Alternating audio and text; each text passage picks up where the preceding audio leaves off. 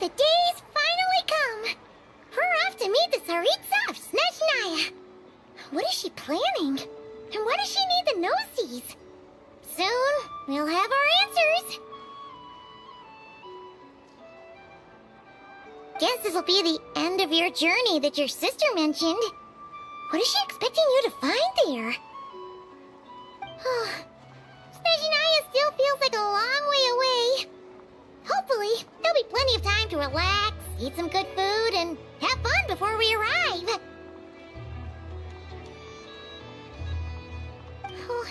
But whenever Paimon gets thinking about how our destination is right around the corner, all these questions come flooding into Paimon's head.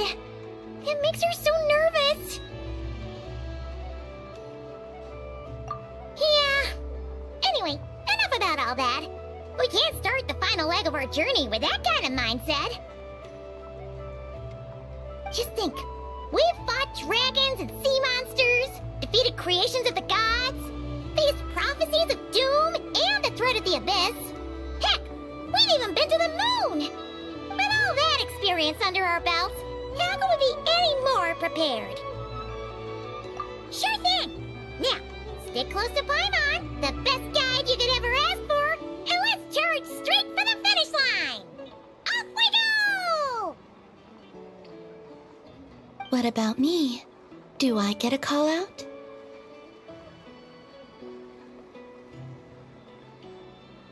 Whoa! Columbina? You kind of snuck up on us there.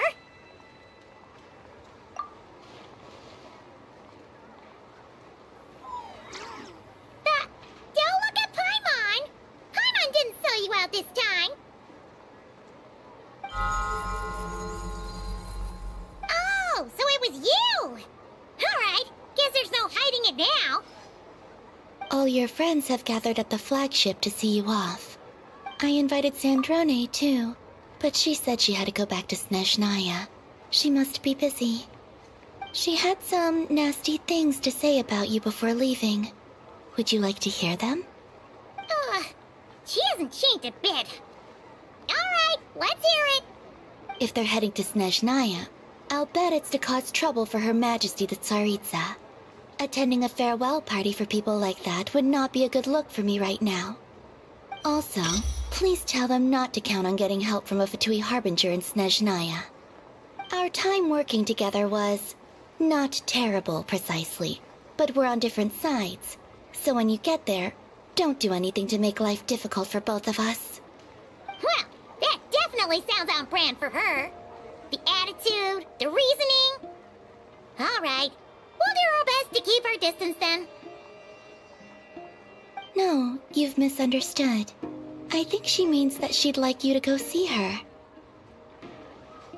As long as you don't make things difficult for both of you, you'll be fine. Huh. You really have to read between the lines with Sandrone. Go on, get to the flagship. Everyone should be there by now. I told Lauma that you once treated me to a truly unforgettable meal. Today, I want to return the favor. It's my gift to you. It's definitely nice to be treated, but hopefully by this point, you know that you don't owe us any favors. The moon of Nodcry will always give you a warm welcome.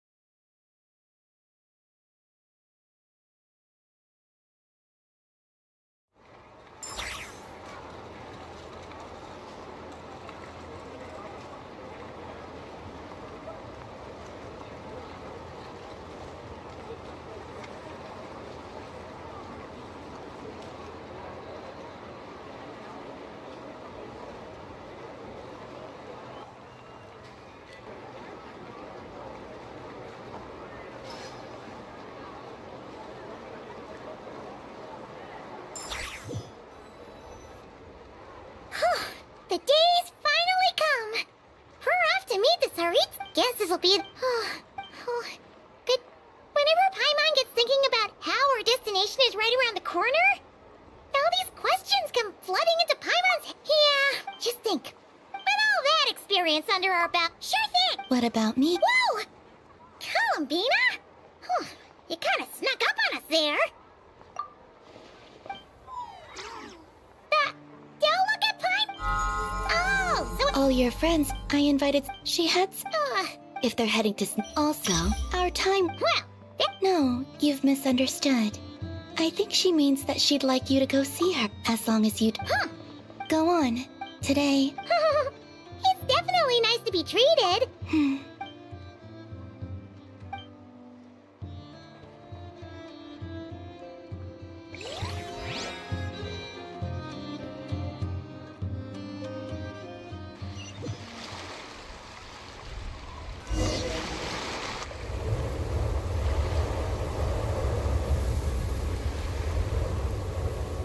Wow! Pure white as far as the eye can see. It's so pretty. Come on, keep up.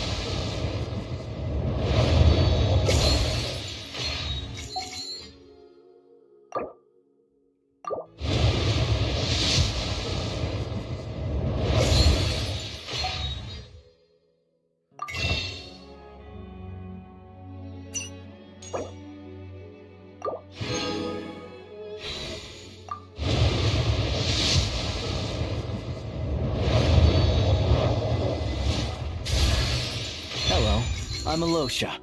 I'm a hunter. Though, if you've talked to any highwaymen, you might have heard a different side to my story. But anyway... What's wrong? Come on, let's go.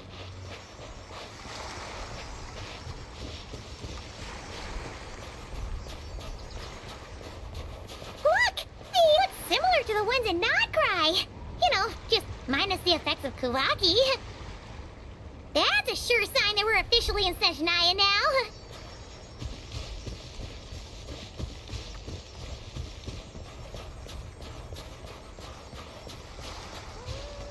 There's gotta be a treasure chest around here somewhere. No adventure is complete without a chest or two.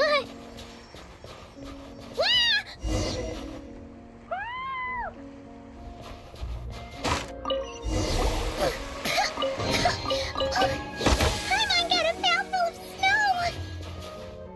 Ooh, it's so cold. Paimon's gonna snuggle up to you for a bit to get warm.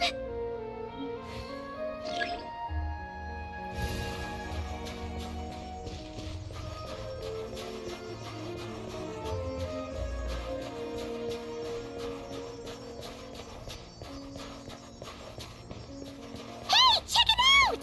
Those are bears, right? Oh, look how big and fluffy they are! So cute! Quick, take a picture before the moment passes. Right here. If we get any closer, we might scare them away.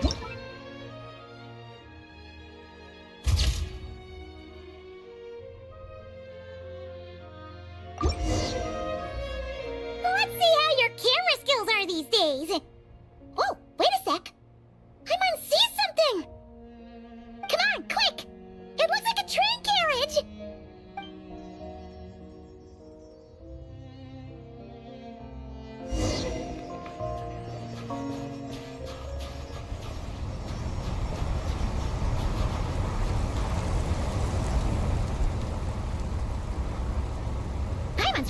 Snezhnaya has loads of railways and trains.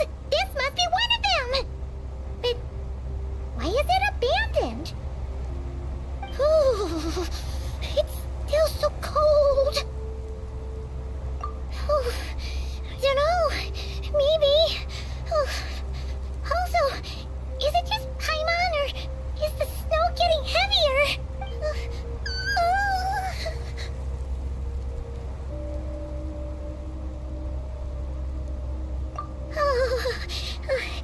Thanks for offering. It's hard to describe, but Paimon feels so weird. She's never felt like this before. Everything feels heavy. Getting kinda dizzy, too. Oh, no need. Paimon's just feeling a little low on energy.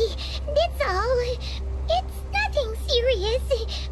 Not worth ruining our travel plans over. Yep, sure thing. Snezhnaya, here we come!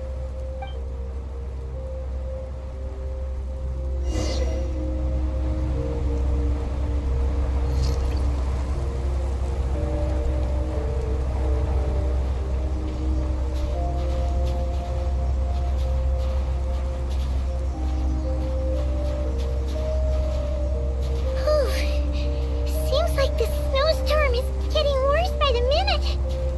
Paimon can barely fly.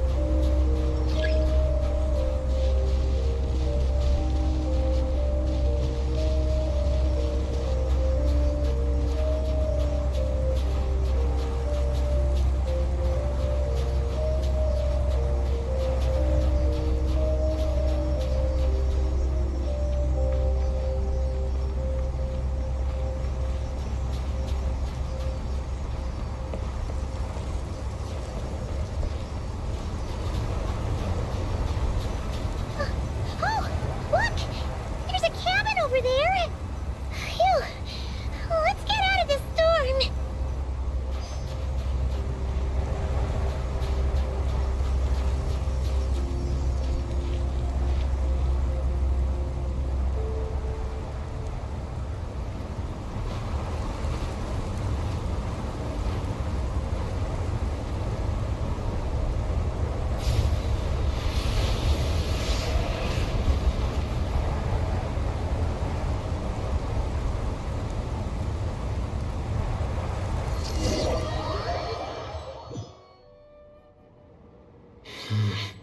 What is this place? Where's Paimon? I need to find her fast.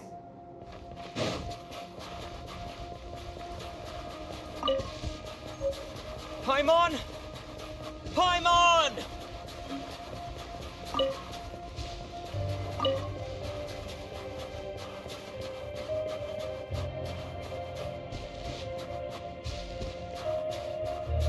That's strange.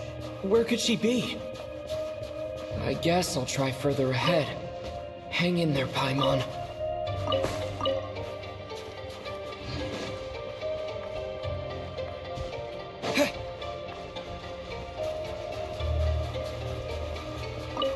Is that a train carriage? Maybe I can get up from the inside.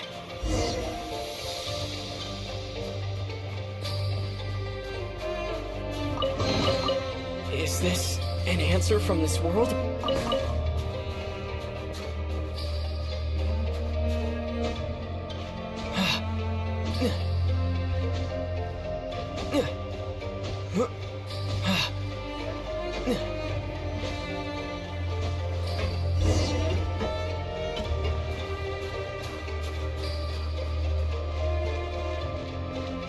It says here, Kresnik's torch.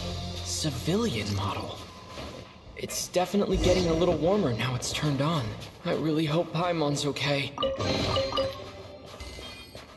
From this world? What was that strange sound? I can't tell if... Paimon? Paimon, is that you?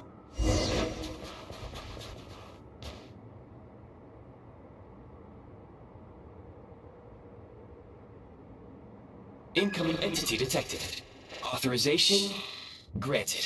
Initiating original. Hello, Descender, who's reached the eve of tomorrow. Eye of Grey at your service. Time since last activation. Time measurement unavailable due to the influence of... Anyway, it must have been a very long time.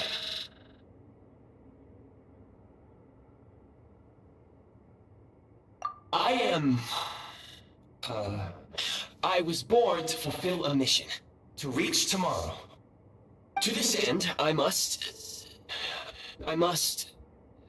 Strange. What was it? Wait, my body? Huh? Why is my body like this? I have been like this since I was created. And yet, I also have memories and an awareness of a physical form that I once had. But this contradicts my current status.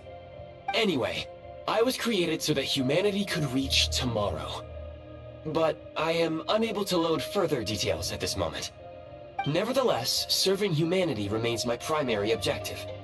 I have detected a drop in your surface body temperature. You cannot remain active in this state for much longer. In accordance with my preset programming, upon reactivation, I must ask the one who awakened me the following question. Will you accept me, Transcender?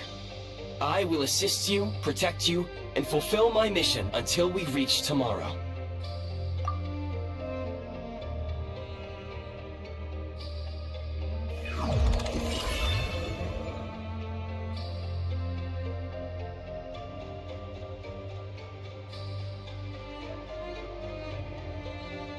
You have made a very wise decision.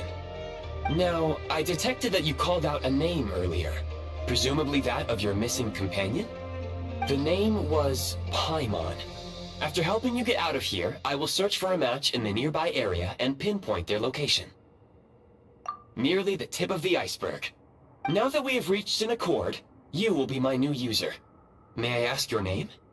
Very well. I will remember this name until the mission is complete. I need to recover my body, retrieve the power to unlock tomorrow, and help the suffering masses to reach the far shores where the empty Ark floats. I can sense my power scattered across this ice-covered land. I even have a vague sense of where it might be found. But right now, that is not essential. The key right now is you. You must survive and reunite with your companion.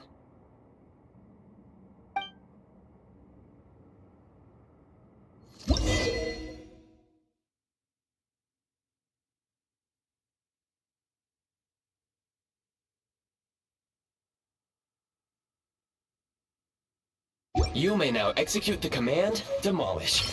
Use it. Prime Ice Unit count has been updated.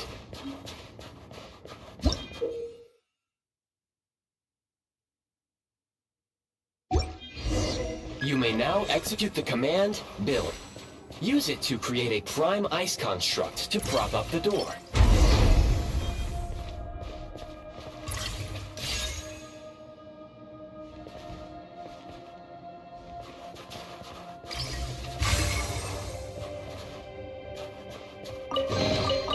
I'll keep this close.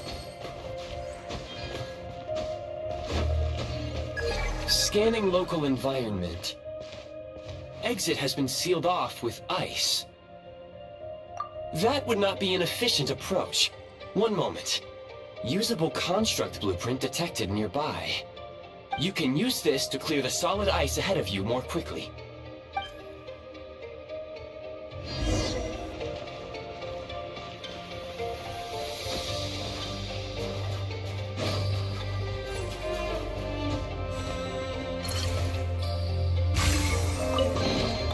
A reward on the road.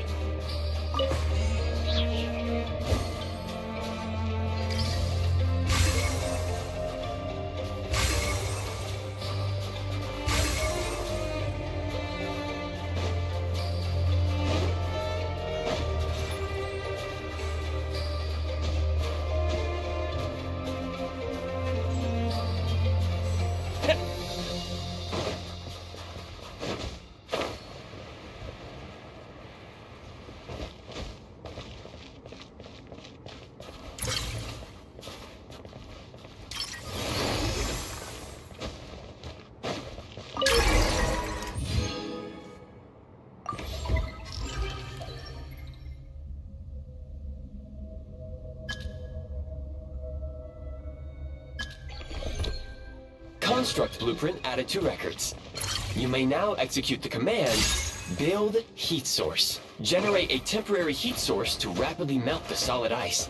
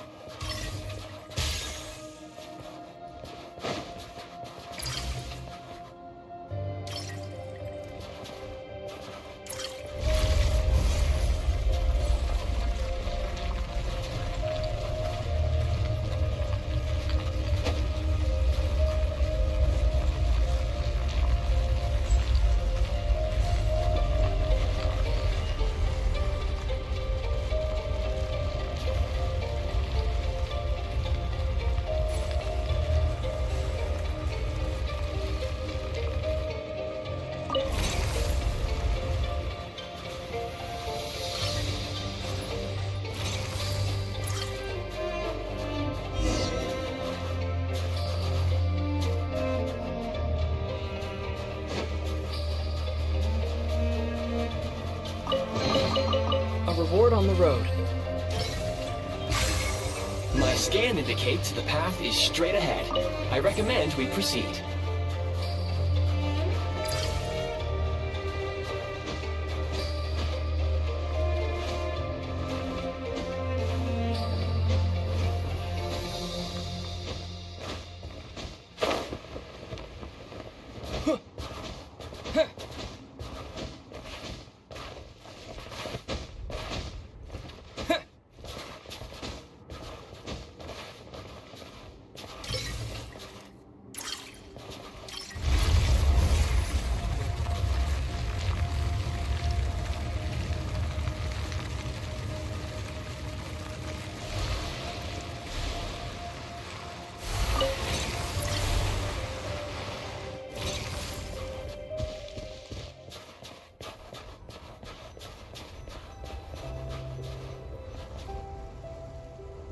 Kresnik Crystal located. Please collect at your earliest convenience. The recent construct you built provides highly efficient heating by utilizing the unique properties of Kresnik Crystal. Unfortunately, prime ice constructs have a very short lifespan and cannot be stabilized during the development period. Hence, the authorization to use Kresnik Crystal was granted. That said, I have already forgotten what warmth feels like. Yes. Perhaps then, we can warm ourselves by the fireside together. But for now, all you need to remember is this. If you collect Kresnik Crystal, I can extract the energy within and use it to maintain your body's surface temperature.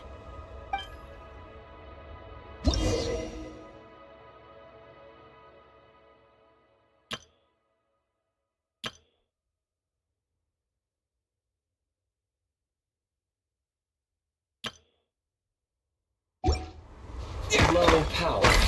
Please use Kresnik Crystal to replenish energy reserves.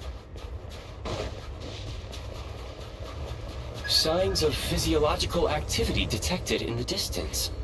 It is highly likely to be your travel companion, Paimon. Go. Go now. Be reunited and sing together. May all the people be united as one. May all of life rejoice in unison.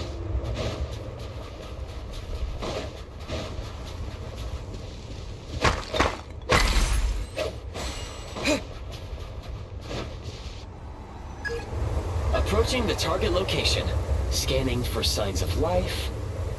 Life forms detected. 2. Affirmative. However, that is not the reason for my confusion. According to my database, this location is a train station, meaning the number of life forms is unusually low.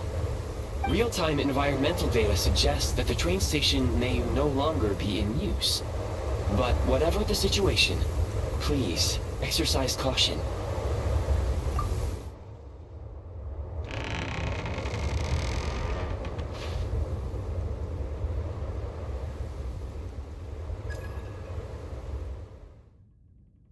Paimon!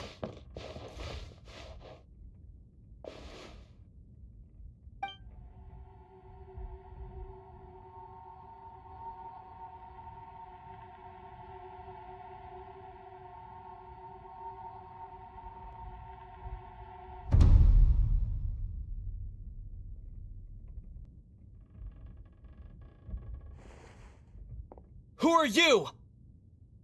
Don't worry. She's only sleeping. You must be the Traveler. She called your name repeatedly while attempting to battle her way through the blizzard. Newcomers to Snezhnaya struggle to adapt to the sheer cold at the best of times.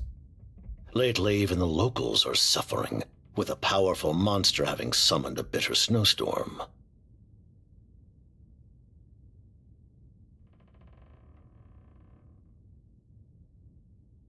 You two must be very important to one another. You should take more care not to get separated. Your eyes. Are you Conrian? There are indeed some Conrians left in this world who survived the cataclysm. But I doubt that is news to you.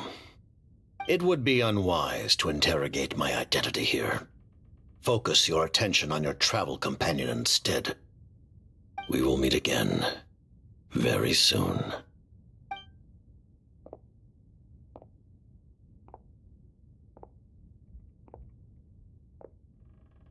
The unidentified subject has now left the area. He appears to be an individual of great significance, but my search has yielded no relevant data. I will try searching the database again. Against the odds, your companion is safe and sound. The other person even left a blanket for her.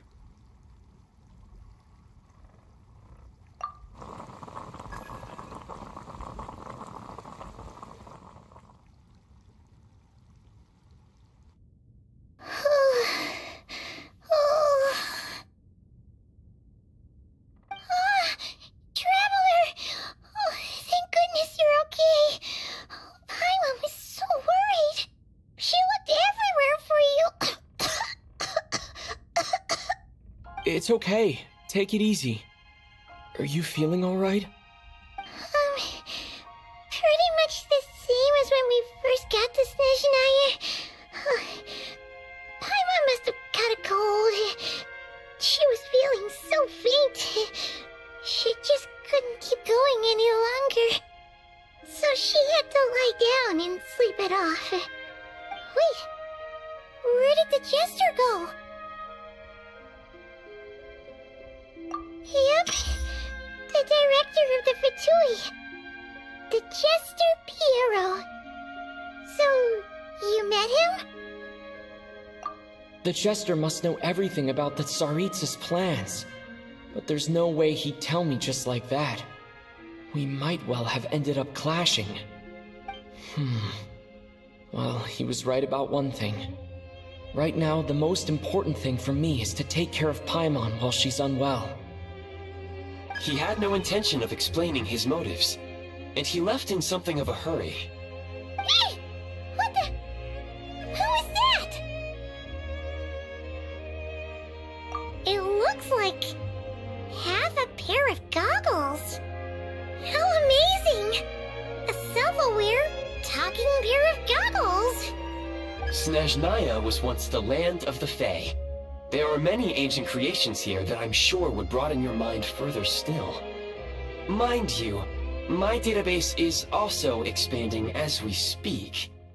You must be a rare creature yourself. Oh, wow! Well, thank you so much. You've earned yourself some of Paimon's favorite candy. Oh, but by the looks of it, you probably can't eat that, can you? Goodwill detected.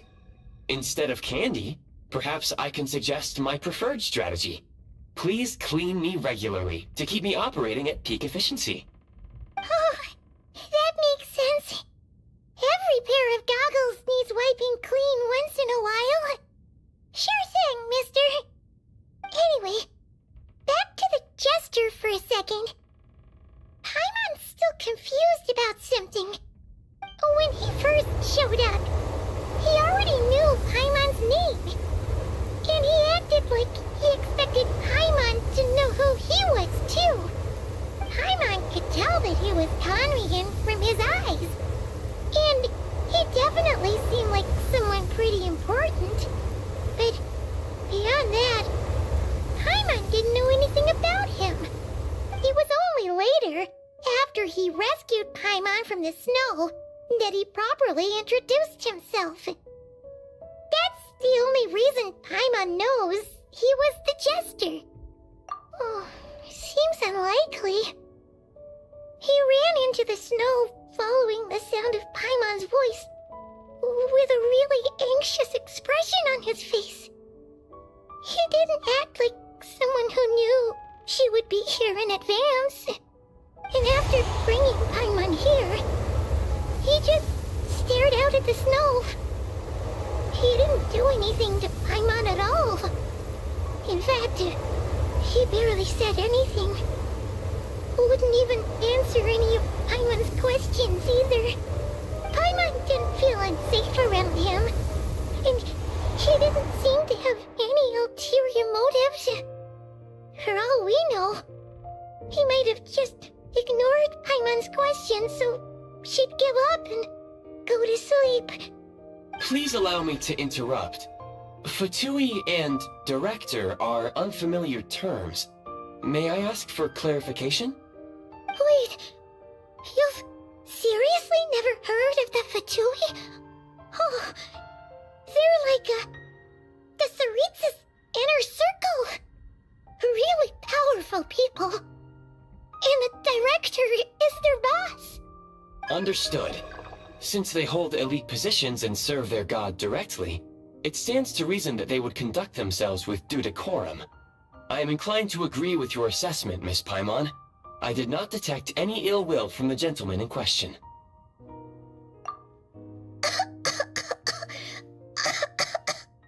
Sorry, I shouldn't have encouraged you to talk so much. Paimon, new plan. Let's get out of Snezhnaya for now. We can come back after the weather clears up and you're all better. The jester mentioned that this snowstorm, being the work of a monster, is worse than most.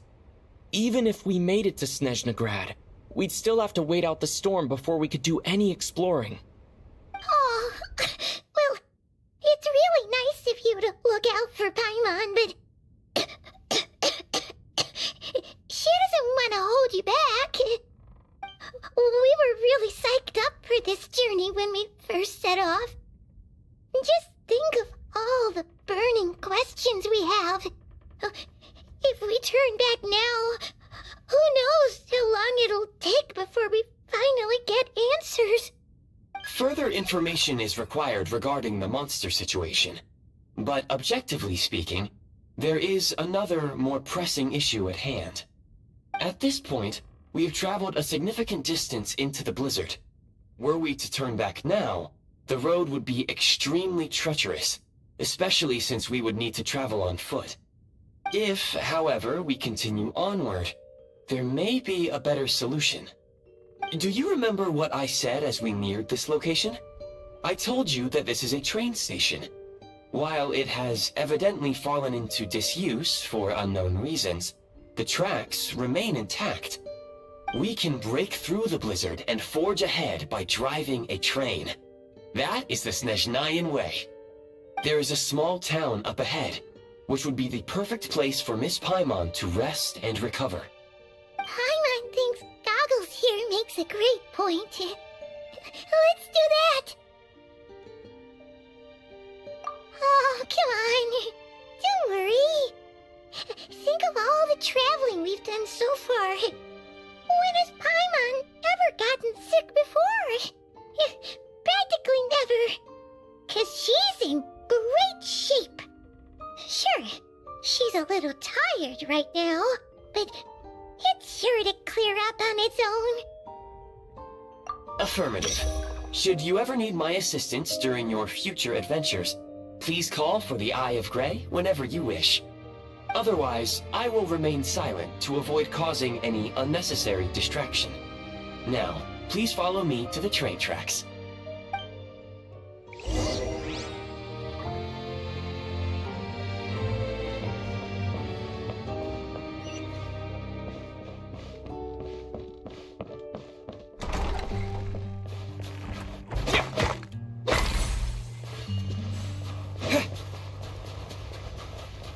confirm when you are ready to depart.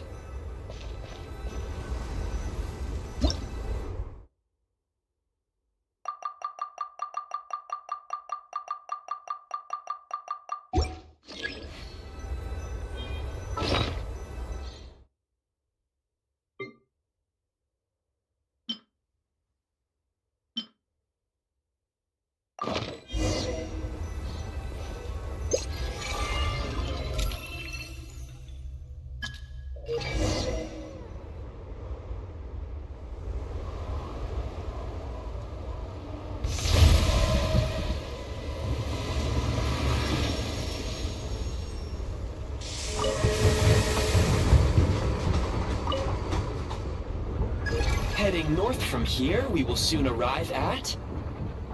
Wait, there's an error message. Could not detect clear tracks. What exactly does clear mean? Brace for impact, friends! Preparing to enter impromptu flight mode.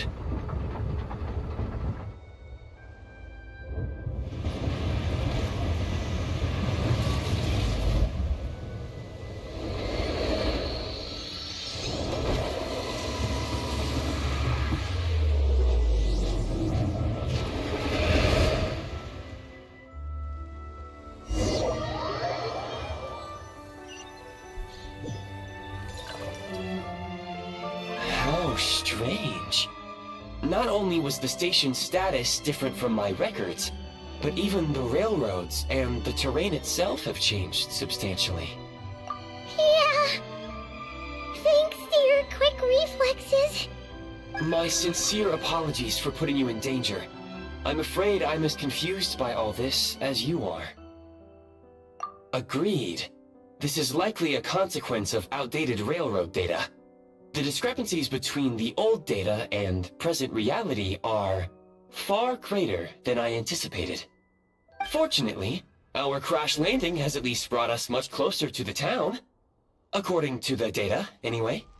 Your data had better be right this time.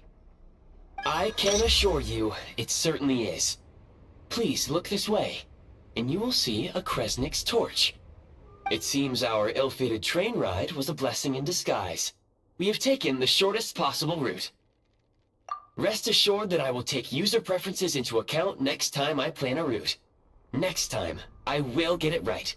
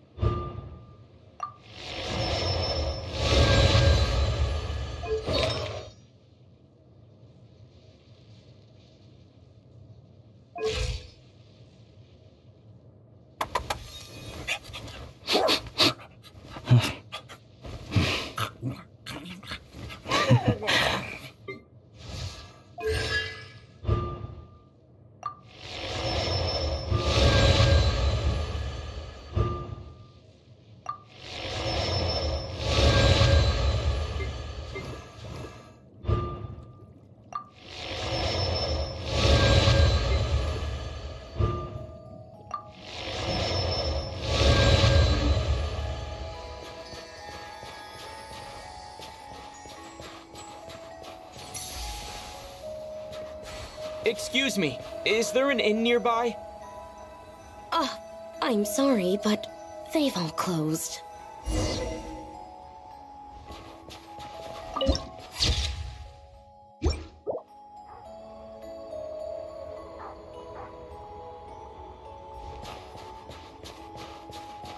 Sorry to interrupt. We're looking for a place to stay. I can't even afford to warm my own house, let alone run a business.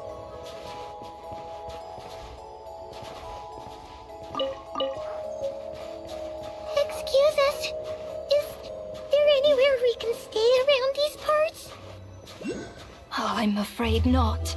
You'll have to try your luck somewhere else. All we can do is wait for the next shipment of Kresnik Crystal to get here.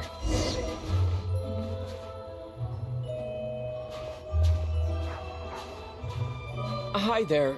Do you know if there are any inns still taking guests in this town? Doubt it. They're probably all closed. No one has enough Kresnik Crystal to heat their own homes, let alone a business. Oh, what a bummer. I clocked you a while back. You adventurers or something? We don't get many tourists in inland Snezhnaya these days. Why is that? Because of the snowstorm? In part. But the bigger reason's Project Stuzha. Since it's Her Majesty's will, we have to put up with it whether we like it or not. Oh, sorry. I assumed it was common knowledge by now. Basically, the Tsaritsa is planning something big. Something that requires an enormous amount of energy.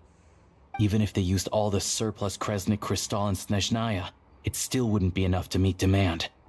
So, the Vetcha passed a resolution requiring all factories and households to reduce their energy consumption. The policy has thus been charmingly named Project Stuzha, meaning bitter cold. Bitter cold? So, like, it's gonna be a cold winter, folks? You're all gonna have to find a way to get through it? That kind of idea? Pretty much. When you're broke, you scrimp and save. When it's cold, you huddle together for warmth. There's always a way to stretch things out to make ends meet. Trouble is, if you stretch someone out like an elastic band for too long, who knows if they can ever bounce back. You know what? Come with me and see for yourself.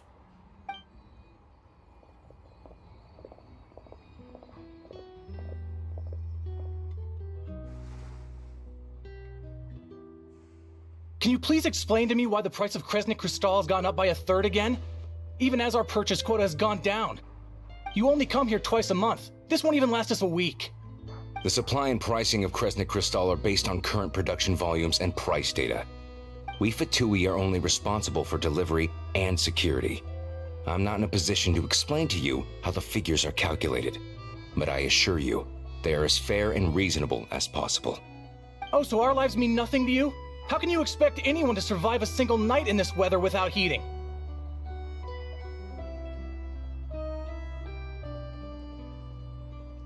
Since you insist on making me repeat myself every single visit, I will remind you again. There is no monopoly on the trade of Kresnik Crystal. You are free to purchase the shortfall from elsewhere on the market. What market? Nobody else is selling! And when they do, they charge 8 times the normal rate! It's robbery is what it is!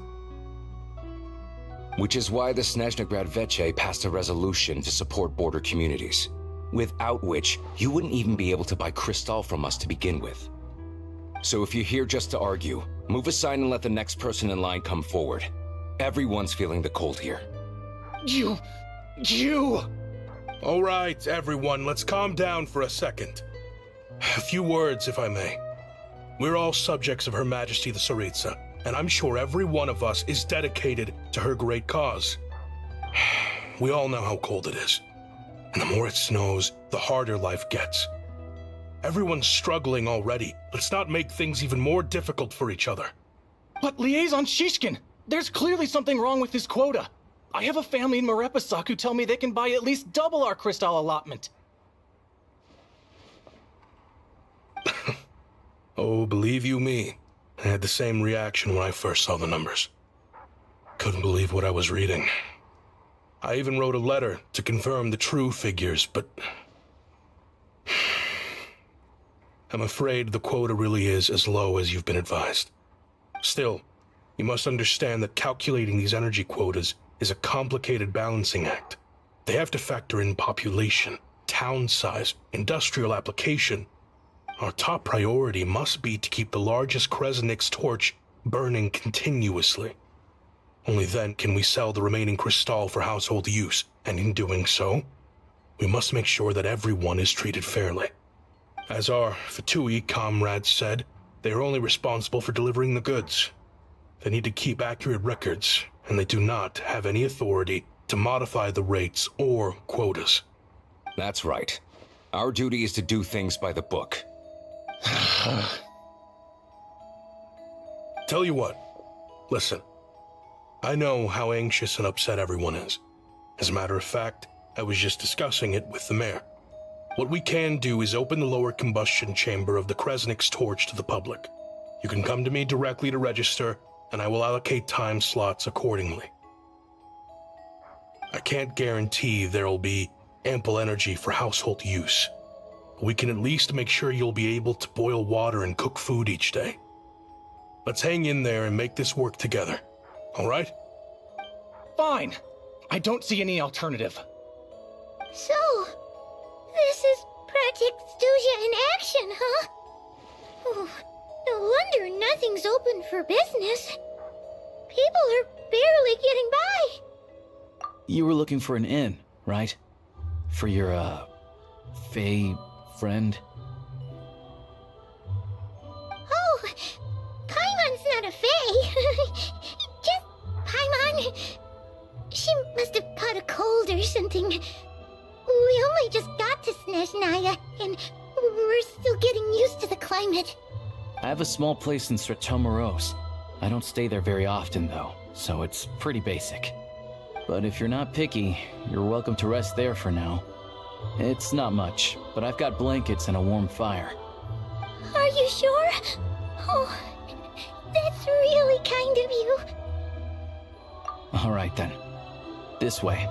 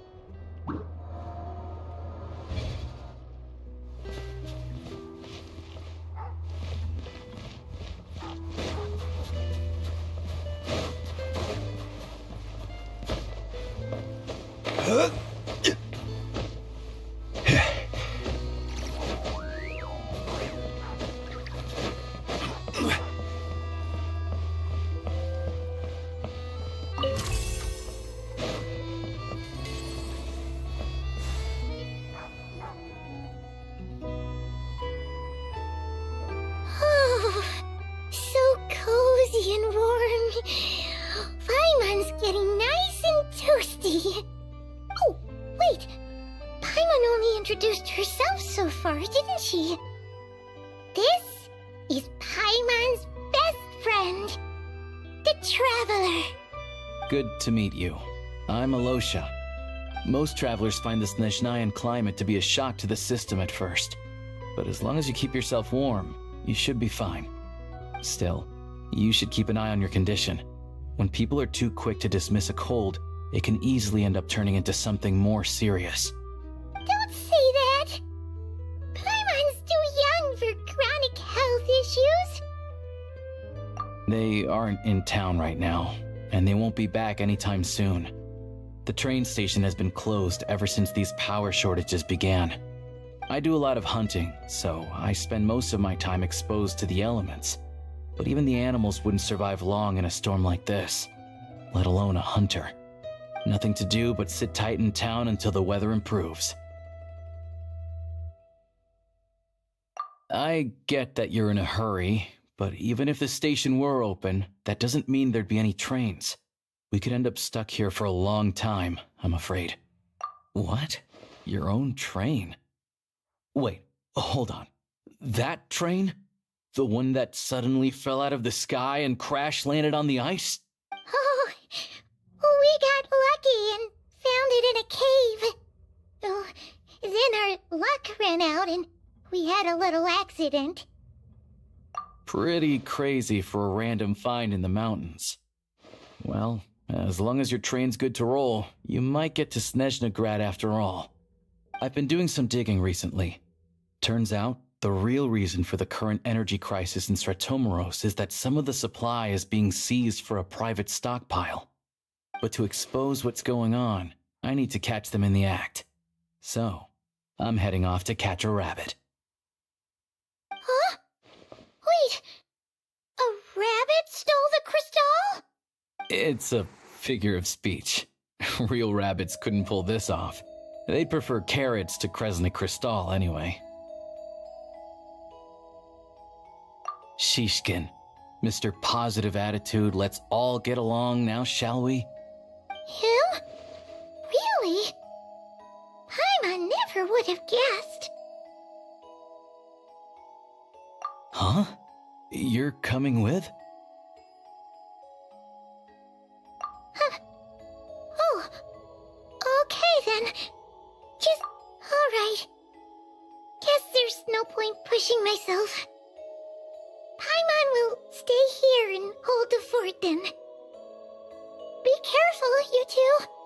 Oh yeah, there's one more introduction to do. Tagarin, get in here. Oh, a doggy.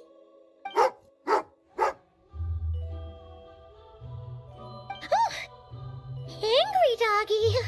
Oh, Tagarin doesn't like being petted then. He likes to think he's above that kind of thing. He's my hunting partner, so he'll be joining us when we head out. Carrots aside, we'll need to stay completely undetected. We can't risk spooking our rabbit, but there's no telling which burrow he'll scurry back into. First, we need to find a way into the train station and see if we can find any real freight data.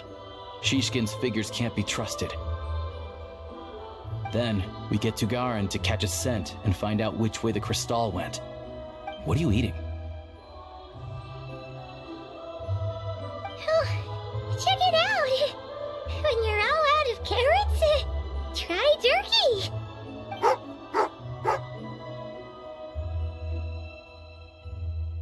Good doggy! Good doggy! A fellow dog lover, huh? Yup! And rabbit lover! Carrots are great too, you know. Good to know. Eat up, Tagarin. We got a lot of work to do. Paimon's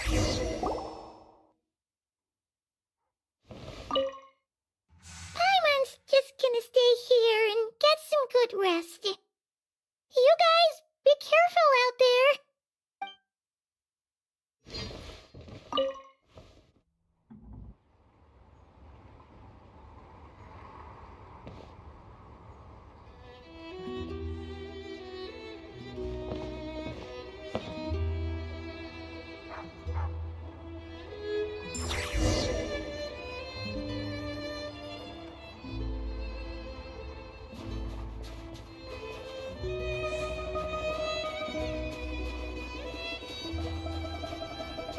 Wait.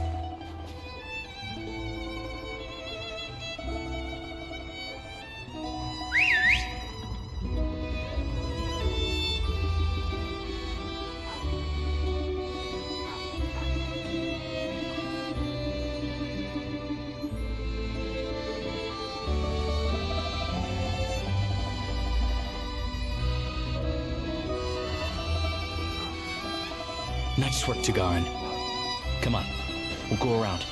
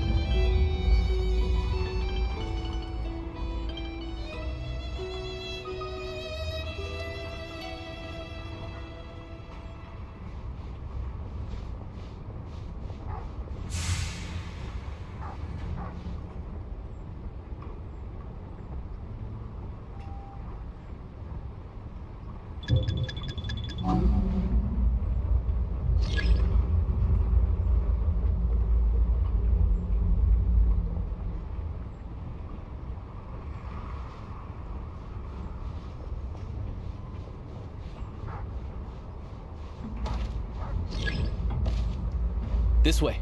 We'll enter from the upper floor.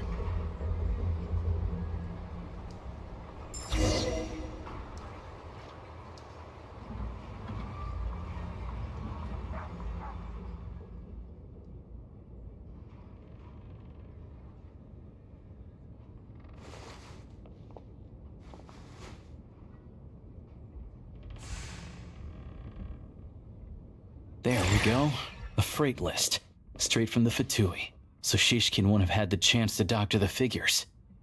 Looks as new as the day it was printed. I guess no one bothers reading these unless they have ulterior motives. Yeah, this is all we need. Come on, let's get out of here. Then go track down the Crystal. Tagarin's a keen hunter, and catching rabbits is his specialty.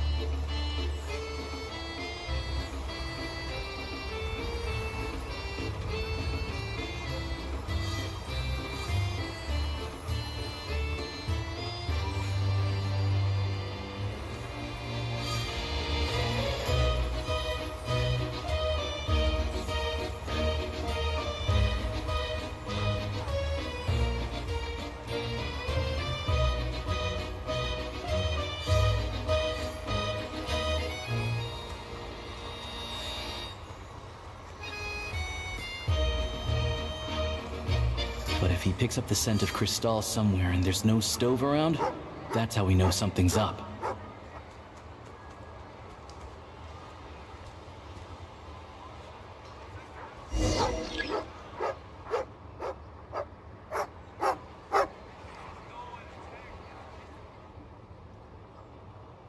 This must be the rabbit's warren. Good job, boy. Sure enough, there's a tunnel. You stay here and keep watch. I'm gonna take a look inside.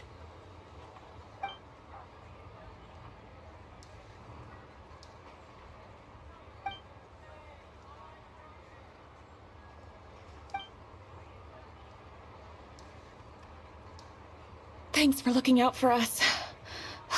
Things are getting tougher by the day. No need to thank me. It's my pleasure. Sure is Her Majesty the Tsaritsa watching over us. Every sacrifice will be worthwhile. Let's grit our teeth until the blizzard passes. These days of hardship will be over soon. Maybe for everyone else, Liaison Shishkin, but for you, the hard times have only just begun.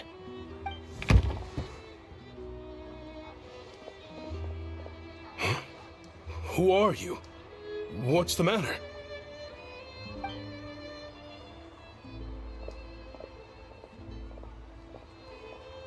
I just had a question for you. Why, when times are as tough as this, would someone hoard more Kresnik Crystal than they could ever use? All the crates here are from the most recent shipment, but they weren't brought here for sale. Instead, they were secretly stashed away. Would you be able to shed any light on the situation, Mr. Shishkin? Me? Why, I have no idea. But look at how much there is. It's quite a godsend. Now there will be plenty to go around.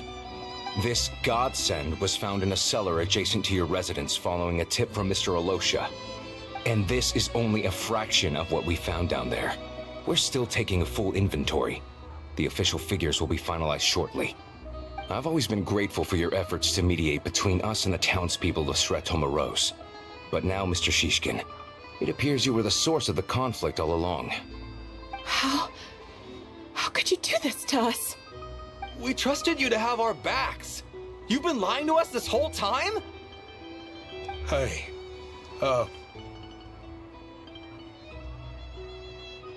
I owe you all an apology. I'm sorry. I'm so very sorry. This isn't who I am. Please believe me, this was a one-time mistake that I will never repeat. We all know how difficult life has been since Project Stuja came into force. Energy is an increasingly scarce resource. People everywhere are getting desperate. But some places have been hit harder than others. I grew up in Alatir, a small village with no train station. Deliveries of Kresnik Crystal have ceased there entirely. If nothing is done, they're all going to freeze to death. You know as well as I do how downright impossible it is to buy Crystal these days. The thought of my poor mother and father, with no one to help them, I felt so afraid. I watched as energy grew scarcer by the week, all the while knowing that their lives were at risk. Then one day, I looked at the Crystal shipment in front of me, and a terrible, selfish thought entered my mind. Looks like I'm just not cut out to be a criminal. I'm so sorry. Once the Fatui have finished their count, you'll see that the numbers match their waybill.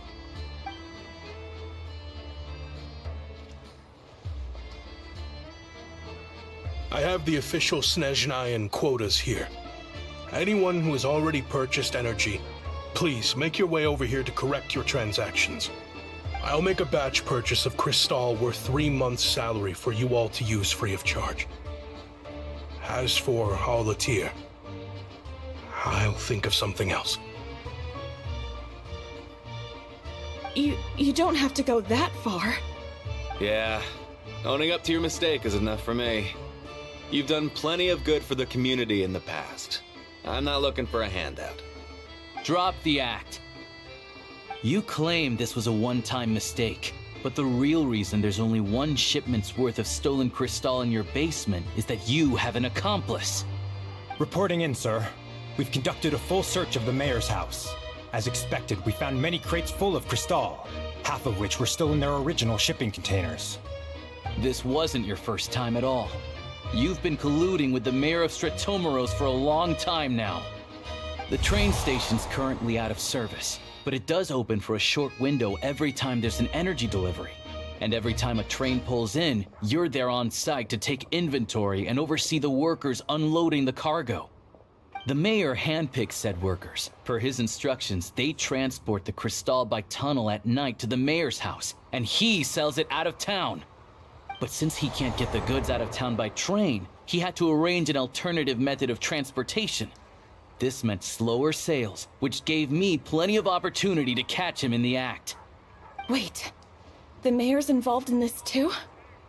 Preposterous. What proof do you have of any of this?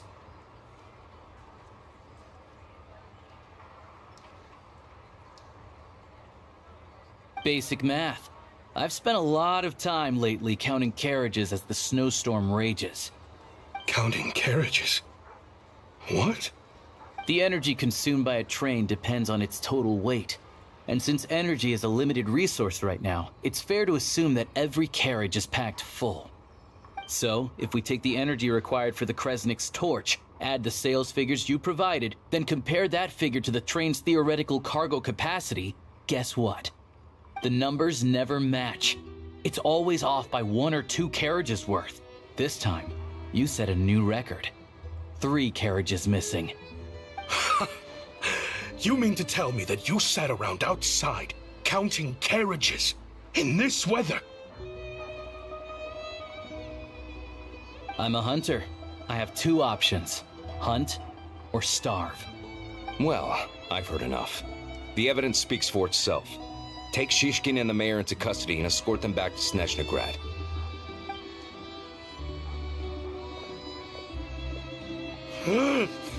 You cocky little brat!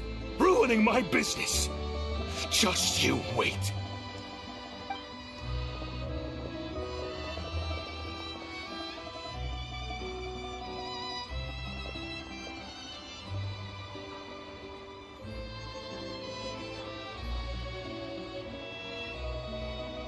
Yeah, something felt off, so I just followed my gut. Math isn't my strong suit, though. I'm lucky my dad made me learn enough to get by, but all this number crunching was a million times harder than the aim and fire work I'm used to. Thank you for your assistance. You're a brave lad. Shishkin was quite the cunning criminal, as I'm sure you can tell. He did all of this right under our noses, and we never suspected a thing. A wolf in sheep's clothing. He had everyone fooled. Even with that sob story he fed us. He was probably trying to keep the mayor out of it, not just mask his own motives. Without the compelling case he put together, even I might have fallen for it. Alosha, was it? Tell me, are you really a hunter? We can go find some wild animals if you want. I'll fire off a couple of shots, and you'll see whether I'm the real deal. I didn't mean to cast suspicion on your identity. It's just... well, I'm sure you've heard of the Rokot. Recently, they've been recruiting people with your kind of talent. They hide in plain sight under false identities, working against Project Stuzha, sometimes directly opposing the Tsaritsa herself. They aren't a violent organization, and their goal is to improve the lives of the common folk, but still, as a member of the Fatui, I wouldn't be doing my job if I didn't keep tabs on them. First I've heard of this. I don't really keep up with what goes on in the city.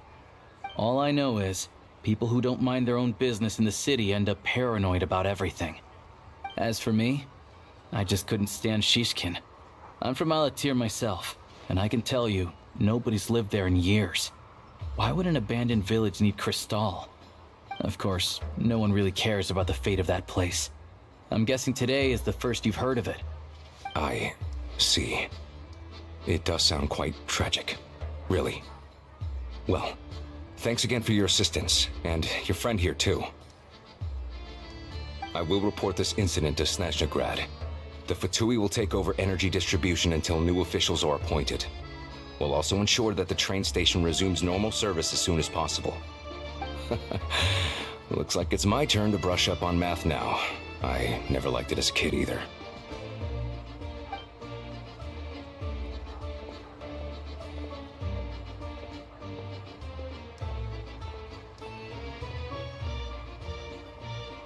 Don't mention it. Isn't the soldier overseeing the delivery supposed to verify the quantity of the goods? Was he just careless? Or was he being paid off too? Who knows? Excuse me. I'll take a share of Kresnik Crystal too. Thanks. I need to take a detour before we head back. There's someone I have to deliver this crystal to.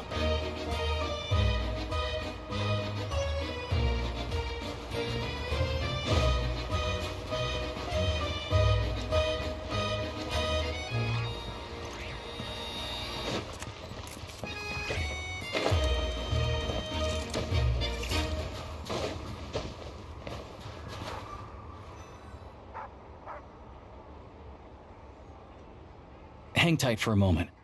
This old lady, she doesn't really know who's who anymore.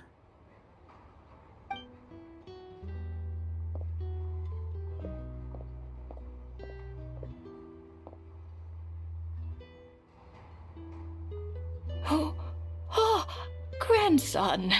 It's so cold today. You must be freezing. Ma'am, it's me, Alosha. Alosha? Alosha who? You know me. I came by earlier today. Cleaned the ashes out of your stove, gave you some warmer bedding, and washed your back.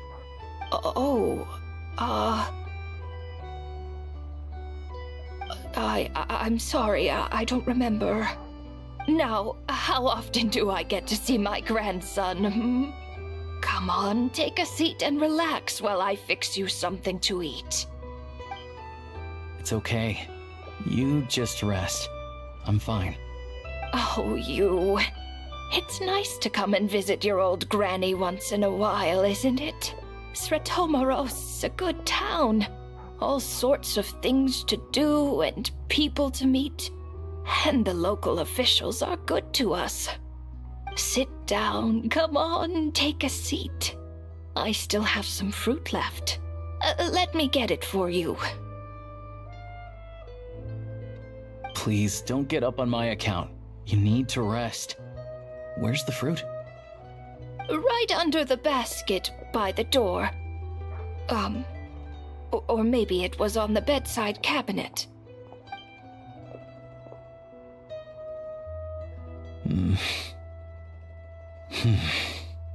Well, grandson dear, do you like it?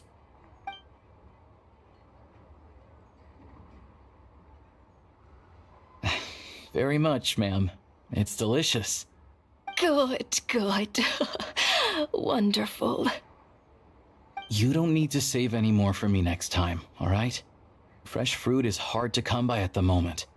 You should eat it as soon as you get it. Oh, I don't need it. I'm fine. But if you like it, come back for some more soon.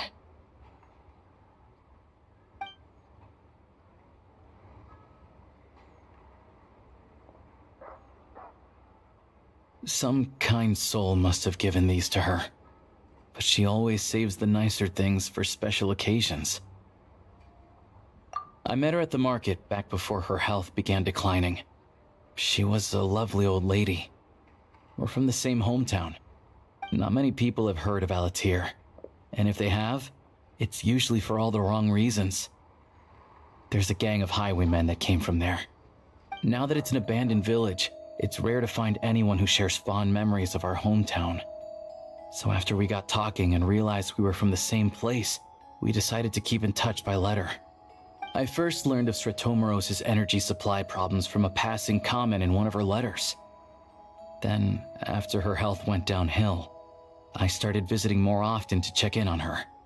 The town's been in decline for a while now, but because of her memory problems, she thinks of it as the bustling, prosperous Sretomaros still in its heyday. That said, I kinda appreciate her optimism. There's not much of it going around in this world of ice and snow. It's fine. Everyone grows old. In Snezhnaya, some people believe that in your final moments, you'll sense a familiar presence by your side.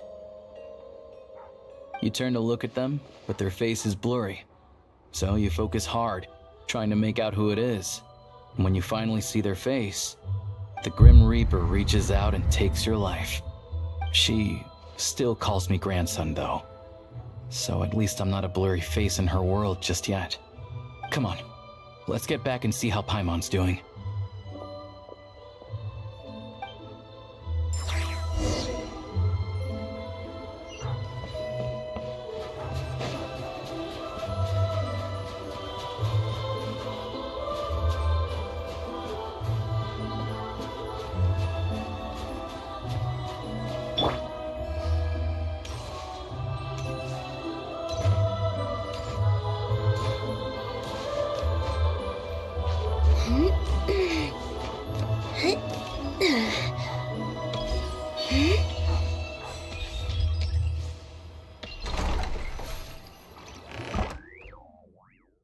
Paimon, we're back.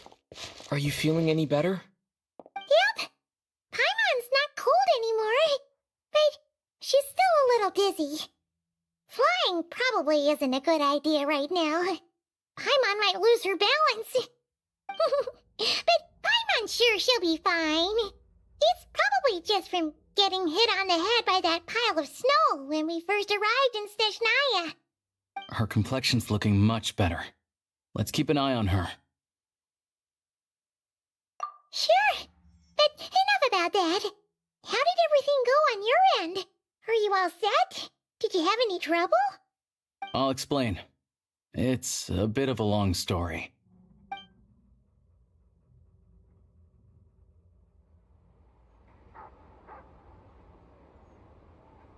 Jeez, you guys got pretty busy. Sounds like the liaison officer and the mayor were running quite an operation. Good riddance to both of them. It's a good thing you managed to catch them. So, you said the train station will open again soon, right? And everyone has enough crystal now? Yeah. Well, enough to survive at least. Project Snezhnaya isn't going away anytime soon. People will still have to scrimp and save to make ends meet. Don't know. The goal of Project Snezhnaya is to gather energy for the Tsaritsa, but no one knows where that energy's going. It's never been made public. The thing is, we were told that the project would only last for 6 months, but time and time again, they keep extending it. Extending it? Does that mean the Tsaritsa's plan isn't going very smoothly? That's what everyone suspects. In principle, any proposed extension needs to pass by majority vote in the Snezhnaya Veche. But even though opposition has been growing, any detractors end up caving into political pressure from the rooster, Pulcinella. He's the chair of the Snezhnaya Veche and a key figure in the voting process. He has the backing of many powerful and influential people. How come the Fatui are picking on ordinary people even here in Snezhnaya? I don't see it like that. Fundamentally, the Fatui will always think and act in the Tsaritsa's interests. But that doesn't mean they don't care about the plight of the common folk. The only reason Sir Tomoro still receives crystal shipments is because of a relief proposal put forward by the Rooster himself. Then there's the Fatui soldiers providing support in every corner of the nation. Even the Northland Bank provided some mora for disaster relief, and they're as conservative and indifferent as they come. It's just that the rich and powerful in their fancy palaces live in a completely different world from us. There's always going to be some conflict when those worlds collide.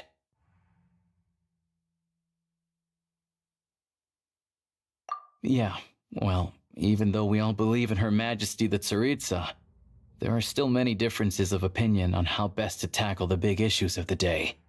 Regular folk don't have an easy way of getting their voices heard in Snezhnaya, while the rich and powerful are either unwilling or afraid to speak out for all sorts of complicated reasons. The Rokad provides the disaffected with false identities and an outlet to vent their frustrations. Of course, an organization like that exists in a gray area. The moment the Veche think they've crossed a line, there's sure to be a crackdown. But so far, they've been doing their best to help the common folk.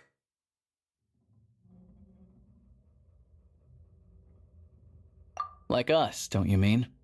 You didn't hesitate to join in. You're not new to this, I can tell. That's because we're adventurers. It's our job to help people out with commissions and get to the bottom of things.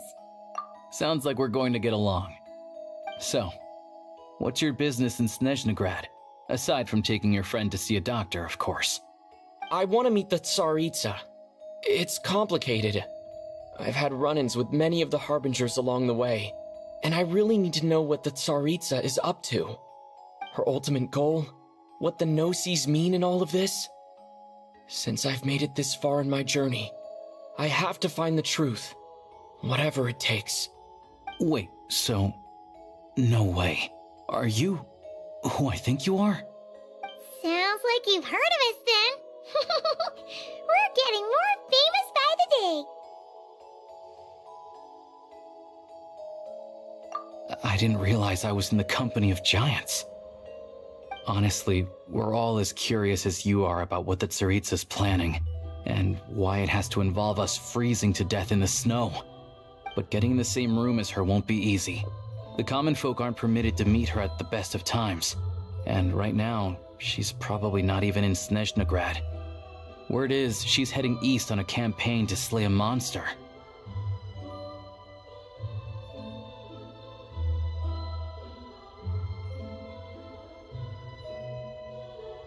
Yeah, so you've heard of it. A wild, unpredictable monster with the power to summon snowstorms. It also absorbs everything around it into its body, so it's growing constantly. Now, it's so big that the Tsaritsa has deemed it the #1 threat. Luckily, as it grew, it became increasingly less mobile, so it doesn't pose an immediate threat to this town or to Snezhnagrad. I'm sure that Tsaritsa and her personal guard, the Druzhna, won't have any trouble defeating the creature between them. It's just a question of how long it'll take. Suffice to say, you won't be seeing her anytime soon. You'll have to wait until she gets back.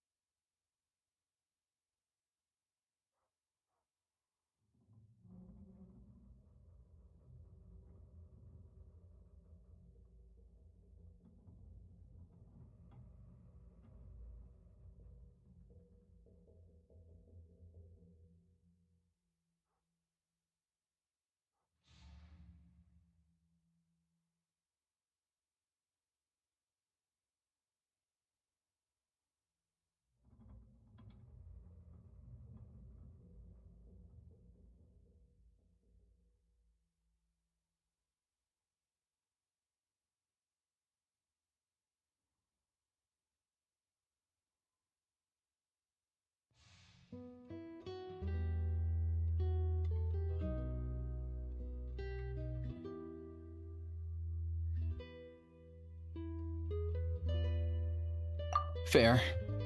Well, the Fatui will be taking over management of the train station for the time being. Things should be up and running by tomorrow. Once it's open, we can see about getting your train towed to the station. Whoa! That's gotta take a lot of manpower. Are you sure we can talk them into it? The Fatui aren't exactly spotless in this whole mess. Plus, we helped them out. Should be easy enough to negotiate. As far as I know, all the paperwork is dealt with upon manufacture. I've never seen anyone check it, so I wouldn't worry. Having a train makes everything much easier. We'll reach Snezhnagrad in no time. I need to head there myself anyway. Got some game to trade for Mora. I know a good doctor in the city. I'll introduce you when we get there. Oh, thanks so much. Let's get a good night's sleep ahead of our big trip tomorrow.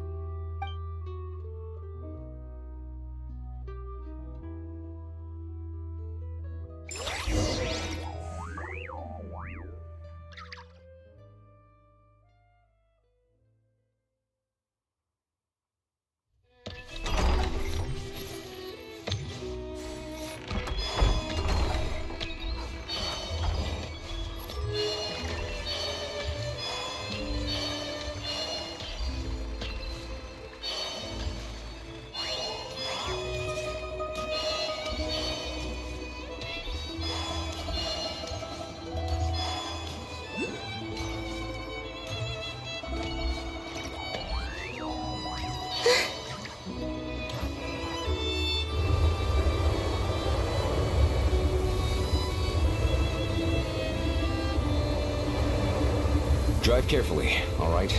You don't want to end up in this situation again. Also, I don't think I've seen a train like this before. Is it a new model or something? Not a fan of small talk, are you? Anyway, take this. It's an up-to-date map of the Snezhnaya rail network. All the track switching is automated, so as long as the train's moving, you don't need to worry about collisions or anything. We'll leave you to examine the train's conditions yourselves. Fingers crossed nothing's broken. I doubt Sir Tomoros has any engineers with experience working on this model. Shouldn't be a problem. Thanks for everything. All right then. Have a safe journey. And make sure to check everything's working before you set off.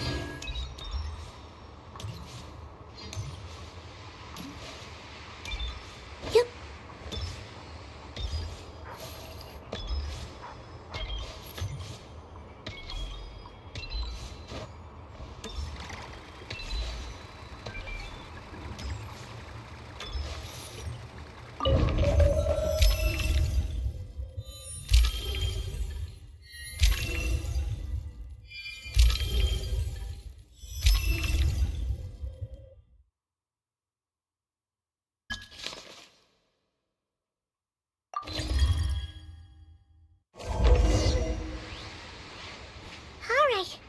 Looks like our destination settings have been applied. Let's give this thing a final once-over and then head out. Goggles, your time to shine! Affirmative. Running vehicle diagnostics. What's this? Engine, green. Wheels, green. Frame, minor damage, but no impact on function. Diagnostics complete. All systems nominal. Neat! Huh. Paimon still can't get over the fact that you just found this tech lying around in a random cave. I've lived in Snezhnaya my whole life, and I've never heard of an interactive, talking train autopilot. Strictly speaking, I wasn't designed purely to drive trains, though I doubt you have any interest in navigating the practically unreadable operator's manual yourself. All configurations are complete. Should you require any further assistance, please call for the Eye of Grey. Away we go! Oh, nope. Paimon's gonna find a warmer seat.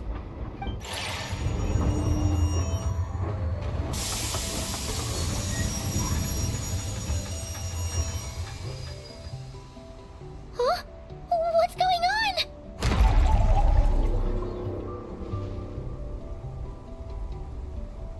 Oh no.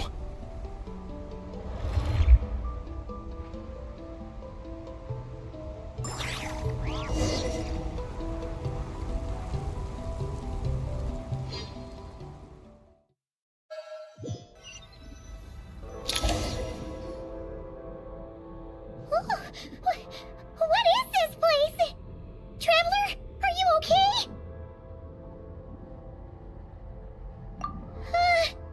Paimon's still airborne, but it feels like swimming through thick, gloopy water. It's horrible. Just our luck. Of all the things that could have gone wrong.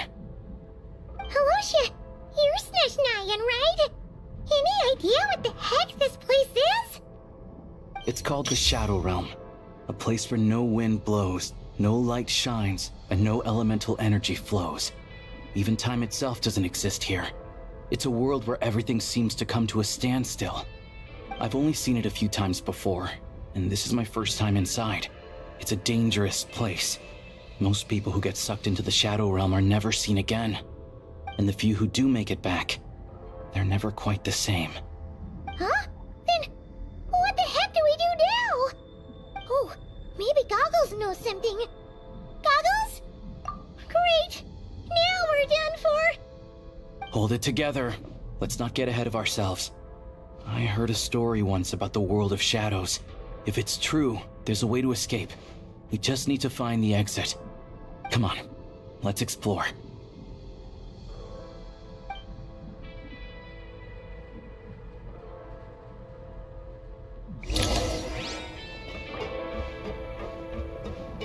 Look at these Fatui!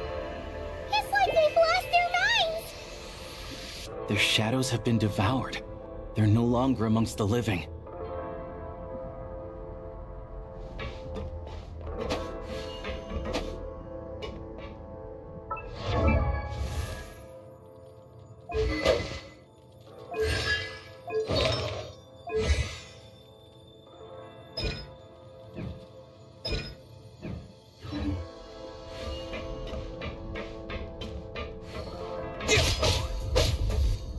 can't channel elemental energy here, but I have a few gadgets that still work.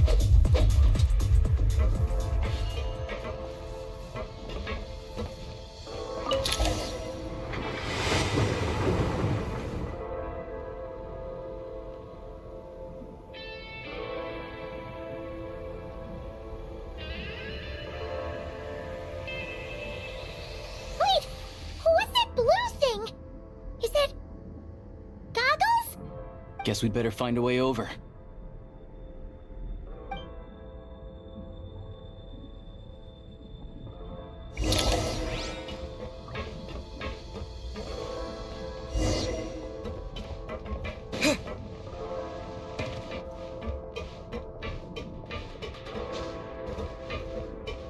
Ready to draw blood.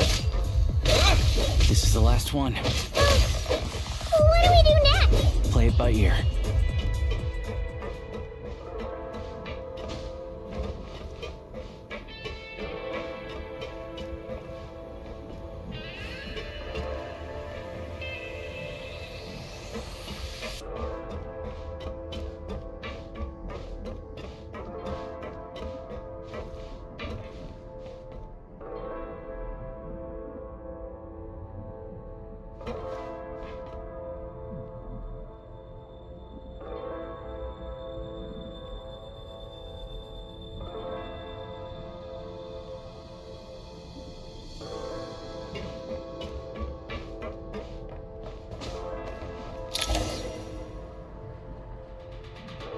Goggles! Hello. I am glad to see the three of you safe and sound. For now, at least. But things aren't looking too good. Correct. We are now inside what is known as the Shadow Realm, the darkest space in the shell, where even the Most High is loath to cast its gaze. Time and space hold no meaning here. It intersects with the world of the Light Realm only rarely, like an air bubble that rises to the water's surface. We must leave this place before it sinks back down into the depths once more. Sounds like you have a plan. Yes. In fact, the very purpose of my creation was likely to... from the Shadow Realm. It appears that key data is currently inaccessible, but now is not the time to resolve that problem. I have marked the exit to the Shadow Realm for your convenience. In addition, I have prepared some equipment to aid you as you traverse the Shadow Realm, Traveler.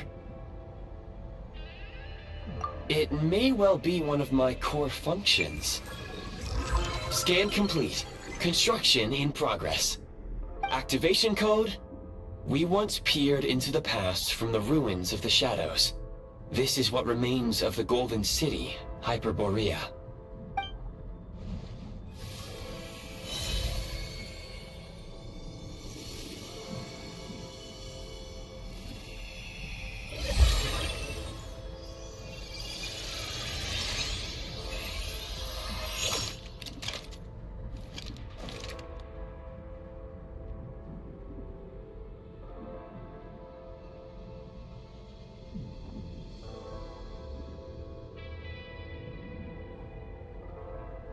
Whoa! Now go. Arm yourselves with weapons of the spirit. Bring down the walls of the stronghold, and extinguish the flaming arrows of the wicked. Is this a gun? In the Shadow Realm, where humans cannot channel the elements, there once was one who, after much research and many attempts, found this to be the most effective means of attack. Let's go. We don't have much time.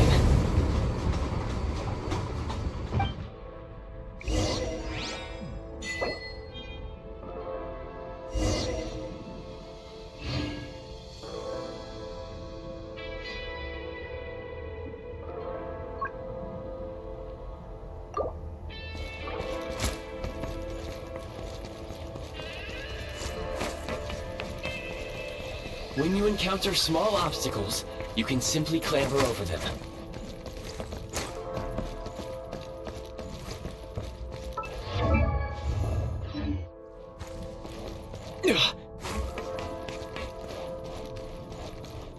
You can slide to navigate through low, narrow tunnels.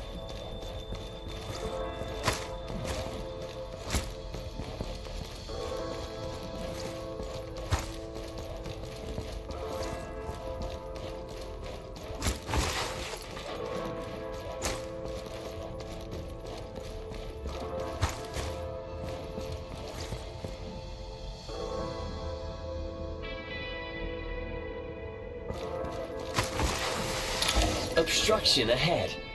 You may be able to use the explosives since elemental energy is unavailable in the Shadow Realm. For long-range targets, try using the scope to line up your shot.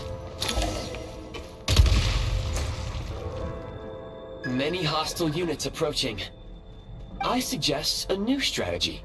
Take cover and pick them off one by one. Have been breached. Reload!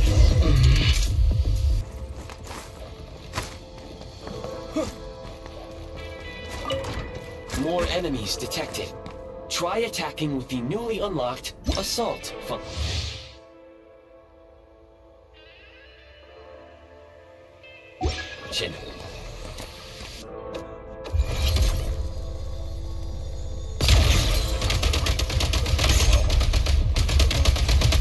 Taking cover. Where's the...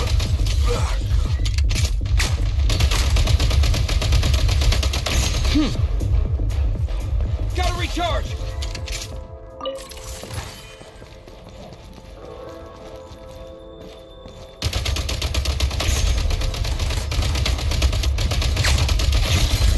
Need a refill!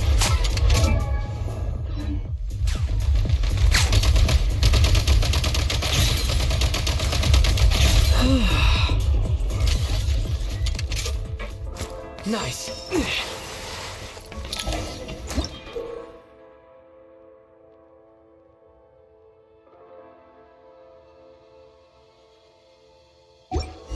Aim at the freeze mark and pull the trigger to move using the rope.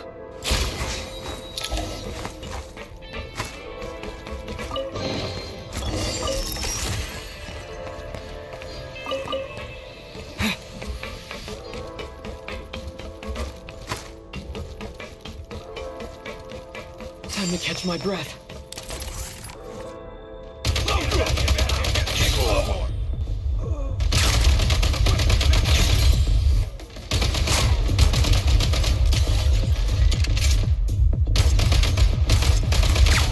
Some supply points can restore a small amount of stamina. Press on.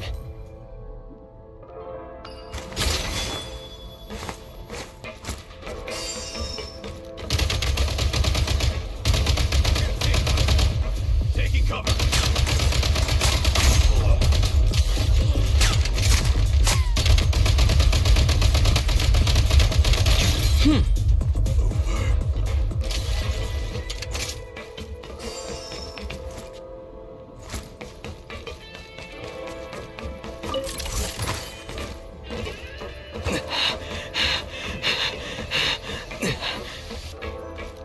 You should be able to use the prime ice construct left here to cover long distances.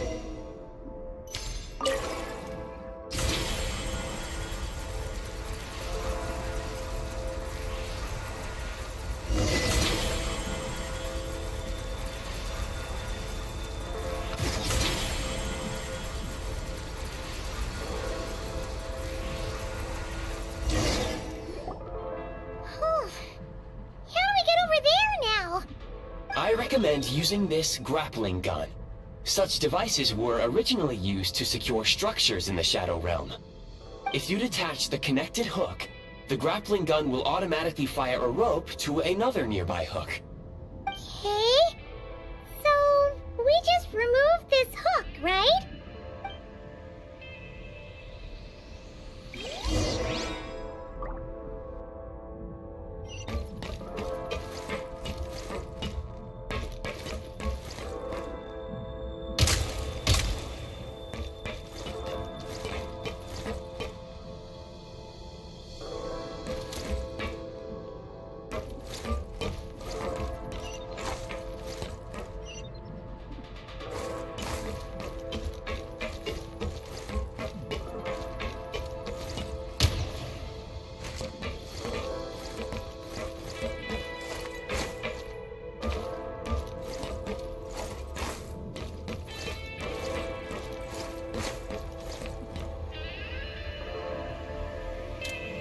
Charge!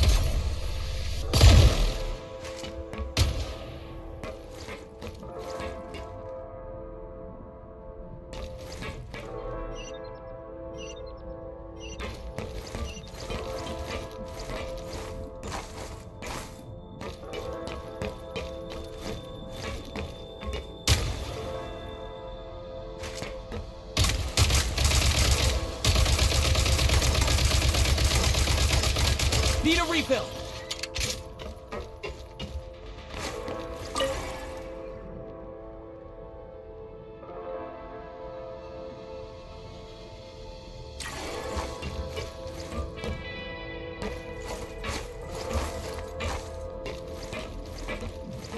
Switch mode! Light him up!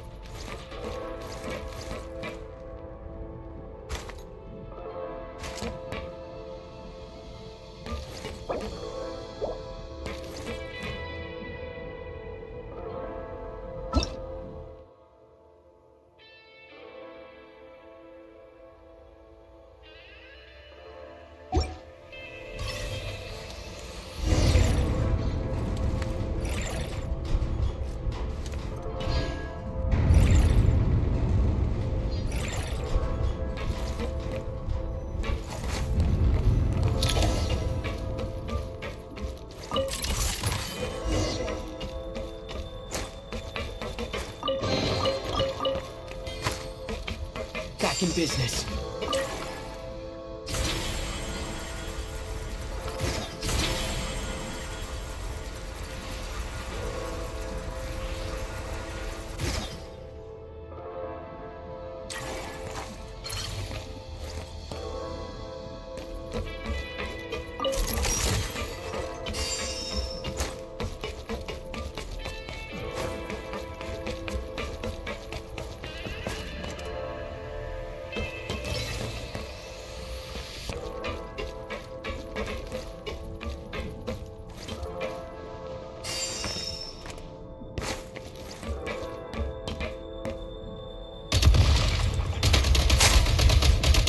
To catch my breath.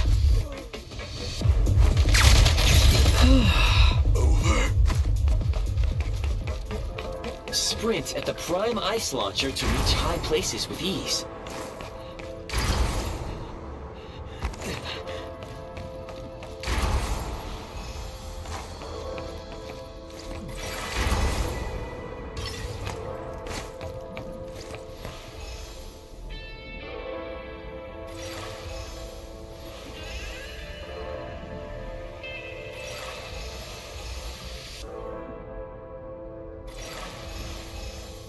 Huh?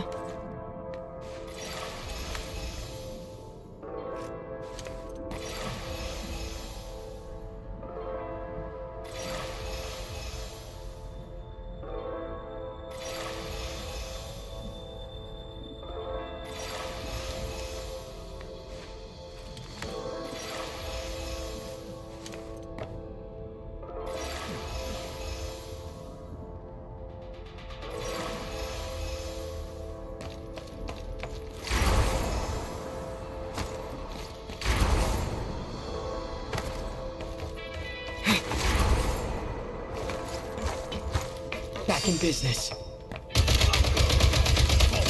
Reload!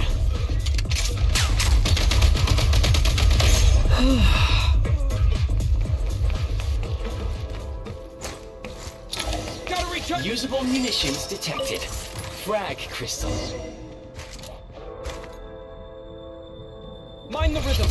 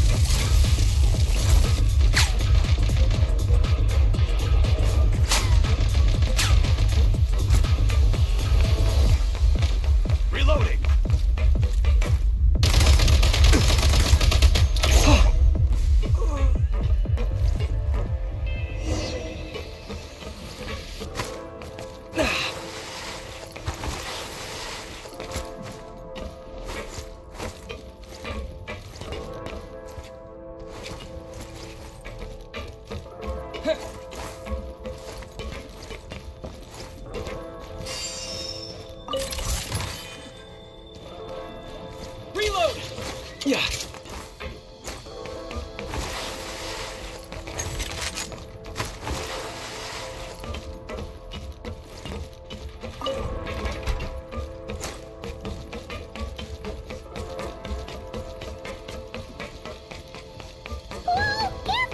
Shift your center of gravity and slide down.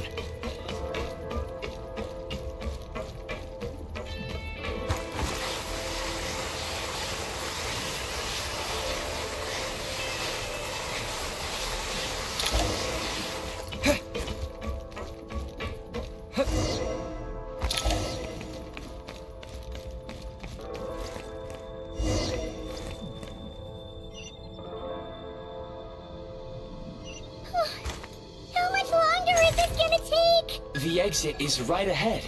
We are very close now. However... It's like they're trying to keep us trapped here. That platform and the carriages are swarming with undead Fatui. Guess we gotta storm through.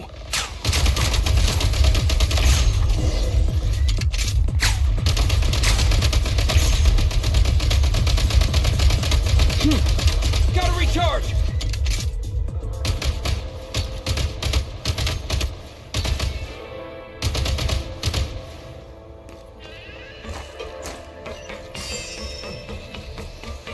Time to catch my breath.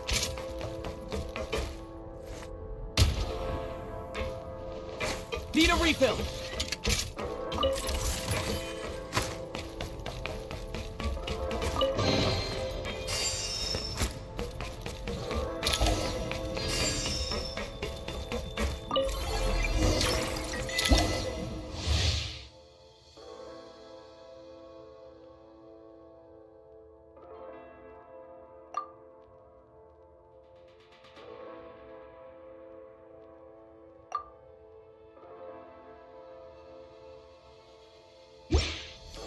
You may find switching to assault mode makes your attacks more effective.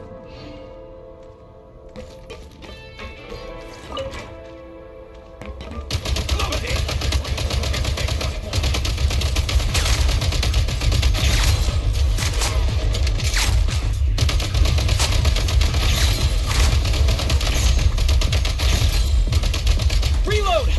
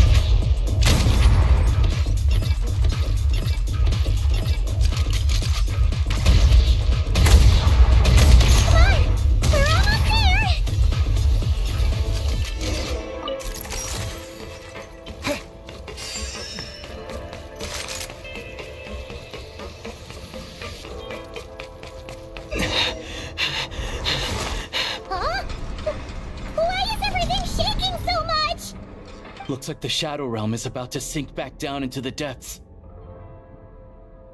The exit is right here. You mean this weird bubble thing? Wait, how exactly do we... No time to think. We just gotta go for it.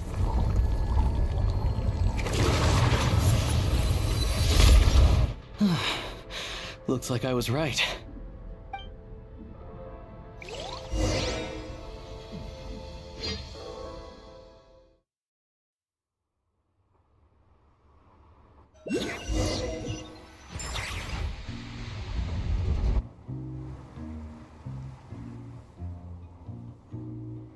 I can't believe the Shadow Realm manifested right on the railroad tracks.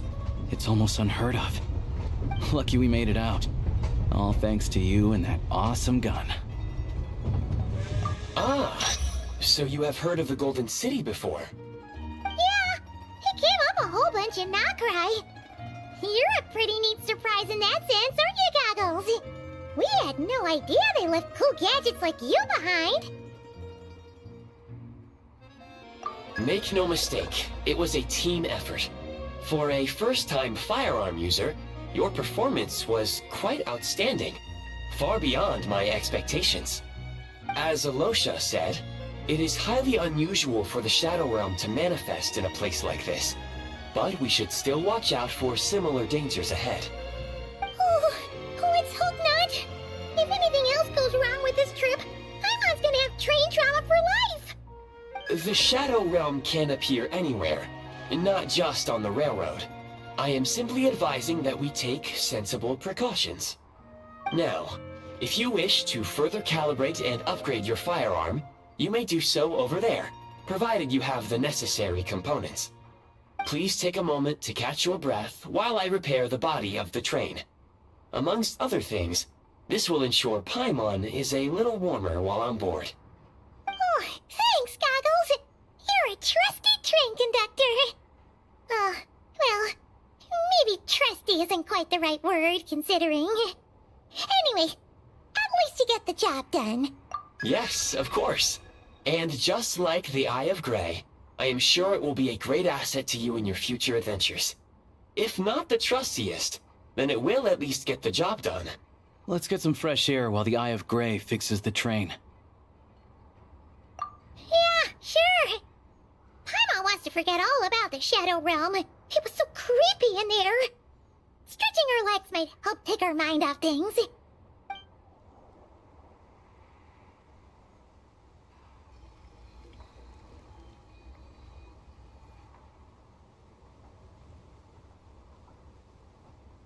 It's so quiet here for a train station. Not a person in sight.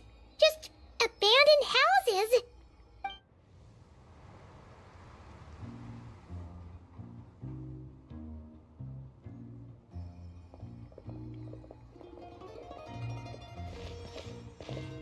Huh? So much for repair? You've swapped our train out for a whole new model! My plan was to restore the train to its original appearance per my records as quickly as possible. Now that the repairs are complete, the train offers optimized performance and a significantly improved trendiness level. Huh. Didn't know trendiness was a parameter. According to my calculations, parameterization is the most effective way for the Eye of Grey to understand trendiness.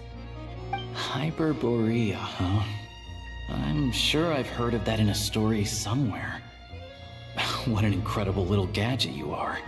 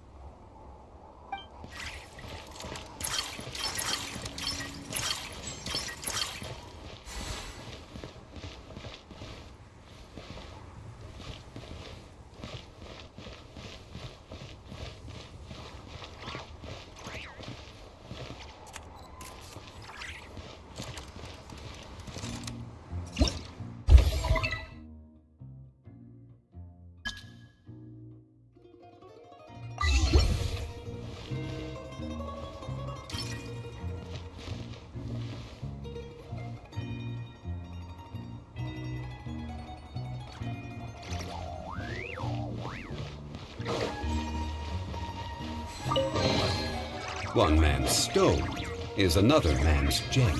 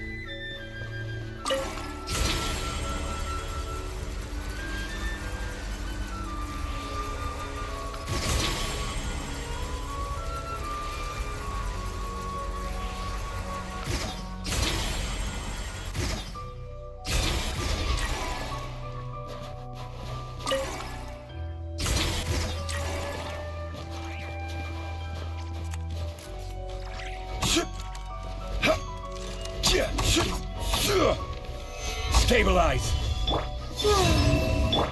Luscious the moonlight.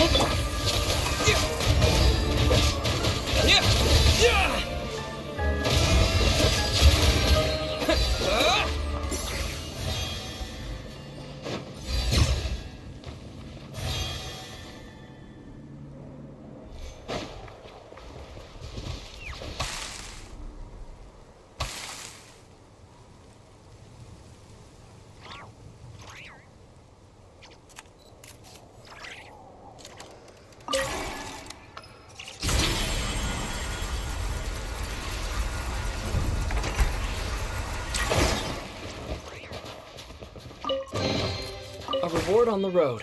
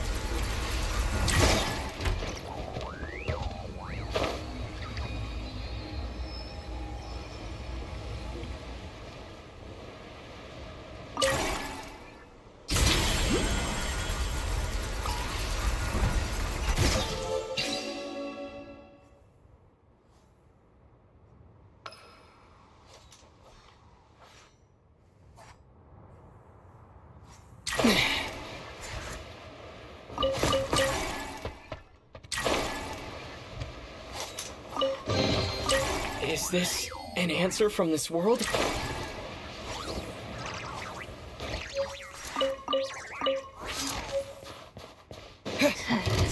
Strange footsteps.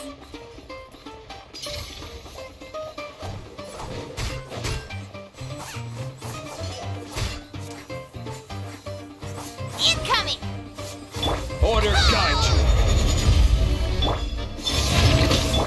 Receive my blessing. Orange! Orange! Orange! My lesson.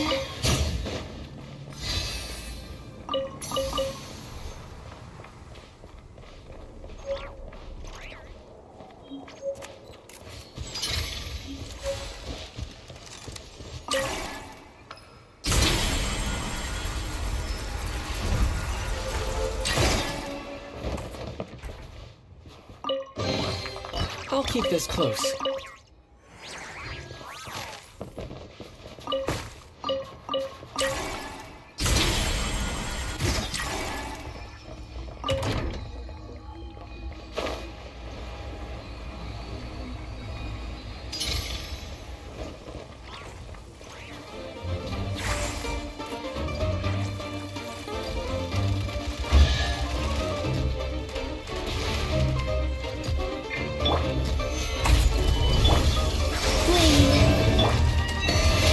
With one heart, And Kate!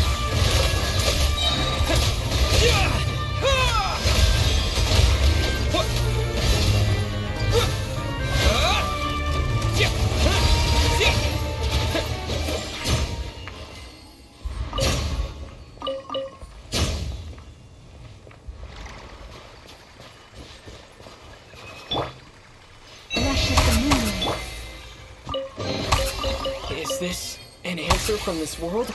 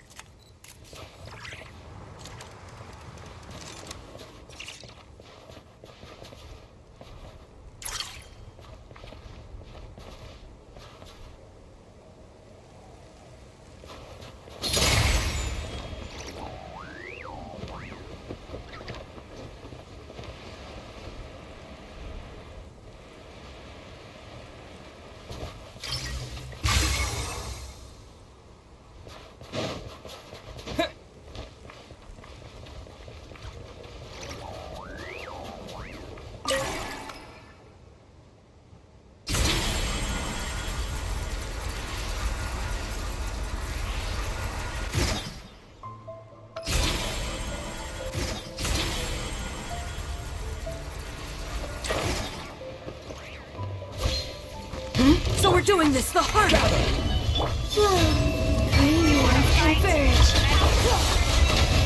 You poised.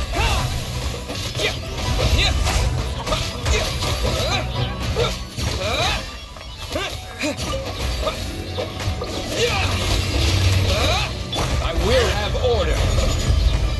Surge. By the Frostman of all.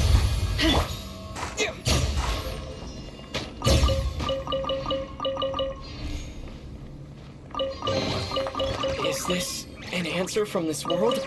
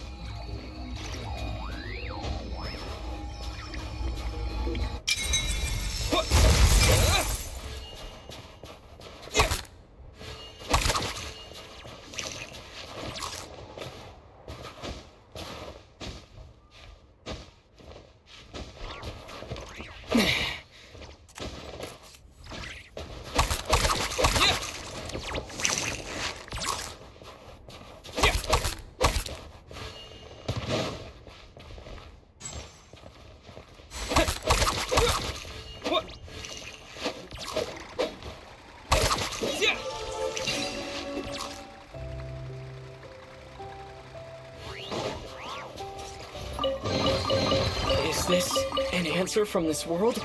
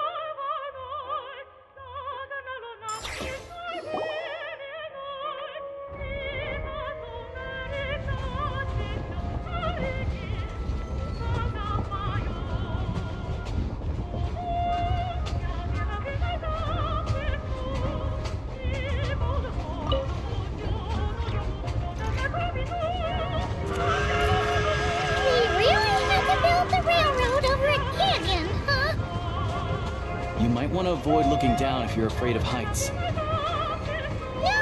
it's not that. Paimon's just praying that we don't have yet another accident.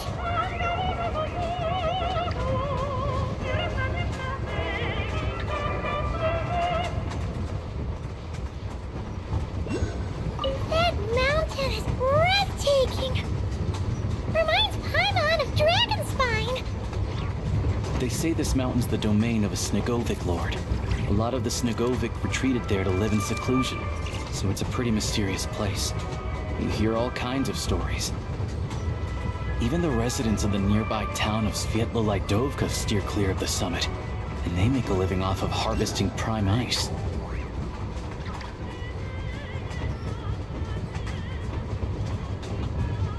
Look, Snezhnagrad's just up ahead.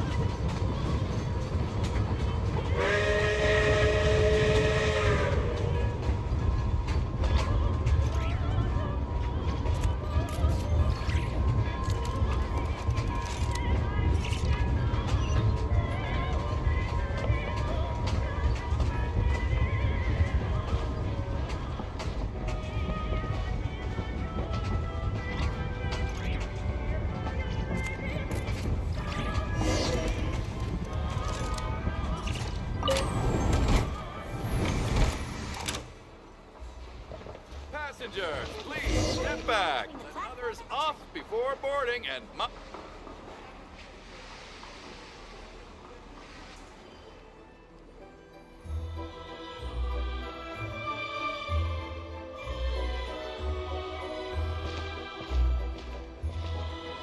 Here we are. Welcome to Snezhnagrad train station, the biggest transport hub in the nation. Wow! It's so majestic! Just flying from one side to the other would probably leave Paimon out of breath! It's built for maximum efficiency, but yes, transferring trains here can be a little tiring. In the future, you can use this train station to travel anywhere you want in Snezhnaya. For now, though, come with me. Let's get Paimon checked out. This way. There's a lift car that goes straight to Sapoliarny.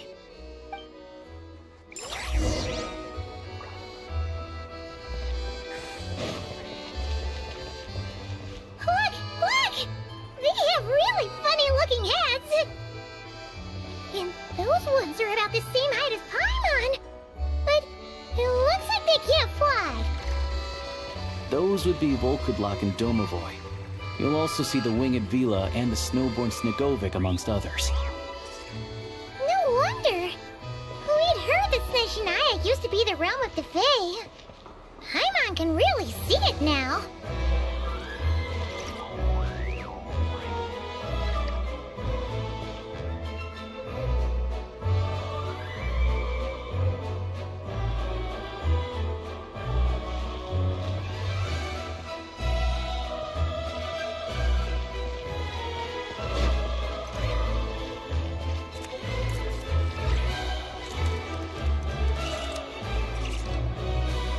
Heard about it too? surely not. You're That not wrong can't about be that. possible.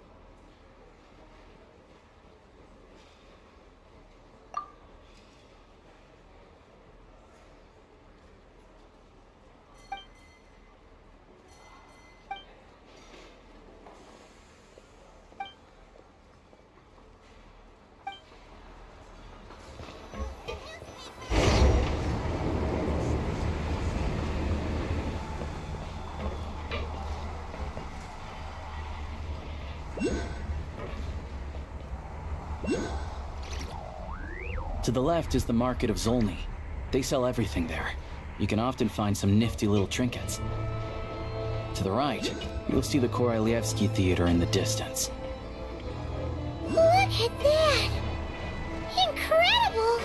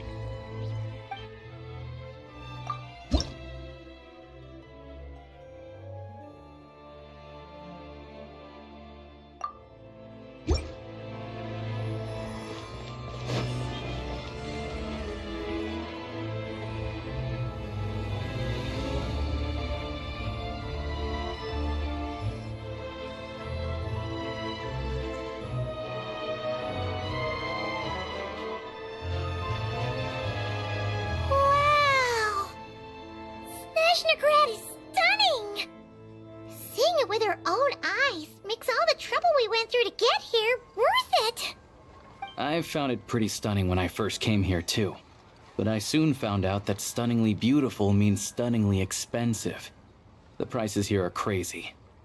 I'm just a small-time hunter, so Zolny is where I spend most of my time. This way will take us to Podvorier Restaurant. They offer food and lodging there, so you can get settled in while I fetch the doctor. Is that gonna be stunningly expensive too? Yeah, I mean, there are places to stay in Zolny, but I highly doubt they'd meet your standards. Most of the stoves are out of crystal, the windows are drafty, and at night, four-legged roommates come out to play, sharpening their claws on the roof beams and floorboards. Yep, no way. Not a chance Paimon's staying anywhere like that. Maybe we can split the cost of the room between us? Paimon still has some savings left.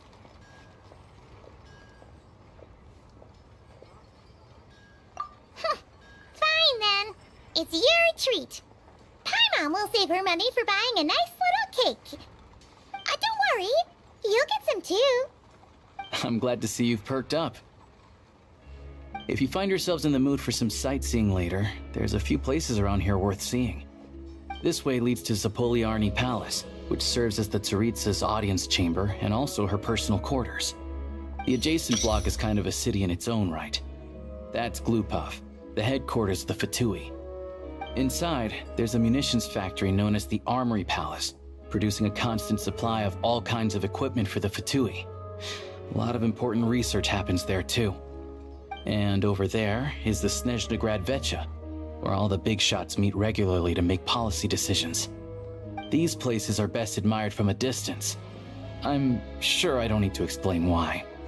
Yeah, they probably have super strict security. We're not looking for trouble right now. The downtown area is near the center of Zapoliarny. That's where you'll find the restaurants, bookstores, and gift shops. Another place of interest is the Northland Bank, which is over this way.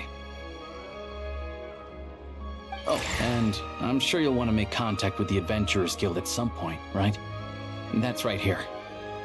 Ooh, speaking of adventuring, we use alchemy quite a lot. Do you know where we can find a crafting bench? No one practices alchemy in Snezhnaya, I'm afraid. Apparently there's some historical reason for it. Oh, we'll just have to use the one on the train then. Kinda inconvenient. Wait, how come there's one on the train if that's Snezhnayan too? Yeah, I don't know. Not my area of expertise. Still, I wouldn't say the absence of alchemy makes life here any less convenient. Anyway, Finally, there's Zolny in that direction. It's mostly residential buildings and factories, but there's a few shops too. Worth a look around if you're interested. That's about it. You guys go ahead and get checked in while I track down my doctor friend. Sounds good. Thanks for all the recommendations. It'll be good to get out of the cold wind. Paimon's starting to feel another headache coming on. Podvorye restaurant is right this way.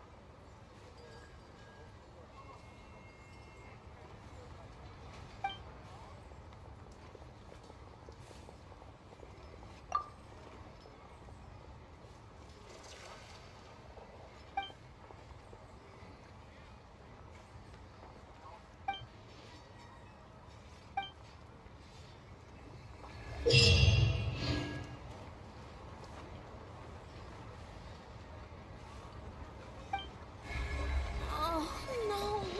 Missed it again. Ad Astra Abyssosque.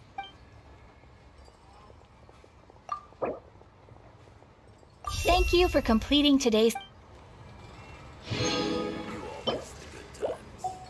Ad Astra Ab...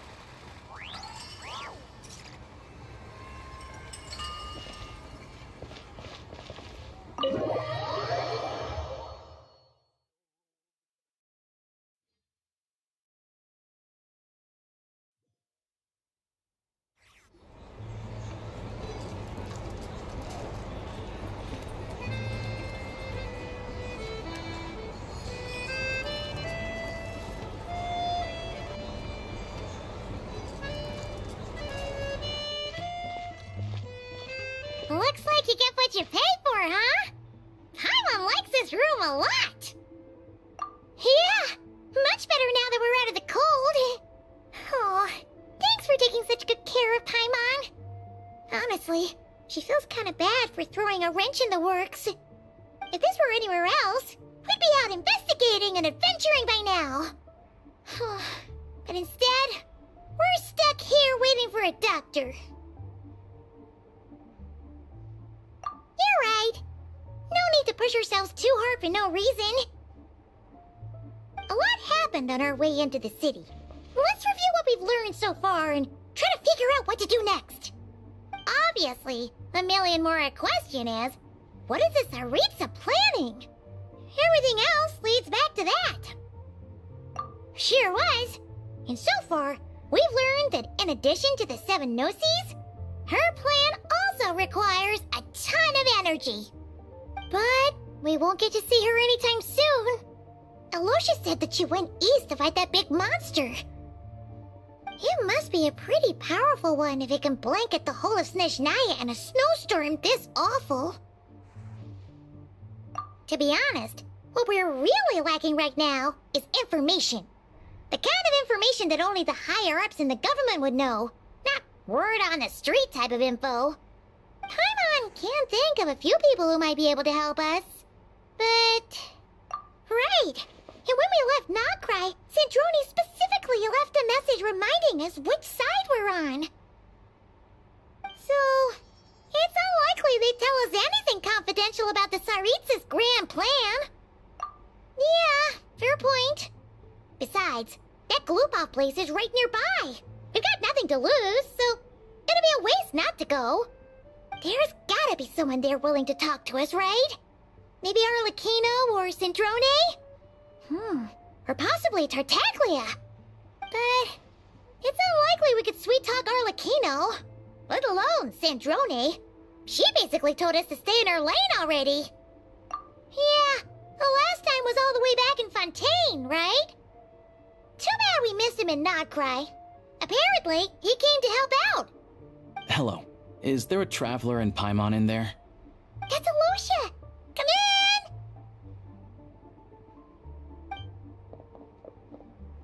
Hello, I'm Dr. Luneva. Alosha mentioned that one of you is feeling a little under the weather. I see. So you're my patient today, yes? And you're, Faye, I presume? Good question. Paimon's not too sure either, but she's definitely not the same kind of Fae as the ones we saw at the train station. Is that gonna be an issue? Not exactly. It's just, I'm used to treating human patients. Fae tend to be far more resilient than even the healthiest and most long-lived of humans. But don't worry, I do have some experience treating Fae. I've even diagnosed plenty of cats and dogs in my time. Safe to say, I have a fairly eclectic range of expertise. It'll be fine. Paimon's basically the same as a human. Right? We're no different when it comes down to it, are we? More like you don't eat enough. The more talking you do, the more you need to eat.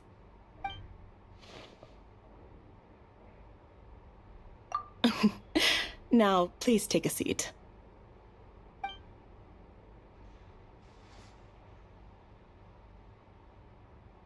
Okay, vital signs are good. Test results are all within normal ranges. I don't think it's anything serious. More than likely, you've just caught a cold. I can give you some medicine to tide you over, but as long as you rest properly for the next couple of days, you should feel better. Make sure to keep an eye on your temperature, though. If you find yourself with a persistent low-grade fever, or if your symptoms don't improve, just contact me again. Sounds like there's no cause for alarm. Thank you, Doctor. You're very welcome. Just doing my job. I'll leave you in peace now. Time to visit my next patients. Take care. You heard the doctor. Best you rest up here for a couple days. No sightseeing for the time being. Alright then. Guess we've got no choice. Let's just treat it as a short vacation. I have to get back to it.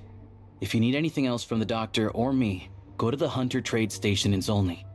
The boss there knows how to reach me. Hey, no big deal. You saved my life in the Shadow Realm. This is the least I could do. See you around.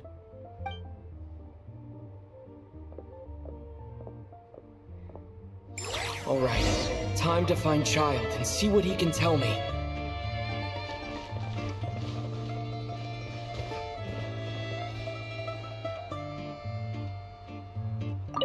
I'd better not disturb her while she's asleep. With any luck, I'll be back before she knows I was gone.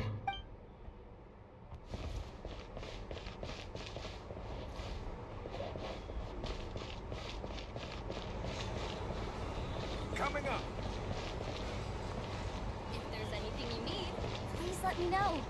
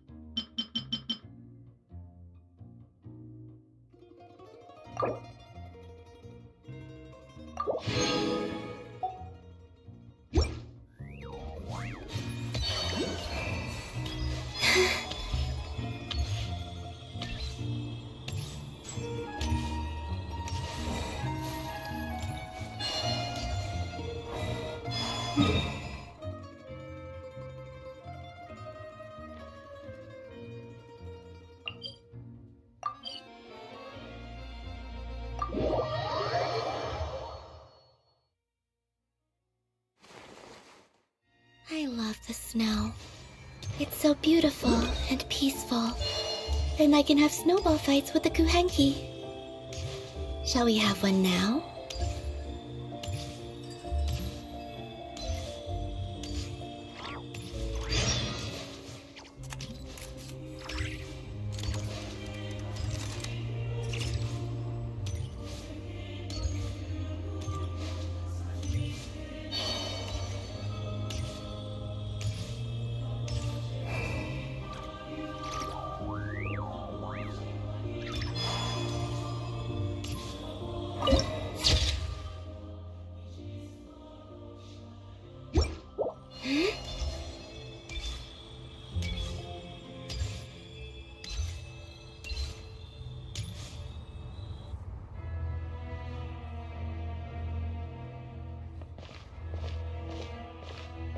Hold on. Please display your invitation letter or permit. Klupov does not accept meeting requests without a prior appointment. You'll have to apply per the advertised booking process and wait until your invitation. Might I ask who you're hoping to visit? Another one who thinks the rules don't apply to them. I don't understand why people think they can just talk their way in here. You don't just show up and land a meeting with the Harbinger. But I have to go through the motions for protocol's sake.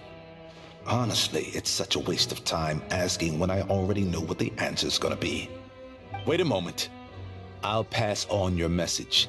If Child is unavailable, you'll have to go through the proper procedure.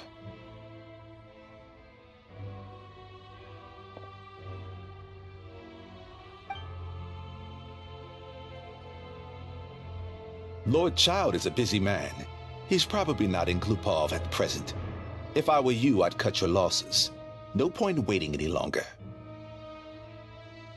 Even if you two are old friends as you claim, please understand that the Fatui Harbingers are often busy with their official duties. They tend not to stay in Glupov for extended periods. Next time, stick to the rules. You'll make life easier for both of us, Greetings, Lady Marionette. I'll take care of our guest here. It's his first time in Snezhnaya, so it's no surprise that he doesn't know the rules yet. I trust no choice words have been exchanged. No misunderstandings I should be aware of. No, Lady Marionette. No incidents to report. Whew, that was a close call. Good thing I played it cool. Is that right? Good to know. Wait, where's Paimon? Under the weather?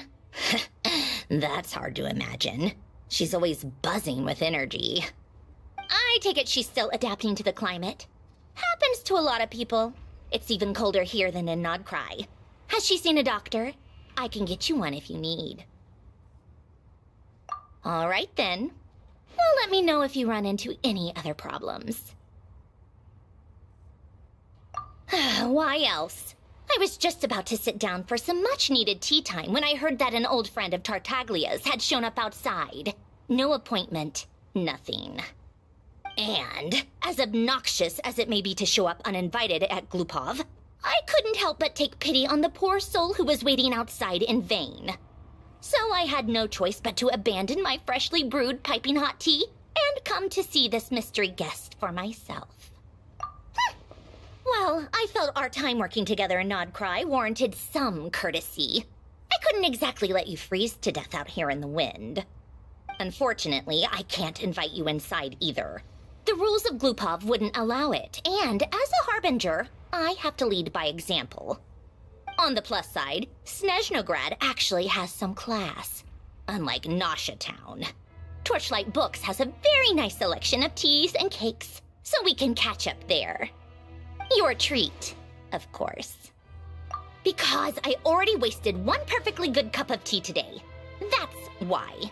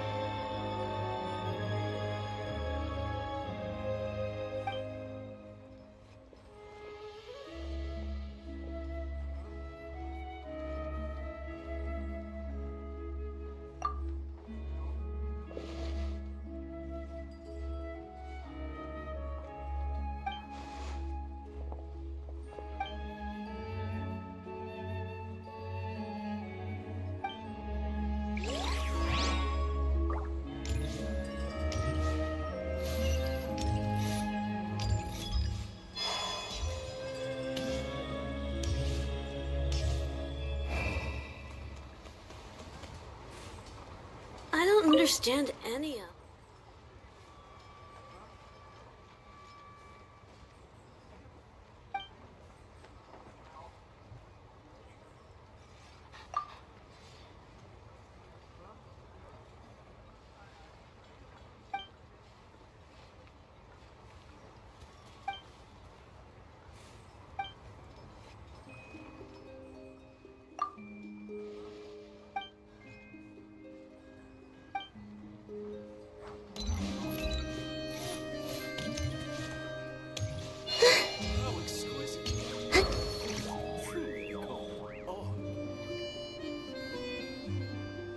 I've ordered for the both of us.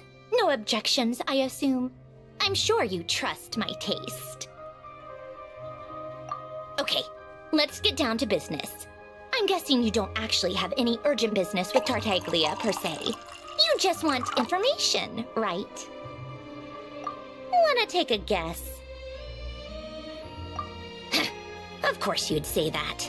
You shouldn't underestimate Counselor Tartaglia, you know. That's right. I'm sure you've heard of the Snezhnaya Vetcha by now.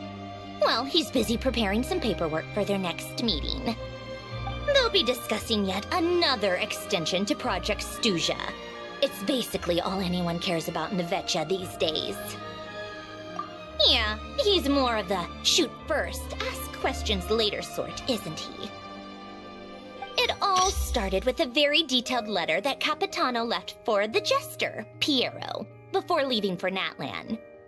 In that letter, he detailed the future arrangements for his subordinates. All of his key people were reassigned to Tartaglia. I guess he'd already prepared to leave us for good all the way back then. But Piero didn't reveal the contents of the letter until the events in Natlan had concluded.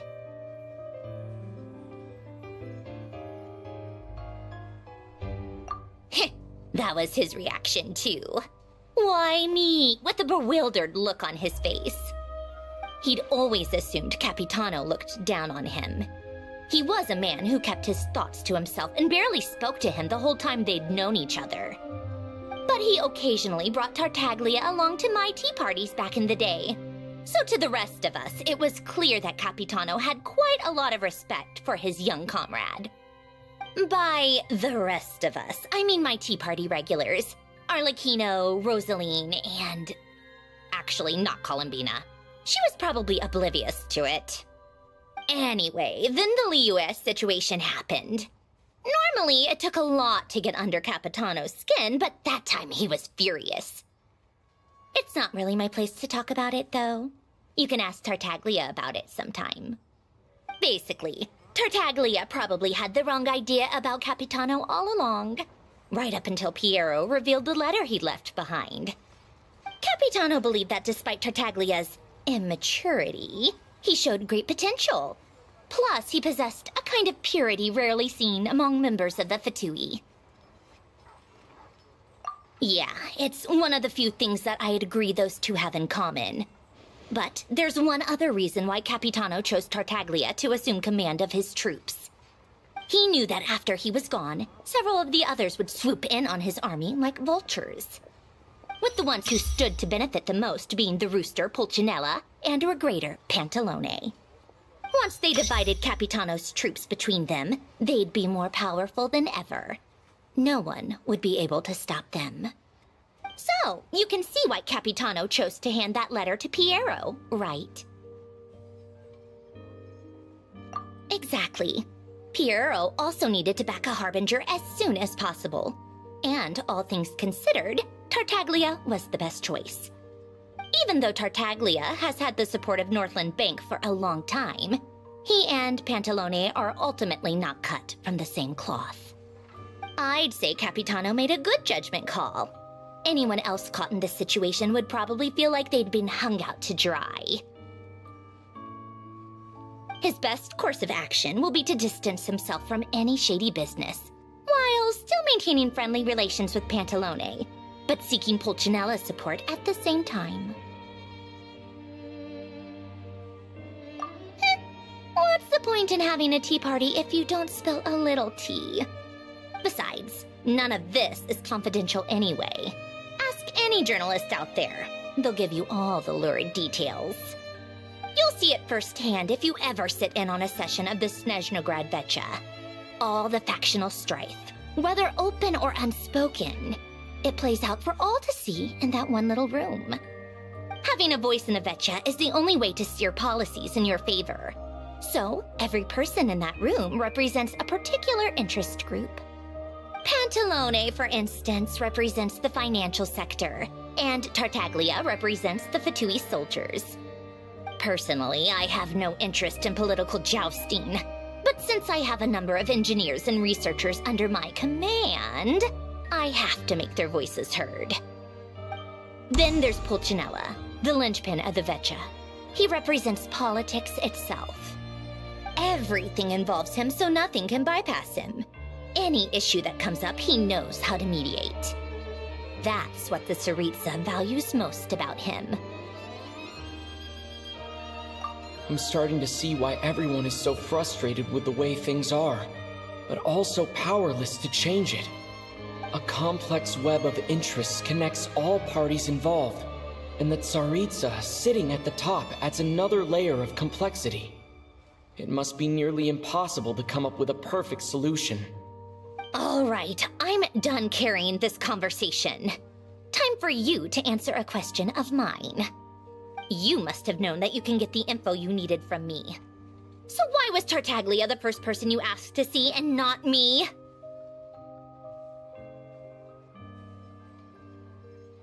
Huh? Jealous? As if. Wait. Oh, I think I know what it is. Columbina passed on my message to you before you left Notcry, right? I only meant you should be mindful of which side you're on. Is that actually why you didn't ask for me? Because you took that to heart?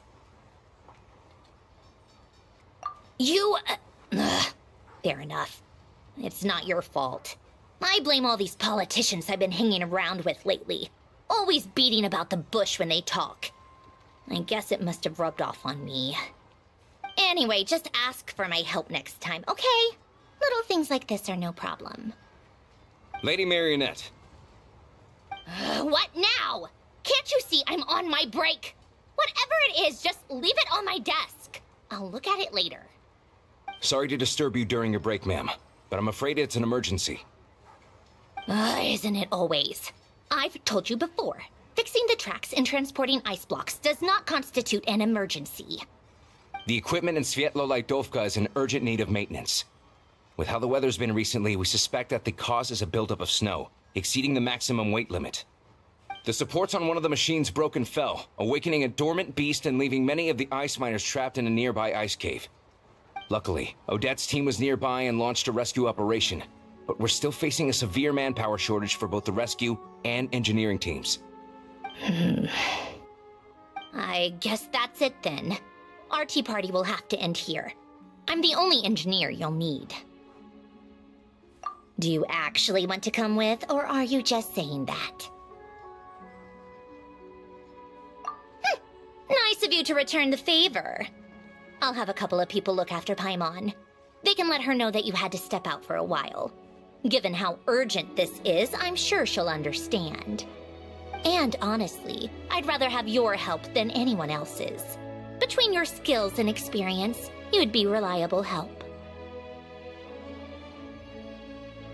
Then let's go. You, take 2 people to Pavoye restaurant. Find his room and watch it like a hawk until we get back.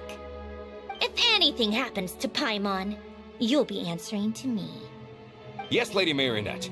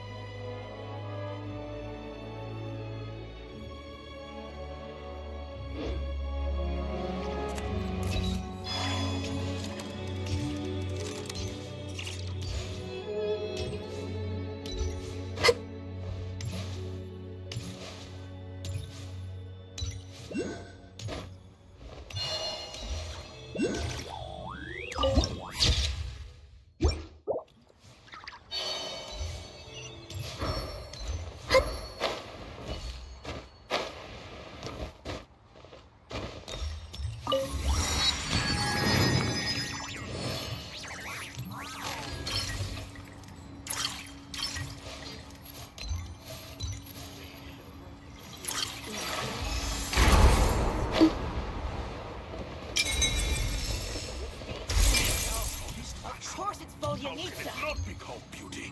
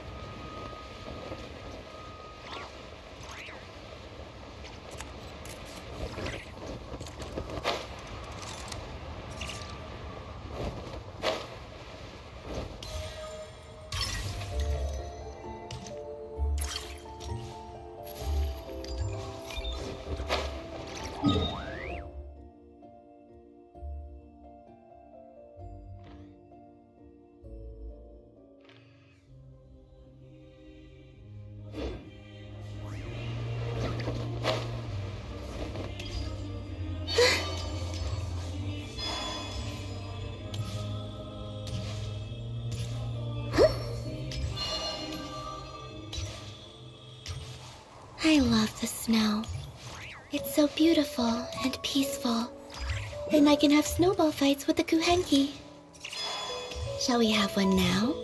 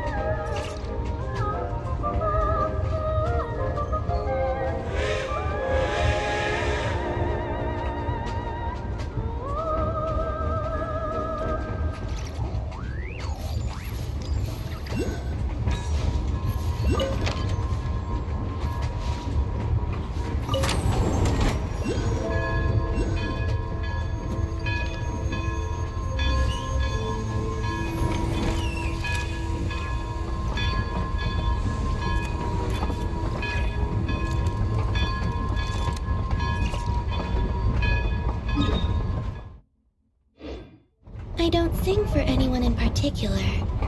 Still, if someone stops to listen, I hope it provides a moment of peace all the same.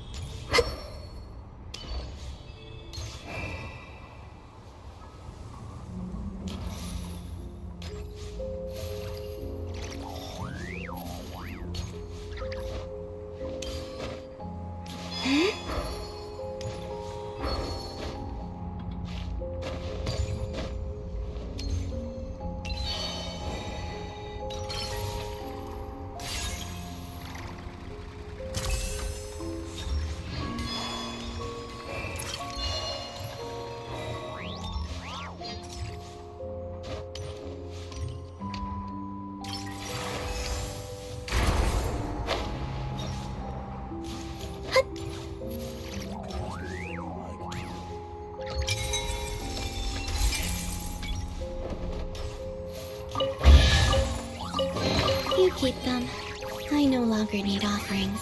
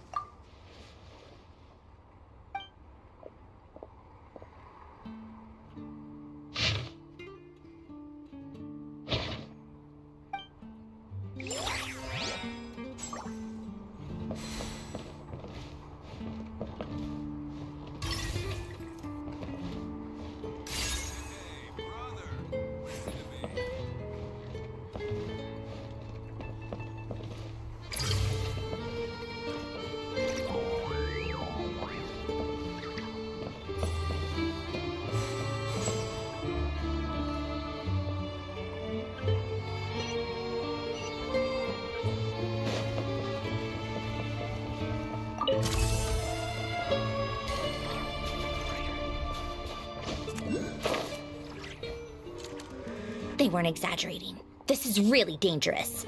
It's a good thing only one of them broke. From what I've been told, most of the trapped miners are over in that direction. Yeah, you do that while I check the rest of the equipment. I'll evacuate the people around here as I go. Meet me back here as soon as you're done.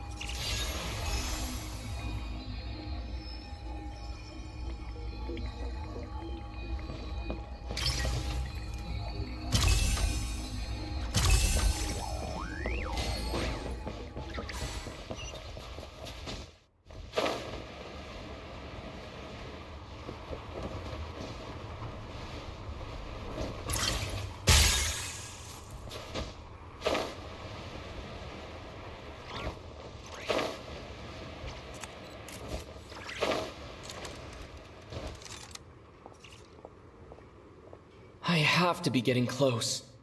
Don't go any further.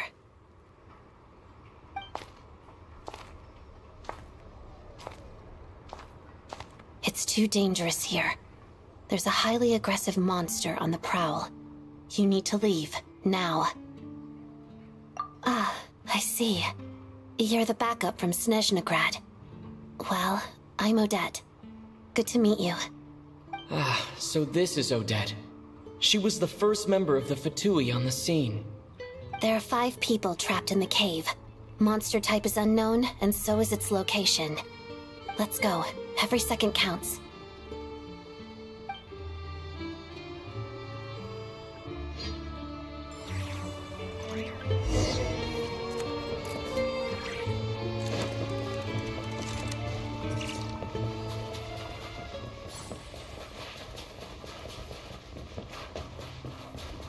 Careful.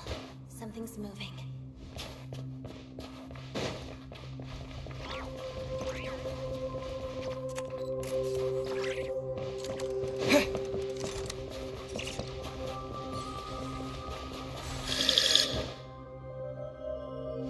This must be the monster's shadow. Looks like a tough opponent.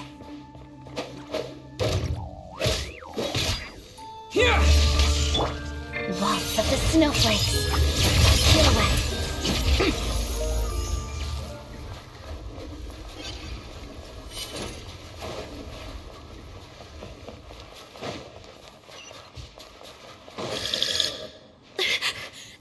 Stay back!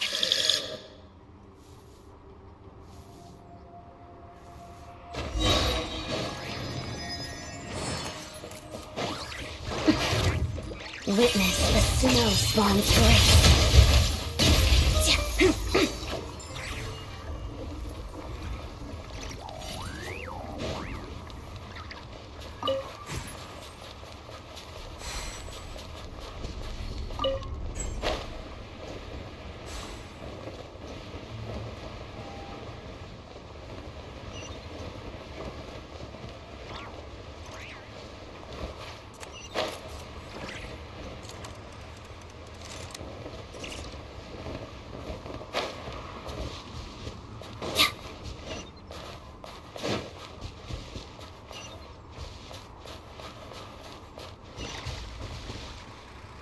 I see them.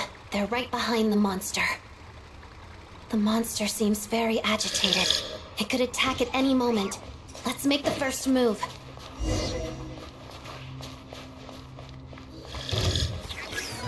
Together. Take this! Pas-de-deux. Waltz of the snowflakes.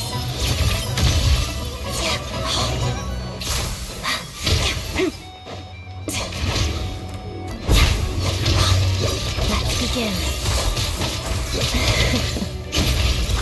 Crumble! Oh, thank you for saving us. We'd have been monster fodder otherwise. Thank you. Thank you. You're welcome. You should be safe now. Follow this route out. Thank you. Come on, let's go. This way.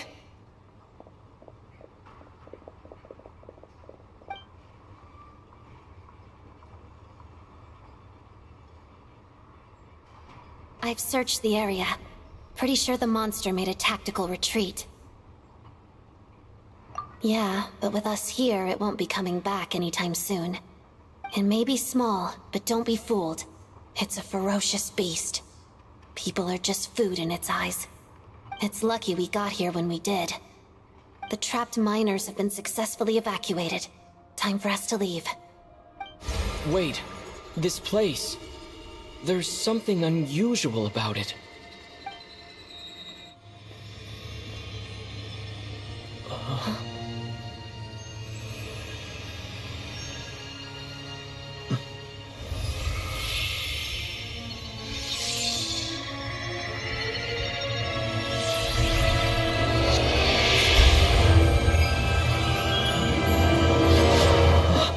What is that? I don't know. It's back? Guess it has family.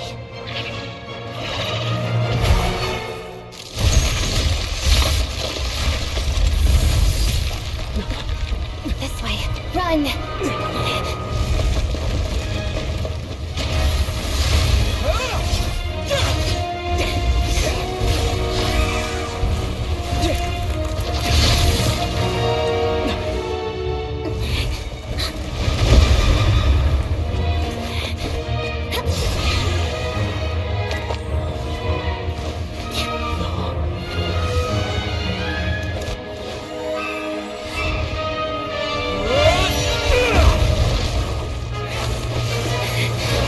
Thanks. Let's get out of here.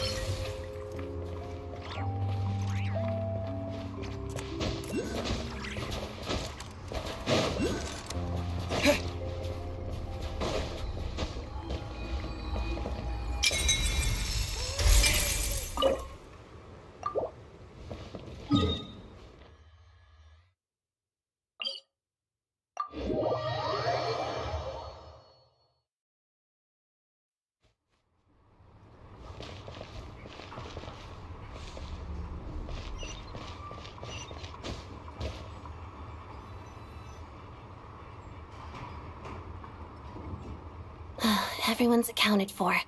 We managed to rescue them all. We also placed a sign at the entrance to the cave, warning people to stay away.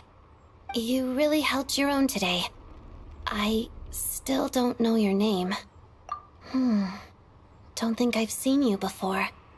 I'll remember the name. All right then. See you around. Hello, Lady Marionette. I hear the rescue operation was a great success. I knew I could count on you. What brings you here, Odette? Here for a performance? No, a Fatui mission. I happened to be nearby and heard the crash. She hasn't introduced herself then. Odette is the prima ballerina of Snezhnograd. She's quite the celebrity. If you ever hear people mention the two crowning jewels of the Korailievsky troupe, they're talking about Odette and the prima donna, Vodianitsa. On top of that, Odette's also a rising Fatui star. It's looking likely she'll inherit the title of the Fair Lady. She learned all her combat skills from Rosaline herself. Used to be one of her most valued subordinates, too. You flatter me, Lady Marionette. If she's Rosaline's protege, that makes me... Never mind. There's no need to bring it up. No point. How's progress on your end, Lady Marionette? Equally successful. I finished reinforcing all the equipment. Took me a little longer without Polonia's help. But the outcome is the same, of course. Even if the heavy snowfall summoned by that monster lasts for another 3 months straight, this equipment won't give way. All right, now that we're done here, it's time to get out of this blizzard. Sure, but Snezhnograd will send someone to investigate and draw up a relief plan. And I guess I'll have to write the incident report myself this time, since it involves a mechanical malfunction. First, Pantalone needs to approve the budget, then Pulcinella has to sign off on the plan. Once they've argued it out and reached a compromise, we can move forward. That's the rough process anyway. Could take anywhere from a couple of weeks to a couple of months, depending on how smoothly it goes.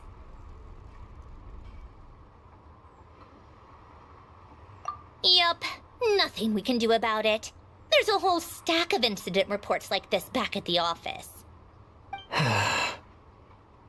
The snow has eased a little for now, but there's no telling when that will change with that monster still at large.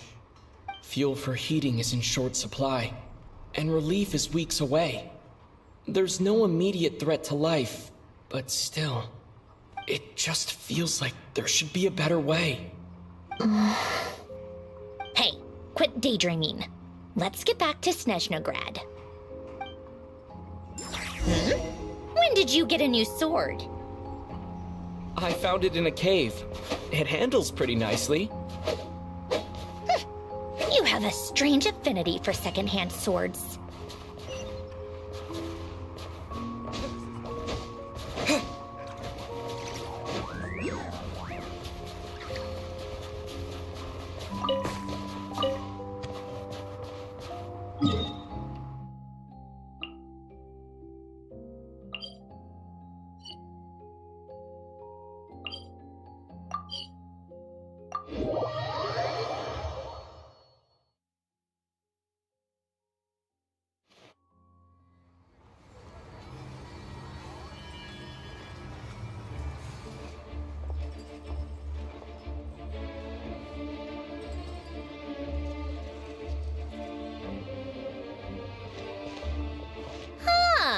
Well, if it isn't Counselor Tartaglia, Mr. Big Shot himself. Go easy on me, all right? I'm still recovering from the interrogation the real Big Shots put me through. Hey, comrade, it's been too long. I heard you came looking for me earlier. Nicest surprise I've had in a while. Good to see you too, Odette. I'm guessing you guys just got back from Sviatlo Laidovka. How'd it go? Crisis averted? It went fine. How about you? Any new developments? Not really. Same as ever. Growing opposition to Project Stuja, and the usual rebuttals are starting to ring hollow. The results of the mock vote were pretty dire. Pulcinella was fuming. I've never seen the old man so angry. That's not good news. It takes a lot to rattle him. Yeah, obviously if push comes to shove, there are ways to crack down on dissent. But... Sorry, I have to ask something. This is going to sound blunt, but may I? Huh? Of course, fire away. It sounds to me like everyone's tearing their hair out trying to figure out how to deal with opposition to Project Snezhnaya. But what exactly is this project's purpose? And how can it be so important that even people like you two refuse to stand up for the ordinary people of Snezhnaya? Interesting. I gotta hand it to you, comrade. You sure don't mince your words. Excuse him? What does he mean, refuse to stand up for ordinary people? Oh my gosh. How does he dare speak to the Harbingers like that? Are you interrogating us now? It's okay, Sandrone. Let me explain. I think I understand where he's coming from. If I could, I'd take your side right now. In fact, my position's very similar to yours. I've only held back on casting a dissenting vote in the Vecha because the Tsaritsa would never let me get away with it. Still, I have a responsibility to the Fatui armed forces, so I do what I can to make their voices heard. Most of them are just regular folks from small towns far from the capital. I'm sure you've seen how much those kinds of places are struggling right now. Oh, and for what it's worth, I'm from Arepasak myself. Things aren't going so swell there either. The Tsaritsa wants to create a better, safer future for the people of Snezhnaya, but she's thinking long-term. I don't doubt that from where you're standing, Project Snezhnaya seems to be creating all sorts of issues for everyone. But considering the Tsaritsa's vision for the future, these are sacrifices worth making. Sounds cold, I know, but I promise it's not as black and white as it seems. Maybe Sandrone and I can't oppose Project Snezhnaya outright, but we're constantly raising our concerns in Vecha meetings. And even though we can't put an end to it, there are plenty of other ways to make a difference. We're trying everything we can think of, and so is Pulcinella. I respect Her Majesty the Tsaritsa and trust her decisions. But at the end of the day, I'm still just a normal guy who cares deeply about my homeland. And my family, who all live here. There's no way I would ever abandon them. As contentious as things can get within the Vecha, there's no selfishness or malice behind it. Everyone wants to get through this period as smoothly as possible. The issue is that there's no way of pleasing everyone under the present circumstances. Most of the time, we're trying to decide on the lesser of two evils, which obviously isn't a great look. But that is not the same thing as being blindly loyal to the Tsaritsa. No one's got their head in the sand here. We're all well aware of the way things are. We're just doing our best to make it work. In fairness to Sandrone, she rushed to Svietlo Lidovka's aid the moment she heard that people were in danger. And even Tartaglia, who used to only care about the thrill of the fight, is clearly doing his best to rise to the demands of his new role as counselor.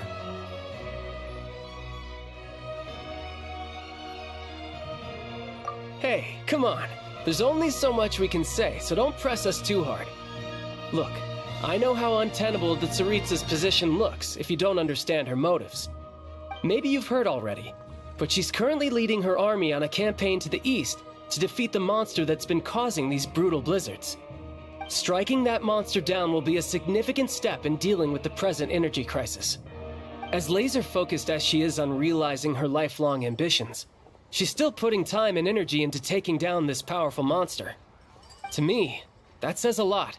If she thought Snezhnaya and its people didn't matter in the grand scheme of things, why would she waste her time on something like this?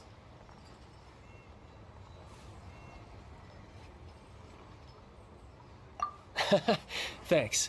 I meant every word I said, though. I wasn't just trying to placate you. I've already done more than enough diplomacy for one day. I still think this adventurer raises a very important point. Our two Harbingers have made their positions very clear. But there are many others in the Vecha who must feel trapped and forced to vote against their conscience. I think it's a very valuable quality to be willing to speak one's mind, despite the risk of offending powerful figures. You can say that again. I highly doubt we'd feel the need to explain ourselves so much if we didn't know you so well. Forgive me, adventurer, but might I be so bold as to ask about your background? How is it that you can converse so openly with two Harbingers? Oh, Haven't you been properly introduced? Easier said than done. I like to think I'm not the kind of person who goes around busting open people's old wounds. I've only learned his name so far, and no details of his experiences. Is something wrong? Uh-oh. Is there no avoiding the subject of Rosaline? No, it's just...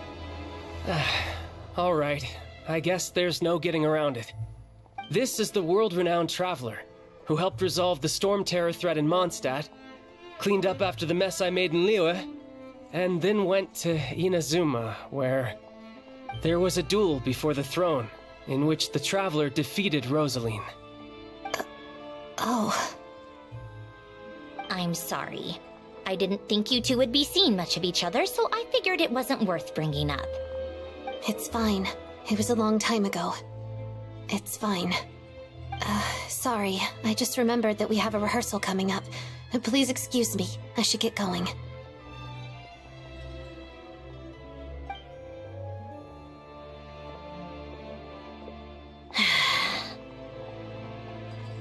I've mentioned this to you before, remember? She was Rosaline's most valued subordinate. But they didn't actually get along. Not that Rosaline was really the type of person to make friends, but death has a way of resolving a lot of conflicts. Don't let it weigh on you. Like she said, it was a long time ago. It's in the past now. Odette has a very different personality from Rosaline. Give her some time. I'm sure she'll work through it. Oh, by the way, where's Paimon? It's not like her to hide away. She hasn't been feeling well, so she's resting at Podvorier Restaurant. I got a couple of my people to look after her while we were gone. Oh, right. Sorry to hear that. Poor thing. Reminds me of when Tonya was little. She really felt the cold back then. Used to get ill all the time. I felt so bad for her seeing her lying in bed, coughing. She was so mature for her age, though. Whenever someone came to visit her, she'd greet them with a smile and would never complain. I'm sure Paimon's a good kid, too. You're a little short on manpower, right? Let me have a couple of my people take over for yours. I'll send my most capable and reliable. They'll make sure Paimon can recover in peace. Well, that would be great. Your people are more qualified. Hey, don't mention it. I'm sure you have things to do. Hopefully this takes a load off your mind. So no more accusing me of not being on your side, all right? Already? That was quick. I'm afraid I can't help you there. Our director's recent movements are confidential. Even we're not in the loop. If you hadn't told me, I never would have known he'd gone south. I assumed he'd been in Glupov this whole time. Well, I guess I'd better go sort out Paimon's security situation. I have some other work to catch up on at Glupov anyway. Me too. I have an incident report to write up. Let's leave it there for now. I guess everyone's in a difficult position. But Tartaglia's right. I have things to do. Things I want to do. And things I ought to do. To start with, I should ask Alosha if he knows any way to help Svietlo Lydovka.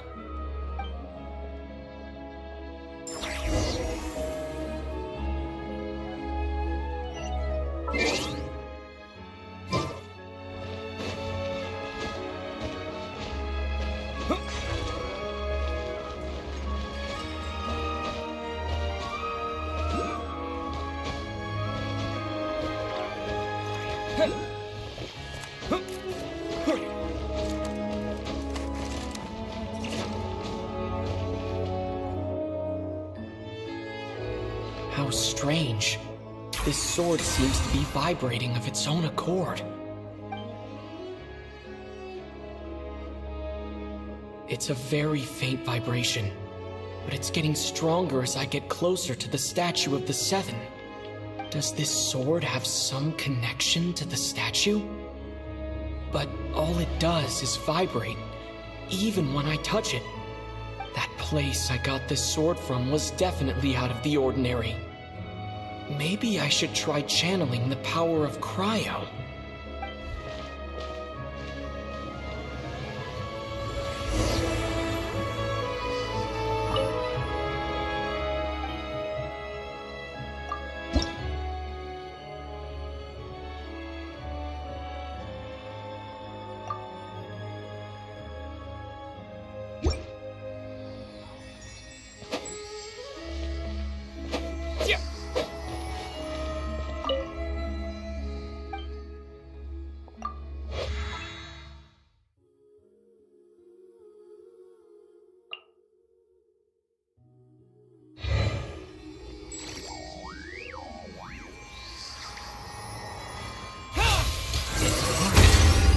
There really is something special about this sword.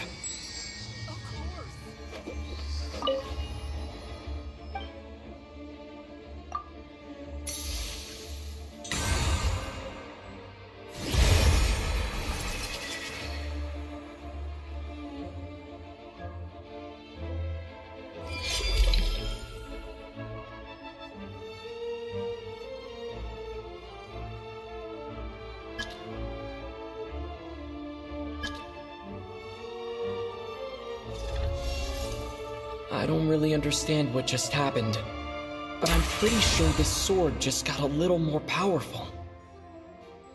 I'll have to try the same thing again when I come across another statue of the Seven. In the meantime, I'd better go find Alosha.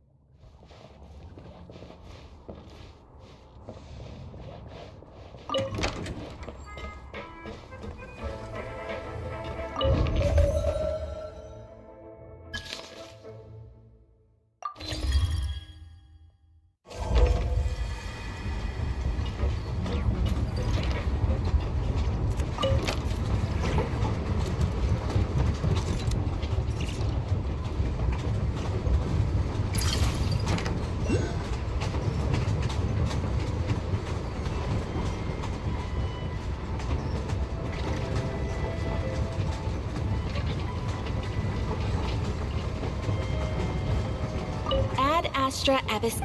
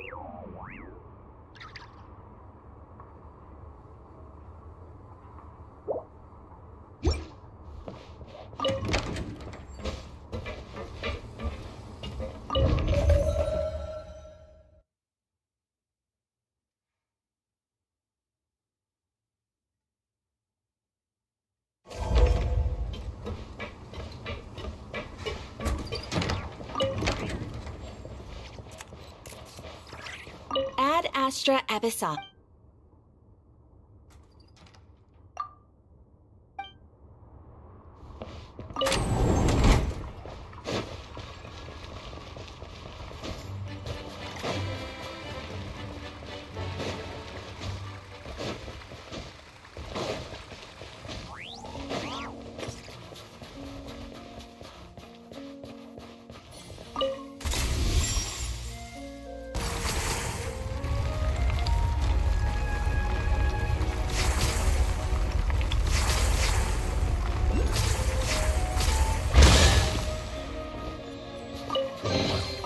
I'll keep this close. And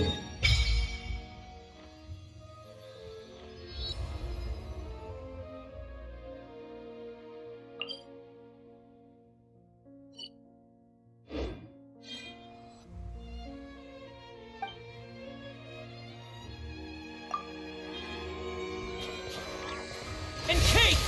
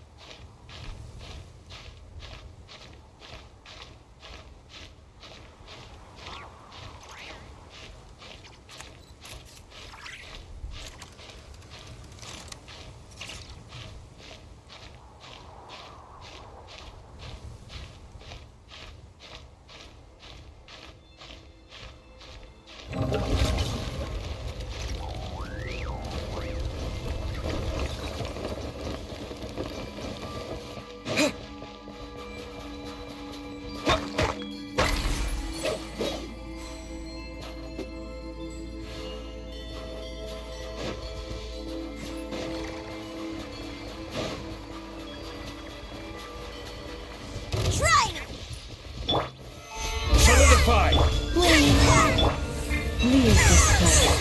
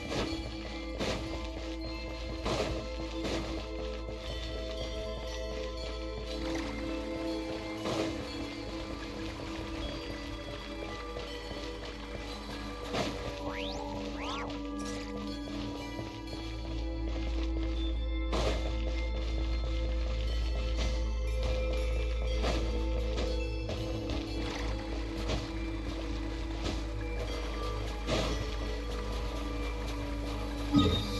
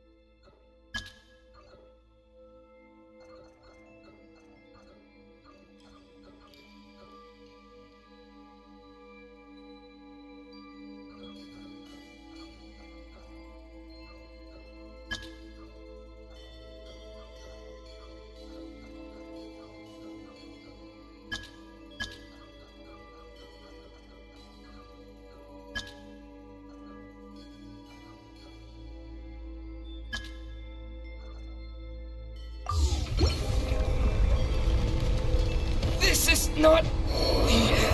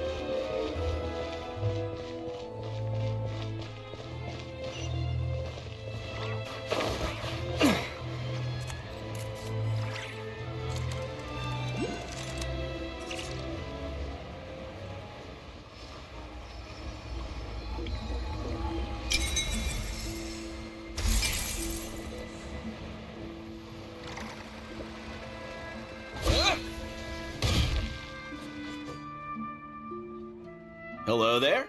How can I help? Ah, sure thing. Give me a second. I'll go fetch him for you.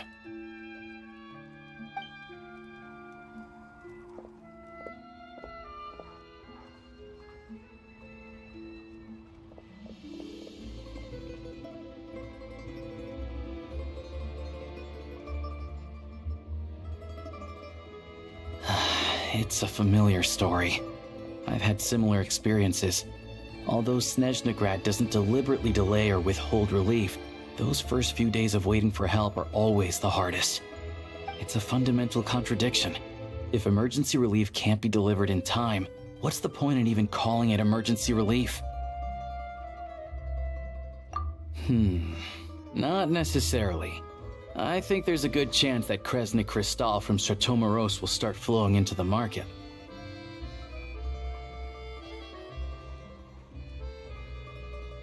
When we resolve Stratomoros' energy issue, it's like we open the floodgates. A huge backlog of crystal is now available to the townspeople. There's no way they can use it up at once. A lot of them will probably stockpile it and slowly work their way through. Probably a good idea, since energy prices are only going to keep rising. But there will always be people who urgently need Mora.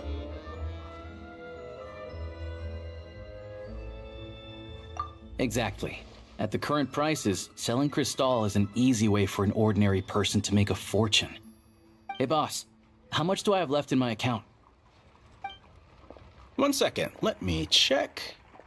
So, you're planning on buying the Crystal out of your own pocket? Yeah. I don't know if I have enough, so I'll chip in a little extra and buy as much as I can afford.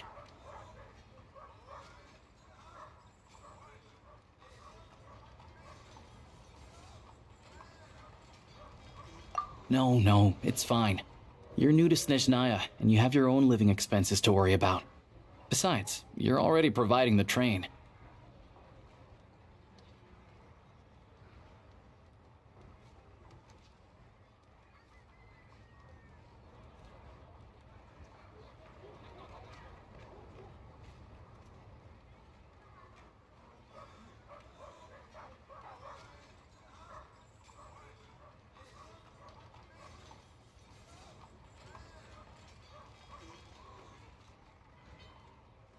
Here's your Mora. See what you can find at the market. But I doubt there'll be much Crystal left. Yeah, well, can't hurt to take a look. Let's see. Huh?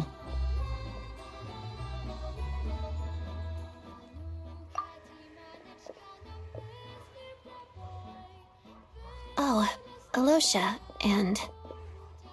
Hello. I didn't realize you two knew each other. Yeah, I take on some odd jobs in the city to supplement my hunting income. Sometimes I work as a cleaner or prop hand at the theater where Odette is one of the big stars, so I've met her a few times. When the weather's as bad as this, it's better for a hunter to adapt than to keep looking for game.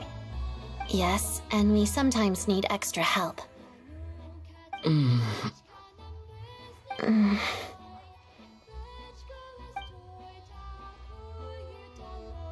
Wait, why is the atmosphere so awkward? I thought things went pretty smoothly in Svietlolaidovka. So, what brings you here, Miss Odette? Looking for some new props? No. After I got back to the theater, I couldn't stop thinking about the situation in Svietlolaidovka. It bothered me so much I couldn't focus on my dancing.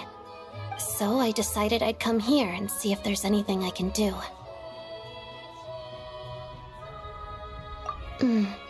You too, I presume. I suppose that's why you're here. I didn't feel comfortable expressing my true opinions in front of the Harbingers. Not least because ordinary Fatui like me don't even know what Project Stuzha is all about. Without knowing the full picture, I can't make sense of it. And at some point, if things aren't making sense to me, I can't just keep going along with it. So many people feel the same way. They wish they could do something, but all kinds of reservations hold them back. Explains why groups like the Roadcott are springing up to fill the gap. Yes. Well, that's one option. But there are risks to consider with organizations like that.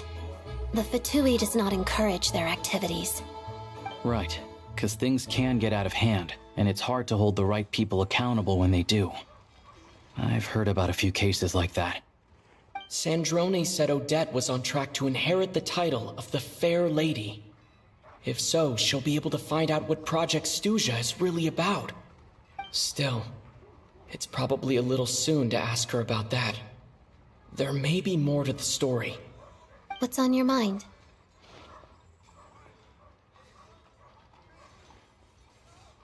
I think we can both agree that no matter which side you're on, it can't stop you from doing the right thing. Where there's a will, there's a way. I know what Rosaline did while she was abroad. You made the right decision, so no hard feelings. So, what's your plan? Oh, we were gonna buy some Crystal. I heard there's some on the market right now. Funny. I had the same idea. In that case, let me pay. I can claim it back as mission expenses. The real issue here is that government relief is behind schedule. Surely it makes more sense for the state to cover these costs than for us to pay out of our own pockets. True. It's a huge expense after all.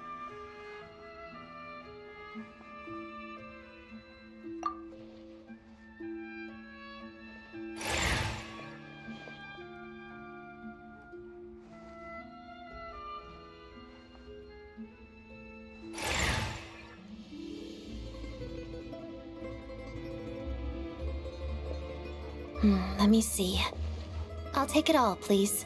And I'll be needing a receipt. Right. Choose mission budget under the expense category, but be sure to specify emergency rescue operation in the description. Otherwise, the normal reimbursement limit will apply. Let's book this train. Regulations say that if we need to transport Kresnik Crystal during Project Stuja, extra carriages can be added 1 hour before departure.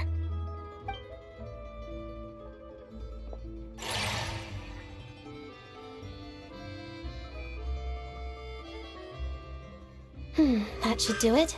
The train will be escorted to its destination by Fatui guards. This is my first time seeing you handle Fatui affairs, Miss Odette. It seems you're as skilled an officer as you are a dancer. You flatter me. It's only because I've been doing both my whole life.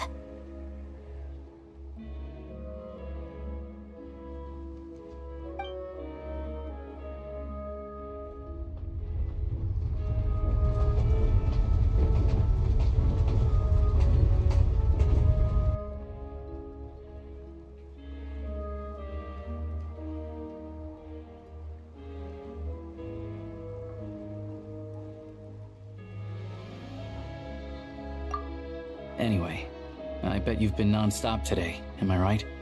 Any idea how Paimon's doing?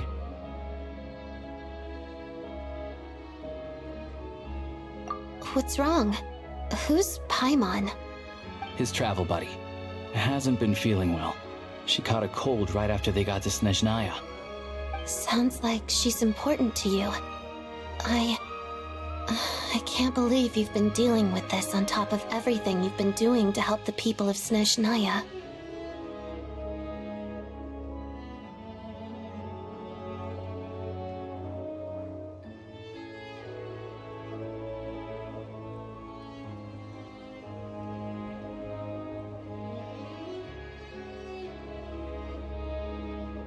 I've got nothing going on right now, so I'll join you. I want to see how she's doing. May I come too? I have some candy that someone gave me back in Svietolaidovka. Plus, I know a little bit about relieving cold symptoms.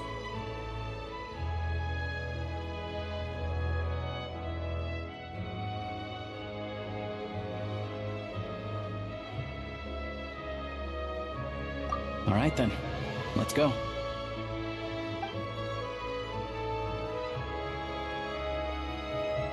I still don't know what the deal is between these two, but at least the tension seems to have vanished. A good sign, hopefully.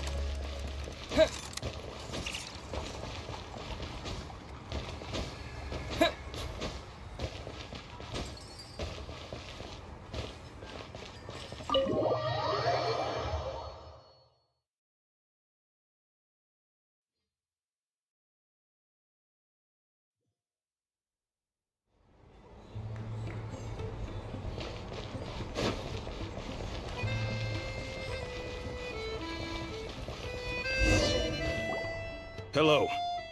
Sorry, but there's a sick person recovering in this room. Can I help you? What happened?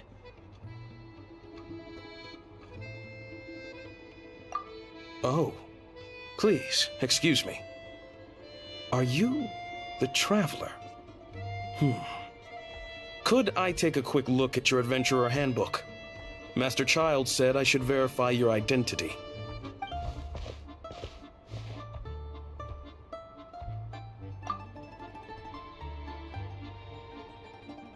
Ah, it's really you. Sorry for the inconvenience. We're under strict orders from Master Child to keep this room well guarded. At the same time, we can't interfere with Podvoye Restaurant's business.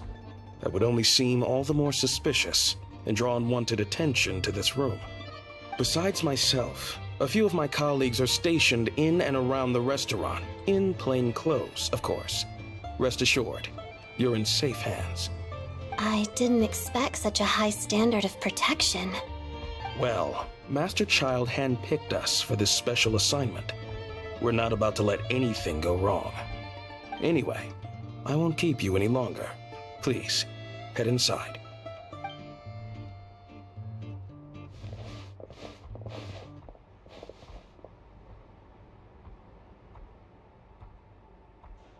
Traveler! Alosha, you're back! Oh, hey! Who's our new friend? Hi, I'm Odette. The Traveler and I crossed paths a few times. Another friend from the Fatui, huh? You're practically a member yourself by this point. Paimon's definitely on the mend. We should be back to our usual travels in a few days' time. Seems like that doctor was right. It's just... Paimon's limbs are still feeling a little chilly. I have just the thing. Whoa! What's this? Is that... a flame inside an ice cube? Wait, is this real ice? How's it not melting? And how does the fire keep on burning? All keen observations. You're right. This is called core ignis. Whenever I've caught a cold in the past, I found I recover much more quickly if I place this by my bed. You're welcome to borrow it. Awesome! Wow! It's so nice and warm! Oh, it's like magic. Your name was Odette, right? How did you two meet again? Looks like she's in pretty good spirits. That's a relief. Any progress with your investigation yet?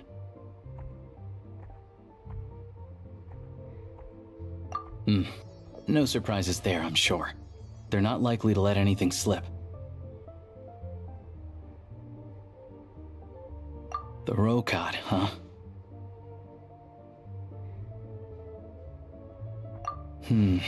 Let me think. Members of the Rokad keep their true identities hidden, but I think there might be someone I can introduce you to. Leave it with me.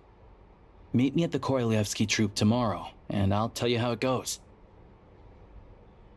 Would anyone like a drink? I'm gonna head to the bar. Paimon will have... maybe some hot milk? Yeah. Paimon's in the mood for something warm. Enough with the secret chat, you two. Let's catch up properly in a minute. Paimon wants to know everything that's happened today. It'll be kind of like tabletop troop. No reason why listening to a story can't be an adventure.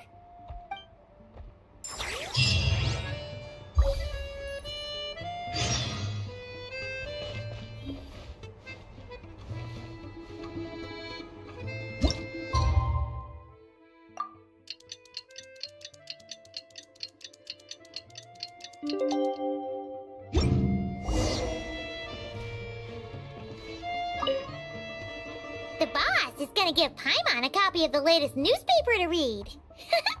That should keep Paimon entertained.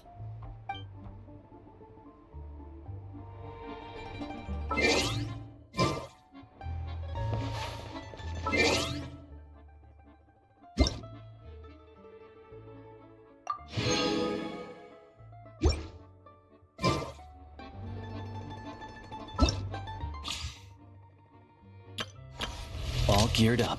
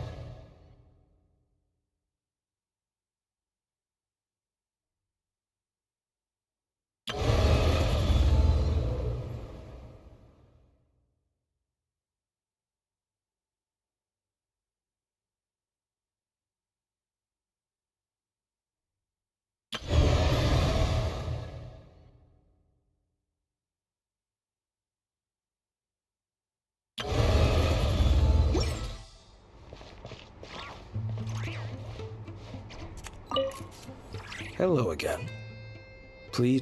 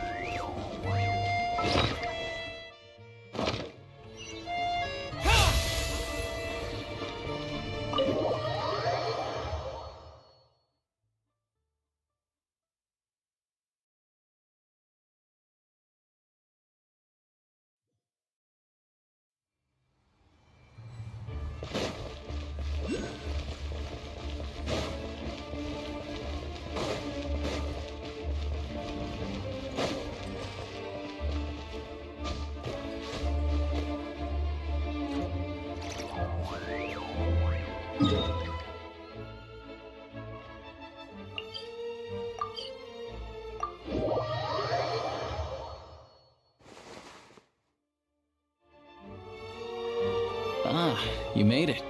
I've got some tickets, and I managed to set something up with the Rokot. It'll have to wait until after the show, though. Happy to stay and watch? I doubt you've seen the Korolyevsky troupe on stage before. Pleasure. Here, this is the way in.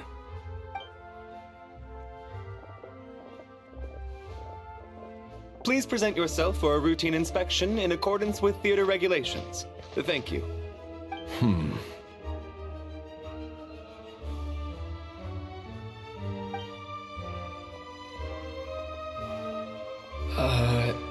Is that guy with the Fatui? Looks like he's waiting for something. Okay, all done. Thank you for your cooperation. Please proceed through to the theater.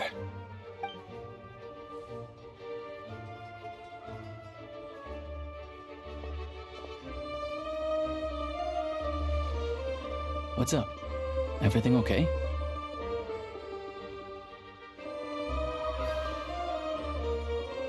Snezhnaya's business and political leaders are always passing through here, so it makes sense that security's tight. Still, it's a little unusual to see the Fatui's Armory Palace guard here. You saw him, right? The guy right at the back. Strong, silent type. His name's Valeri. He's part of the Special Assignments Battalion, but I only ever see him here for one thing: to look for a guy named Mitya. Supposedly a researcher, though he never seems to put much time in at the office. The theater is one of his favorite places to hang out when he's playing hooky from work. But that's not for us to worry about. Let's go. The show's about to start.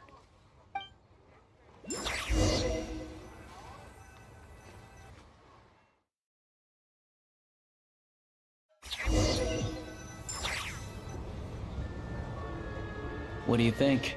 Pretty impressive, huh?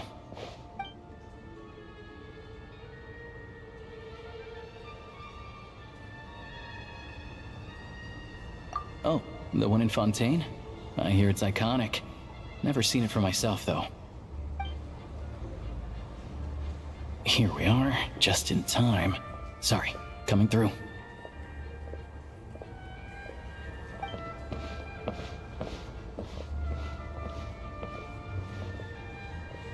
Ugh.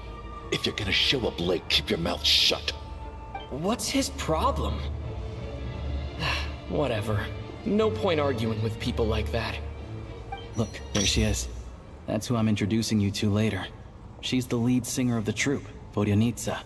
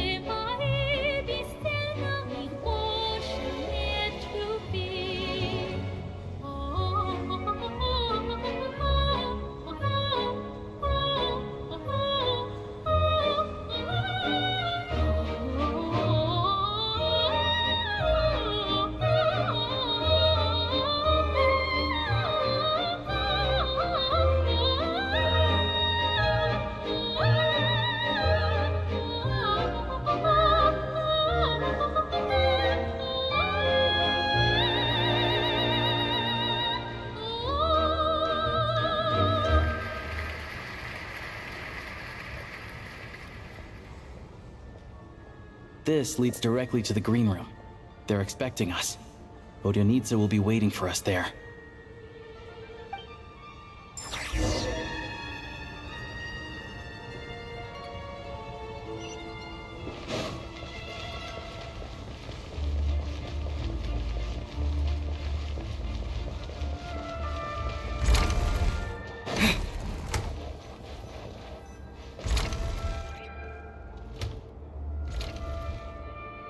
Hey there.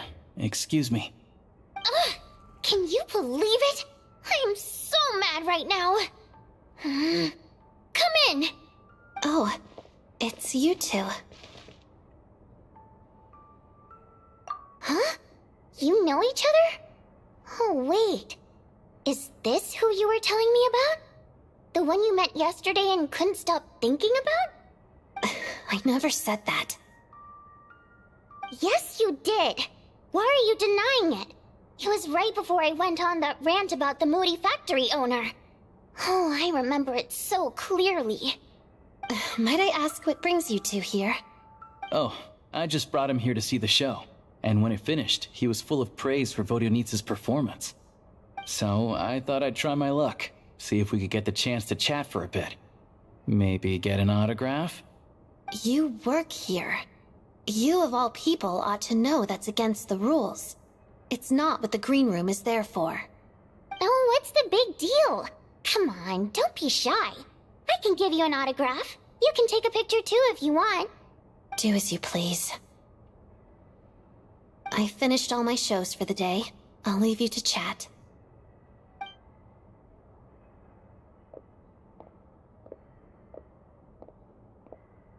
I wasn't making that stuff up, you know. Odette's just too proud to admit it. She thinks very highly of you, and so do I. You did the right thing in Svietloladovka. We're good. Odette's out of earshot. I'll lock the door. Confidentiality, of course. The Rokat is very strict on that. Whoa, Alosha! Not out loud! Not with an outsider here! Relax, I've taken care of it. Look at this. The President's reply sent this morning. Wait, so he's been approved to join?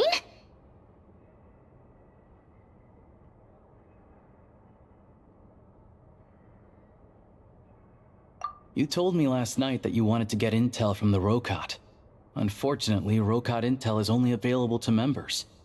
But ever since you set foot in Snezhnaya, we've been working together. I've seen the way you work, your character, and your motives. Everything about you is perfectly in alignment with what we're trying to achieve in the Rokat. So I figured I might as well cut to the chase. I wrote a letter to the President explaining your situation, including just the right amount of detail. His approval came very quickly. Of course, it's still your decision whether you want to join or not. We'll respect your choice.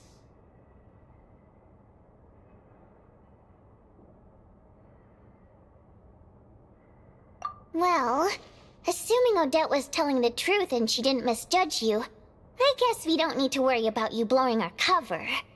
Still, you gave me a real fright. I didn't know that's why you came looking for me. So, that stuff you said about admiring my performance, was that just because Odette was here? Did you actually mean it? Now you're talking. That's what I like to hear. Anyway, let me give you a quick rundown of how things work. Like I said, the Rokat is a covert organization, and we hide our identities. Members typically don't meet in person or even know each other's identities. This helps us maintain a high level of independence and secrecy. Because of this, members are basically free to decide their methods without constraints, so long as the outcome of any activity doesn't violate the organization's principles. After all, we don't have any ostensible contact with each other. This way, if anything goes wrong, no one else will be implicated. Beyond the freedom to choose how you operate, it's also your choice whether to act at all. We have plenty of members who have yet to take any action.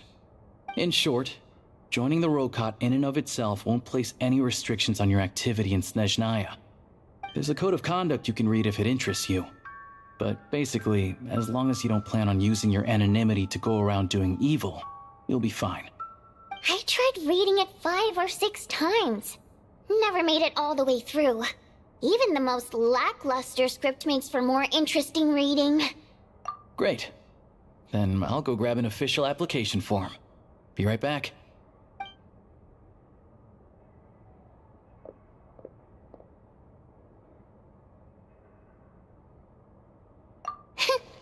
Well, Alosha has this pet dog, you see. His name's Tagarin, and this one time, Alosha brought him backstage. Tagarin took quite a liking to me, so I played with him for a little bit and fed him some treats. Then, the Rokot was out on a mission one day, and even though we were all in disguise, Tagarin recognized me right away. Just a coincidence, really.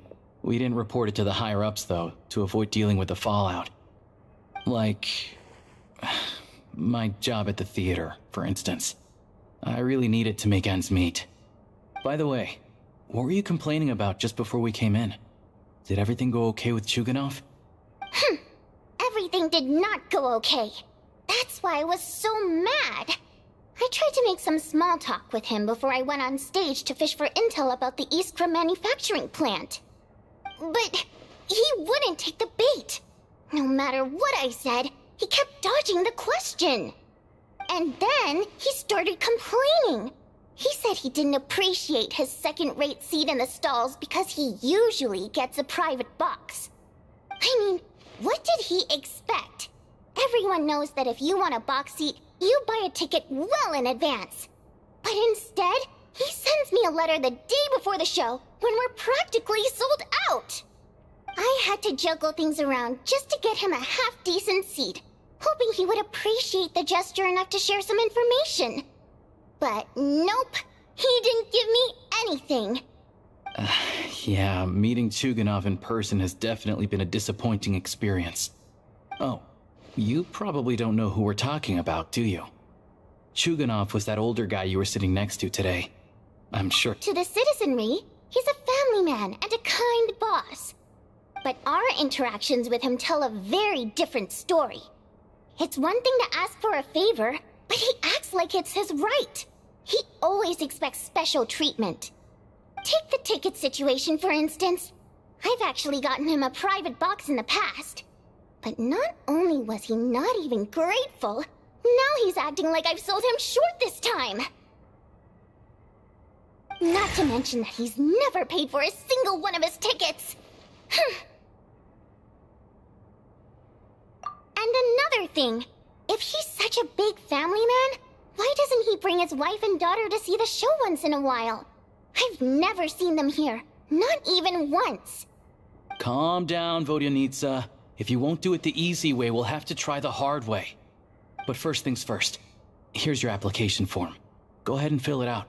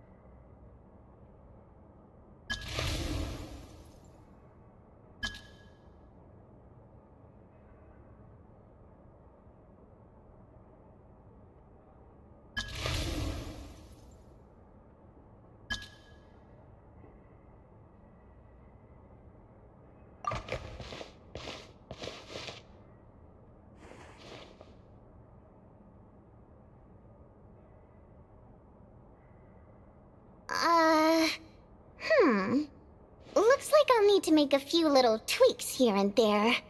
But other than that, you're good to go. We'll hold on to this for you. Alright. Now that we're officially Rokot comrades, I can tell you. Chuganov is the target of our current operation. Recently, We've done some recon work at the Iskra manufacturing plant, which pretty much confirmed that their energy consumption is way beyond the legal limit. All we need now is some direct evidence to present to the Vetcha, so we can demand that they shut the plant down. That way, the Kresnik Crystal can be allocated to where it's needed most. I was hoping he might let slip during one of our chats, but he's too tight-lipped. We'll have to find another way. I'm meeting another regular theater goer tonight, Mitya. But Valeri's here too, and he's probably looking for Mitya, so he may end up being a no-show. Don't you worry. He must know how to dodge Valeri, or he wouldn't be showing up on time for every performance. Mitya is a renowned energy expert. Although we can't get any direct evidence of the excessive energy consumption at the plant, we can accidentally let the information slip to him. The authorities should take someone like him seriously.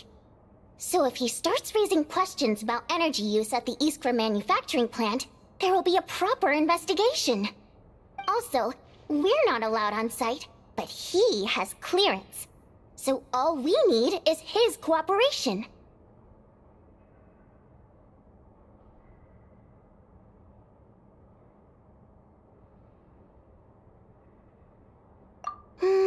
Yeah, so that's the other thing we're trying to figure out. Though I think we're far less likely to make any progress on that front. Still, I hear that Mitya is a bit of a chatterbox. So, who knows? Maybe if we catch him in the right mood, he'll let something slip. What do you think? Sound like something worth your time? Okay, in that case, you guys find a seat somewhere nearby. Pretend you're a couple of buddies there to eat, and keep your ears peeled for useful information. He's a huge fan, so I doubt he'll have his guard up around me. But you two need to be convincing. If he suspects anything at all, he might stop talking. Sure. Don't worry. We'll make a believable pair of buddies.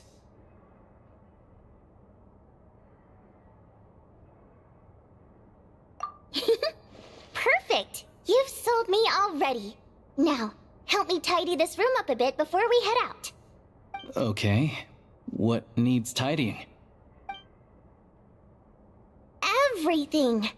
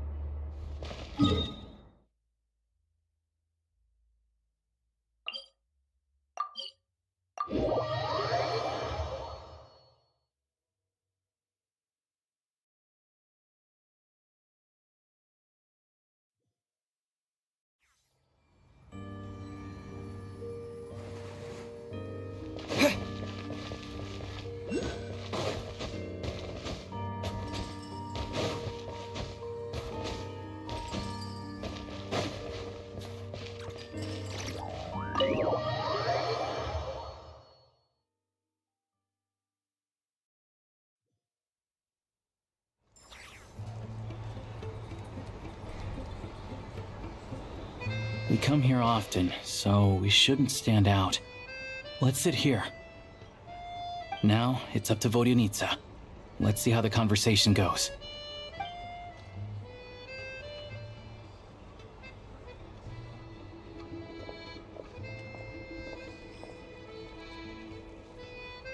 Mr. Mitya! Over here! Over here! Oh, sorry. I got a little held up on my way here. Now we have even less time than we planned.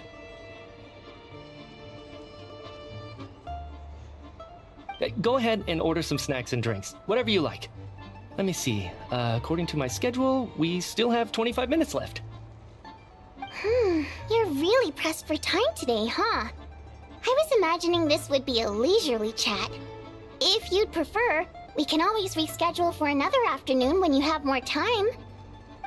No need. Getting to meet the lead singer is a very precious opportunity for me. I'm not about to pass it up. I've already had to decline your invitation several times because our schedules rarely align. If I don't grab this chance while it's here, who knows when the next one will come around? Well, it's very kind of you to make time just for me.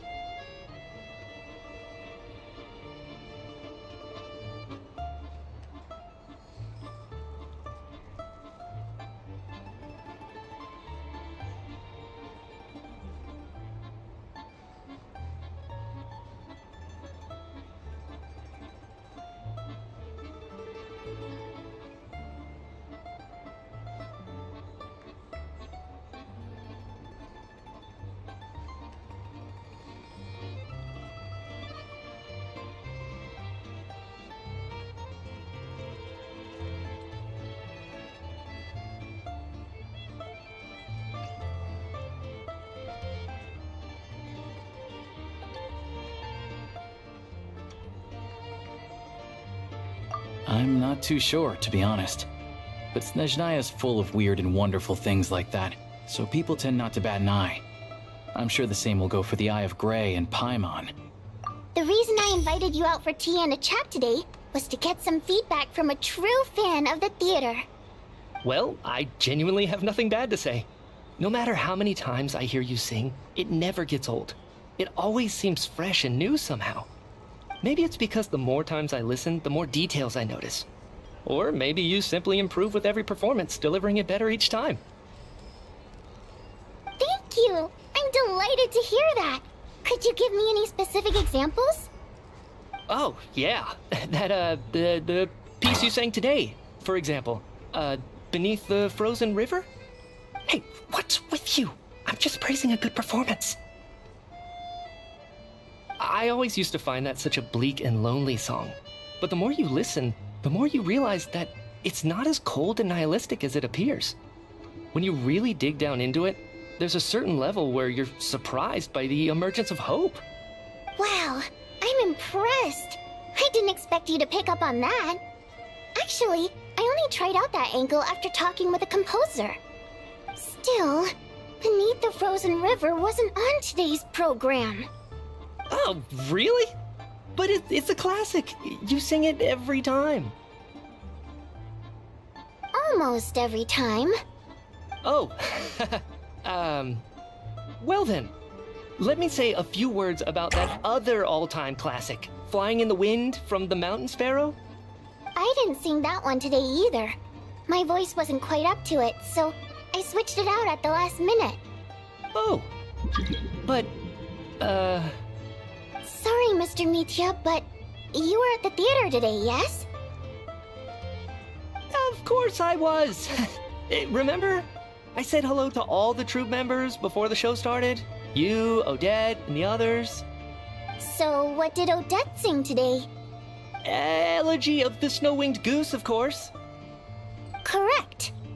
I see. I see. You find my singing boring, don't you? That's why you don't remember a single song. Looks like I'll need to cut a few from the program next time. No, that's not it. I swear. All right. I'll be straight with you. I'm sorry. My mind was wandering as you took the stage today. I enjoy watching your shows because the exquisite performances stimulate the mind. It always sparks some inspiration for my research. So, whenever I get stuck at work, I come to the theater for a change of pace. Odette's dance during the elegy of the snow-winged goose today was simply incredible. It got me wondering what she's been going through recently. That look of sheer defiance in the face of utter tragedy? It was so inspiring. I started scribbling in my notebook right away. Not that I made a ton of progress in the grand scheme of things, but I still think it was productive. By the time I snapped out of it, the entire show had finished. So what you're saying is, you didn't listen to my singing at all? Unfortunately not. I'm sorry, I don't know which is more disrespectful. The fact that I don't always come for the show itself, or the fact that I missed your performance. Seems like things are getting a little awkward.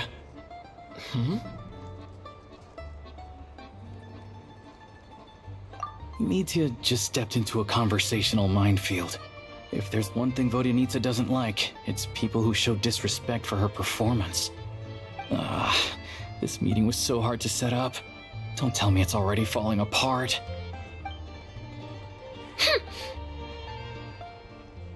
It's fine. I suppose this is affirming in its own way. At least, it shows that our performance really touches people's hearts, right? Don't let it bother you. It certainly doesn't bother me. She's showing a lot of restraint. Well, I'll be sure to let Odette know how much you adored her performance. Please don't say that. I always love your performances too. It's just that inspiration struck at the wrong time today. I'm usually all ears. I know, I can tell. That's why I value your opinion. I'm sure some people can't stand it when others praise their coworkers right to their face, but not me. No, sir. Fair enough. I still feel kinda bad, though. But you know what I really can't stand? People who only show up to the theater to pretend that they're cultured. Makes me sick to my stomach. Oh, yeah, 100%. There are too many of those people around. By the time they're walking out the door, they've forgotten all about the show. What's wrong? You look furious. I don't know if you've heard about the boss of the Eastborough manufacturing plant. He isn't even a theater investor, but he always demands the same privileges as actual investors. Box tickets only, premium drinks, even the right to request specific songs. Well played, Vodyanitsa. Seems like she's harnessing her rage to steer the conversation back on track. Now that you mention it, I've interacted with that guy before. I gotta say, everyone holds him up as an example of a benevolent businessman, but I don't know. I don't see it. Yeah, he couldn't care less about what's happening on stage. He's just there to flaunt his social status. I hate that I have to prepare programs for guys like that. What's the big deal with that factory he runs anyway? I asked around a bit and heard some pretty shocking stories. Sounds like he's just another greedy capitalist. Oh, really? Yep, the things people are saying are pretty damning. Low wages, insanely long working hours, equipment running around the clock. And as if that's not bad enough, he also strictly forbids his employees from giving any kind of interview. Project Stuja has now been extended so many times, we're at the point where crystal rations for the common folk are barely enough to survive on. Yet he even wants to get his greedy hands on them just to boost his own profits. If the rumors are true, he's in serious violation of the law. Interesting. So you've heard about it too? What? So it's really true? Who knows? I've only heard the same rumors you have. But there's no smoke without fire. The Rooster's been coming down on us hard lately, demanding that we track and trace every single batch of Crystal. My coworkers in the Department of Energy have been tearing their hair out over it. The Rooster? I didn't realize he cared that much. Yeah. Even though there are no restrictions on Crystal trading, the poor will wind up freezing to death if we let the rich buy as much as they want. That's clearly unfair. Looks like we'll need to arrange an investigation into the Iskra manufacturing plant as soon as possible. I never knew you kept up with current affairs beyond the theater, Miss Vodyanica. You really have a heart for the common person. Most Fae in your position have long been indifferent to the plight of humans. Well, those of us who choose to live in human cities are naturally going to pay attention to any significant upheaval. Isn't the Rooster a Fae himself? I'm just surprised to learn that even someone with as much experience as him is getting so stressed out over Project Snezhnaya. What is the end goal of this project anyway? This is it. We're finally going there. I'm sure Mitya can sense on some level that she's fishing for information. But since their conversation is so relaxed, he might just let something slip. It's stressing me out too. If I'd only made better progress with my research, things wouldn't have dragged on this long. Oh, so your work is related to Project Snezhnaya? That's right. The Armory Palace needs a brand new energy source. Not the power of the Light Realm and not elemental energy. Right now, the only thing that meets the requirements is the power contained within stellar linchpins. But harnessing that power is costly. Each step of the process requires enormous amounts of Kresnik crystal, from extraction to quantification to attempts at conversion. Progress has been painfully slow, and the team is getting burned out as time goes by. Sometimes, I see people staring into space as if in a trance. Could it be that this new energy source has side effects? No, it doesn't affect us, because the energy is used for...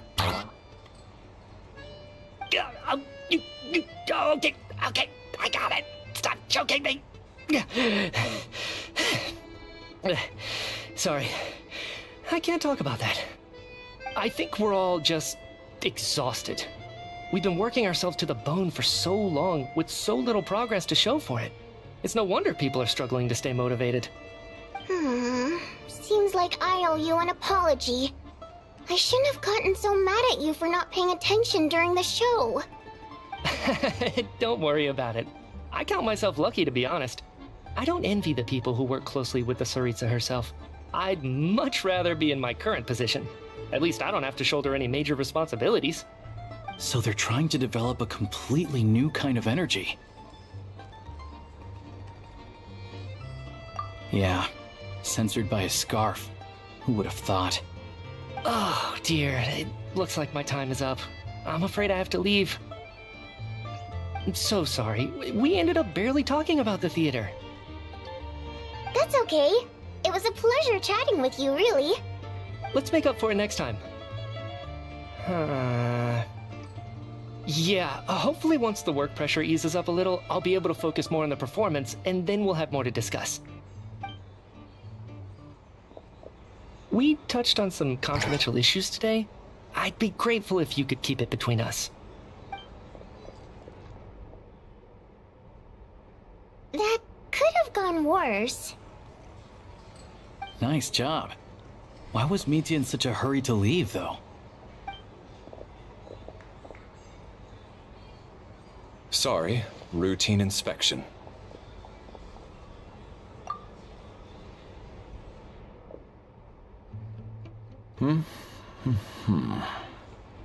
Okay, let's go.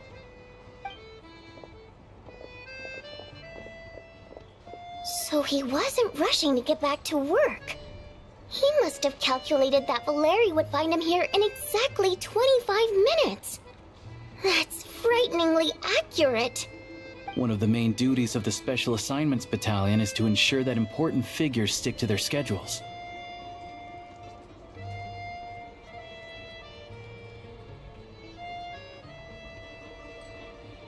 All right, time for us to get going too. Excuse me, check please. We'll settle our check too, then. Oh, hello there. Mr. Mitya paid the check before leaving. He also asked me to pass on a message. He said it was an honor to share his tea break with Miss Vodyanica and her two friends. Wait. So he knew we were here all along? This raises a lot of questions. Did he deliberately mention the new energy source so that we'd overhear it? Maybe his work isn't confidential after all. Maybe the key here is the purpose of this new energy. I guess that's the next thing to look into.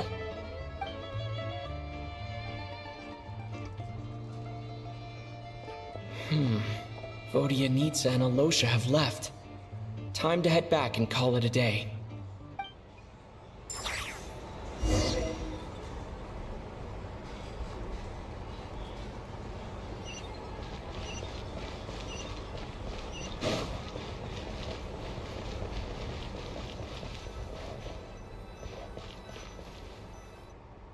You're back! You're pretty early today.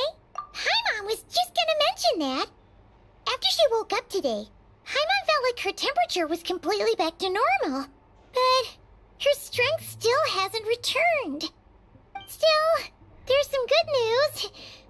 Paimon thinks she might have figured out the source of the problem. It's like there's some kind of mysterious power affecting Paimon.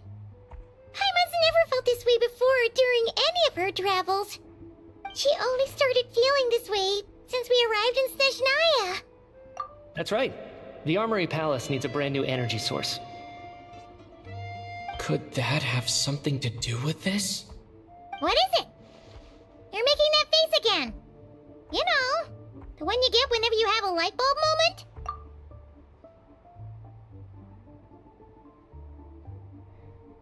So, they're trying to develop a new energy source here? And you think that might be why Paimon's feeling unwell? Well, Miji denied that the energy they're researching has any side effects. Although, he did say that people working on the project have been having issues with their concentration and short-term memory. But even so, those are completely different symptoms from Paimon's. It's pretty faint, so it's kind of hard to tell. But if anything, it seems like it's coming from roughly the same direction as the Armory Palace. Sure, Paimon's with you there. But how, though? The Rokat only has a limited amount of intel. Oh, great point! They argue about Project Stusha every day. If we could sit in on one of their sessions, we might pick up some new leads. Good idea! Oh yeah, while you were out, Paimon tried all the yummiest looking desserts in the Potvoria restaurant. This one seemed right up your alley. So, Paimon saved some for you. Come try it once you finish writing your letter.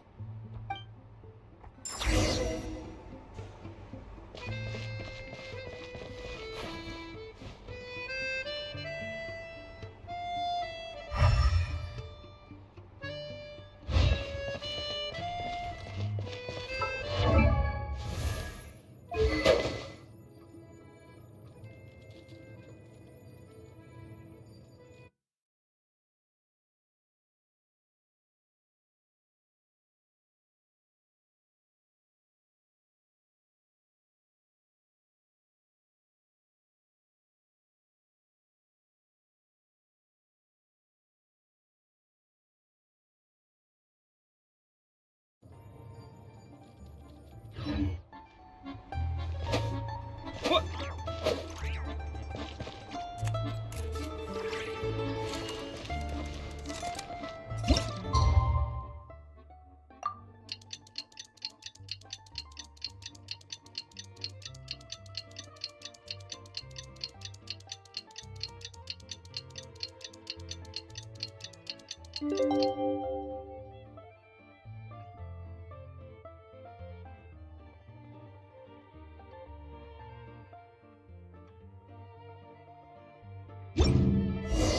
Alosha replied.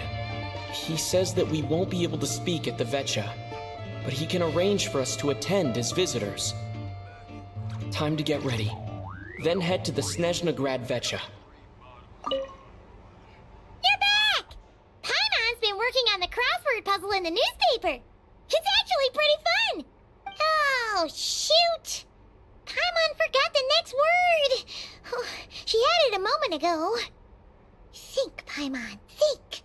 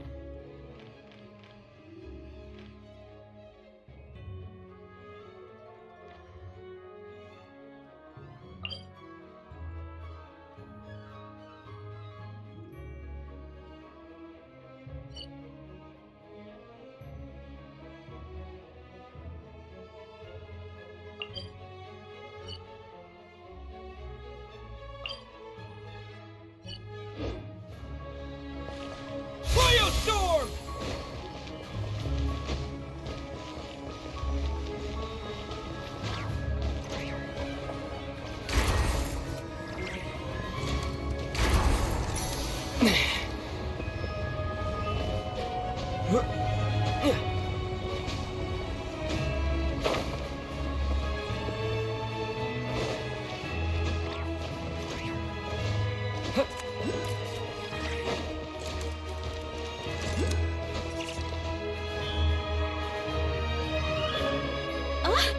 Vodyanitsa, prima donna of the Korolievsky troupe.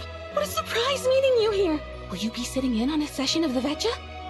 Sorry, I'm not taking interviews today. Oh good, you're here. The session's about to begin. Let's get inside. Please wait, Miss Vodyanitsa. Could you introduce me to your new friend?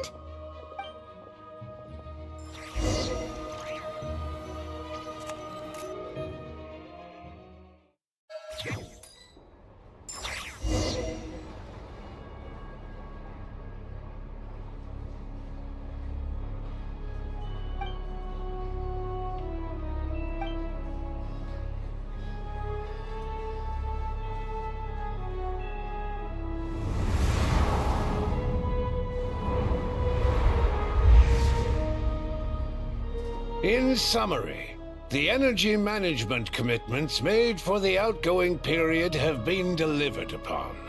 Furthermore, both the production and consumption of Kresnik Crystal show clear signs of stabilizing. The relevant agencies have assessed the present circumstances and determined that the status quo can be sustained until the next period. For detailed statistics, I would refer you to the industry reports that have been distributed to all persons present. It should also be noted that while the recent blizzards have led to a significant increase in people's energy expenses, this is strictly a short-term phenomenon associated with a remotely located monster. Her Majesty the Tsaritsa is giving her full attention to this matter. We should have every confidence that it will be dealt with swiftly and conclusively. A financial report on disaster relief is also present in this report, courtesy of Pantalone. They cover the same old ground every single time. The rooster never seems to mind, but everyone else is getting tired of it. There's a general lack of trust. People aren't seeing any tangible benefits that affect them directly. Of course, none of that will be reflected in any of the reports on the table. Yeah, if it weren't for these hard copy documents, I could have at least made something up.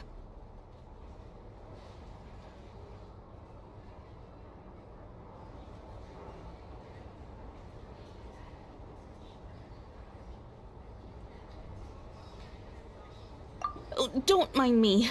I'm just out here trying to hit my interview quotas. Bring out the Kvass. Ever read it? Best-selling newspaper in town.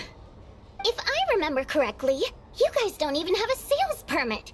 You have to sell from stalls on the street. Okay then, best-selling street stall newspaper in town. Still counts.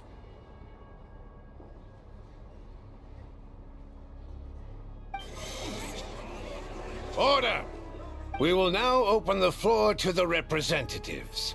If there are no further substantive issues to discuss, we will then proceed to a vote on this motion. Snezhnaya has a long tradition of treating members of the Fatui armed forces and their dependents favorably. But recent surveys shows that Fatui families in remote areas have access to 15% less crystal than the average civilian family in Snezhnograd. It's been said many times before, but it bears repeating now. There needs to be a clear and consistent rationale behind how crystal is allocated, or we will soon face immense public backlash. Perhaps you wouldn't need to keep repeating yourself if you would hear me out for once. I say again, true consistency exists only in principle. In the real world, fairness is relative. You appear to treat resource allocation as a simple function of production and population. So what about when the equipment used in production breaks down? Have you factored that into your equation? And do you even know how long it's been since Snezhnaya last conducted a census? If I knew the answers to questions like that, I'm sure I'd be a very wealthy man. And I doubt I'd be going by child. I'd like to bring the focus back to the specific issue I raised. Or do you wish to deny that favorable treatment for Fatui dependents is our long-standing policy? It's easy to be a critic when there's no accountability. That seems to be a running theme in the anti-Project Stuja cohort. Defeat the ringleader and all other problems will magically resolve themselves. That's what they seem to think. But in case you aren't aware, not one jot in my report would change whether Project Stuja continues or not. So you have no intention whatsoever of finding a solution to this problem? On the contrary, I'm the only one here who ever brings solutions. Child opened by speaking up for the armed forces. Regrator struck back with style and a war of words ensued.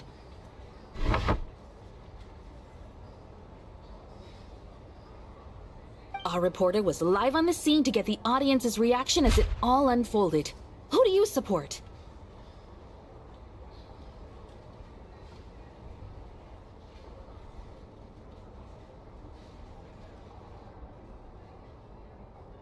The people have spoken! Regrator delivered a deft rebuttal to Child, as we've seen so many times before. But how could Child take this lying down? Now you see why they don't have a sales permit. However this reporter wants to spin things, I haven't forgotten that Tartaglia was representing the Northland Bank when we first met in Liyue. So surely, their relationship can't always have been this strained. You two are getting off topic. Let's focus on what the data is saying. Mr. Pantalone, may I speak on your behalf? Oh, please do. I'm more than happy to save my breath. Crystal distribution policy undergoes modifications with each new period. The ultimate goal being to find the most reasonable method of allocation, which I believe is what Mr. Tartaglia also seeks. But I fear many may have been misled on this topic by extremist activists. To clarify, Project Stuja is not the root cause of the problem. It is merely a framework for resource distribution. The most recent reports all point to Snezhnaya's resilience and adaptability during this period of fine-tuning, and give clear indications that a distribution framework is improving with each iteration. To make drastic adjustments without first considering the risks would likely do more harm than good. It would be a waste of the hard-won experience we've gained to date. Renowned scholar of finance, Arapov spoke up to clarify the fiscal logic, clearly alluding to social organizations like the Rokot in his words. With the notorious Lelek still active to this day, should the Rokot be held responsible? No, there is someone else to blame. She's just rephrasing what Mr. Pantalone said. The Rokot are the critics he accuses of taking no responsibility for their actions. As for Lilik, you won't have heard of him yet. He's currently the most famous member of the Rokot. Well, more like infamous. Ending Project Stuja has become an obsession for him. Unlike the more decent ones among us, he believes that votes in the Vetcha are all that matter. So whether it's threats, coercion, or bribery, he'll use whatever means necessary to get people to change their vote. And since we're already on the subject, what do you think of Lelek's methods? Are you for or against? Despite a handful of detractors among the audience, the people overwhelmingly support Lelek. We stand with Lelek! At least someone here wants to take this discussion seriously. I've been considering that issue myself. What you really need is more precise regional data, right? I think it would be easiest to let the Fatui handle it, since they're already in charge of Crystal shipments anyway. We may as well get them to collect some data while they're at it. Whatever you need, you can ask the Fatui to look into it for you. In terms of supervision, I think the Druzhna would be a good fit. I had hoped to discuss this with Miss Vesna, but sadly, she's not present. I will be happy to take a note of your suggestions and present them to Commander Vesna for a decision upon her return. The Commander has always taken a keen interest in Project Stuja. However, given the Druzhna's demanding workload, I'm afraid it may prove difficult for them to provide any practical support. Let us refrain from jumping to conclusions until a concrete and actionable plan is in place. My apologies, Lord Rooster. There are numerous issues to address here, including manpower, time sensitivity, and reporting lines. Nevertheless, I support drafting a proposal. Follow the usual procedure, and it can be raised as a new motion for all parties to evaluate at the appropriate time. In that case, I'd like to share one thought before the proposal is drafted. The issue of time sensitivity was raised just now, which I presume relates to the official reports. In fact, the Energy Commission already collects regular statistics on each urban center and its surrounding area. Would these be of any use? That's a good idea. I read every issue of Svietlo Lydovka's report, and although my focus is mostly on the section about equipment operation, the energy consumption statistics also yield a lot of insights. Be that as it may, does no one see an issue with using local data to determine crystal quotas?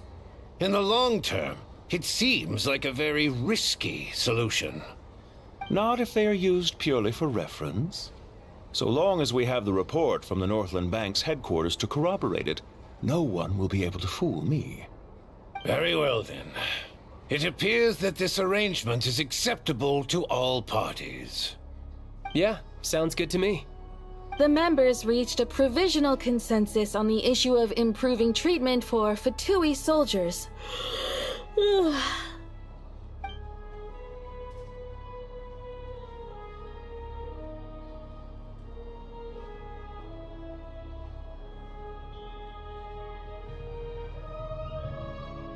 Today, the prima donna of the Korailievsky troupe attended a session of the Snezhnaya in the company of a dashing young man.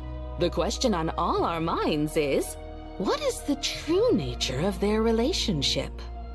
Write anything like that again, and I'm revoking your permission to interview the troupe. Got it?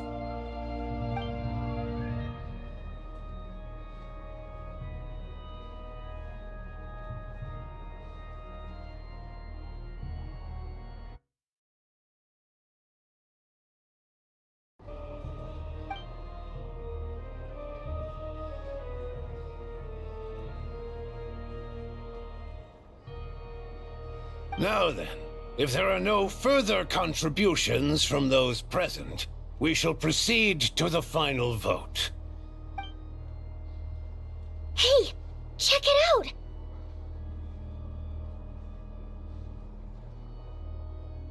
What made him vote against? Why now?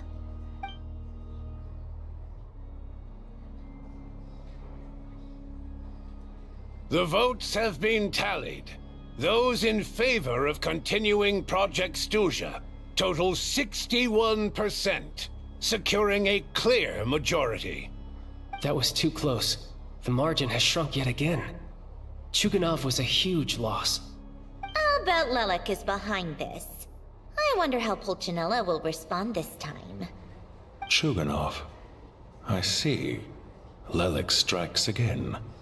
Yes, go, Lelek.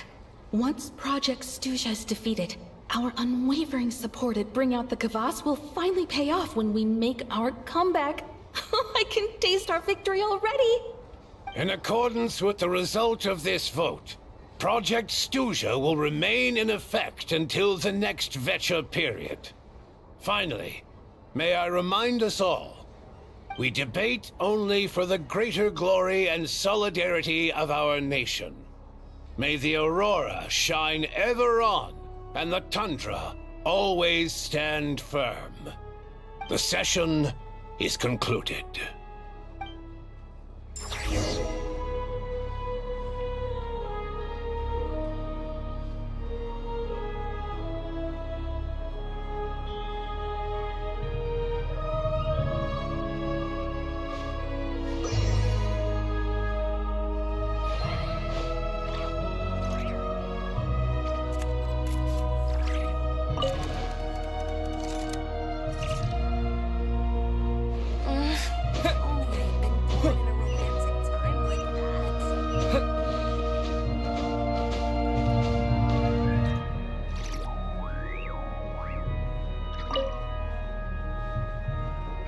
have to say, I really wasn't expecting Chulkanov to vote against Project Stusha.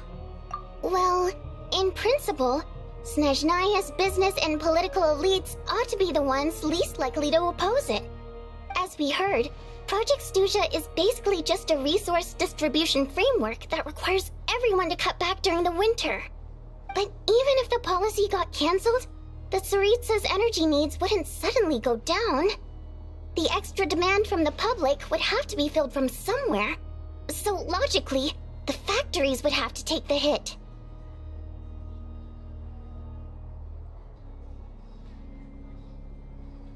I got a letter from Mr. Mitya just before today's session. He said he's confirmed that there are issues around overtime and excessive energy consumption at the Iskra manufacturing plant. In a situation like this, once the Rooster receives the report, he'll order the factory to halt production and submit to an investigation before issuing a penalty. But that's a week-long process, and thus didn't make it onto the Vetcha agenda this time. I don't think he suspects anything so far. Exactly. And as you know, he's a very selfish person. I was originally gonna try and flip him after he received notice of the official sanctions. My plan was to convince him that the whole thing was completely unfair. Rather than just sit back and take the hit while his factory stopped production, he'd be better off voting to end Project Stusha. At least that way, no one else would be able to make any money either, because all the factories would suddenly have more limited energy to work with. But now, he's already voted against it, which means someone must have used more forceful means to change his vote, just like with everyone else who flipped. Yeah, no one knows why Lilac is so obsessed with ending Project Stusha, but by the looks of it, he's inching closer and closer to success. Lilac must have strong motivations, given how he'll stop at nothing to achieve his goal. Maybe he knows the full truth of Project Stusha. Maybe my next step should be to focus on him. All right. What are your plans for the rest of the day? Shall we head out? Hey, comrade. I noticed you were here during the debate. I didn't take you for a political enthusiast. Greetings, Harbingers. I just happened to have some free time today, and my new friend here thought it might be fun to check out the Vetcha. Ah, Odette must have introduced you. Looks like you two are getting along pretty well. I'll leave you to catch up. I should head back to the troop. Sure. Break a leg and all that.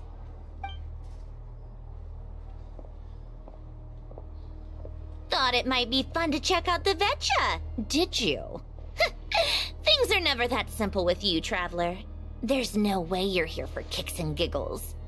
Tell me I'm wrong.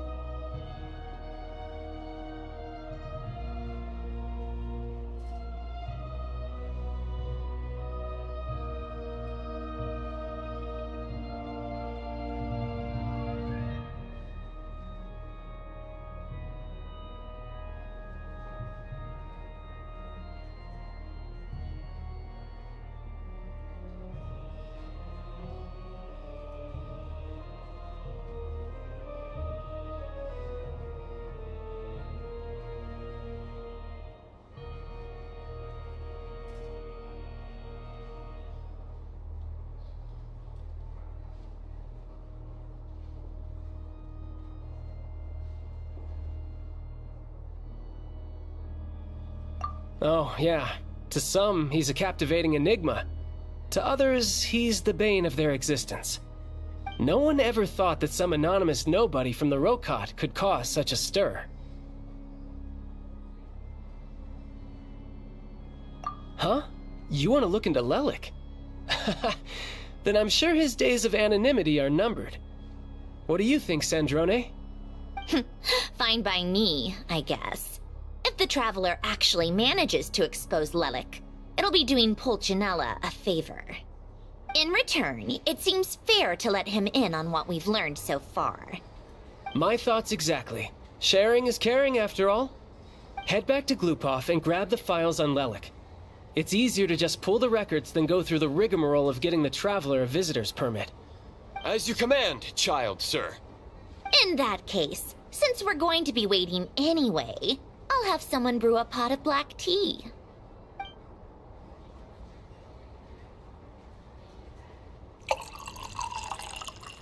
One common thread among the many incidents Lelik has been involved in is that the victims are all too scared to share any real information about him. Clearly, he must have threatened them in some way. His modus operandi is to silently infiltrate the scene and leave a threatening letter behind. But neither the letters nor the crime scenes ever yield any clues to his identity. So all these files have to offer are short statements by the people affected. They don't give us a lot to go on. If nothing else, it shows we're dealing with a trained professional who's versed in counter-surveillance. Yes, and to that point, he often strikes in highly secure locations. The victims are high-ranking and influential people who take their personal security very seriously. Somehow, Lelik slips right into their rooms without making a sound. There's never any eyewitnesses, nor the slightest trace of a break-in. If he can get in and out undetected, it means he can strike without warning. Not that that's ever happened so far, but the thought is enough to scare these people sleepless. It's hard to believe that a human being could pull this off flawlessly every time, so they switched the focus of the investigation to Faye. Unfortunately, no one's found anything yet.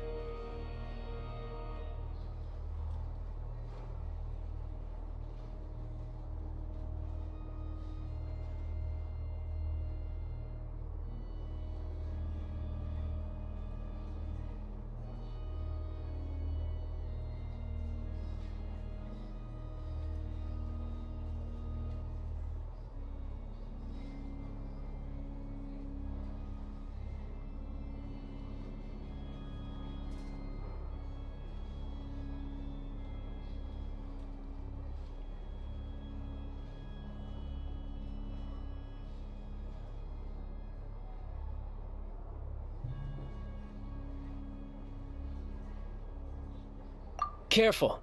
Don't underestimate me. Although, truth be told, I'd probably find it hard not to blow my cover. Direct confrontation is more my style. We haven't ruled out the possibility of Lelik being human. It's just, there can only be a handful of people in all of Teyvat who'd fit the profile. They, on the other hand, plenty would have the ability, but few would have the motive.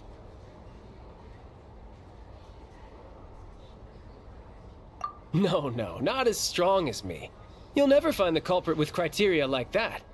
Let's go with a little weaker than me. Oh, you hit me right where it hurts. I'll admit, he's strong and meticulous. But can we at least limit this to candidates who have something to do with Snezhnaya? He's just trying to find a reference point. Stop getting fixated on who's stronger than who. But that's the most important thing. In my opinion, anyway.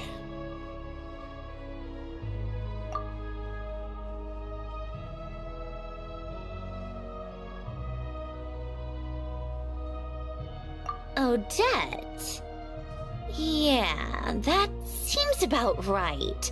Her skills are solid, and she's always calm under pressure. Except she's Fatui, so the likelihood of her working against us is pretty low. But yeah, much more accurate than your previous example, at least. No, wait a moment. Maybe we should interrogate that assumption. What do you mean? Which assumption? Her Fatui identity doesn't necessarily exonerate her. And when you think about it, the Rokot would be precisely what she needs to conceal her identity. Plus, she wouldn't need to be such a pro at covering her tracks. She'd already know where the Fatui will be and when, so she could choose the perfect time to act. Oh, yikes. I was just thinking out loud. Why is this starting to sound like such a convincing theory? Still, what reason could Odette possibly have for trying to call off Project Stuzha? Arlecchino would be the best person to ask. She knows Odette best. Unfortunately, she isn't back yet. Rosaline used to open up to her in private about her struggles with Odette. As I'm sure you can imagine, Arlecchino is quite a lot better with children than Rosaline was. She gave her some tips on how to handle the situation, and Rosaline managed to reach a settlement with Odette before leaving. So I suppose there were at least no lifelong regrets left behind. Beyond that, I don't know the details about that side of things. But I do know that Odette definitely has a motive to hold a grudge against Project Stuzha. The reason being, her father passed away during the early stages of the project. That was back before it had been named Project Stuzha, when things were still being worked out. But in essence, it's remained the same ever since. Huh. The more you know. Rosaline was always so self-centered. I never understood why she started paying so much attention to Odette.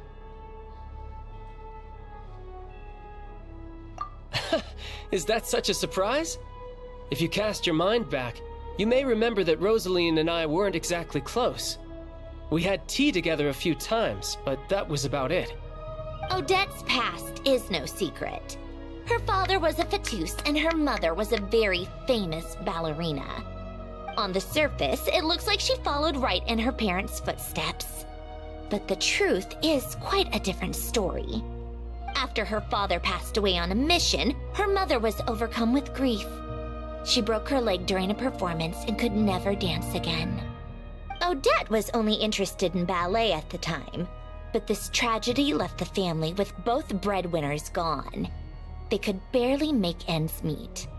Per Capitano's policy, family members of Fatui who died in the line of duty had to be appropriately accommodated and provided with adequate assistance. So, regardless of how Rosaline may have felt about it, it fell to her to resolve the issue of Odette's family's livelihood. In the end, the solution they agreed upon was to have Odette join the Fatui. Right, because the alternative would have been a one-off compensation payment, I guess. In that sense, joining up was definitely the better option. Still, she must have had mixed feelings about it, right? If she doesn't even like the Fatui. It's just a theory, a possibility. But as a motive for Odette to become Lelik, it holds up. That said, I have no idea where Odette's head is at right now, or what her conflict with Rosaline was about. Plenty of people were on bad terms with Rosaline. I have no intention of trying to figure it all out.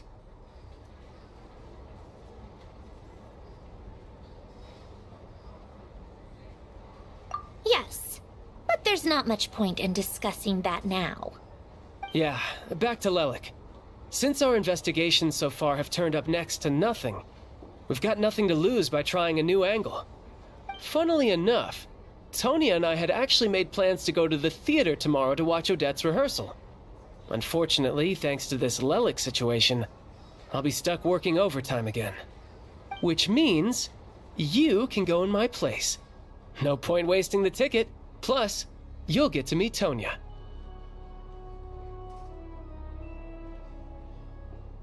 Spirit Seeker. Quite the classic ballet. It was passed down through Odette's mother's family for generations, though it hasn't been performed in years. But Odette's been practicing it diligently, and it's finally ready for a return to the stage. Excitement is through the roof. Tickets for the official performance sold out long ago. Tonya's excited for it too. She's desperate to see it no matter what. Personally, it's not really my kind of thing, but since she's my little sister, I had to figure something out. I've actually seen it several times before. The story's pretty straightforward. The lead character follows a trail of clues left behind by a spirit gradually recovering her memories along the way. It's a tale of love and regret. So not exactly reinventing the wheel, at least by today's standards. But when that classic melody kicks in and the lead character begins to dance, it always gets me. It really is beautiful. Not an easy dance to do justice to, though. I know it's always been Odette's dream to perform this piece, but I'm not sure she's really ready. In that case, I think that even if she is Lelik, we should wait until her performance is over before we respond. I'll let you take it from here, comrade.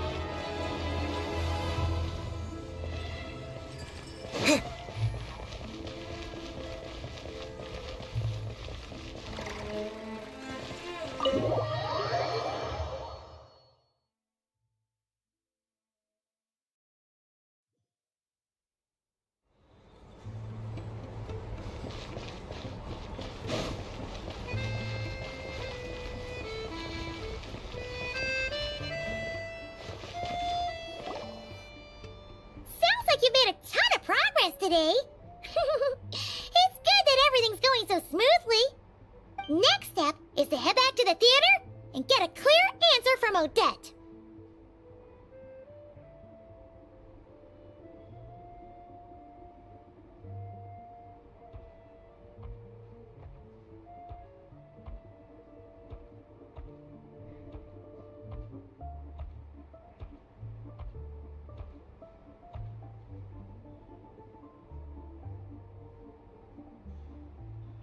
Either way, Paimon doesn't get the sense that she's a bad person. Sure, she might have done some pretty extreme things, but Paimon bet she has her reasons. Maybe this is going too far, but like, with everything she's managed to do so far, wouldn't it make more sense in theory to be even more, heavy-handed? Why leave a letter when she could, well, we know there are plenty of other ways to keep people in line, right? The point is, she could have gone further, but she didn't. So, if it is her, she's got some principles at least.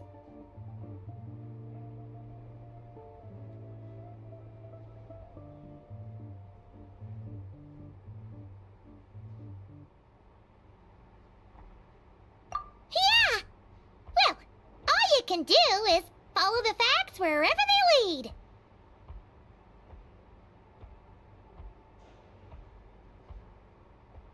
No change, really. But that thing Paimon told you about yesterday? Paimon feels like she can sense it more clearly now. Hearing you talk about your day makes Paimon itch for an adventure. If only she could be there with you so we could experience it all together. Yeah, I wish you could be there too. I'm not used to adventuring alone. But don't worry, we'll get to the bottom of this. Guess it's just one of those things. Never mind. Paimon will behave herself and keep resting.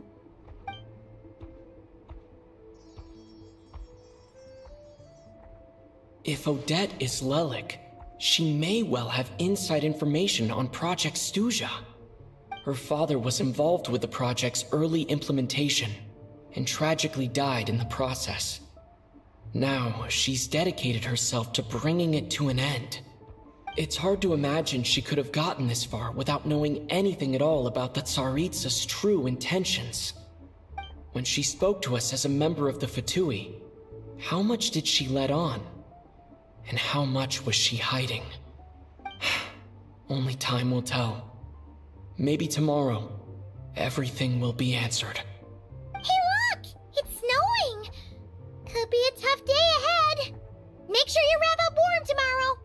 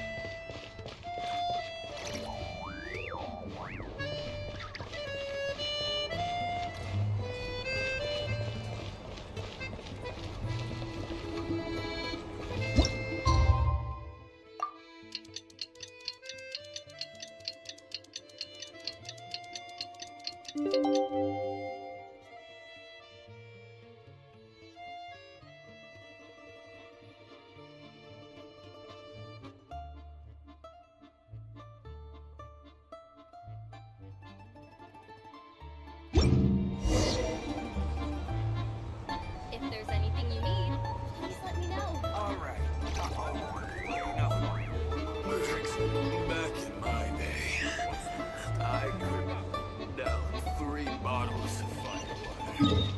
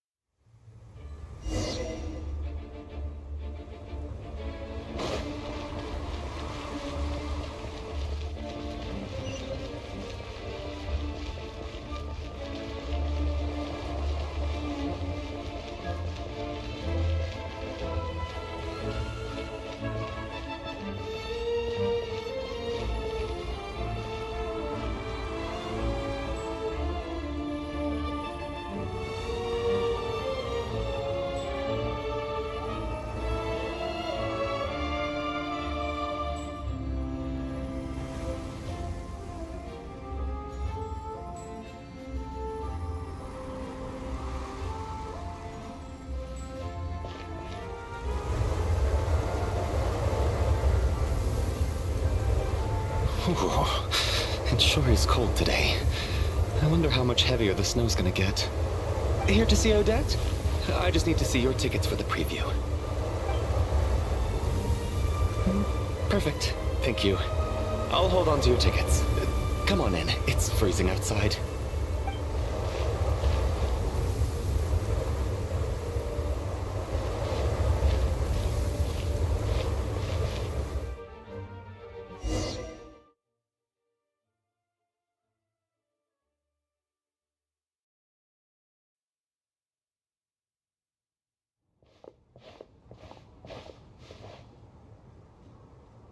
I think I'll leave the Lelic question until after the show's over.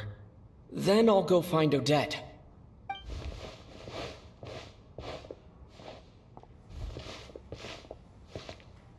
Child said he was originally going to come with Tonya. So I'm guessing Tonya's already here somewhere. Is there anyone here who looks like a Tonya? Let's see. It's a small audience. Makes sense for a preview. But wait, I do see some familiar faces. Mr. Chuganov's back again by the looks of it. Oh, and is that Mitya? And that Fatui officer, Valeri. Guess he must be playing cat and mouse with Mitya again. Oh no, it looks like the show's starting and I still haven't found Tonya. Never mind. I'll just have to take a seat for now and see if I can catch her afterwards.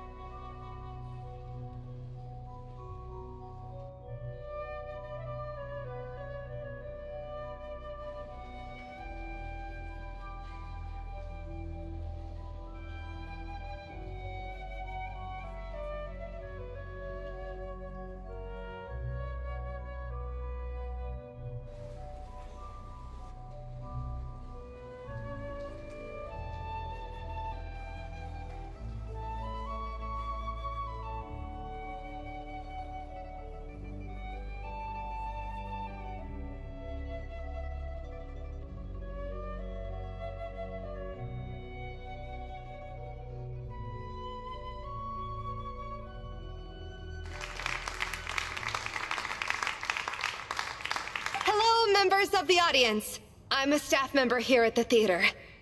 Today's performance was a very special one for us, as it marks the first attempt in a long time to revive the classic Snezhnayan ballet, Spirit Seeker. To commemorate this occasion, we would love to take a group photo of the cast, crew, and audience members present today. Could I kindly ask the audience to please come up onto the stage?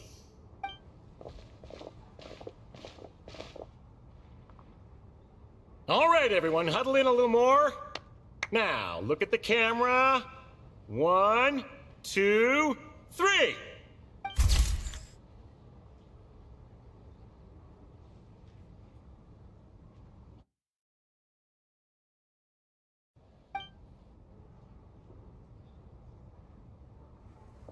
Are you quite satisfied, Mr. Energy Scientist? I rather hope you don't have any other escape plans to add to my workload today. What are you talking about, Sarge?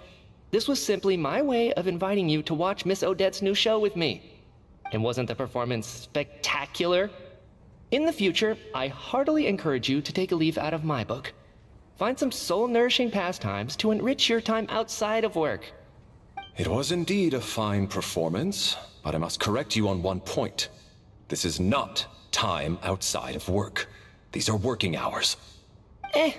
Working hours and non-working hours are just a social construct. Human technology can never advance if we're too rigid in our thinking, Sarge. May we leave now? Already? I mean, I was kinda hoping to soak up the atmosphere for a little longer, but... No? Okay, guess I'm pushing my luck. Didn't seem like too much to ask, but fair enough. Off we go then, Sarge. Back to the land of working hours. Lead the way.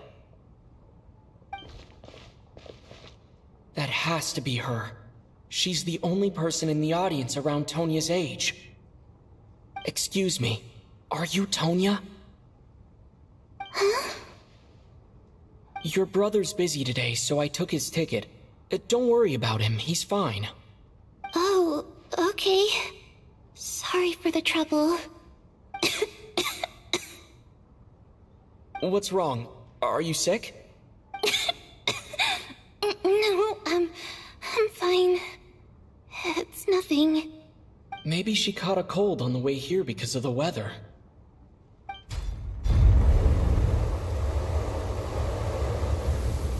I haven't seen snow like this in a long, long time. It's most unusual. I know. It's completely white out there. You can barely see a thing. I've never seen such heavy snow in my life. Let's wait it out for now. You'd be lucky not to freeze to death in this weather, let alone find your way. Well, look at that. Maybe we shouldn't be in such a rush to get back after all. What do you think? Let's wait and see. Why do you need to take it so seriously? Fate has given us this wonderful chance to take a break. We owe it to ourselves to make the most of it. Come to think of it, there's a small inn not far from here that always keeps plenty of extra blankets on hand for guests. I know the route well. Shall I head over and borrow a few blankets? That way, anyone in a hurry can wrap up warm for the journey back. Just remember to return them next time you're over this way. Sir, there's really no need to go to all that trouble. Hey, it's no trouble at all. Wait here, I'll be right back. What a kind gentleman. Very good. My wife and daughter are waiting for me at home, so I shall be heading back as soon as I get my blanket. So... are you expecting us to go back to the Armory Palace wrapped in blankets too? Don't worry about that. I made arrangements in advance.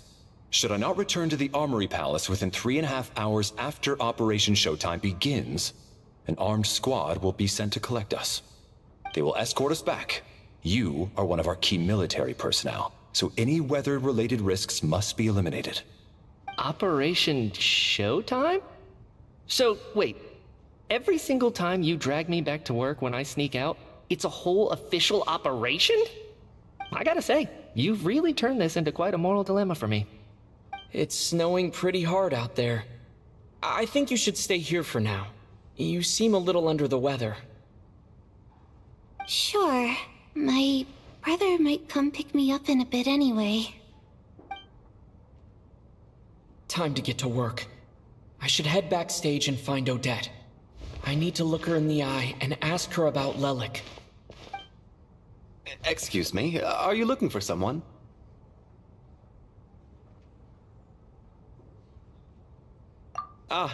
A fan, I'm guessing? Today is just a dress rehearsal, so Miss Odette won't be meeting with fans. She's taking a well-earned rest right now. Sorry, but that area is currently off limits to everyone except the cast and crew. Bad timing, I guess. Well, I might as well stick around. I doubt Odette will be leaving before the snow lets up in any case.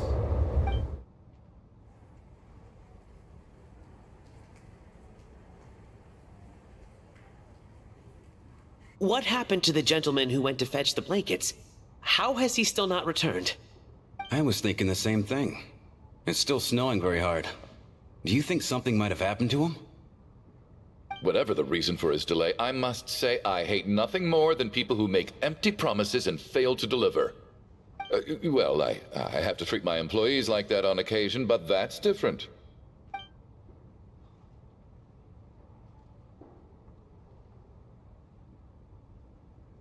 You seem anxious, Mr. Valeri. It's been nearly 4 hours since I left the armory. The army should have arrived to extract us by now. They know how much I despise tardiness and disrupted plans. There's simply no reason that they shouldn't have shown up by now, barring exceptional circumstances. Surely a snowstorm like this one counts as such. Few things in this world can stop the Snezhnayan army, Mr. Mitya. And a snowstorm is certainly not one of them. Why don't you go out and take a look? They might be right outside, waiting for your orders before they dare come in. An absurd hypothesis. I have no intention of leaving your side for even a moment until I have escorted you back to the Armory Palace. This doesn't look like an ordinary snowstorm to me. That guy who left earlier. It looked like he just vanished into thin air. Either that, or my eyes were playing tricks on me. A man-eating snowstorm? Come on. Night hasn't even fallen yet. Spare us the ghost stories.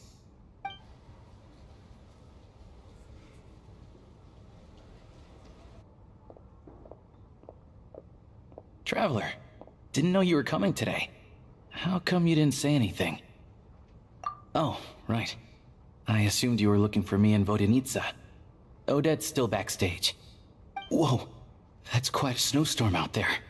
I've been working backstage this whole time, so I didn't even notice. No wonder the audience hasn't left yet. Is weather like this rare, even in Snezhnaya? Yeah, snow like this. I'm sure I've seen it out in the wild before, but never in the city. Actually, I take that back. I don't think I've seen snow this bad even in the wild. This is something else. It's not normal. If even Alosha thinks snow like this isn't normal, could it have anything to do with that monster people have been talking about? We can't stay cooped up here forever. Someone needs to go out and take a look. No need. I have plenty of experience with snowstorms. Besides, I work here while you're an audience member. I should be the one to do it.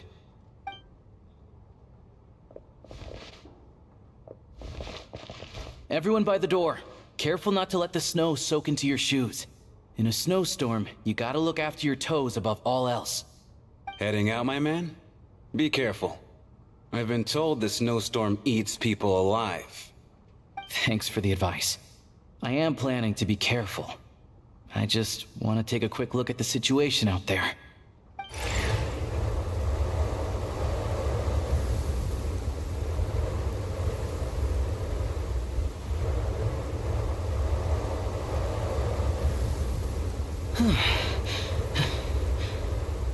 He's back! He's back!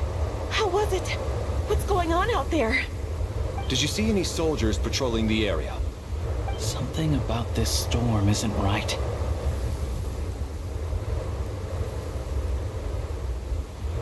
There's no one out there. I didn't see a single soul. And something in the air gives me the creeps. This isn't your average snowstorm. I suspect it might be related to recent events in our nation. I strongly advise everyone to stay here until the snow dies down.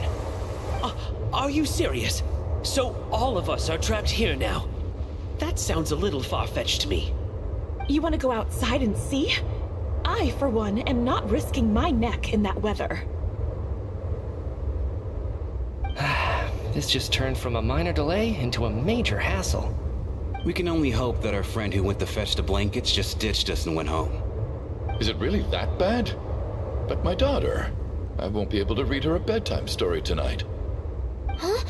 What are you all still doing here? Whoa! It's snowing hard! So now we're stuck here? Oh, this is terrible! Luckily, it was just a dress rehearsal today, so there aren't too many people here. On the bright side, the theater's always well stocked with supplies. If the snow still doesn't let up as we get into the evening, you can spend the night here, everyone. At least, I assume that's alright? Odette? Fine by me. This seems like a sensible backup plan under the circumstances. My thanks to the theater for being so accommodating. What are you staring outside and praying for, my man? You anxious to get home too? Oh, your majesty the Tsaritsa, I beg you, please do not let tonight's snowstorm stop. This is a golden opportunity to spend the night under the same roof as the two top stars in all of Snezhnaya. It's a once-in-a-lifetime experience. I think I've changed my mind. Sir, if you so much as look at us funny, you'll be seeing stars in a whole other way. Behave yourself, or you'll be begging for that blizzard. It's getting colder. We need to keep the indoor temperature up. Close the door and lock it tight. Let's head somewhere warmer.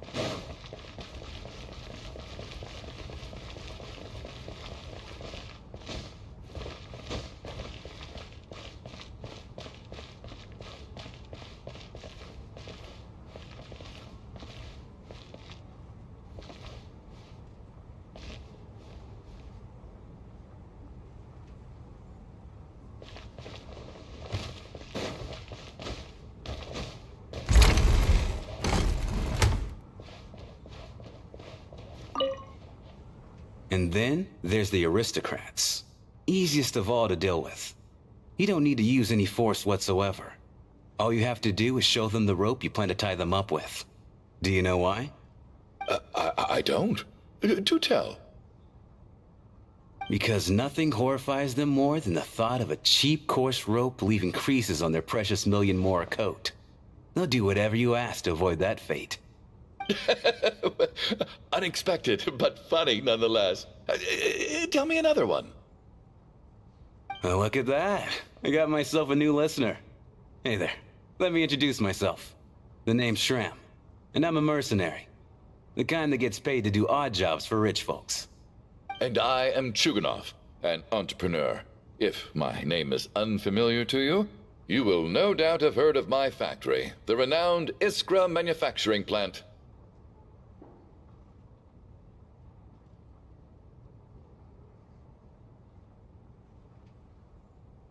Are you really that famous, Mr. Chuganov? How come I've never heard your name before? Excuse me? Is that a joke?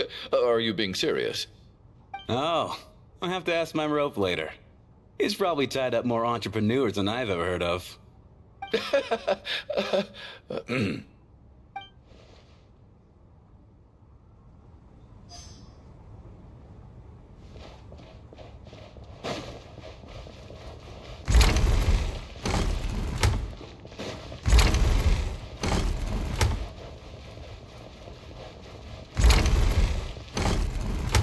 How are you feeling, Tonya?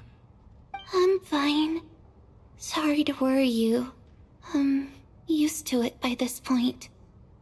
I take medicine for it. My brother usually helps to get it ready for me. Child must take great care of his sister.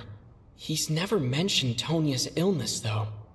You know, I actually find this whole thing kind of exciting. Stuck in a strange place thanks to a snowstorm. Having to spend the night with a bunch of interesting characters. It's pretty cool, don't you think? Kids, huh? My brother always says I'm not mature enough. Maybe he's right.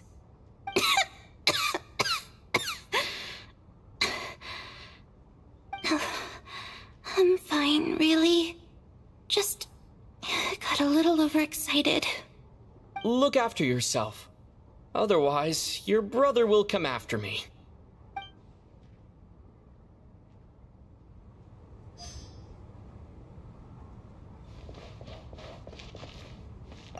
My husband has major trust issues. To him, I doubt even this snowstorm is a good enough excuse for me to stay out all night. That's the price of marrying into wealth.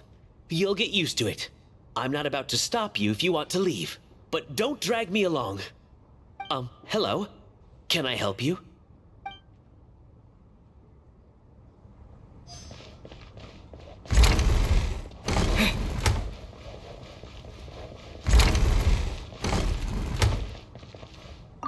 This is highly irregular. A delay of over an hour during an operation like this theoretically warrants a Harbinger-level response. I wonder what the issue is.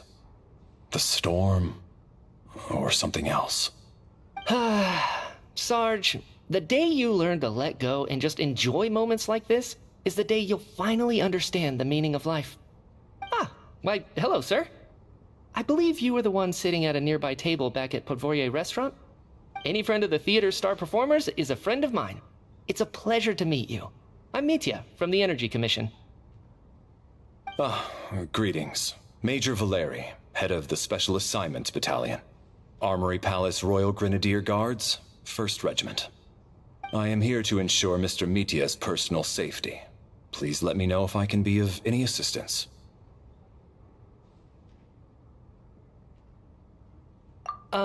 Mr. Traveler, I cannot help but notice that Miss Odette is stealing glances at me. Any idea what that could be about?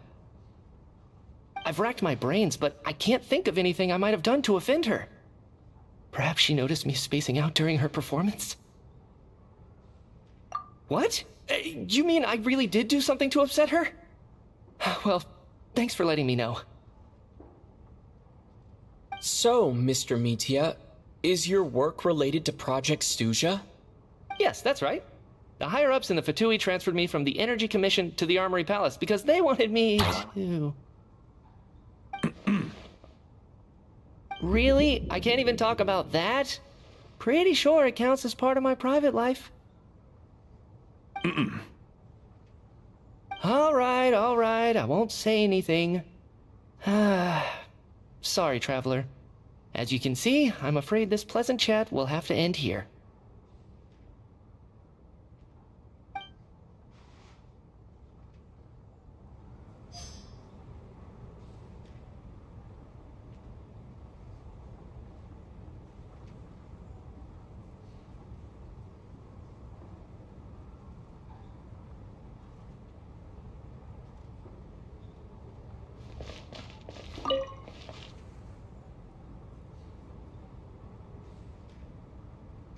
think it's ever been this lively backstage before. I didn't know you were coming today. Hey, have you seen Chuganov? I heard he was coming today. Have you spoken to him at all? I'm with you. This could be just the chance we need. Yeah, I gotta figure out a way to coax some more intel out of him. I want to know why he suddenly changed his stance on Project Stuzha. What exactly happened before the most recent Vetcha vote? For the Rokad, or just out of personal interest? Shh! There are other people around. Don't say the R word.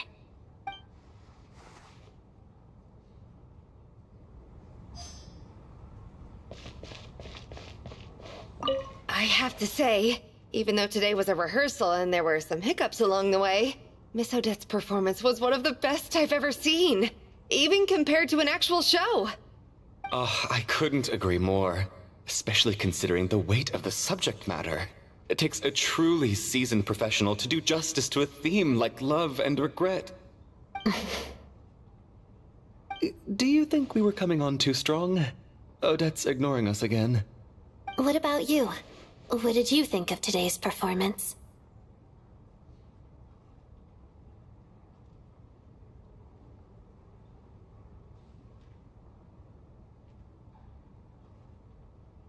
Huh.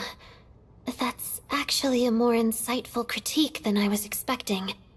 My mother would agree. She's always thought that was my biggest flaw. Maybe I need to work on making my facial expressions appear more natural. I'll make sure to save a ticket for you when the show's performance ready. This doesn't seem like the time or place to bring up the subject of Lelik. I need a chance to speak with her in private. So unfair. Talk about double standards. And now it looks like I've been spotted.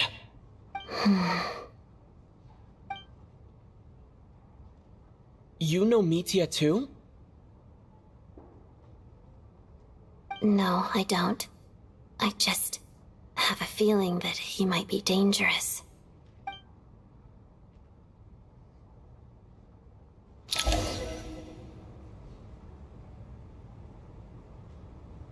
How's it looking, Alosha? No change from this afternoon. Heavy snow with no sign of slowing down. May I have your attention, please? The storm is unlikely to stop tonight, and it'll be even more dangerous outside at night than it was during the day. We at the theater owe everyone here a duty of care. Therefore, we strongly suggest that you stay on site overnight and avoid going outside unless absolutely necessary. In a few short moments, we'll give you a tour of the theater's various quarters. You can choose to sleep in the VIP room, the office, or backstage. Or on the stage if you'd prefer. We won't mind. I'll pass on sleeping on the stage. What if the snow is stopped by tomorrow morning? The early birds in the audience might think we're part of some experimental new show. A drama about sleeping? That could be fun. Maybe we could come up with a title for the production. What? Gotta admit, I didn't get that one. Anyone who doesn't wish to sleep on the stage, please follow me. I'll show you to the rooms.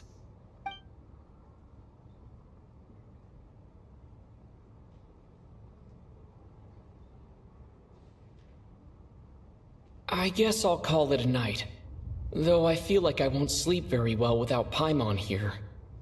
I'm sure she'll be worried that I haven't made it back yet. But as long as she looks out the window, she'll probably realize what's holding me up. I wonder if she's feeling any better yet. At least she hasn't been getting any worse. Still, I should try and get back first thing tomorrow morning.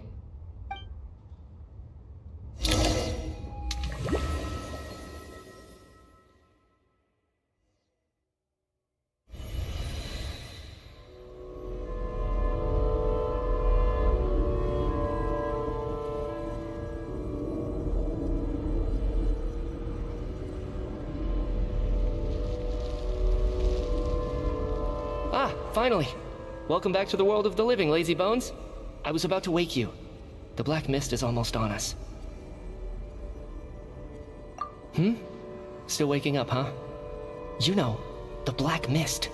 It's been chasing us from below ever since we were born. You're just dozy. There's no way you've forgotten. Come on, let's keep heading up. Onwards and upwards is the only way to survive. Don't listen to a word those Black Mist cultists say. Here we go again.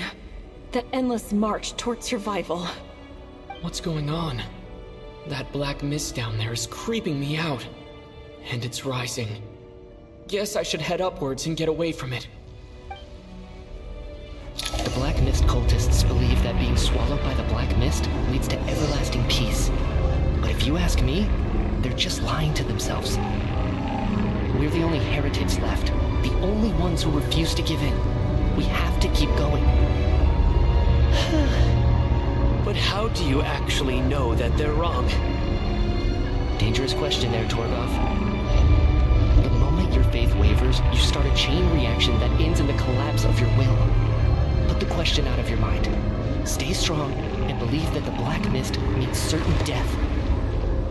Okay, but it's not my mind that's the problem. My body's about to give up on me. It's already starting to falter.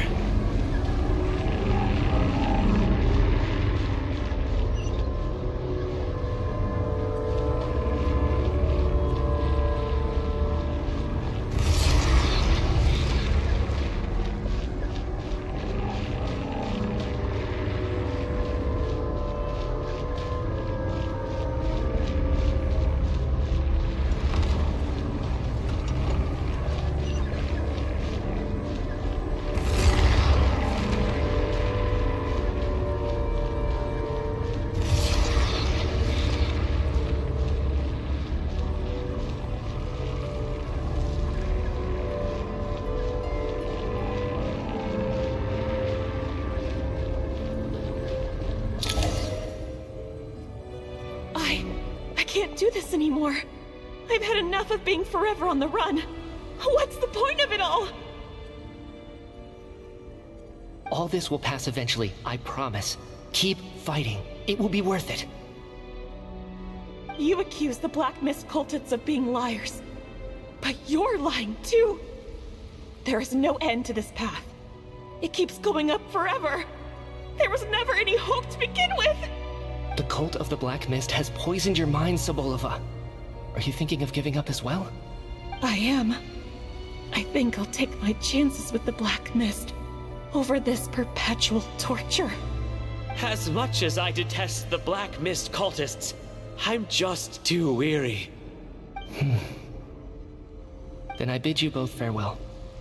Let me put my personal opinions aside for a moment and say, I hope that you both find peace within the Black Mist. Fate always appears so impossibly complicated. But at moments like this, its raw simplicity is laid bare. Their fate was sealed from the instant they entertained doubt. From then on, the outcome was both inevitable and irreversible. Let's go.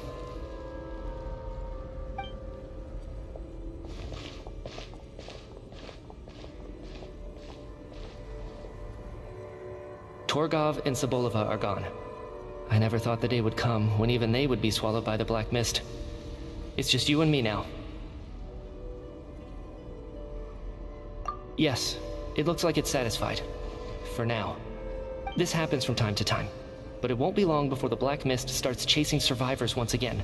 No one knows how to stop its advance for good. Well, we should make the most of the precious moments of rest that those two bought for us.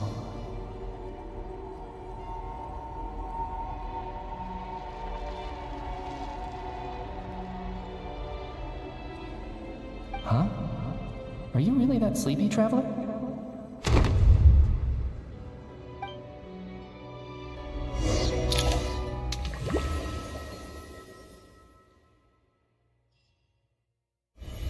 Ah! Help! Somebody, come quick! What is it, Chuganov? What's wrong? Huh? Is it morning already? What's all the commotion?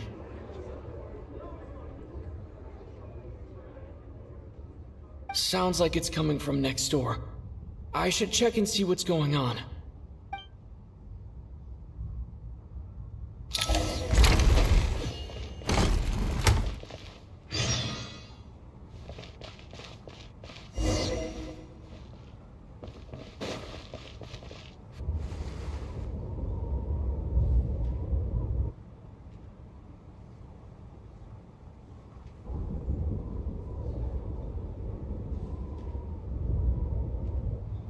Don't look, Miss Tonya. Stay here. Okay. What happened to them?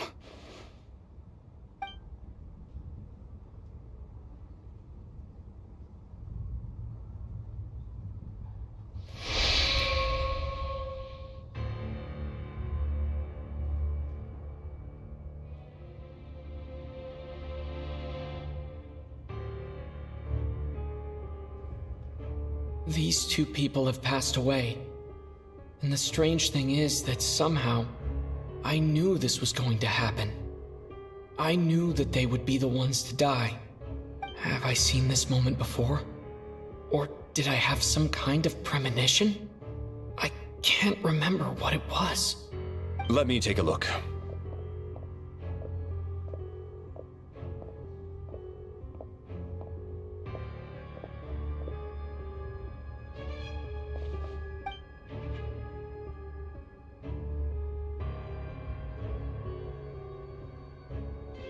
No vital signs in either of them. They're dead. The cause of death, however, remains unclear. No wounds on the bodies, no signs of a struggle, and no skin discoloration caused by the buildup of toxins. But just last night, they were chatting and joking away. This is so sudden. Could they have had pre-existing medical conditions? Even then, the odds of them both dying of sudden complications on the same night are extremely low. It's hard to believe that they died of natural causes, nor does this appear to be a suicide. Who was the first to discover the bodies? It was me. But these deaths have nothing to do with me, officer. I got up early because I wanted to see if the snow had stopped. Then I noticed that the door to this room was open, and it looked like there was a man and woman inside. I just went over to see what was going on. I had no idea they were... I can corroborate this. I was doing my morning exercises near the stage. When I saw Mr. Chuganov heading this way, I followed him. I can also confirm that I didn't see a single person approach that room before him. The snowstorm was raging all night, and it's still going now. There's no way someone could have come in from outside, correct? You mean an intruder? No, not possible. I slept by the door last night as a precaution. There's no way I wouldn't have noticed if anyone had tried to open it. Everyone, split into pairs and search the theater for anyone in hiding, or any signs of suspicious activity. I'll follow up with a full search of my own shortly. Go, there is no time to waste.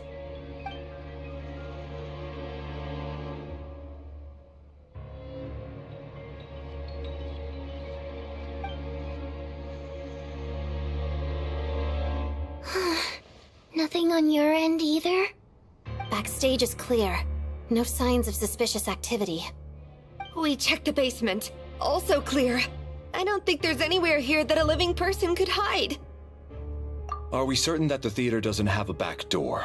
Or any tunnel or passageway wide enough for a person to fit through? No, there's nothing like that. If people were sneaking in through some secret tunnel to avoid buying a ticket, we'd have sealed it off ages ago. I also checked the windows. All of them are locked from the inside, and there's no sign of anyone entering or leaving. It sounds like we can safely rule out the intruder theory. If anyone came in during the night in this weather, there'd be no way for them to avoid leaving footprints or water stains. This can only mean one thing. It's like one of those murder mysteries you see in novels and plays, isn't it? The ones where the killer is... one of us. We can't quite jump to that conclusion just yet. Could he be right? It's hard to imagine something like that happening in real life. Set in a theater during a snowstorm, a murder takes place, and the killer is among us. It's such a classic trope that it seems unbelievable. Looking at who the killer targeted, and the clean entry and exit, it all adds up. I know what this is. It's obvious now that I think about it. What is? What have you figured out? Both victims were wealthy, well-known local merchants. And the door was deliberately left open so I would discover the bodies and witness the crime scene first thing in the morning. Such ruthless methods. This was your doing, wasn't it, Lelik? Lelik? You mean Lelik is among us? And he's the killer? Lelik. I know this code name. Member of the Rokot, anti-Project Snezhnaya. Always works alone. I've read the case files at the Armory Palace. Walk me through your reasoning, Mr. Chuganov. What do you know about Lelik?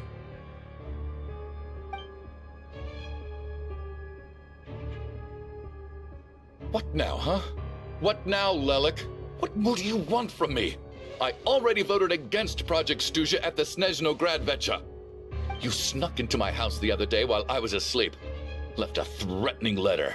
And I did all that you asked. But Project Snezhnaya cannot be so easily shaken. Not with the rooster in charge.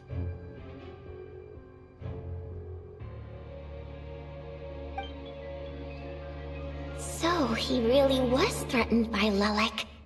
That makes sense. And now you're resorting to murder to threaten me. Isn't that right? I knew it. The Rokot despises the rich. The lives of the wealthy are but refuse in your eyes.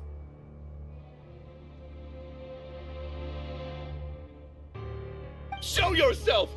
Which one of you is Lelik, Tell me! I'll do whatever you want! Just stop playing these mind games!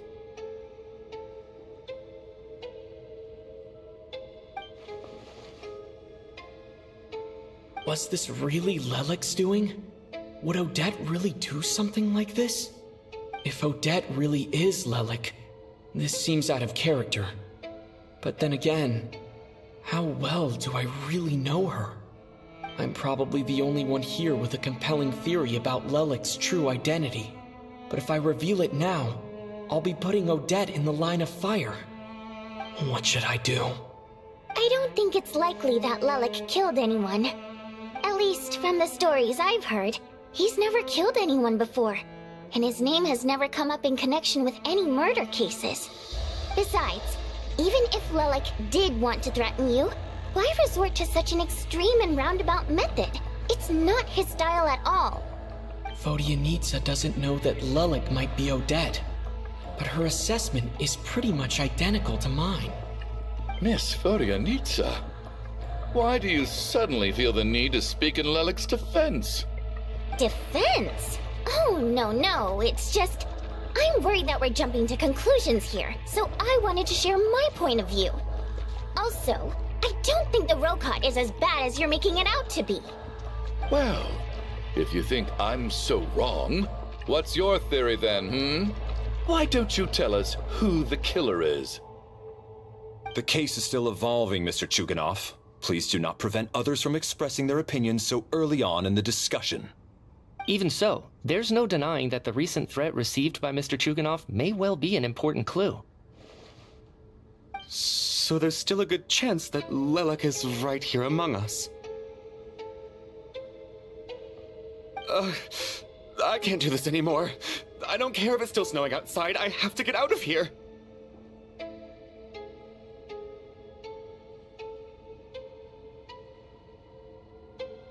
Whoa, take a beat. We all know it's far too dangerous out there. Even the soldiers can get to us. Go out that door, and you might not live to tell the tale. And whoever this Lelik is, they're surely not going to murder anyone in broad daylight. Be sensible, my man. You're safer inside. As much as I regret having to say this, I'd like everyone to cooperate and refrain from exiting the premises until further notice.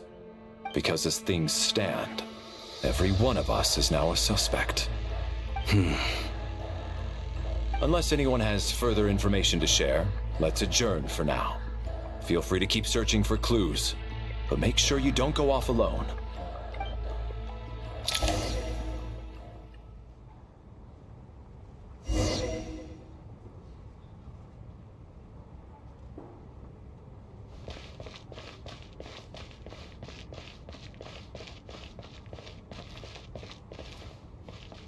You seem to be very comfortable taking charge, Major. You took the reins as soon as things went south. I simply made an executive decision that someone needed to take control of the situation on the military's behalf. Does this offend you? No, quite the opposite. We feel much safer for it. By the way, What does major mean exactly? Is it a pretty high rank?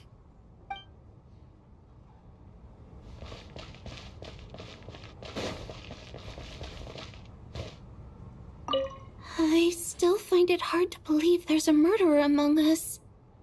Just last night, I imagined we were like classmates out on a hiking trip. There's no guarantee that you can trust your classmates, especially not when you're locked up together. Why did they do this? Was it for money? Even then, they could have just kidnapped the people. They didn't have to die.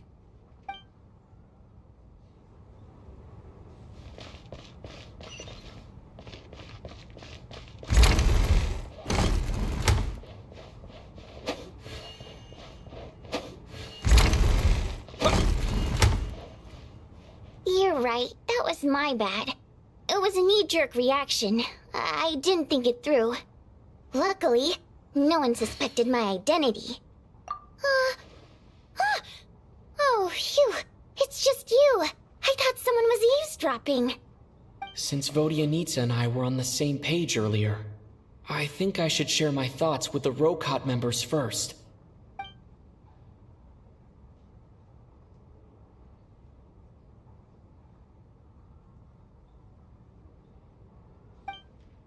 Whoa. Are you serious? I don't know if this counts as gossip, but it's definitely on track to be the juiciest this whole year. Odette? Really? Odette? Oh god, how dumb does this make me look? Lilac has been right under my nose this whole time, and I didn't notice a thing. Actually, it's exactly what you'd expect. Sometimes, hiding in plain sight is the best strategy.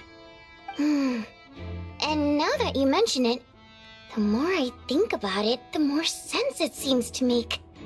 It all adds up. What are we up to now? 1, 2, 3, 4... Odette's identities. She's my coworker, specifically a ballerina, and also a Fatuz, a member of the Rokot. Now, Lilac. It must be so exhausting. I just want to give her a hug. I guess since I've always known her as a member of the Fatui, it never even crossed my mind that she could be involved with the Rokot, let alone be Lilac. I don't understand. If she's with the Fatui, what reason could she have for being so opposed to Project Stusha? Probably best if you ask her that in person. Well, since you waited until now to bring this up instead of announcing it to everyone earlier, does that mean we're all on the same page here? Yeah. Lilac may not follow orders from the Rokot leadership, but as far as I'm concerned, she's never crossed the line. If anything, her actions benefit the poor. We need to confront her face to face. Do you think she'd really admit to being Lilac? I don't know. We'll have to see how it goes. For now, we'll work on the assumption that she didn't kill anyone, and see how much she's willing to tell us.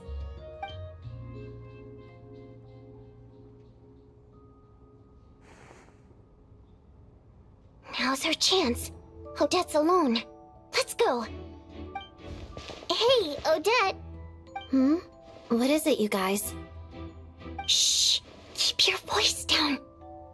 We need to talk. So, you're Lilac, aren't you? Alright, fine. You don't have to say anything or explain yourself. Just hear me out first. None of us believes you kill innocent people.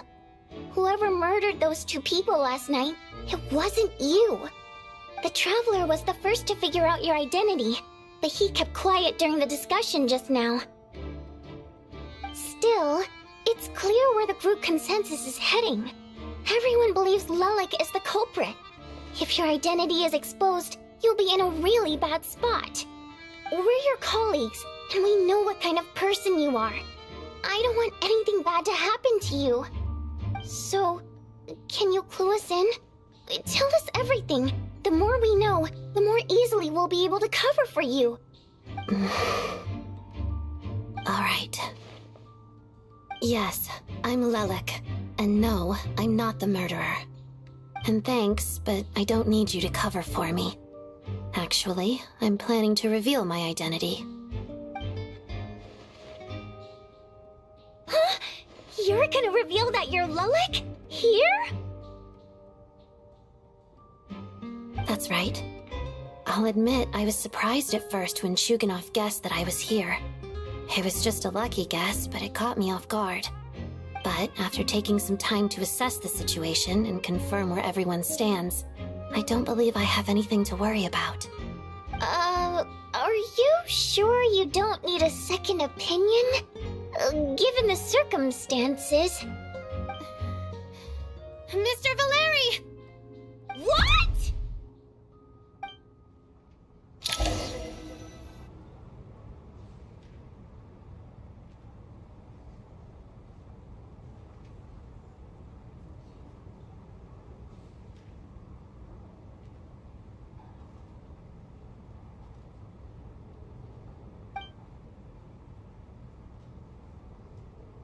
So... Odette is Lelik? I don't know what game you're playing, but you've got a lot of nerve. It's just one identity. So what if it's exposed? I can disappear and adopt a new identity anytime I please. I made my peace with this when I chose to become Lelik. But more importantly, I promise I am not the murderer, which means that someone else is. So, if anyone still insists that I did this, you'd best produce the evidence now. Otherwise, I suggest that you bite your tongue. Because if you really believe I killed 2 people without making a sound or leaving a trace, pointing fingers at me would surely only make you my next target. Is this really the truth, Miss Odette? That's confidence, all right. I believe you. A real no-nonsense attitude. I can see why Marionette said that she's on track to inherit the title of the Fair Lady. Are you seriously buying this? Hey, officer! She just admitted to being Lelik. Aren't you going to do something about this? I do have one question, Miss Odette. Why have you chosen this moment to come forward and reveal your identity? If I didn't say anything, everyone would be focusing all their efforts on finding Lelik. And that is exactly what the real culprit wants. I don't want to be the scapegoat who lets the murderer get away with this crime. Despite all the accusations, she made the smart choice. A remarkable display of rational thinking under pressure. Clearly, Odette's talent extends far beyond the art of dance. She thought so far ahead. Ugh, why do I always feel like I'm one step behind her in everything? You've convinced me. Dealing with the murder case remains the top priority right now. Let's put the name Lelik and all related incidents aside until further notice. Nevertheless, the group still considers you the prime suspect. I assume you have no quarrel with that, Miss Odette? I understand. You're welcome to keep an eye on me around the clock. I have no objections. Mr. Chuganov? For my wife and daughter's sake, I'll let you off the hook for now. But don't think you're forgiven for breaking into my house and threatening me. Just wait till we get out of here, Lelik. We'll settle the score then.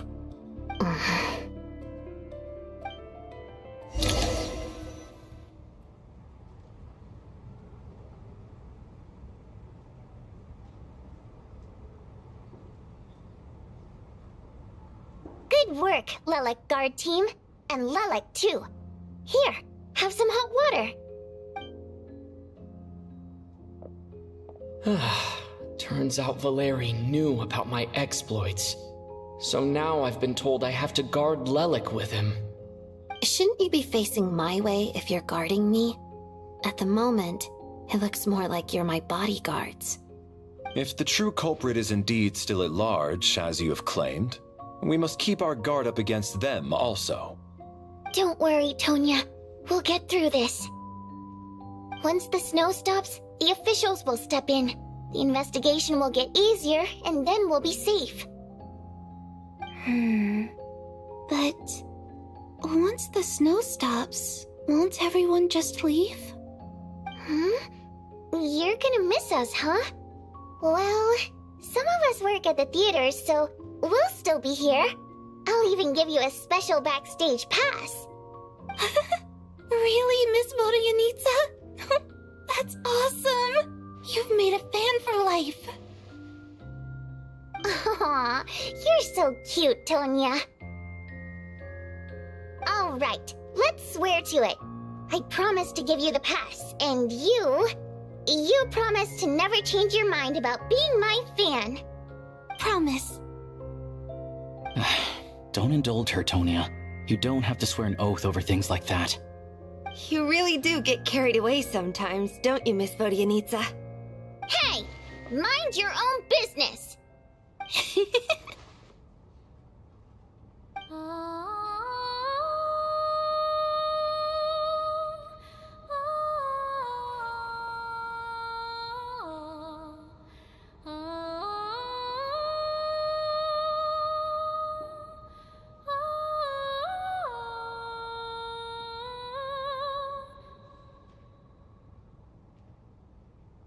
Don't be nervous, Miss Water Imp. Everyone's here. There's nothing to be afraid of. Excuse me? Do I look nervous? Don't be ridiculous. No. You sound nervous, lass. Oh. Wait, but how... Okay, plenty of people know that I'm a water imp, but still... How come you understand our primary mode of expression? Primary mode of expression. I've not come across that concept before. Do enlighten me, Vodyanitsa. Well, it's just... We water imps tend to communicate our emotions to each other by singing, rather than facial expressions. The emotions we convey through song take precedence over our facial expressions.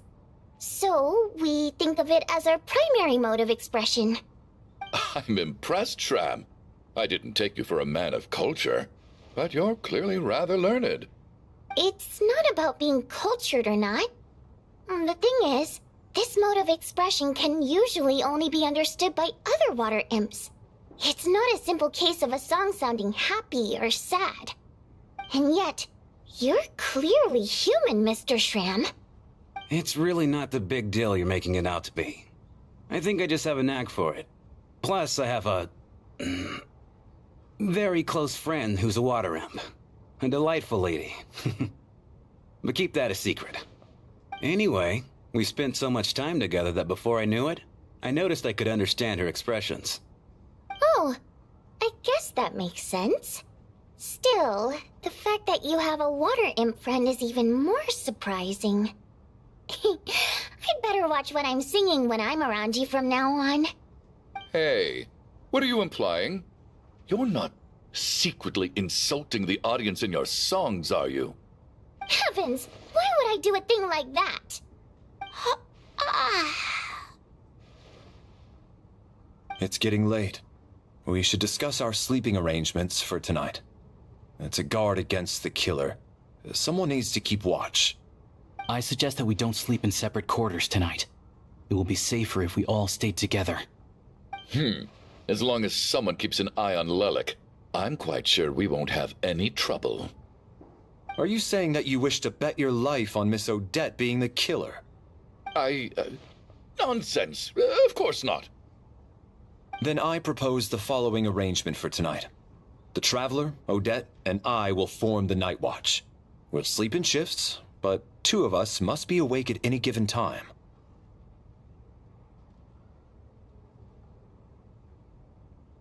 An excellent idea. This allows us to handle the Night Watch while also keeping an eye on Lelik. Meanwhile, the rule of taking shifts in pairs resolves the other issue. Namely that we can't necessarily trust the Traveler or Valeri either. I expect that plan took you quite some time to come up with, didn't it? Actually, our field combat manual outlines a similar approach.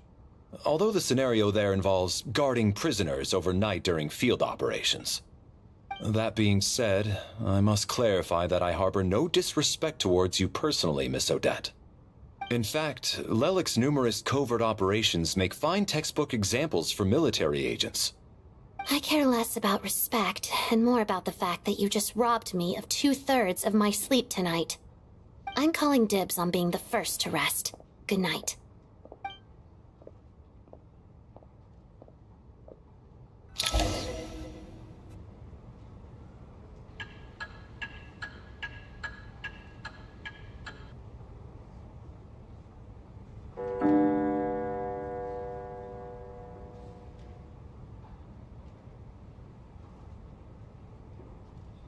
It's almost time. We should wake Odette. How are you faring? Oh, not going to argue with that. I'll take a quick nap.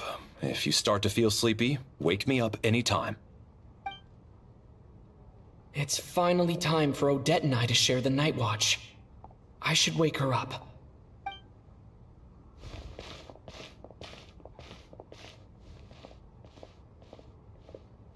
I came here to get information from her in the first place. Maybe I should think about what questions I want to ask before she wakes up. How long are you gonna keep staring at me?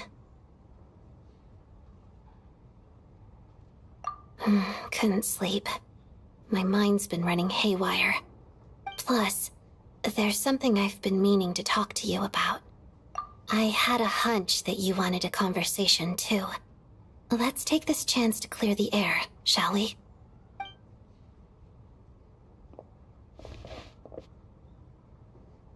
I just had a simple question for you, really. It's, Rosaline. In her final moments, did she have any last words or anything?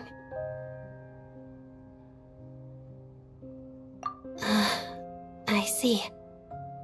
Well, that was all. I have no other questions. No. She was utterly ruthless in pursuing her goals. That kind of person should be hard to miss. And yet, even though I never approved of her methods, and she was an abrasive person, the fact remains that I am indebted to her. Oh, she told you. I guess that makes sense. I think she and Rosaline were on pretty good terms. Yes. Rosaline wasn't the kind to gossip about this sort of thing.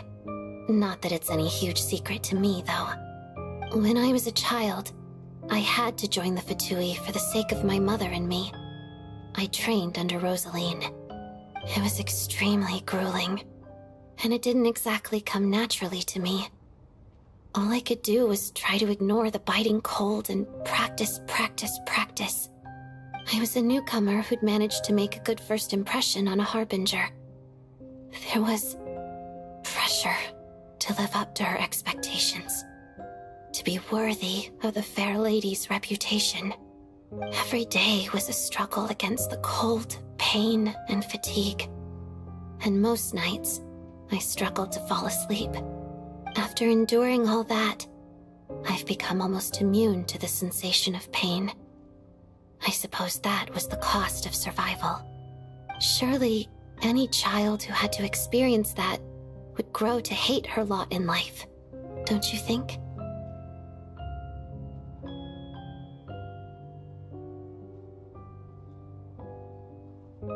So, I put an equal amount of effort into my ballet.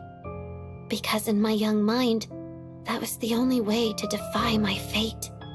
It was my way of telling her, the Fatui's demands and your expectations of me are not what I wish for. One day, I will leave.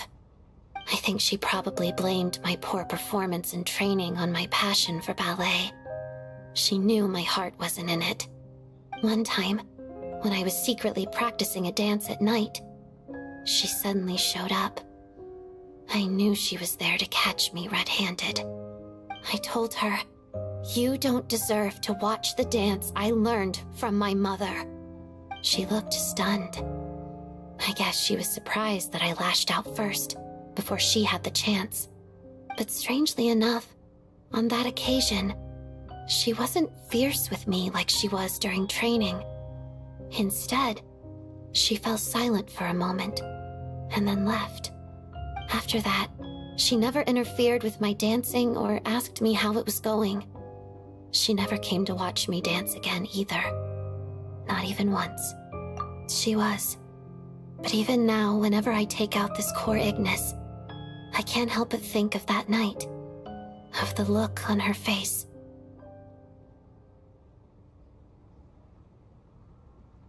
Sort of. Although gift might be too kind a term. This is her flame sealed within ice. A symbol of her favor, yes, but also her way of keeping an eye on people. She knew the location of every piece of core Ignis. If any recipient started acting suspiciously, she'd be on to them immediately. Trust her to make even a mark of approval feel suffocating. So, when news of Rosaline's death reached Snezhnaya, many people immediately crushed their core Ignis. It gave them a profound sense of relief, like they'd broken free from her shackles. But I kept mine.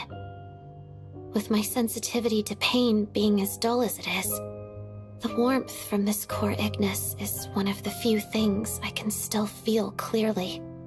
I still wonder, did she really come to stop me that night? I wasn't sure, but I was scared, so I said some really awful things. I guess she didn't leave anything behind. Not that I expected her to. It's fine. It's just a bit of a shame that we couldn't settle our differences before the end.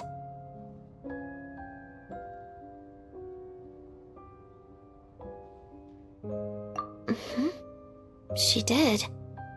Are you sure she was talking about this event?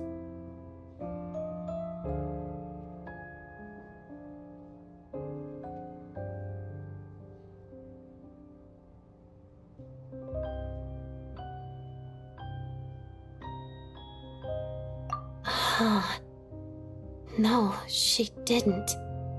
I didn't even find out that she'd gone to Mondstadt until a while after she'd left.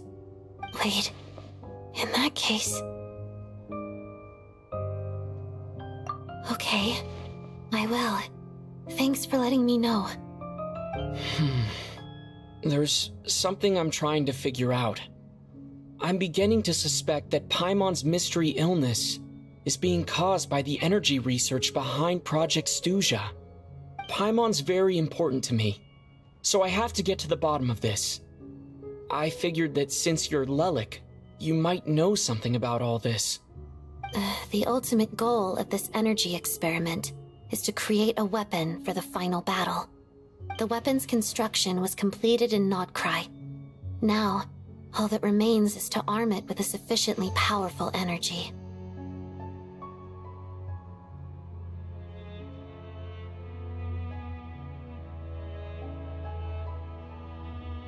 Yes. The weapon's development and all the related experiments are overseen by Lord Piero, the Jester, and the lab is located deep within the Armory Palace. I'm not sure why this experiment would be making Paimon feel unwell, though.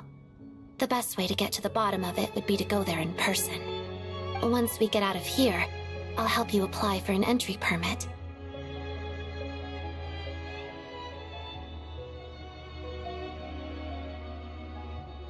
And I'm hardly the organization's proudest member, as you know. You answered my question about Rosaline. I want to do you a favor in return. It's that simple.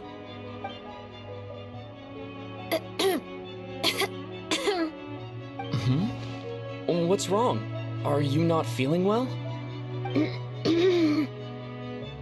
You two seem to be hitting it off.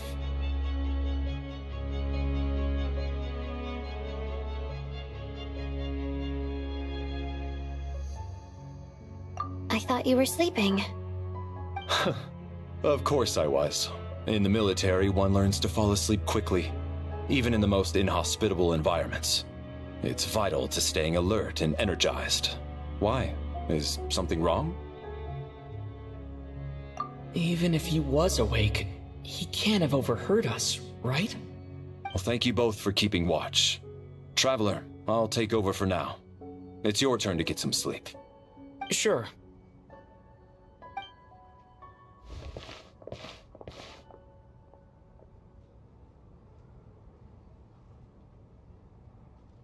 This is our second night here, but at least I found out a little more about Paimon's condition. I hope she's been sleeping well the past couple of days. Why do I feel like I'm being watched?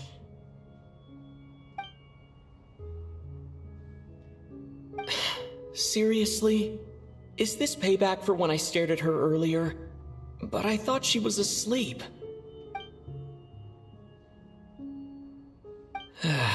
Never mind. I'd better try and get some sleep myself.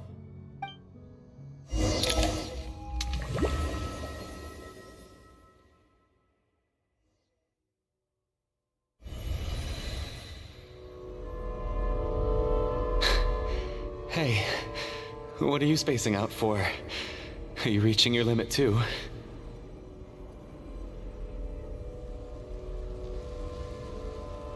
How long have we been walking for? Do you remember?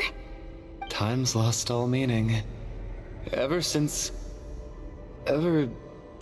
we noticed that thing above our heads. What was it called again? A star key? Or key star? Anyway, the person who named it was swallowed by the black mist. Whatever it's called, ever since we noticed it, we've been walking up and up, hoping that as long as we reach it, we can find a way out of this place. But it seems like no matter how far we walk, we never get any closer. Well, we've come this far. You never know. Maybe we're almost there? Come on, enough moping. Let's go. The black mist is catching up.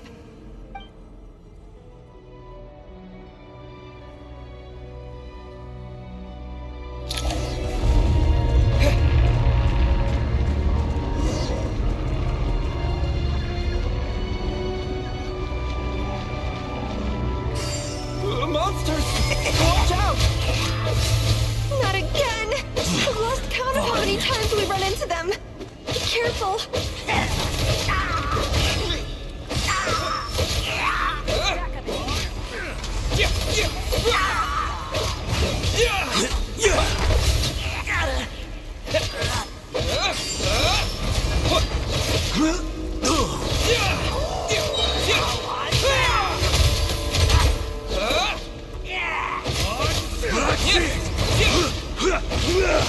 Shut up! And cake!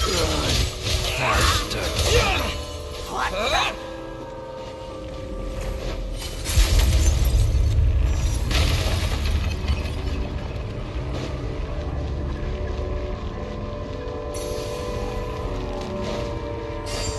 Here they come again!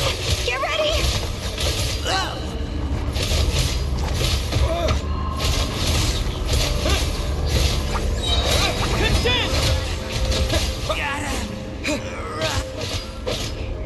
What the? And cake! What the?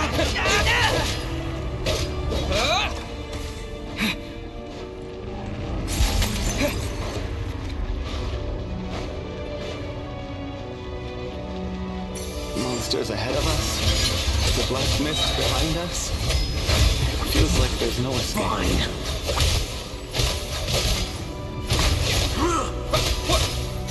Shut up! Faster!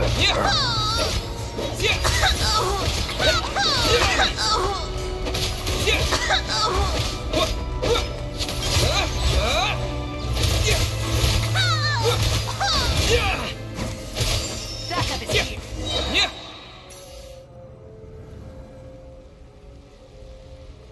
Are you hurt, Coolish?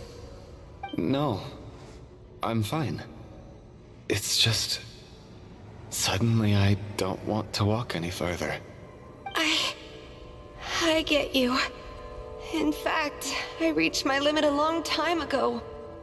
Sometimes it feels like there's hope where there shouldn't be. Yeah. The hope that the star gives us is the only thing keeping us going. but I'm not sure it's real at all. It may just be a collective illusion. Otherwise, why would it always be out of reach?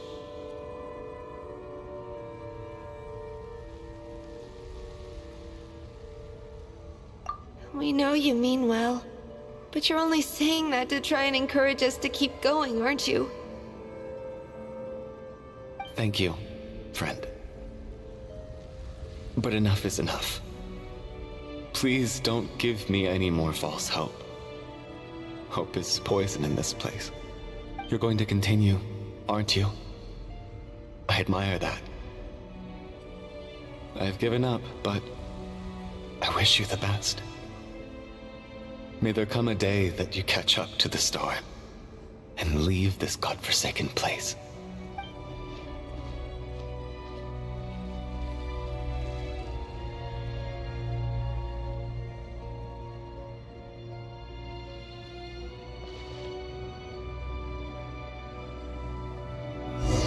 It's not an illusion. We really are getting closer to the star.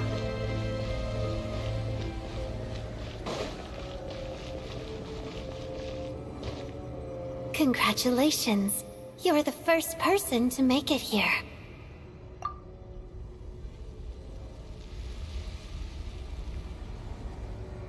I'm the star's envoy. The black mist has stopped rising. Its hunger is satisfied for now, having devoured your two companions. This is a good opportunity. I'll let you get some rest before we continue. What do you mean, leave? The star represents the starting point. It's the waypoint for the beginning. Congratulations on reaching the starting point. Once you are ready, we will head out and walk upwards. I will be right by your side the whole way.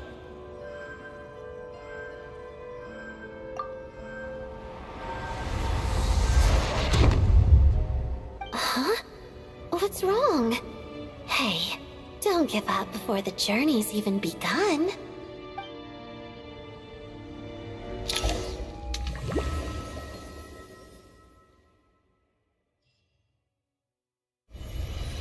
Rampana! Rampana!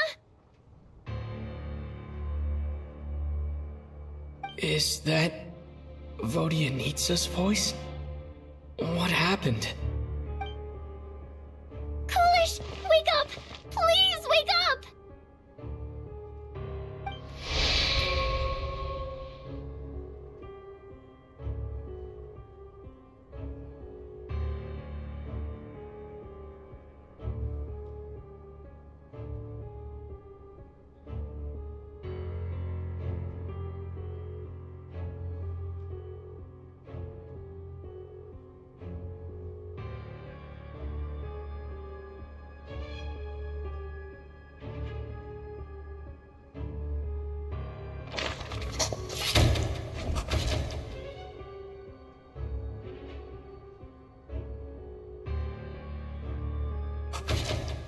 The situation is identical to that of the two casualties yesterday. We cannot ascertain the cause of death. At least there are some elements that we can rule out this time. They slept on the stage with everyone else, so I suppose the surrounding environment can't be a relevant variable. Rampana. Coolish. Weren't some of us keeping watch last night? 3 of us, in fact. How could you not notice something was wrong? I'm as confused as you are. Certainly nothing unusual happened on my watch. Likewise, and from what I've observed so far, both Miss Odette and the Traveler can be trusted.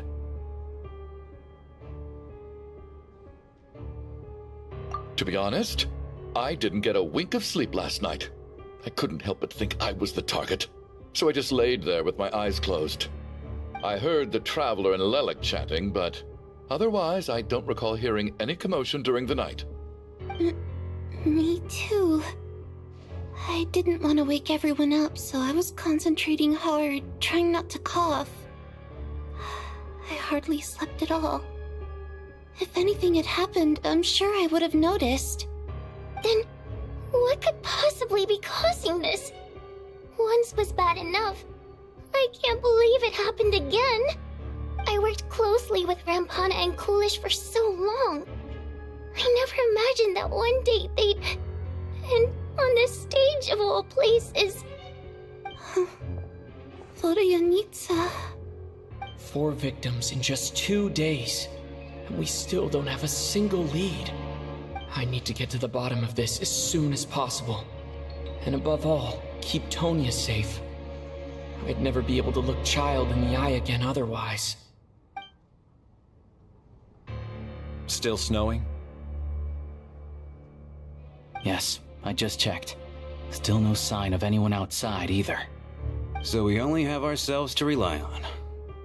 If you ask me, this killer can clearly strike whenever they please. The Night Watch was a useless endeavor from the start. Lelik must be an expert in poisoning. Clearly she used some poison that can't be detected on the corpse. Here we go again. Listen, I was already thinking to myself last night, was Lelik's reason for revealing her identity the real story? Well, now I have my answer. It most certainly was not. She's been playing us for fools. You get off on this, don't you? Revealing your identity, only to carry on with your killing spree? That's a hideous thought. One that only a hideous mind like yours could dream up. How dare you? That's enough!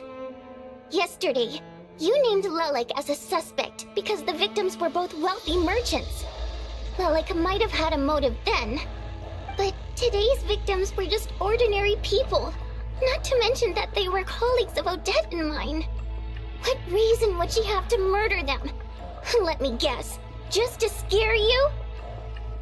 Who knows? Maybe you don't know her as well as you think. I implore you all to ask yourselves, how many people are there really in this world that have what it takes to kill another person? Not many, I'd wager. Lelik is well known to be a ruthless operator, and now she has revealed her identity. How could it be any more obvious? Everything you've said so far is still just conjecture, which doesn't constitute a concrete lead. You need to back up your claims with some evidence. How can you defend her, officer? What did she say to you while you were on Night Watch? Maybe I shouldn't be so surprised. You military types are always colluding with criminals to target the rich.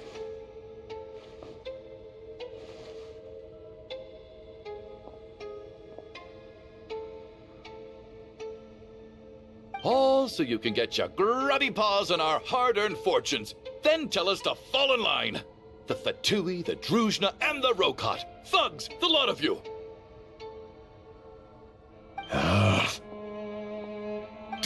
Don't you dare!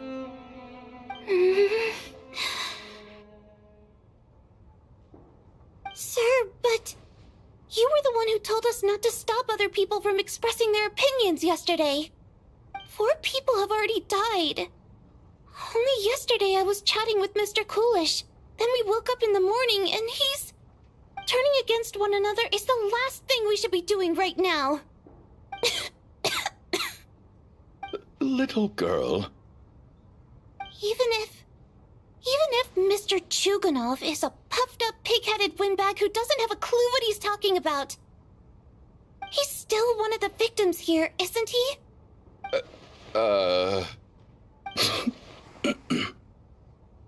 Quite. I had no intention of resorting to violence. But you're right, Miss Tonya. I ought not prevent him from speaking his mind. In any case, I believe Mr. Chuganov has calmed down a little now. We may resume our discussion. I don't think there's any need for that. What is there to discuss? Nothing about this situation is normal. Did you have an idea, Mitya? You're the brainiac here, right? Come on, clue us in. I've been mulling something over. All the leads we have so far concern things from outside the theater. Miss Odette's alter ego, the threats Mr. Chuganov received. But then there's the 2 double murder crime scenes themselves, which have given us absolutely nothing to go on whatsoever. That's highly unusual. Even with the most careful killers, there's always some evidence left behind. So what are you suggesting? I think this could be a supernatural event. It isn't characteristic of human-on-human homicide at all. Correct me if I'm wrong, but aren't you supposed to be a scientist? That doesn't sound like a conclusion someone like you is supposed to make. I got into scientific research because of my insatiable curiosity. But if the present situation defies all known scientific explanations, I don't mind shifting my curiosity toward the paranormal instead. Now that you mention it, I remember when I first came to the theater. I heard rumors about this place being haunted. Haunted? Yeah, I think I heard the same thing. But I mean, they're only rumors, right? We've worked here for years. Surely we would have noticed any spooky goings-on by now. Well, this has taken an unexpected turn. A haunted theater? If Paimon were here, she'd probably be hiding behind me in fear right now. Why don't we take this opportunity to look for clues again with a more open mind?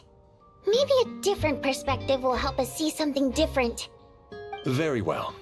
Whether it's criminals or ghosts we're looking for, the same rules apply. Everyone needs to tread carefully. I'll move the bodies into the same room for now.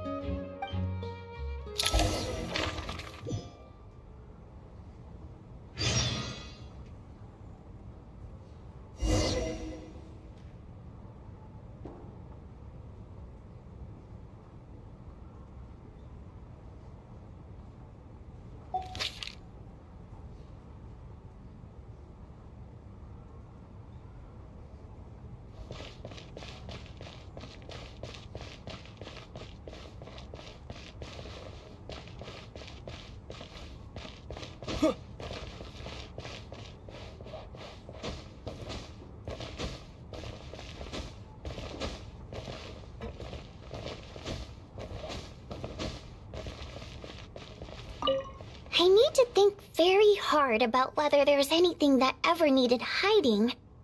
After all these years, there must be some things even I've forgotten about.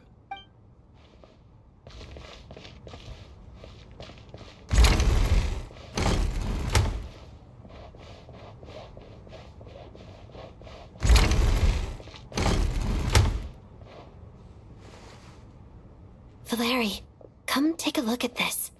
You too, Traveler. Some sort of notebook. What is it for? It's the on-duty logbook for the theater. Coolish was the main person to use it. He mostly used it to record any unusual incidents during a show, audience numbers, exit times, and so on. Yes, he'd always have this logbook with him when he checked tickets at the entrance. This should confirm a lot of key details about the recent show. So, you find anything unusual? Yes. The number of people. I've checked and double-checked, but the numbers just don't match what's recorded in the logbook. Apparently, we have an extra person among us. Are we certain that logbook is accurate? Could someone have sneaked in without buying a ticket or something? Unlikely. Coolish took his duties very seriously. I've rarely seen any errors in his work. Not to mention that this was a dress rehearsal, meaning smaller audience numbers and tighter ticket restrictions than usual. Everything would have been well within his control. We no longer have our tickets with us, do we? They got collected on entry. I assume there's no way we can check them again. Unfortunately not. The theater recycles tickets. Once people are in the door, they don't tend to leave until the show ends, so we collect the tickets at the point of entry. Still, I'm inclined to believe that this discrepancy in the head count is significant somehow. Did an extra person just materialize out of thin air?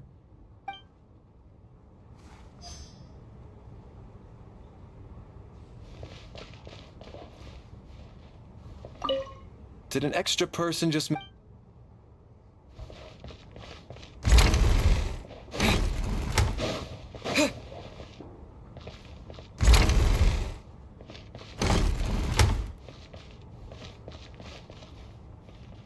Tonya, Did you find anything?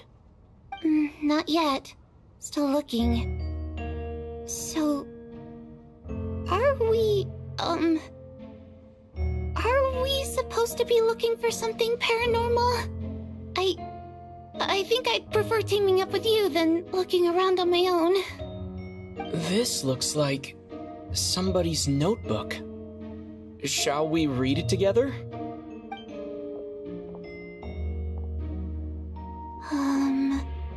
Well, it doesn't look scary or anything, so I guess it should be fine. Alright, let's read it together.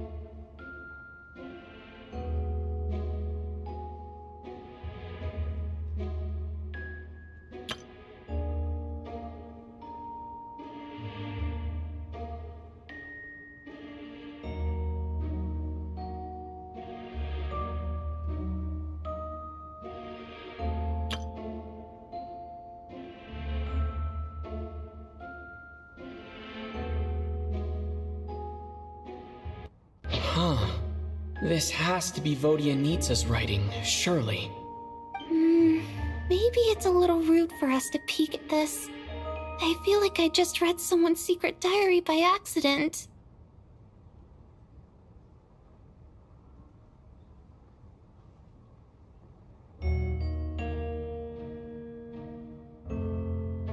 It sounds like she's writing this for her parents, right? I don't understand. Why put this stuff in a notebook instead of mailing it in a letter? Because her water imp parents belonged to the aristocracy, who were driven out of Snezhnaya by the Tsaritsa long ago. And now they live somewhere new, where the postman can't get to. We're sorry. It's fine.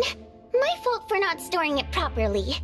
I can't leave things lying around and expect them to get ignored when everyone's scouring the place for clues. Alright, give me my notebook back. I'll take over the investigation in this room.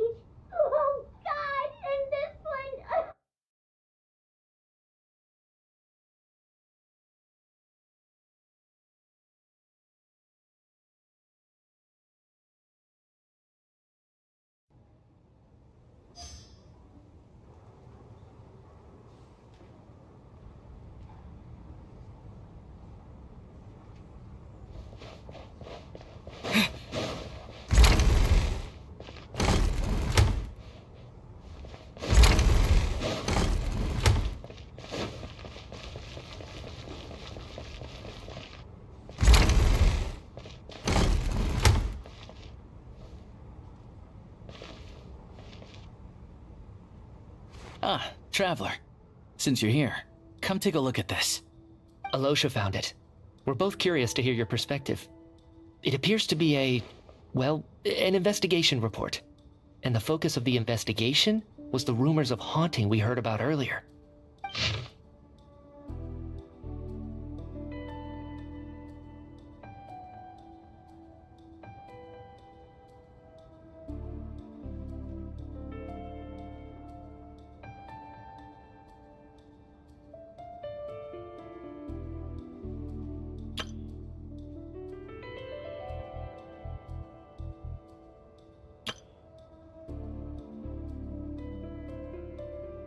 An investigation report, huh?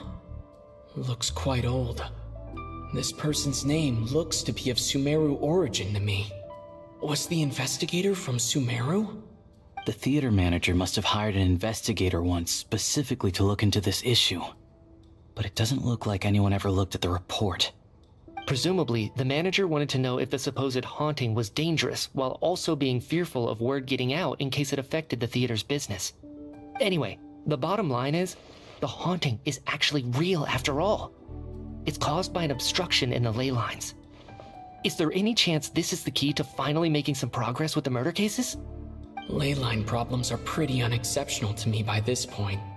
And while it certainly offers an explanation for the ghosts, it's hard to imagine what connection it could have to these two murder cases.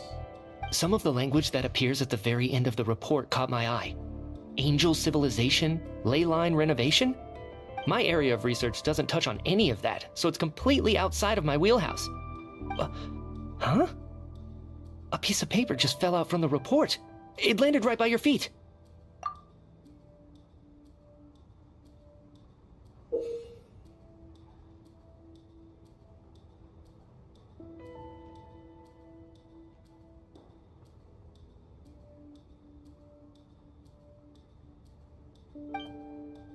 How unnerving. It was tucked inside the report, so it must be a note left by the author. Death is near. Is that supposed to be what's going on here? With us, in the theater?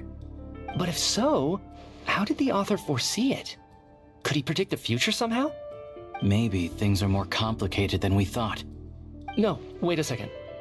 If we take the report and the note at face value, they completely contradict one another.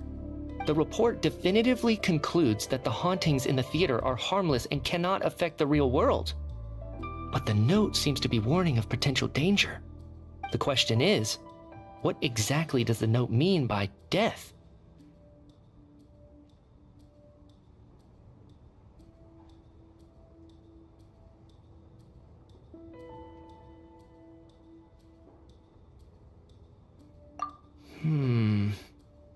The various ways we could interpret this keyword lead in completely different directions.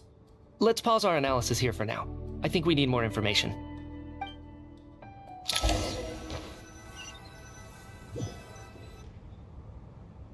If we take all this together, it's not impossible, is it? If anything, it's the natural conclusion. Oh, I beg to differ. This sounds to me like a product of a researcher's vivid imagination. And perhaps it's because I'm still viewing this through the lens of a typical murder investigation. But still, I'm struggling to be persuaded by your theory. Does it really sound that far-fetched? Alright, well, let's treat that as speculation for now. I do agree with what you've said, so let's go with your idea for now. Good. Okay, now that we finally have some meaningful leads, I think it's time to reconvene. Let's get the others.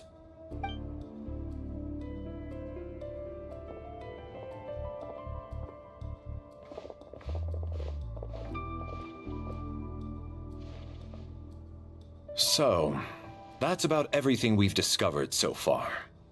I'll share my theory first. Based on what we've learned from the logbook, I believe the extra person among us is most likely the killer. If the killer had simply bought a ticket, it would have greatly increased the risk of their identity being exposed. I expect he or she either hid in the theater ahead of time, or found a way to slip past the ticket inspection. They then blended in with the group and waited for an opportunity to strike. What about the note found in the investigation report? Any thoughts on how that fits in? The killer may have simply planted it there as some sort of sick joke. I've seen my fair share of psychopathic killers. They love playing cryptic mind games. So, it has nothing to do with the haunting of the theater after all. This theory makes sense to me. If we have an audience member unaccounted for, chances are they didn't come here to watch the show. Could it really be that simple? So, in other words, all we have to do is find out who got in here without a ticket, and all our problems will be solved? Then let me make one thing clear. All the theater staff should be well aware that I came here for the rehearsal legitimately, yes? There's no way I'm the one who didn't have a ticket. It's true. I hear you used every trick in the book to get a hold of that ticket, too. Everything short of throwing a temper tantrum and rolling around on the floor at the entrance. I most certainly did not degrade myself in such a way. Probably a stupid question, but I might as well ask. Did anyone here get in without having their ticket checked? Guess it was naive of me to expect them to just admit to it. Especially after the unprompted Lelic reveal. Once was already a miracle. Twice would be unfathomable.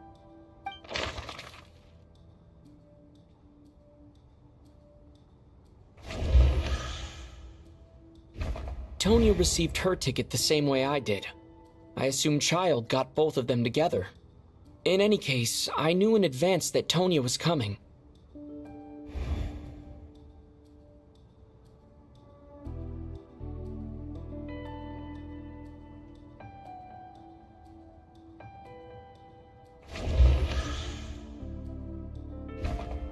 I don't believe any of us here knew Shram before all this. If no one can verify Shram's identity...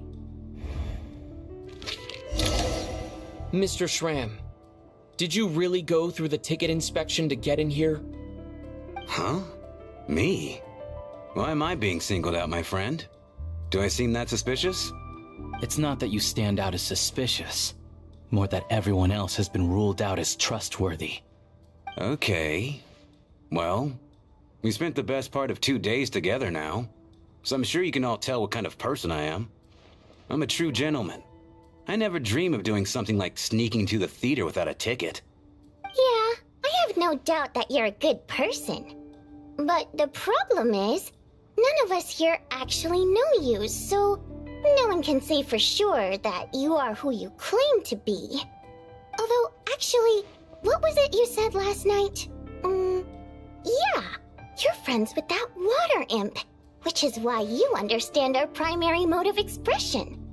Last time I checked, there were barely any of us remaining in Snezhnaya, since most of the water imps left. Could you tell me a little bit more about your friend? There's a good chance I actually know her. And I suppose it's also kind of a way for everyone else to get to know you a little better.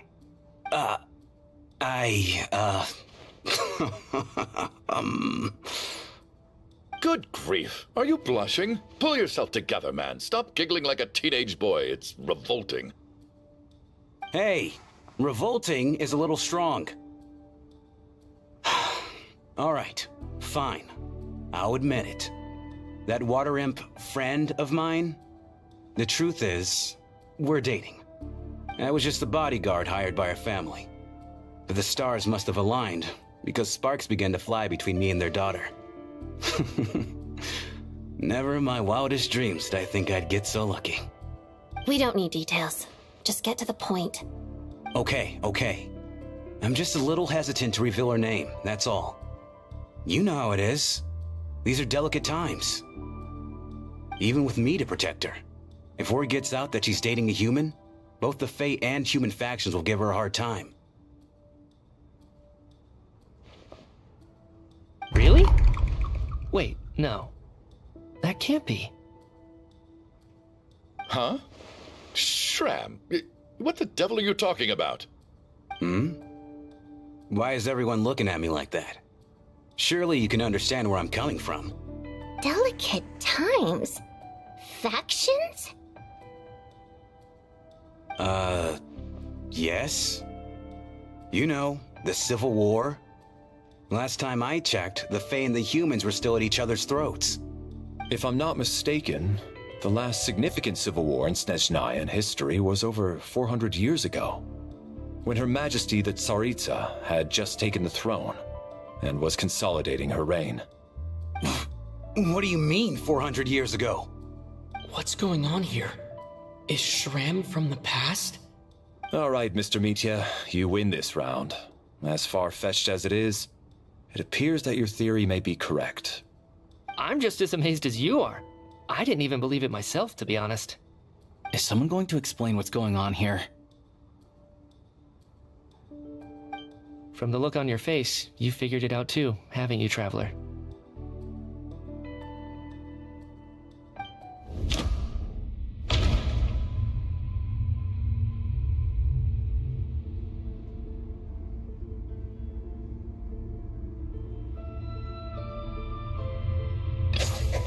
The theater's ley lines have been modified to block souls within its grounds from returning to them. Some souls can even wander this place forever. Mr. Schramm's statement proves he is from hundreds of years ago. And according to the investigation report on the theater hauntings, Mr. Schramm is very likely a lost soul wandering the theater.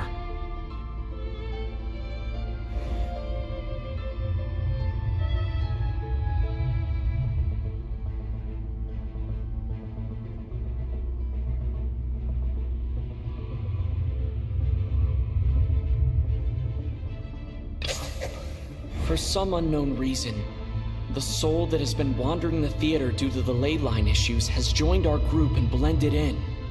Yeah, that must be the immediate reason why the ticket count doesn't match the number of people present.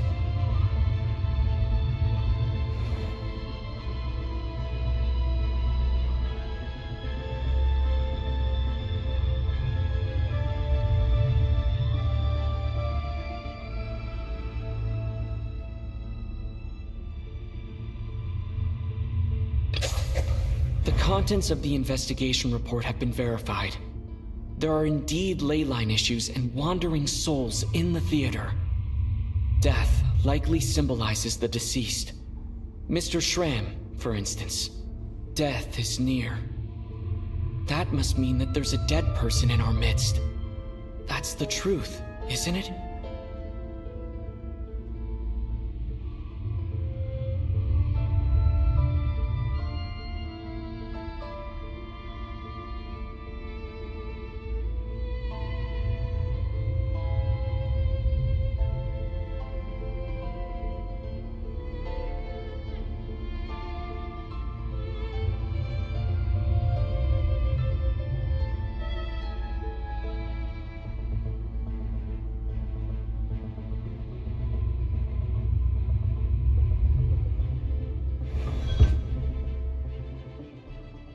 Yeah, the logic is clear now. The investigation report said that there would be souls stuck wandering around the theater because the ley lines were cut off. Mr. Schramm must be one such soul who died in the theater a long time ago. In which case, that also makes him our extra person. So when the note said death is near, it must have been referring to death as in the deceased, people who died a long time ago. Someone who died a long time ago. In short, there's a dead person among us. The extra person we've been searching for is a ghost from the past. You mean I'm a ghost? No. Don't make jokes like that, my man. There must be some mistake. But even if I was dead, I know for a fact I didn't kill anyone these past 2 nights. Yeah, even if all that's true, the report also said the souls inside the theater can't affect reality, right? They're harmless. Then what if the problem isn't the souls at all, but the ley lines themselves? The ley lines have a powerful ability to attract and devour souls. Let's say that the ley lines are like a black hole, constantly seeking to engulf souls. But the souls that don't want to return are trying to avoid being sucked in. Why does this analogy sound so familiar? What happens when the black hole can't achieve its goal? I'm only speculating here, but what if it ended up swallowing innocent souls by mistake? Or intentionally taking other souls to compensate? That could explain why we weren't able to determine a cause of death. If you're right, and their souls were devoured by the ley lines, it does make some sense. It does seem to explain a lot of the things we couldn't make sense of. Does that mean it's true? Except there's no concrete evidence. Mitya is relying on a lot of logical leaps. Still, it seems like the best explanation we have under the circumstances. Alright, so how could Schramm not know that he's dead? Seems a little unlikely that he hasn't noticed anything unusual even after several days interacting with us. On the contrary, It's perfectly normal for a soul to wander the theater for centuries without questioning their existence or reason for being there. It's simply what's natural for them.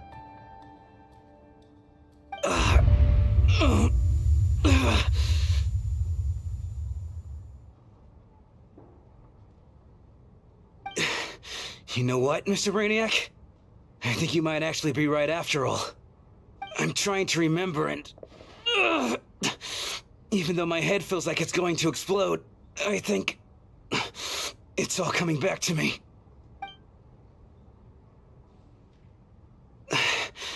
I was the one who didn't want to remember my own death, so I forced myself to forget.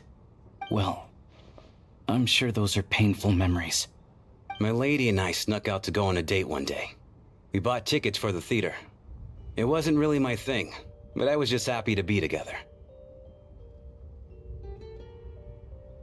All of a sudden, a group of people burst into the theater, shouting for all the water imps to get out, performers and audience members included. It was clear the conflict between humans and Fae had reached a boiling point. This time, the extremists were even coming after the water imps who had nothing to do with the war. I thought I could pull one over on them, so I took off my jacket, draped it over my lady, and tried to sneak out amid the chaos. But I got caught. They started shouting, calling me a traitor to humanity. But I was going to do whatever it took to buy our chance to escape, no matter how many people stood in my way. I had to, both as their bodyguard and out of love. It's all right, friend. You can stop there if you want. You don't need to dig all that up again. It's just... even now, I'm still struggling to accept the truth. How could I be dead? I'm sorry, everyone. If I'd known I was a dead man walking, I wouldn't have dragged you down with me. If I'm the cause of all this death, then punish me however you see fit. But, Mr. Shroom... No. I refuse to be a burden. I know what I have to do. You said I've been wandering the theater for centuries, right?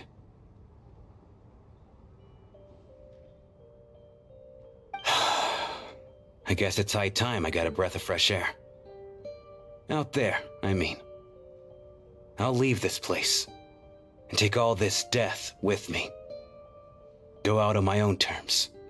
Mr. Shram, I'm sure we can figure out a different course of action. My good sir, we both know I'm not supposed to be here. I should have accepted my death long ago. One way or another, this has to end. Unless you're saying this goes against another one of your military principles somehow. No, I'm speaking on a personal level this time. Let it go, man. Oh, wait. One last thing. Miss Waterimp. My lover. Her name was Letia. Letia Ozarova. Do you know what happened to her? Ozarova. Oh, Auntie Ozarova. That's what we all called her. I remember her as a very kind elder. She had a bunch of kids, too. I'm so glad she survived. And she had lots of kids? Good. That's... good. I could hardly expect her to stay single just because of what happened to me, right? As long as she went on to be happy, that's all that matters. Besides, I'm dead. My soul has been wandering around here for so long because I was worried about her. But now, I can go without regret. There's no need to see me off, my friends. I've enjoyed our time together over these past few days. Perhaps we'll meet again in the next life.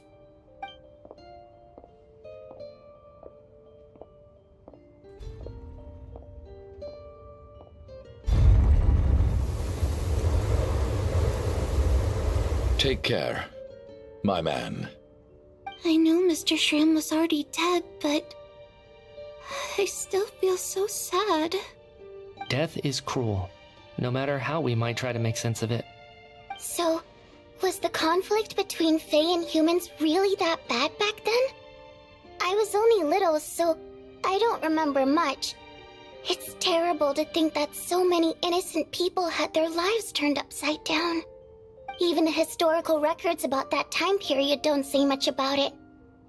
All people know is that the Tsaritsa founded the Fatui, drove out most of the Fae aristocracy without explanation, then used her terrifying power to suppress the humans.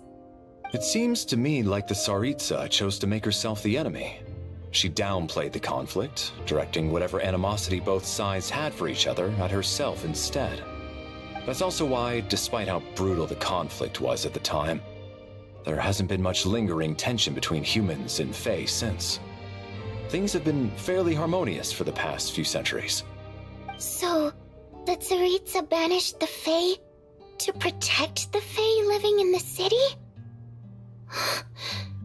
She offered herself up to be hated in exchange for peace. Maybe it's not quite as bad as it sounds. I don't think Her Majesty is too concerned if mortals hate her or not.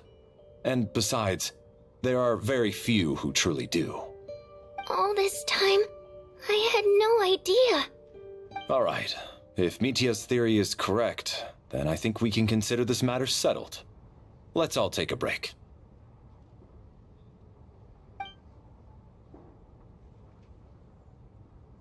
Ugh, if only this blasted storm wasn't still raging on.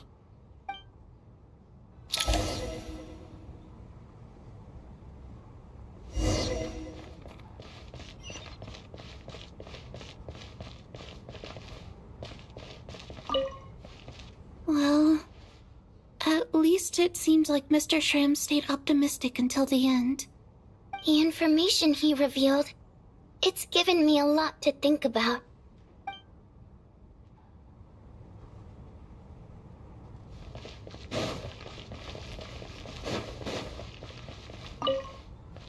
Even though Shram was already deceased, his decision to walk into the snowstorm was still a sacrifice, and a very brave one. This is one of the few times I don't feel at all happy to have my theory proven true.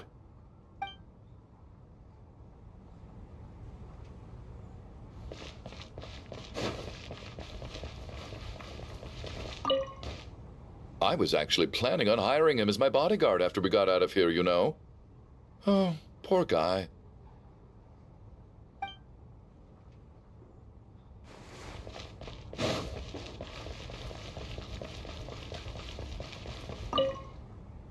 At least the lingering regret that kept him here has been put to rest. That's not necessarily a bad thing.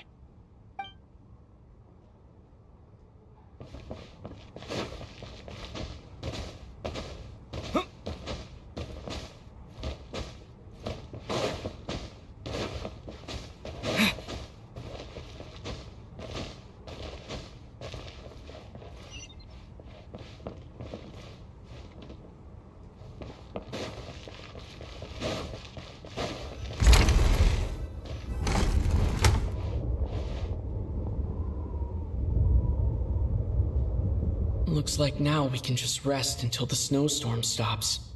I still can't believe Shram turned out to be a ghost who'd been in the theater for hundreds of years. To think he was dead this whole time. What a strange turn of events. Knock knock. Huh? Knock knock. You know the door isn't closed, right? You don't have to knock. Think of it as a signal then. When I'm entering someone else's room and I knock, I'm here as Odette. If I don't knock, it's Lelik. Thanks. So, why did you come to find me? Is there something I can help with? Vodyanitsa said you knew about my secret identity from the start. But when everyone was discussing who Lelik could be, you were worried that revealing what you knew would be unfair to me, so you kept it to yourself, right? Yes, I'm extremely grateful for that. It's nothing. I mean, you didn't hold what happened with Signora against me, so I should thank you for that as well. Actually, there's something else as well. I found myself in a situation similar to the one you were in when you helped conceal my identity. So I thought I'd come and ask you for advice. It's about Mitya.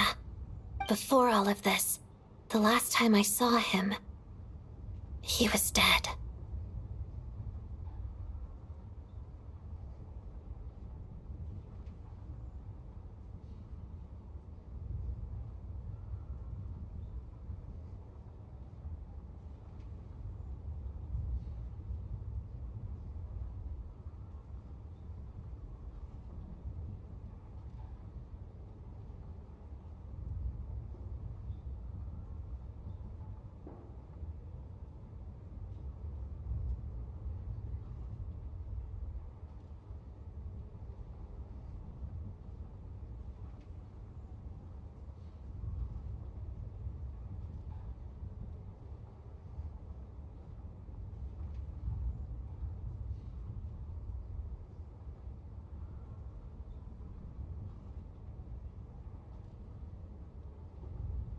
As I'm sure you know, my goal as Lelik was to stop Project Stuja.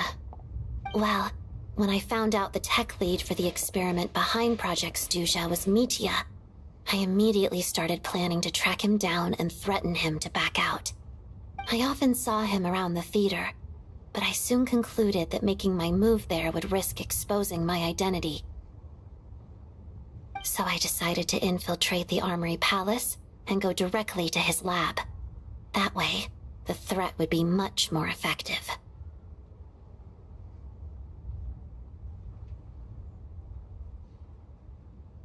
Well, I suppose there was a bit of luck involved.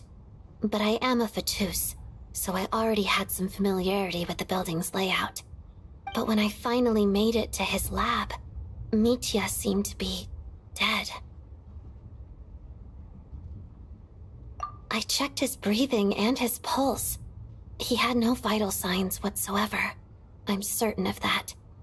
I thought maybe another anti-Project Stuja activist had beaten me to it, and chosen a much more brutal method. So I made myself scarce. That's why you were so on guard around Mitya that first night here. Yes. When I saw him sitting in the audience during the performance, I could barely contain the shock. To me, it was a miracle. Somehow, he'd come back from the dead. But then, the murder started happening and things got so complicated that it wasn't really at the front of my mind. That is, until Mitya himself said there must be a dead person among us. Then, I couldn't ignore it any longer. And yet, you thought that bringing it up right away would single Mitya out. Just like when everyone was suspecting Lelik. Exactly. I thought there could be something I was missing. Besides, we soon figured out that Mr. Shram was a ghost, and we knew there was only one extra person, so we thought he had to be the one. But now, it seems like there's another candidate. I understand why you kept it to yourself. There was so much information being thrown around during that discussion. Bringing up Mitya would have just introduced more confusion. So, what do you think we should do? Let me confirm one thing first. When was it that you found Mitya dead? Around a week ago. Sometime in the afternoon. A week ago? That's earlier than I thought.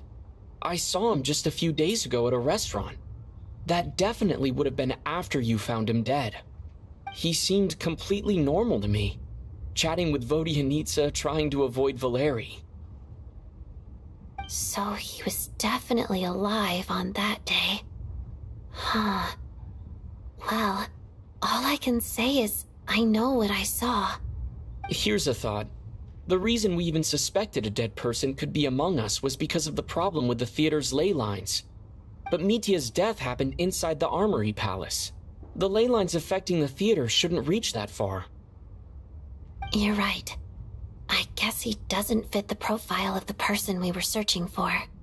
I think the chances of it being him are very low. Surely he can't have died for real in the Armory Palace. Unless...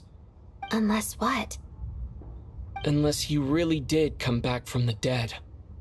You're right. Do you think we need to disclose this to the others?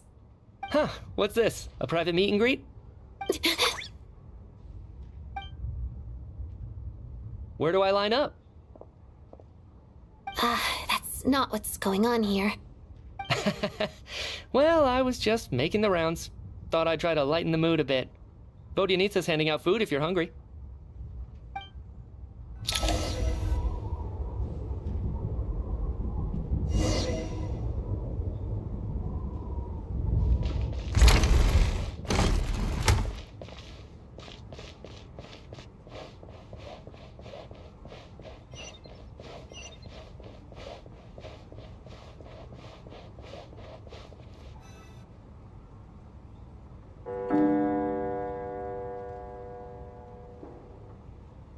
What is going on with this storm? Could it be connected to that monster that just arrived in Snezhnaya? I almost hope it is. Her Majesty the Tsaritsa left to vanquish that beast herself. We just need to wait for her triumphant return. Do you think people still feel the cold after they die?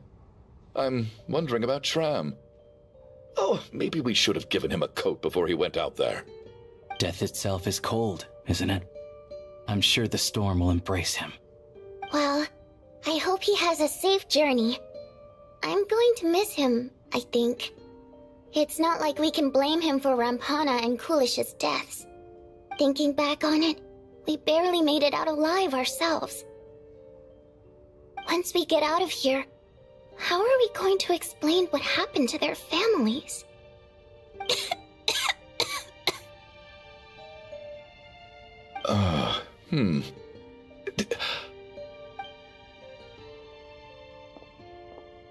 Are you okay?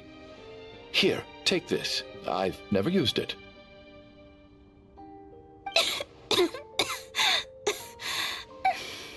Thanks. Look who's Mr. Nice Guy all of a sudden. Is it because Tonya stood up for you this morning? At least you know how to return a favor. Yeah, without Tonya, who knows how badly he would have been hurt.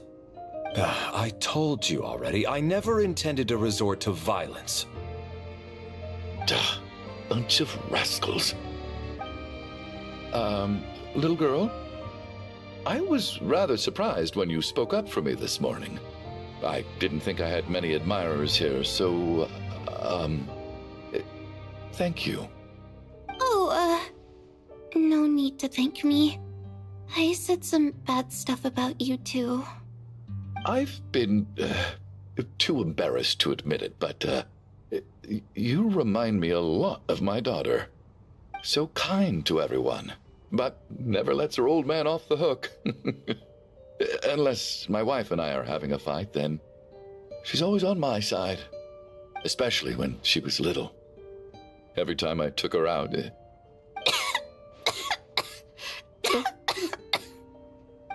All right, easy now. How long have you had that cough, Tonya? I don't know. It's probably been a while. I'm fine. Are you taking anything for it? Yeah. I'll be fine once I see my brother. He's gonna pick some frost fairy flower leaves and brew a tonic for me. I'll feel much better once I drink that. I see. That's good to hear, then. We should probably discuss arrangements for tonight. Now that the deceased has left our midst, there shouldn't be any more incidents. However, out of an abundance of caution, I'll keep watch. Shouldn't we take shifts? I can take one if needed. No need. I managed to get a nap in earlier, so I have plenty of energy right now. After all the tension of the past few days, everyone else should just focus on getting a good night's sleep.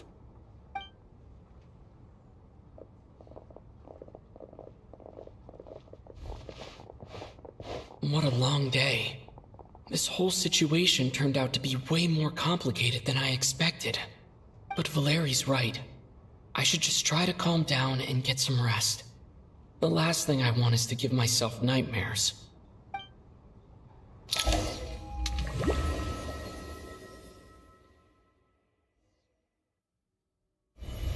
He's awake! He's awake! Get over here, you big lug, and take a look! If you must call me something, call me Mr. Door. The Black Mist is coming. You need to go. Are you all right? Can you walk? We just got attacked by monsters on our way up. That Mr. Door fellow protected us. He just seemed to come out of nowhere. Not much of a talker, but when it comes to taking down monsters, that man doesn't hold back. Curses! The Black Mist is catching up to us. We need to keep going. Mr. Door, I don't believe I've ever seen you around here before. Why is that? There's no need to try to get to know me. I'm... Mr. Door! Looking for trouble! Get rid of them! I can just push these ones off. Oh, well, anyway, we're lucky to have you here. Thanks for saving us earlier. No need to thank me. This is where my duty lies. What the?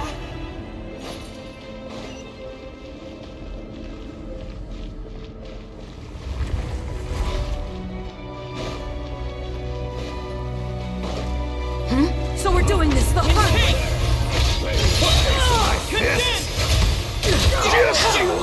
Wait. Oh, remarkable work, Mr. Door. Oh, if I had your muscles, I'd do the same.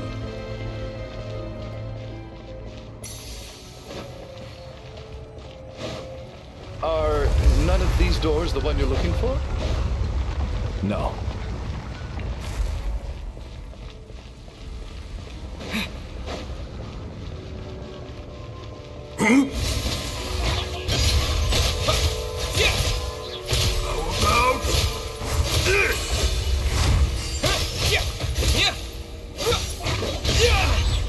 Come no closer.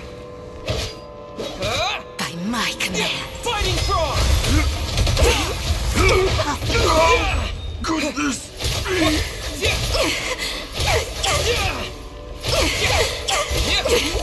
Impossible. I'm so exhausted.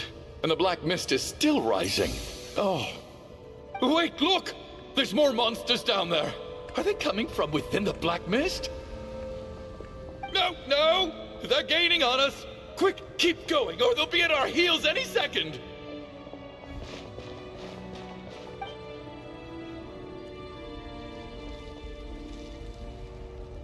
Mr. Door, what are you doing? We need to get out of here. They're coming!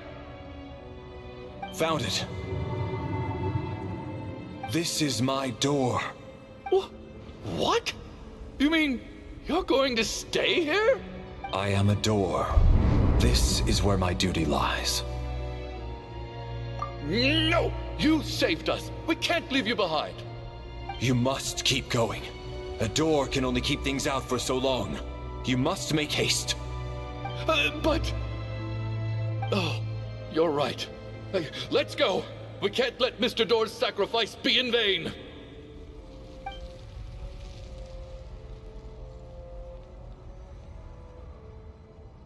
The Black Mist isn't moving anymore. Looks like both the monsters and Mr. Door are gone. I didn't just imagine all that, did I? Surely I wasn't so scared out of my mind that I hallucinated a door as a human being. Oh, okay, good. There's no way we both hallucinated the same thing. Getting sleepy? Well, looks like we're safe for now. Go ahead. Let's get some rest.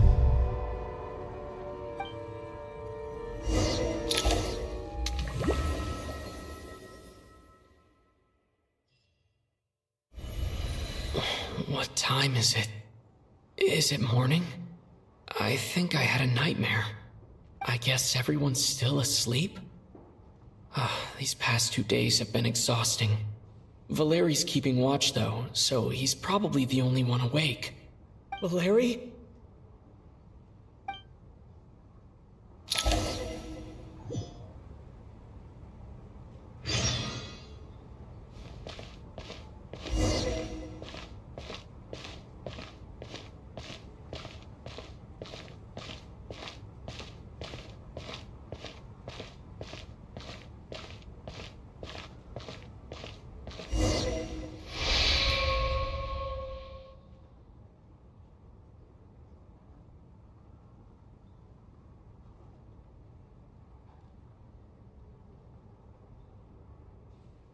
Wake up! Everyone needs to wake up!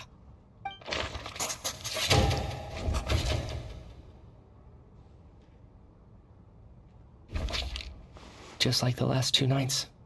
No clear cause of death.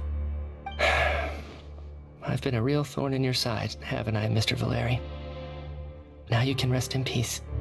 But for me, life will be all the duller for not having to run away from you, my friend. How's Tonya? Is she okay? I just checked on her, and it doesn't seem like anything serious. She's just exhausted from the past couple of days. That means Valeri was the only one who died last night. If Valeri was awake and keeping watch, it would have been impossible to kill him without waking everyone else up. That much is certain. This is so frustrating. Why has nothing changed since yesterday? I thought we already dealt with the dead person causing all this. Actually, one thing has changed. There's only 1 victim this time, not 2. Does that mean...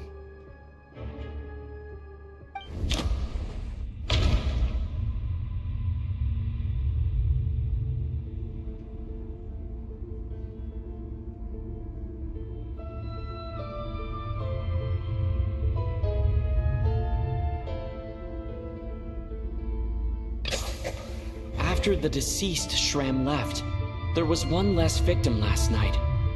That more or less tracks. It's a reasonable conclusion, considering the only variable that changed. The number of people who die each night is equivalent to the number of dead among us. That's your theory, right? Exactly. We identified Mr. Shram, and the night after he left, the death toll dropped from 2 to 1. By that logic, there must be 1 more dead person left among us. Another one? But there was only 1 person unaccounted for in the ticket checks, right? The head count should match up now. Having an extra person was definitely a cause for alarm, but being 1 person short isn't nearly as unusual. Someone could have left in the middle of the show, or made it out before the storm hit. 1 more dead person among us. If Mitya's theory is right, then what Odette told me seems a lot more relevant. It's just, at the time, we had no reason to think there was more than 1 dead person. If only we'd taken it more seriously as a possibility, maybe this could have been avoided. I'm sorry. This is my fault. I had information that could have been helpful, but I held back. I should have brought it up right away. I'm partly to blame as well. I was too quick to dismiss Odette's concerns. What is this about? What have you two been getting up to behind my back? Sounds like there's some big news you've been keeping from the rest of us. Well, we're all ears.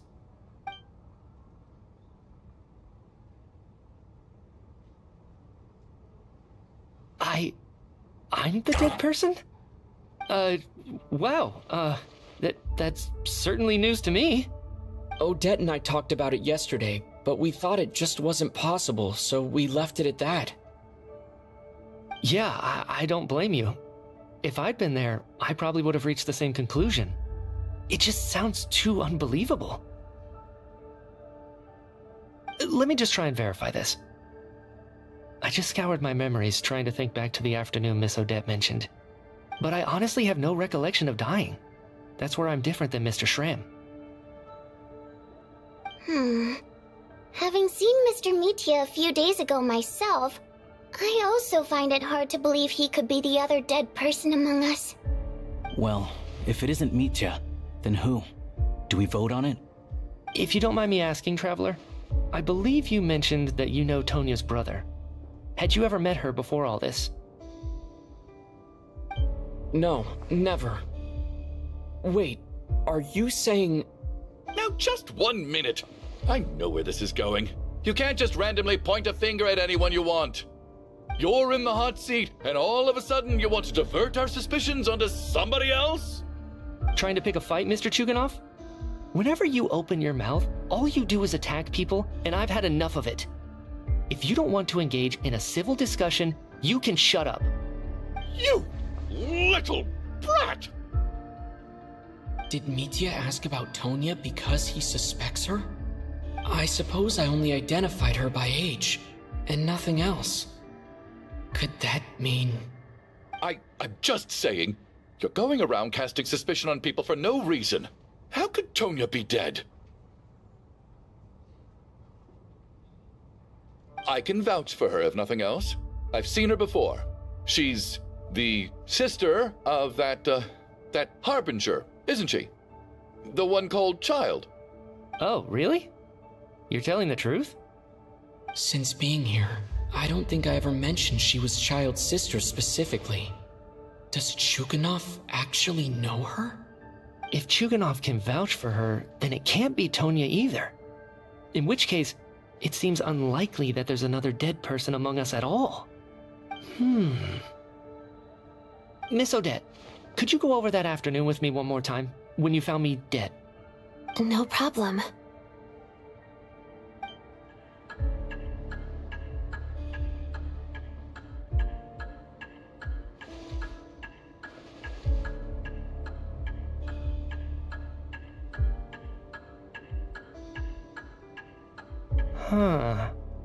No matter how hard I try, I just can't remember anything about dying. But I do remember something else. Miss Vojanitsa, during our last meal together, I told you how some of the researchers were suffering from temporary memory loss. Do you remember that? Oh, yeah. You said it was hindering the progress of your experiments. You thought they were just under too much stress or something. Right. And even though I don't remember dying that day, I'm pretty sure I experienced something like amnesia. Some of my memories from that afternoon are missing. Are you suggesting you're missing the memory of your... Of course. How am I only just realizing this? Humans aren't necessarily aware of their own death. You mean being silently assassinated, or dying in your sleep? Situations like that? The researcher's amnesia. Suddenly it all makes sense. I must thank you, Odette. I think your perspective just helped me reach a breakthrough on a series of issues that have been troubling me for quite some time. All right. It's decided then. I'll be the one to leave today. Oh, leave? Hey, wait a minute. Aren't you rushing into this? What if you're wrong? You'll pay with your life. Come on, kid. Aren't you gonna fight for your life? This seems like a rash decision. I have other reasons beyond what's been discussed. In fact, thinking back, I remember during Miss Odette's performance, while I was sitting in the audience stalls, a brilliant new idea for my research popped into my mind. But then, my train of thought suddenly cut off. I can't remember it now at all, and I didn't take any notes. I guess that must be another instance of temporary amnesia. No. Hold on. I see where you're going with this. You're suggesting that each instance of temporary amnesia is a death, right? There's a glaringly obvious flaw in that idea, no? How can one person die so many times? I believe Miss Odette's account. During the period where my memory is blank, I must have been either dead or in a similar state. All it would take is for the same thing to happen in the theater, and I would come under the effect of the ley lines in this vicinity. This increases the likelihood of me being the deceased, does it not? But... There's no evidence to suggest that anyone other than me is a candidate for the deceased. So allow me, as a scientist, to treat this as an experiment. Please relax, everyone. I don't think things are as bad as they may seem. If I really am the deceased, then to leave the theater will be a relief for me. If, on the other hand, I'm still alive right now, well, apparently you've all witnessed my resurrection recently anyway. Who's to say I won't return from the dead again this time? Mitya's right. This is the only thing we can try right now. I think he's deliberately downplaying the gravity of the situation, though. He probably doesn't want to burden everyone. What is a scientist if not someone who gambles on experiment after experiment in an attempt to obtain the truth? With this snowstorm, the ley line phenomenon, ghosts of the dead, and my amnesia, we've been paralyzed by not knowing and powerless to do anything about it. It's a terrible feeling.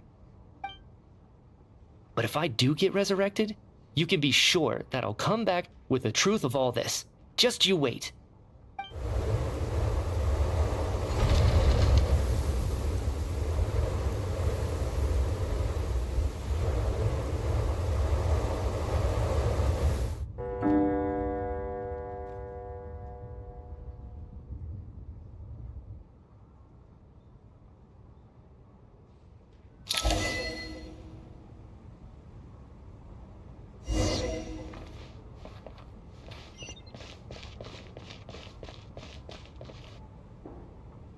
Poor Mr. Mitya.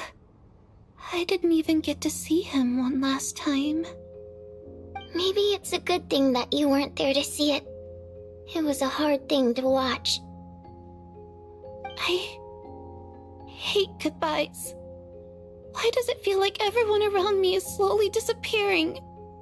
Not just in here, I mean. In the outside world, too. Maybe it's the realization that, at the end of life, everyone has to face it alone. Come to think of it, the main reason we're still alive right now is pure luck. Each morning here, for every one of us, there's the chance that we might not wake up. You could take it a step further and say that the same is true outside, too. Who can never be 100% sure when they drift off to sleep that they'll open their eyes again in the morning? If I make it out of here, I'm going to cherish every moment that I'm awake and live without any regrets. Without regrets? I feel like a strange sense of anxiety has been quietly growing inside me over the last 2 days.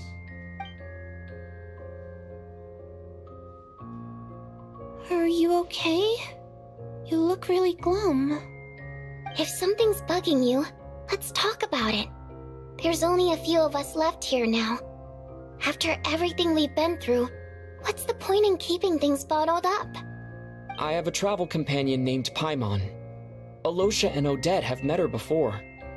She's been feeling unwell recently. You're worried about her, aren't you? That makes sense.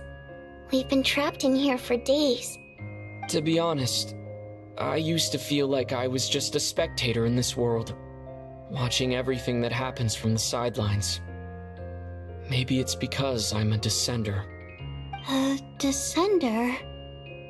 But with Paimon by my side, over time, I slowly felt my connection to this world growing stronger.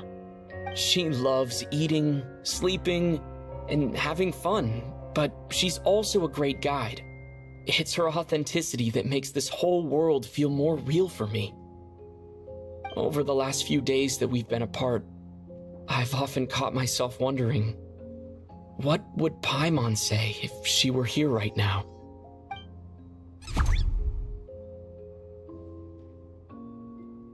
But by the time I snap out of it, the conversation has already moved on, and I'm still in my own little world. I'm trying to overcome this sense of detachment, but I really miss Paimon. I guess, in a way, she means the whole world to me. I bet she misses you when you're not there as well. Maybe you're her entire world too. I don't know if this will make you feel any better, but back when the water imps left Snezhnaya in droves, I also felt like the whole world was suddenly empty. I could be surrounded by people all smiling and having fun, and still feel completely separate from it. So, I totally understand how you feel. Later on, I started to think, maybe accepting the fact that our loved ones won't always be with us is something that takes a lifetime. All we can do is cherish their companionship from moment to moment. So, once we get out of here, you better hurry back to our side as fast as you can. You can't let your story end in regret. That's the trope I hate the most. Thank you. That's exactly what I needed to hear. But Vodyanitsa, If you hate goodbyes too, why didn't you leave with your people? That's just the choice I made. I used to regret it, but I don't anymore.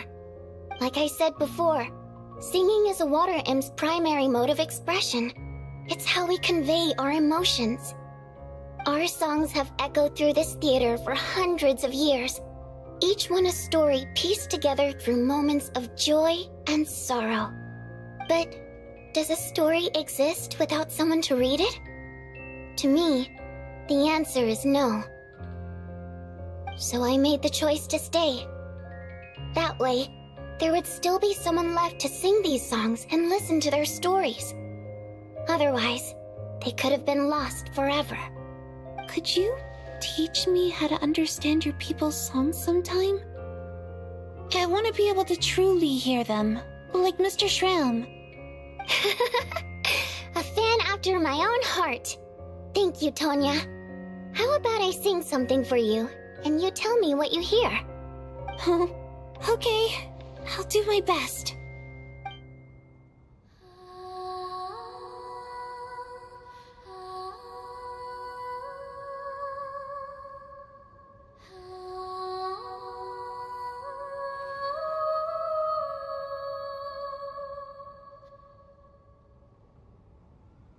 I've never heard that one before.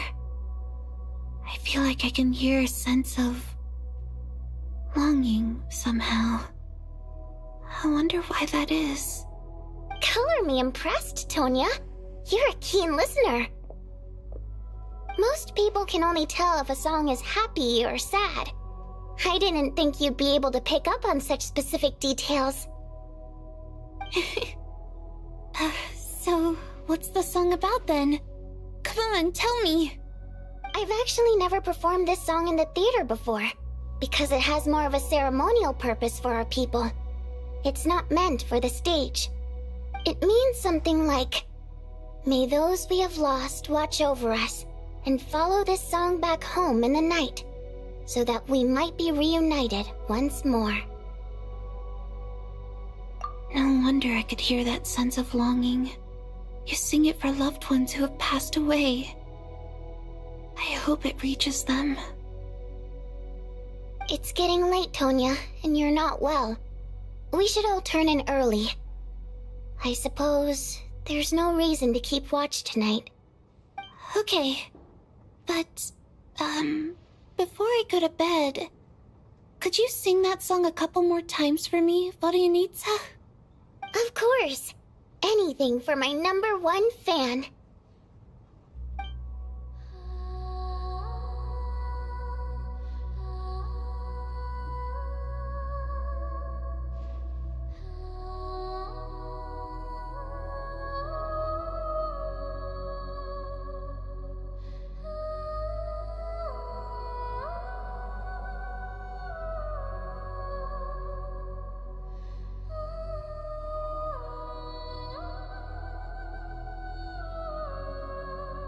Once I get out of here, I definitely don't plan on ever coming back. But I guess that means I'll never get to hear Vodyanitsa sing again. That's a sad thought. Before I fall asleep, I should cherish this moment of companionship while it lasts.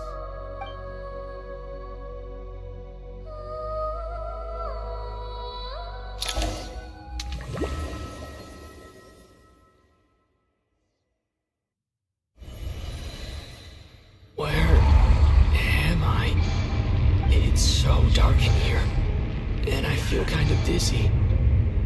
Am I alone?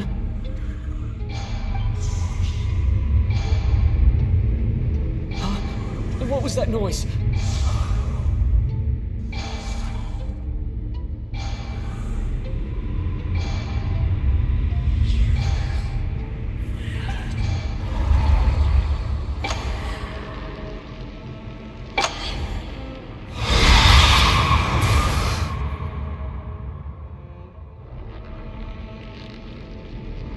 Return, O spirits. Fulfill your oath of protection.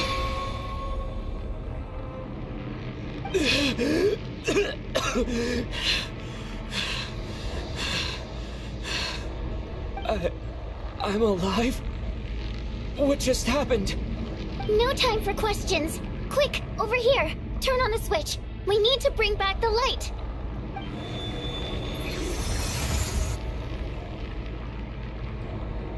All right, we're safe. The spirit just now is called Night Prayer. The light subdues her, but she'll attack without a second thought in the dark. Sort of. I know it's hard, but you can't let this place go dark, or she'll kill you again. Yep. Luckily, I was here to resurrect you. Otherwise, that'd have been a real bummer. A bit more than a bummer, I'd say. Wait, so you have the ability to resurrect people? Sure I do. I'm your guardian spirit after all. I specialize in soul recall. Oh, it's nice to meet you, by the way. Thanks. It's nice to meet you too. Alright, there's no time to waste. The black mist is already catching up. We need to avoid it and Night Prayer at all costs. Come on, let's go. We need to reach the next switch before the place gets too dark. If we bring the light back, Night Prayer won't be able to get to us. Sweet, sweet light! It's back! Shh! It's Night Prayer. We need to move quick, but don't let her notice you. Look out!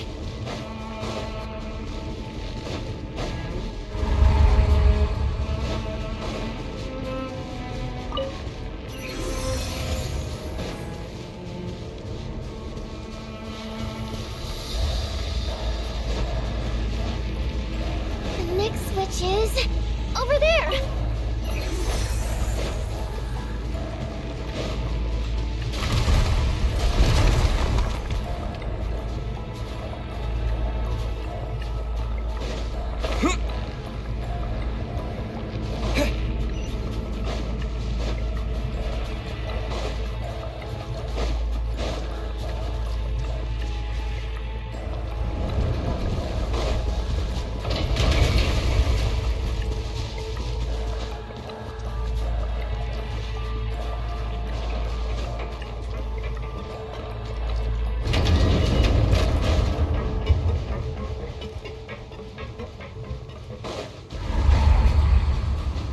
No, Night Prayer is here too. This can't be the only path. Let's head up there and take a look. I won't let you die like this. Not on my watch.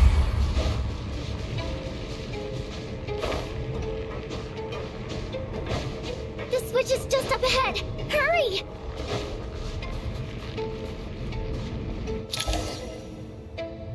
It's too dark. We're not gonna make it. Come on, fast!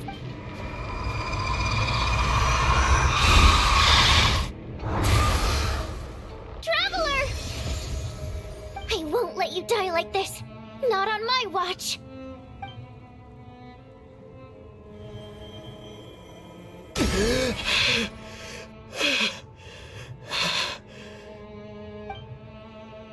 Even though it's not permanent, dying is definitely not a pleasant experience. Great. You're back. Yeah, thanks to you. Time for you to get out of here. Quick, before the light runs out. What about you? You're not coming with me? I can't. I've already been used up. A guardian spirit's skills are finite. I can only resurrect someone so many times. I might not look any different, but my essence has been exhausted. Now, I will slowly start to fade away. I can go no further. The black mist is where I belong. It's okay. Why didn't you tell me sooner? Because it wouldn't have changed anything. That knowledge would have just burdened you. And a guardian spirit's role is to protect. But... Go. Now, before it's too late. I already hear Night Prayer approaching.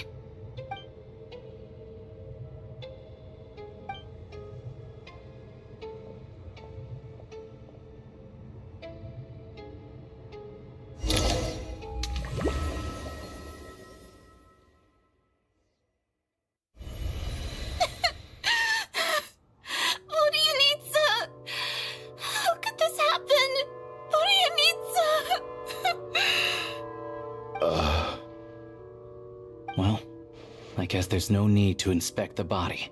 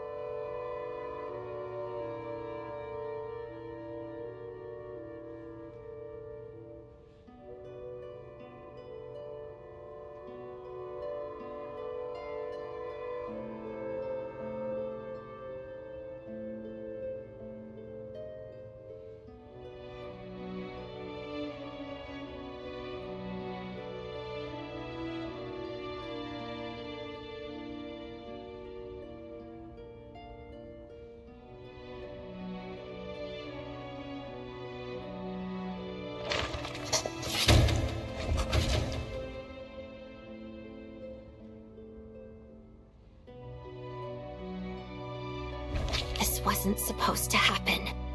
You lied to us, didn't you, Chuganov? You've been lying from the start. Take a long, hard look at yourself before you go around accusing other people. I suspected you on day one, Lelik, and now look where we are. By some strange coincidence, you've never been targeted. You just happen to have survived this long? No, you should be the prime suspect. And you, little hunter, ever so content with staying on the sidelines. Yet you were the one who stopped us from leaving from the start. Why are you trying to keep us here? Now you're just lashing out indiscriminately. That's either a sign of anxiety or a guilty conscience. Where was all this passion and bravado before? Decided to fight until the bitter end. Is that it? Is that a threat? Fine, bring it on. You think I'm afraid to die after all this? You want to kill me? Go ahead. I'd like to see you try. After all the trauma of the past few days, everyone's been pushed to the breaking point. Valeria and Mitya aren't here anymore. Someone else needs to step up and take charge. But first, I need to think this through. Considering everyone left, who's the most likely candidate for the deceased?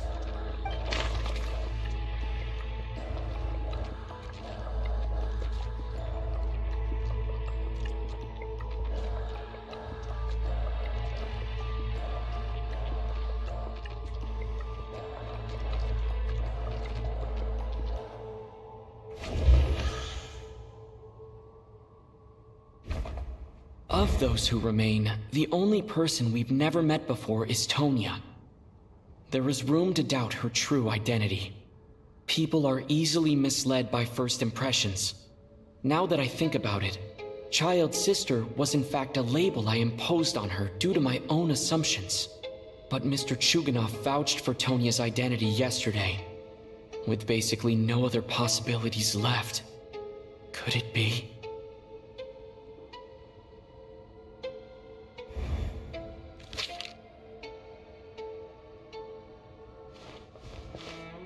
Tonya, how's Tusser been lately? Tusser? Your brother Ajax must have mentioned me in his letters home, right? Did he say anything about a blonde traveler? No. And my brother's name is Razik, not Ajax. Chuganov, looks like it's your turn to do some explaining. Yesterday, you said you could vouch for Tonya. Why did you give us a false testimony? I knew you were behind this, Chuganov. You've been lying through your teeth from the start. Everything about you is fake, down to the wife and daughter you're always talking about. Your entire family man persona is a charade, isn't it? That night, when I infiltrated your place as Lelik, I noticed you were home alone. Didn't think much of it at the time. Just thought everyone else was out. But thinking back on it now, that doesn't seem very likely. My guess is, you live alone, don't you? Even that was a lie? But why would he lie about having a family? Oh! Curses! Oh, why is there no end to this blasted snowstorm? If it would just stop! If it would just stop. I think I remember now. I know how I ended up here. It feels like a distant memory. But at the same time, it's just like it was yesterday. The reason I'm always coughing is because I got sick with frostbite. The locals usually call it the snow cough. It's not a very common illness. It's partly genetic and partly caused by the cold climate, but it can be fatal. They sent me to the hospital as soon as they found out I had it, and I spent so long lying there in that hospital bed. After a while, I felt myself growing weaker and weaker. Nothing seemed to be working anymore. Neither the treatment that the doctors were giving me, nor the medicine my brother was brewing from frost fairy flower leaves. So one day, I told my brother that I wanted him to take me outside for once, so things could be like they used to, just for one day. I wanted to meet loads of friends, experience new things. He agreed. He snuck me out of the hospital, and we escaped. We got to the theater, bought tickets, and went inside. Oh, it was all so exciting. I remember the show very clearly. It was amazing. But I found myself getting sleepier and sleepier. Oh, Tonya. When I woke up, I couldn't find my brother anywhere, so I guessed he'd already left. But there's no way he'd leave me behind. So I decided to stay here and wait for him. At the time, I figured he'd probably gone to brew some more medicine for me. I was planning to chew him out for abandoning me when he got back. Tonya, it sounds like by then you'd already... Yeah, I know. I understand now. Dead, aren't I? This cough and the feeling weak, it's probably just my body's memory. After all of that, it turns out I can't blame my brother after all. I was the one who abandoned him. I'm sorry, everyone. I realized this much too late. It seems like death skewed my perception. And now I've dragged you all into this mess. Your name probably isn't even Tonya, is it? Didn't that ever strike you as odd over the last few days? Well, when I was little, my brother and I read a storybook, and Tonya is the name of one of the characters. When we escaped from the hospital, our family and the hospital security were looking everywhere for us. So when you first approached me and said my brother had sent you, and called me Tonya, I thought he must have chosen a fake name that only the two of us would know. Because he was afraid of getting caught. Now, it seems like that was just wishful thinking. At least your memory of death isn't painful. That is a small comfort. Now it's your turn, Chuganov. Talk to us. I believe no lie is ever told without a reason. You're right. I was lying.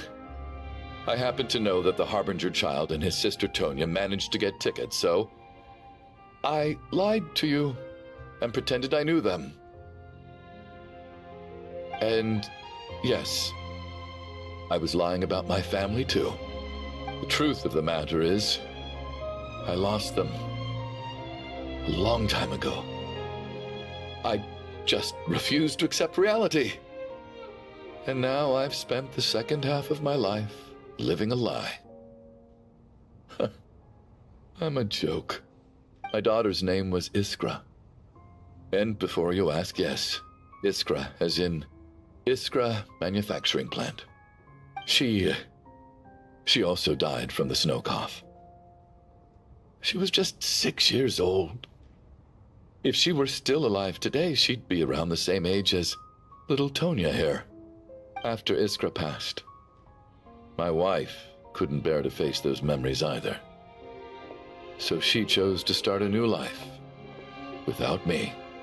One day when I came home from work and saw the empty room, I felt like I couldn't breathe. Subconsciously, I started to imagine that they were still there. I soon discovered that this was the only thing that made me feel any better, so I just embraced the delusion.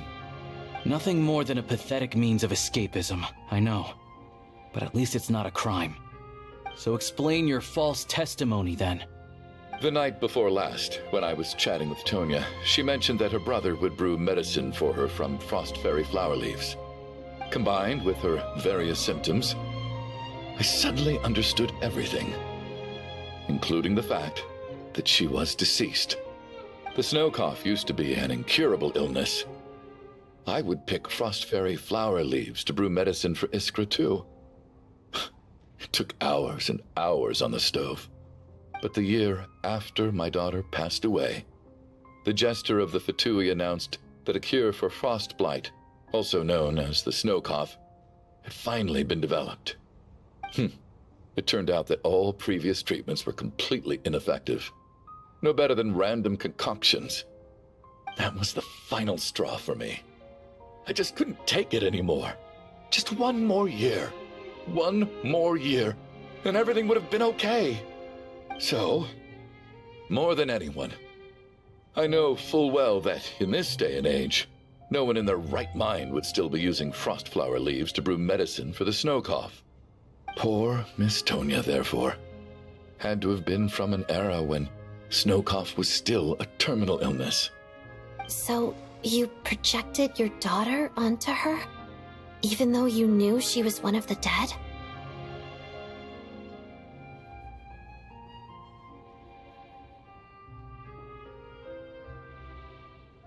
That doesn't make any sense. You knew she was already dead. What did you hope to achieve by protecting her? I just don't believe in your crackpot theories, nor do I approve of your actions. How can you just declare a living person dead and throw them out into that snowstorm? Nitia's gone. My good buddy Shram's gone. And now it's Tonya's turn, isn't it?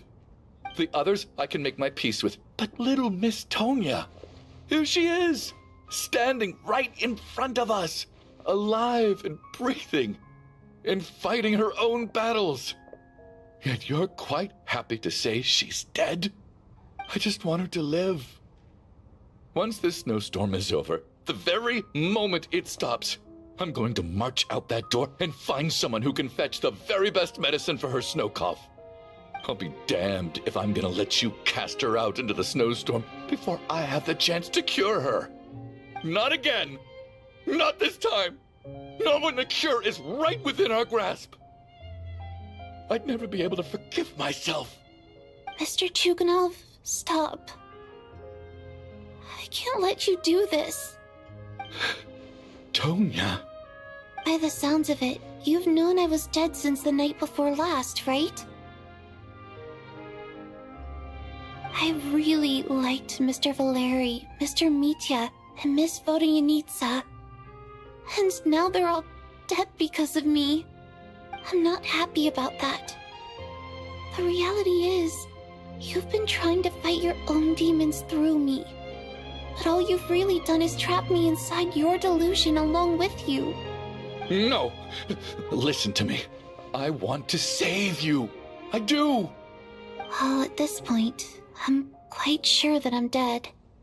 I don't need to be saved. The time I got to spend with all of you is more than enough for me. Despite all the bad things that kept happening, I got to meet so many interesting people and spend so many days and nights by your side. Since the day I escaped that hospital until now, this has been an adventure I never even dared to dream of. I'm very fond of you all. If it were only possible, I'd trade my soul to bring back the ones who died. If it meant things didn't have to end like this. And that's why I'm not fond of you at all, Mr. Chuganov. I'm sorry. It's them that you owe an apology to, sir. Not me. Well then, I suppose this is it. It's time for my adventure to end. I've caused enough trouble. You're leaving already? It's still early. Don't you want to stay a little longer? No thank you. Oh, and by the way, my name is Patashka. It was nice meeting you all. Feels strange that we're only being properly introduced now that it's time to say goodbye. Tashka?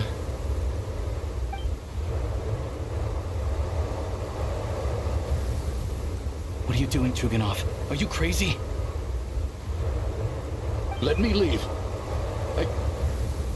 I can't keep lying to myself anymore. In your dreams. Don't think you're getting off that easy when you had a hand in the deaths of so many people. The Fatui have honed quite an array of enhanced interrogation techniques since they were founded. Once we're out of here, Lelik will personally give you a taste of every last one.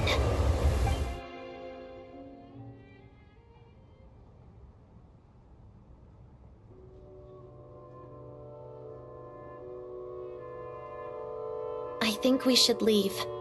I doubt this snowstorm is ever going to stop.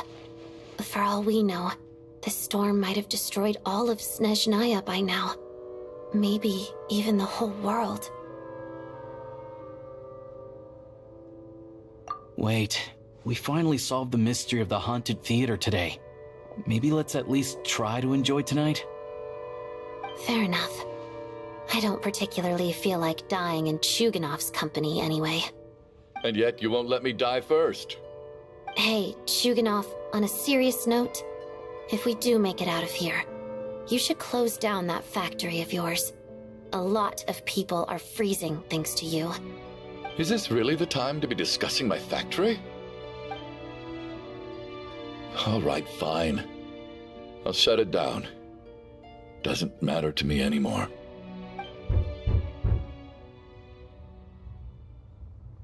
Am I hearing things? Or was that a knock at the door?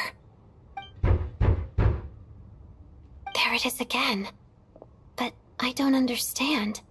The snowstorm hasn't stopped, has it?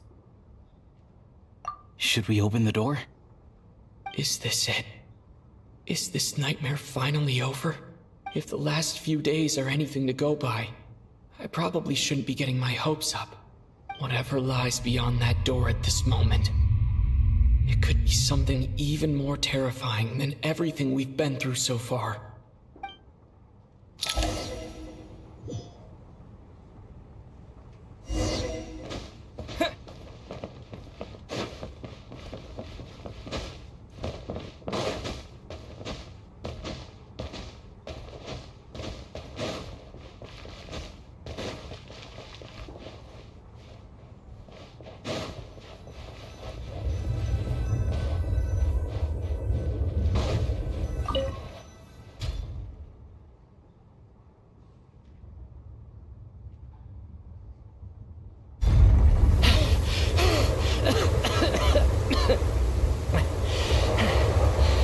Hey everyone, I'm back.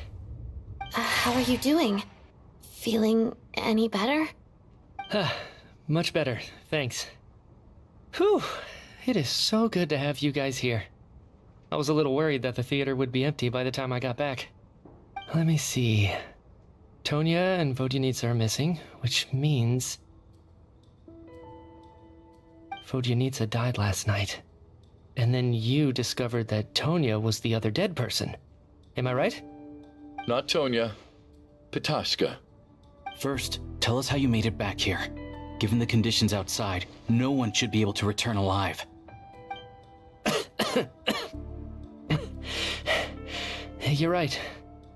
The thing that got me back safely was a song. I heard someone singing. After walking into the snowstorm, my mind grew hazy. I don't know how long I walked through the storm before my mind completely slipped away. Then, suddenly, I heard the sound of singing. The voice instantly brought me back to my senses, and I regained consciousness. So I followed the voice, searching for the source of the singing. I searched and searched until finally, just a few moments ago, there was the entrance to the theater right in front of me.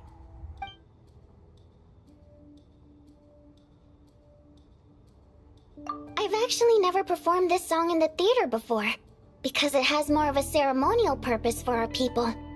It's not meant for the stage. It means something like, "May those we have lost watch over us, and follow this song back home in the night, so that we might be reunited once more." That must have been Vodyanitsa's Requiem. Who knew it actually worked? That song is meant to guide the souls of the dead. Mitya, that must mean that you... Huh. No kidding. Seemed like I guessed right then. This is what I've been so desperate to tell you about. When I first stepped out of the theater, I was still quite lucid. My memory of it is still pretty intact. I remember the outside world being completely different than what I'd expected. It was like this was a world where only the snowstorm existed. There wasn't a trace of any humans or buildings ever having been there. I don't know how else to describe it, except to say that it just didn't seem like the real world. And as for the Requiem, if I was guided here by Vodyanitsa's song, it can only mean that I must already be dead. And this is my soul, not my body. But I didn't experience a clear moment of death while I was out there. Nor do I feel any different now than before I walked into the snowstorm. You don't seem any different to me either. In fact, this is something I've been wondering about for a while now. If souls aren't physical, shouldn't they lack tangible form? Both Shram and Patoshka were clearly deceased, and yet their souls didn't look or feel like ghosts at all. They were visible, tangible, no different than you or me. This raises a truly terrible thought. Is that really what Mitya is suggesting?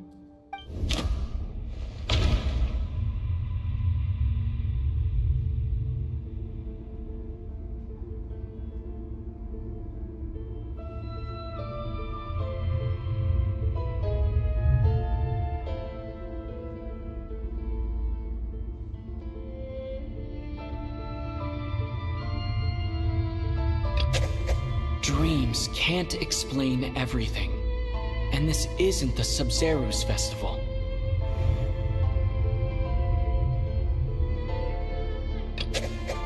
The Requiem calls to the souls of the dead. This is proof that Mitya is dead and has not been resurrected. Mitya's soul was summoned back by the Requiem, confirming that he is indeed already dead. And yet, he looks no different from us. Of course, if even the long deceased like Mr. Shram can blend in with us undetected, then maybe we've all been dead from the very start. And all of us are now souls wandering the theater.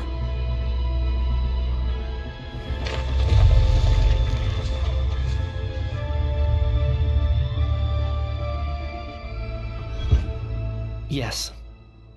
I think that this is probably the afterlife. What did you say?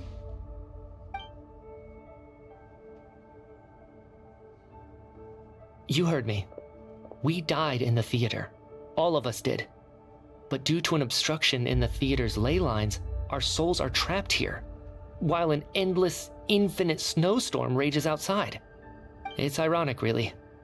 All that time, we were working so hard to figure out who the deceased among us were, when the truth was, we were all deceased. The only difference being some of us died more recently than others. Do you remember that note, "Death is near"? Seems like we misunderstood what it meant after all. Death was nearer than we wanted to think all along. The note simply meant that all of us were already dead. So all our attempts to survive, our search for the deceased, it was all for nothing? Hard to say. At the very least, we helped 2 lost souls find clarity and go to where they belong. The presence of those 2 is probably what caused our souls to be drawn in by the ley lines.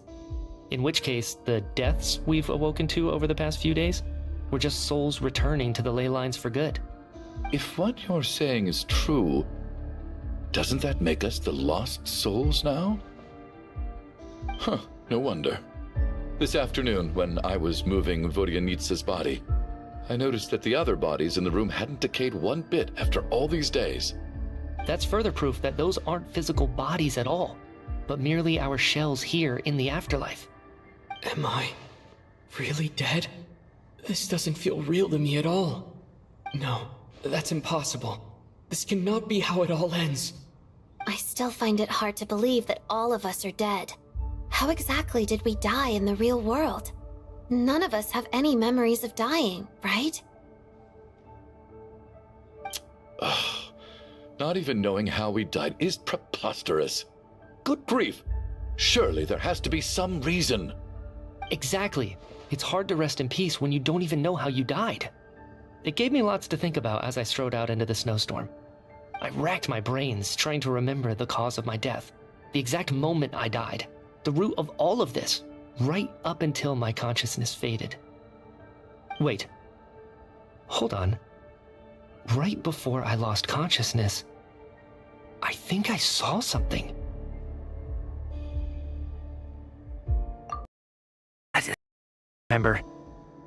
And I think I lost my notebook and pen. Mitya, your hand. Is that blood on your fingers? Huh?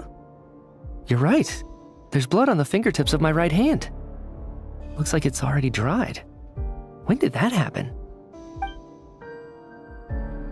What the?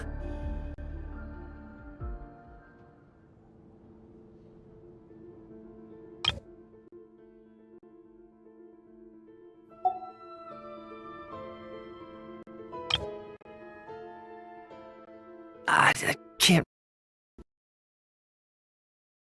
Pen. Mitya, your hand. Is that blood on your fingers? Wait. Hold on. Right before I lost consciousness, I think I saw something. Huh?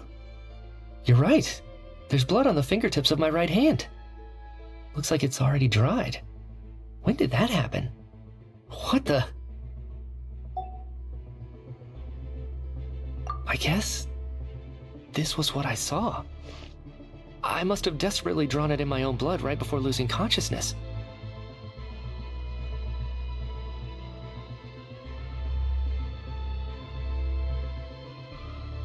What's wrong? Do you recognize the symbol? It's Renova, the ruler of death. Alosha, do you still remember that Snezhnayan folktale you told me about? It was about the Grim Reaper. When someone's about to die, he appears as an incarnation of someone familiar to guide their soul into the afterlife. And as soon as you recognize his face, your life is over. I heard a similar tale when I was little. You think the Grim Reaper in this story refers to the ruler of death you mentioned? That's right.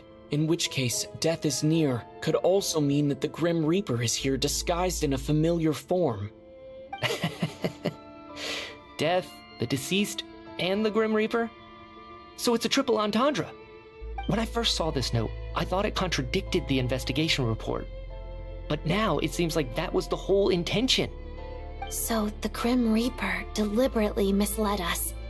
Then, we started suspecting each other and searched for the deceased while they hid in plain sight.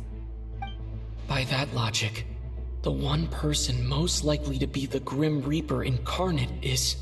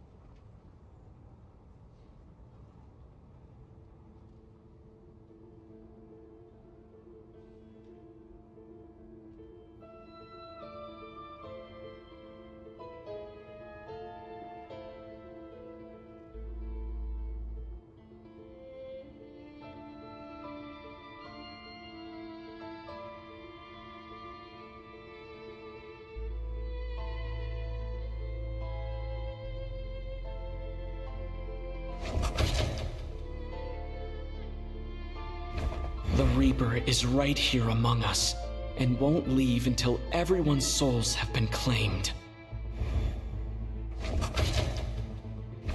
The Reaper is right... The Reaper is right here.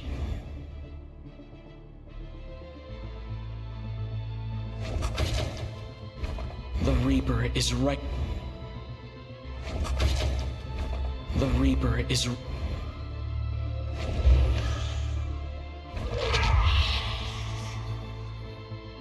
No doubt about it.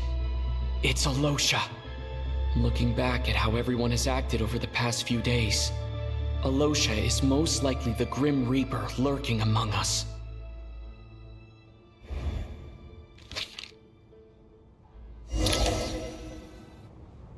Is it you, Alosha? You were the first to discover the investigation report, and you had plenty of time to slip the note inside to mislead us. So? Surely you can't suspect me based on that alone. What if someone else found the investigation report first, slipped the note inside, and then put it back without telling anyone? There's no denying it. The note could easily have been slipped in much earlier than it was discovered. That's not all. I've also noticed that although on the surface, Valeri, Mitya, and sometimes I were the ones taking charge of the situation. Looking back now, even though you didn't say much, you were always subtly guiding everyone from the sidelines. What do you mean? You were the one who emphasized how dangerous it was outside and insisted we all stay here. It was also you who suggested that we all sleep in the same place. And earlier today, you tried to convince Patashka to stay. I don't understand why, but it was out of character. So, you didn't understand my intentions, and now you're assuming the worst. Seems pretty unreasonable if you ask me. He still won't admit it. Fine. Let's see how he responds to the most damning evidence of all. The biggest question I have right now is, if the Grim Reaper is impersonating Alosha, then where's the real Alosha? When did they switch?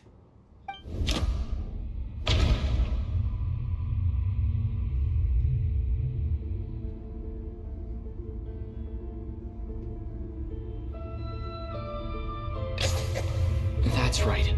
This was the moment. Right at the start, before any victims had even emerged, Alosha was switched with the Ruler of Death while everyone's guard was still down.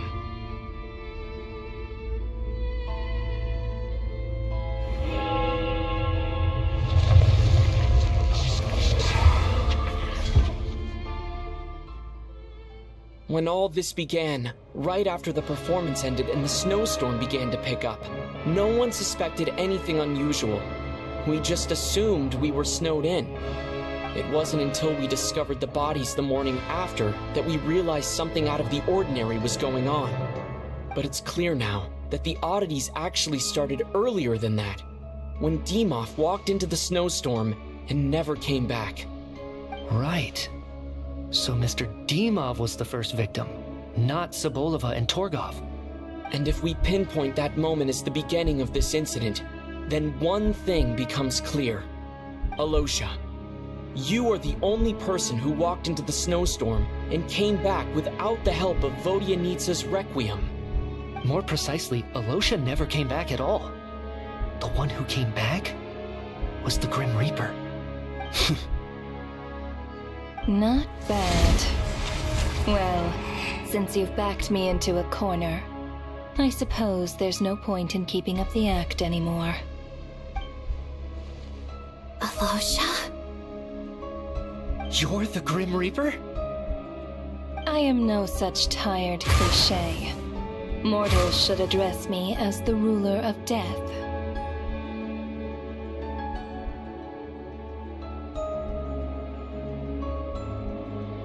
Before being wiped out for good, you identified the two deceased, and even sensed my presence.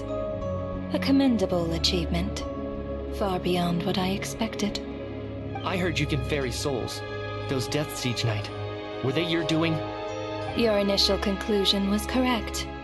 Due to the existence of the two deceased, the ley lines yearns to reclaim those long-lost souls. Every night they devoured an equal number of souls to fill the void. This required no intervention from me.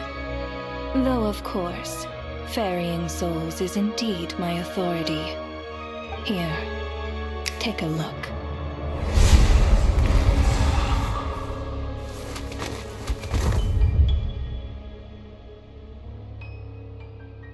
What are you doing? That takes care of today's too. Don't get so worked up. You are already dead, and your souls must return to the ley lines. I know we're already dead. You murdered us, didn't you? Murdered? No. Murder is when mortals usurp my authority. Death is my jurisdiction. If I require someone to die, I need not resort to such laborious methods as murder. You simply met the criteria to trigger my curse of death. I know about the curse of immortality. So there's another death-related curse too? You cursed us? When? And why would you do such a thing? So often, humans pray to me, begging to know when their death will come and what form it will take. But few people ask why. If you must have an answer, know that death comes simply because one's time has come. So you're not gonna tell us the truth? Hold your tongue. By all rights, you shouldn't even be allowed to speak with me. Those angels from the past are to blame for the reckless renovation of the ley lines here. It's made my work on this occasion infuriatingly complicated. Work? So trapping us here, making us watch our friends die, that's just another day at work for you? You clearly have a lot of questions. Fine. As a reward for your remarkable accomplishments over the past few days, I shall answer a few of your inquiries, provided they aren't too unreasonable. After the physical body dies, the soul must return to the ley lines for that person's death to be considered complete. My work encompasses the entire process of death, including, naturally, the guiding of souls into the ley lines, with which you are now so familiar. You must also be rather familiar with Natlan's Night Kingdom, I presume? It was I who supported the creation of the Night Kingdom. It provided a convenient means of guiding the souls of Natlan. Here, too, the ley lines connected to the theater underwent some modifications. The angels hoped to make them capable of accommodating the souls of some special creations. But this actually hindered their ability to accept ordinary souls to some degree. This effect manifested itself after you died from the curse in the theater, leaving you stranded in the afterlife, unable to achieve a complete death. But if souls who die from the curse of death fail to return to the ley lines within a short window of time, they will miss their chance for good. Then, they will remain forever suspended between life and death, no longer subject to the authorities of either. So if you don't resolve this matter soon, and see all our souls return to the ley lines before long, we'll escape your control. Mitya is sharp. This must be what Renova was worried might happen, and the reason she got involved to begin with. But if you have the authority to guide souls, why didn't you just show yourself and get it over with? Why hide among us in the form of Alosha? You seek to understand the mind of a god? Very well. I'll tell you. This is a theater, and I decided I wanted to watch a show about death. That's why I encouraged you to take the events to the stage. I found myself getting quite immersed. I suppose the entertainment you provided makes up for all the trouble you've caused me by being so defiant in the face of death. There. Are you happy with my answer? Can't say I am. Really? But it fits the stereotypes you humans have about gods. Just moments ago, you were complaining about how infuriatingly complicated your work here has been. Work is work, I get it. There are times when it's a huge pain, but you just have to get it done, right? That's a rather unique perspective for a human. You are in fact correct. There is a pain point in this case.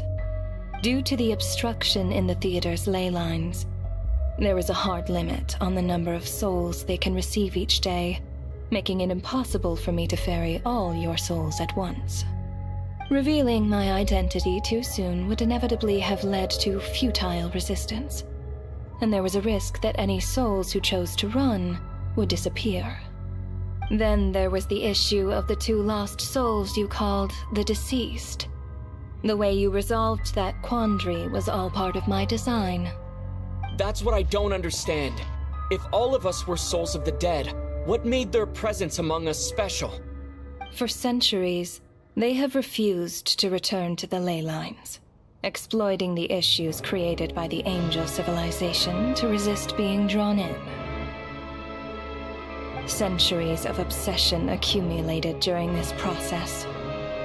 You may think of this obsession as the resentment of the dead, and in this quantity, it was a bomb that could have detonated at any moment. It reached the point where I could not afford to leave it unchecked. But the only way to fix it was to help them acknowledge their own deaths, make peace with their regrets, and willingly walk into the snowstorm. Only then, with my guidance, could they finally return to the ley lines. Otherwise, you would not like to know what the consequences would have been. I vaguely remember seeing Batashka, but in the most terrifying form. Was that in a dream? Is that what would have become of her if she hadn't returned to the ley lines? I see your dreams brought you many revelations. So you see, death in fact grants wisdom to mortals. Souls connect to all things in the world and see the chain of cause and effect between them. It's nothing unusual. Anyway, giving psychological counseling to lost souls is not my strong suit. That is more of an angel's role. It was something I could not resolve directly using my authority, so I decided it was easier to leave the bomb defusal to you. Meanwhile, of course, their presence caused the souls of other members of your party to return to the ley lines each night. From where I stand, that was killing 2 birds with 1 stone. As both issues slowly resolved one another without me having to lift a finger, all I had to do was stay close by and keep the situation under control. Then use my authority to wrap things up at the end. And, of course, while I was at it, I thoroughly enjoyed watching this drama, dealing with death from a mortal perspective, play out on the stage. Sounds like you had it all figured out, Grim Reaper. I just did the math. You said there's a hard limit to the number of souls the ley lines here can receive each day. It's 2, isn't it? That much is obvious, even to a fool. It's time to review this whole affair. If the ley lines can only take in 2 people per day, I need to go over the deaths from these past few days again.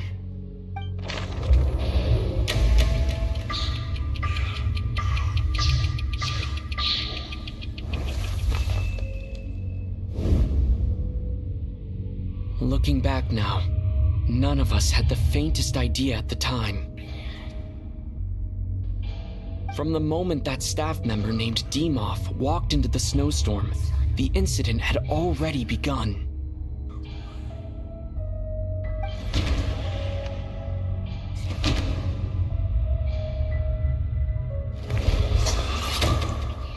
Alosha was the second to walk into the snowstorm after Demoff to investigate. During this process, the ruler of death assumed his identity, making him one of the victims.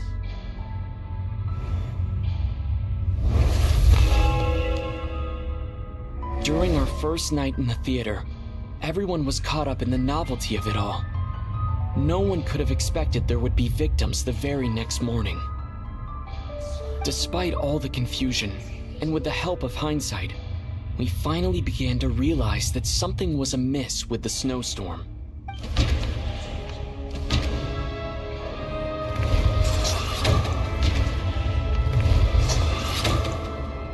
The ley lines devoured Torgov and Sobolova on the first night. At the time, we thought this might be a murder case connected to Lelik.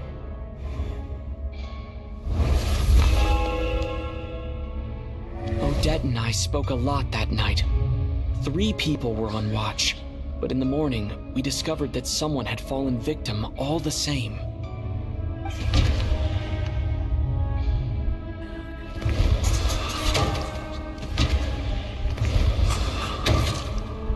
The deaths of Kulish and Rampana caused everyone to stop suspecting Lelik.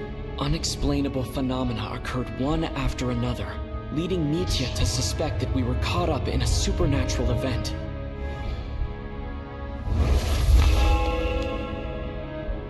Later, we discovered that there seemed to be an extra person among us, and subsequently discovered the existence of the deceased. Mr. Schramm realized he was the deceased and walked into the snowstorm to return to the ley lines of his own accord.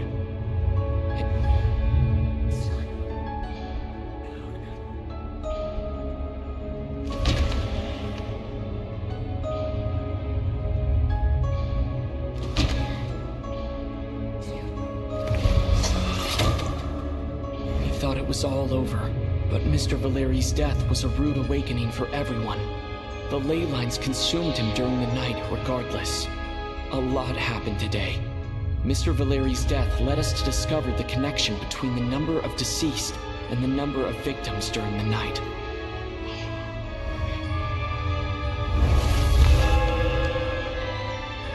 The fact that there was more than one deceased seemed to bring us back to square one. Odette revealed some information she had been keeping to herself.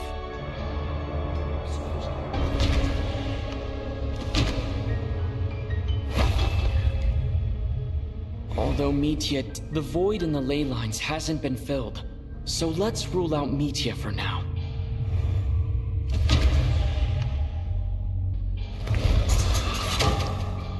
Vodyanitsa was swallowed by the ley lines in her sleep, but the requiem she sang before falling asleep was quite a game changer.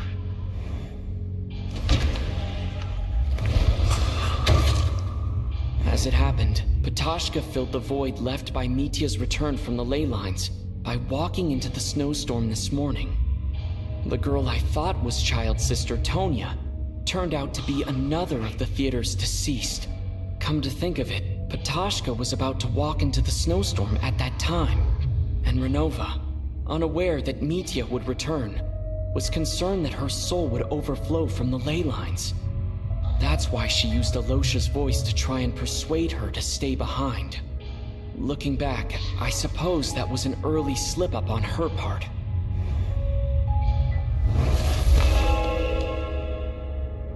No one could have expected anyone who walked into the snowstorm to return. But just after nightfall, Mitya returned, bringing crucial information with him. Various truths began to surface, including that all of us were already dead, and that the ruler of death was here among us. Then, after revealing her true form, Renova callously claimed 2 souls.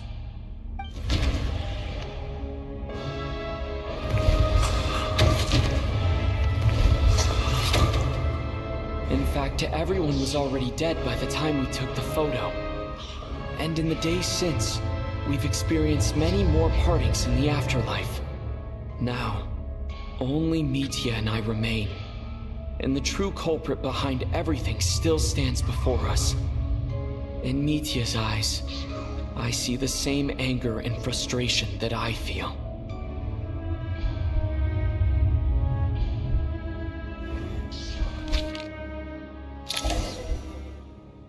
That covers everything. It's all clear now. Your work isn't finished here yet, is it? The Traveler and I are still standing here, safe and sound.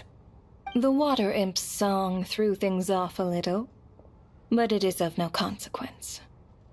The ley lines have already anchored your soul, and the first ray of light tomorrow morning will take you back. I, meanwhile, need to review my attitude towards the Water Imp race. So the reunion in the night that Vodyanitsa mentioned, I suppose that was never meant to be a permanent reunion. That just leaves you, traveler. My power only allows me to temporarily separate your soul from your body. The ley lines of Tevat would not accept you, and your soul is firmly anchored to your body by your will. For a descender like you, who is not bound by Tevat's rules, your death can only be brought through the most violent of means, such as directly destroying either your body or soul.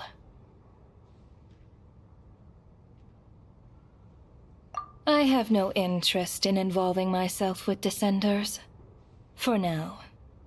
Although, this may change if Asmodee remains missing, or you insist on interfering with our affairs. One last question then. All our struggles and sacrifices here, they were meaningless from the very beginning, weren't they? Death abides no reason. Besides, what you call sacrifice is merely a concept created by humanity.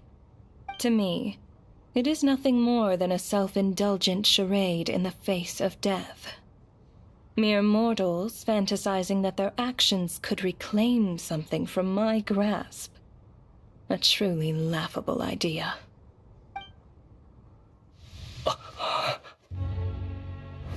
Grim Reaper, you really know how to get on my nerves. I'm not here to ingratiate myself with you. I kill merely because your deaths are necessary. Oh, you've made that quite clear. But humans don't take well to being scorned. Not even by the gods.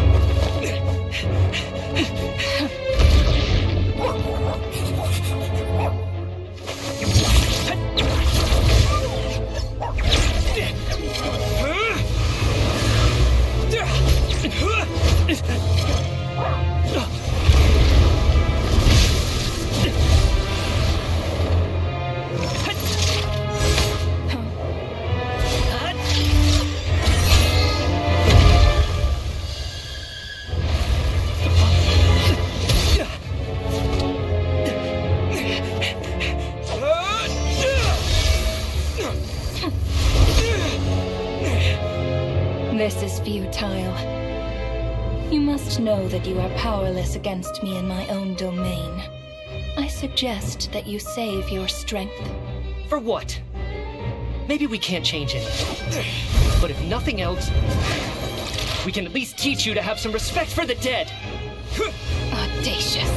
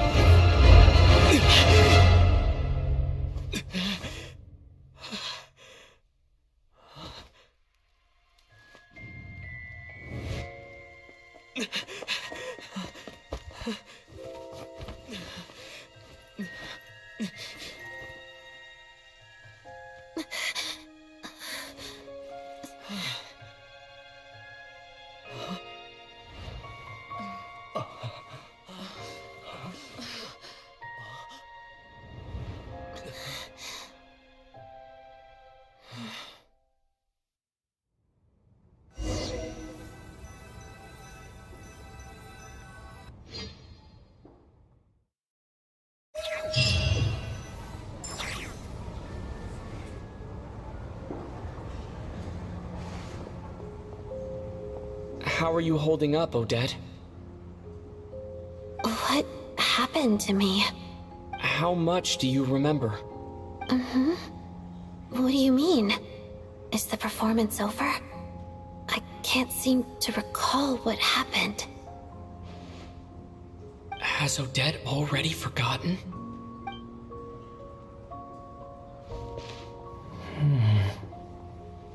Mitya? Oh, I'm sorry. I guess I spaced out there for a second. Remind me who you are? Don't you remember anything?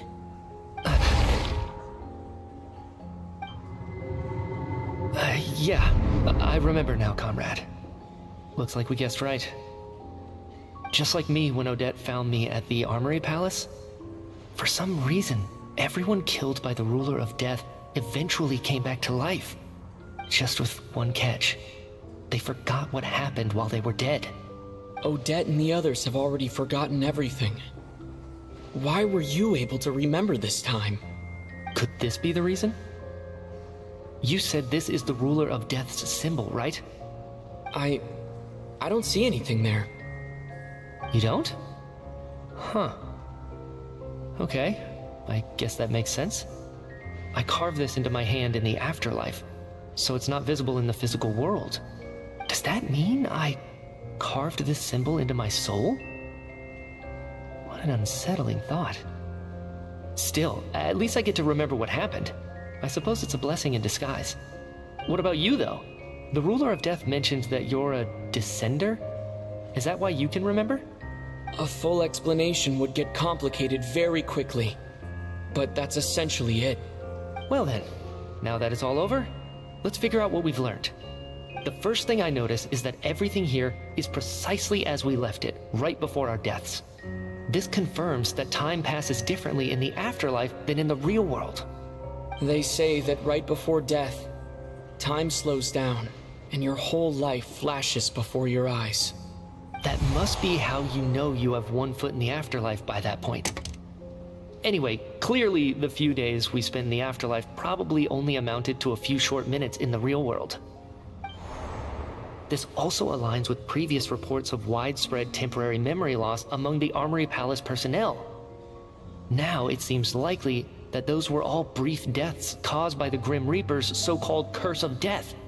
To those unaware of the truth, dying and coming back to life must feel similar to a short bout of catatonia.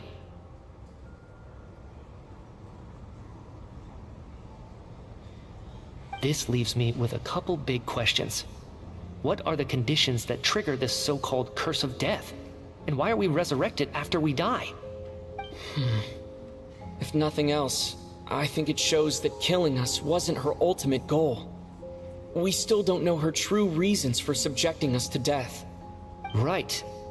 This time only got complicated because of the situation with the theater's ley lines.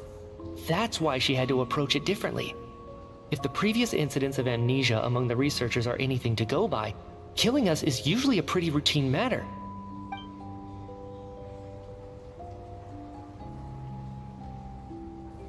Come to think of it, wasn't I about to note something down before I died? I can't remember what it was, but I think it was something related to my research project. Sorry, Traveler. I'll catch up with you again later. Right now, I have to make a trip back to the Armory Palace. Sir, if I may, no one of your description has ever shown up in my investigations into Mr. Mitya's friends. Yet, you two seem very familiar with each other. Could you perhaps tell me where he was in such a rush to get to? And, by the way, have we ever crossed paths? Forgive the presumptuousness, but I feel a vague and indescribable sense of familiarity about you. I can explain everything. Could you help me gather everyone in the theater in one place?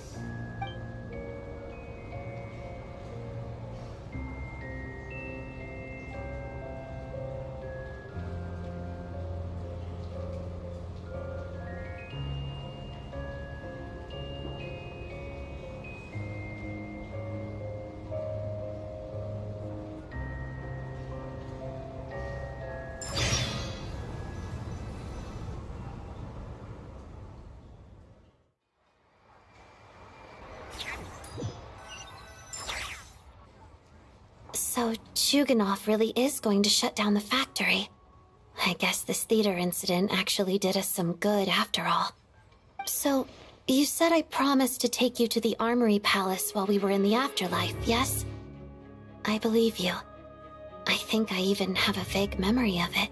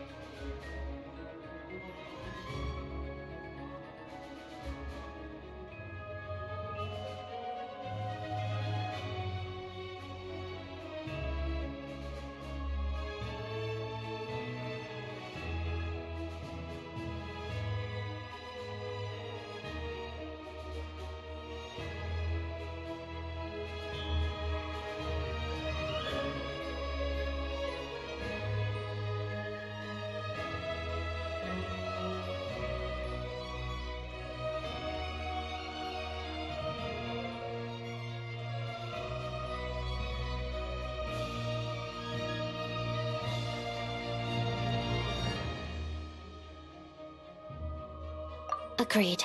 Let's check in on her first. The whole reason for our trip to the Armory Palace anyway is to figure out what's going on with her health.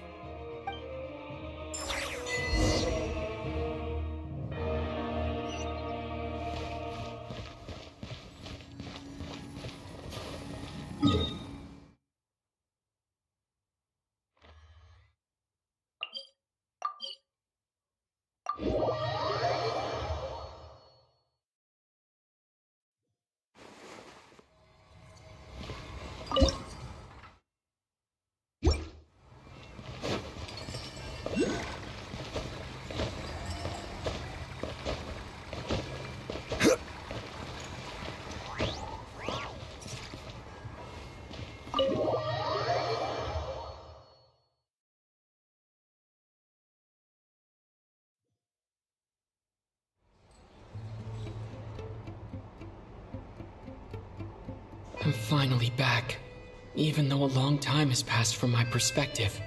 As far as Paimon's concerned, I probably just went out to watch a very short show. I should keep my emotions in check when I see Paimon again, or it'll seem weird. Wait. The atmosphere here feels off. Shh. Stay quiet. Let's go inside and take a look. Have we still not been able to notify Child yet? We need new orders. What if that person comes back again?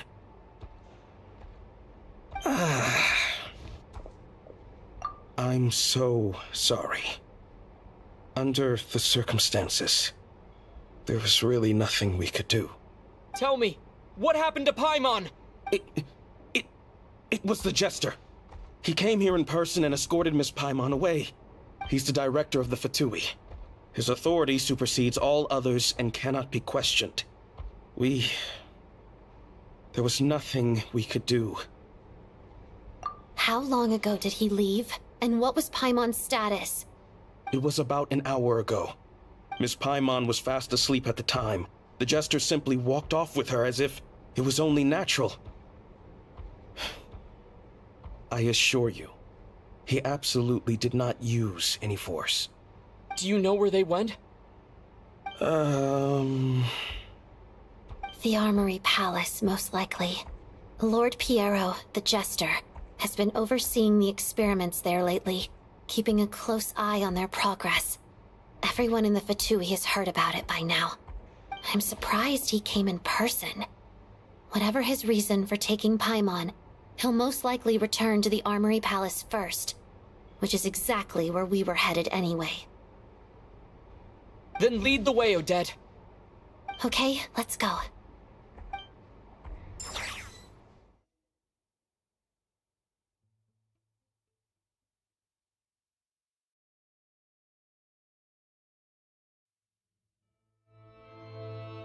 It's just up ahead. Quick, let's get inside.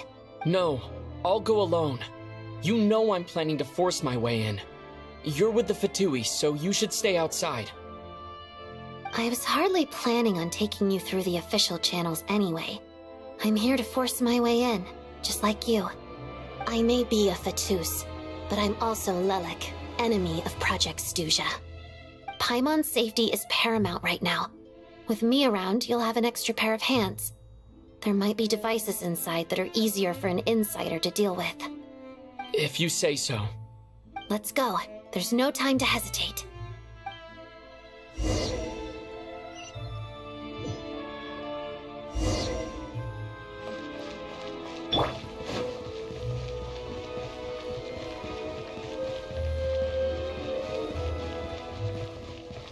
Hey, who are you?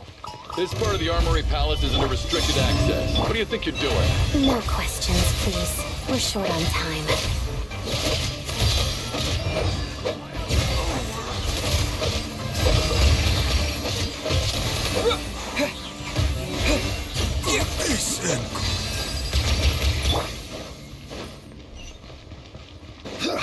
I'll make sure of you. Receive my blessing. Mission. Yeah. Contend. Together. Crystalline Adagio. Order guide you. For the everlasting home. Night for all.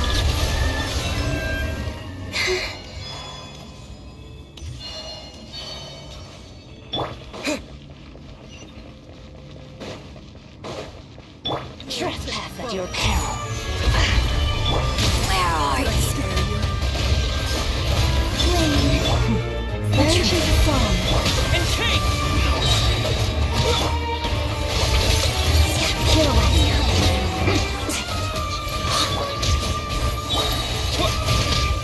Fighting frog! Witness the snowstorm's tranquility. Remove covered.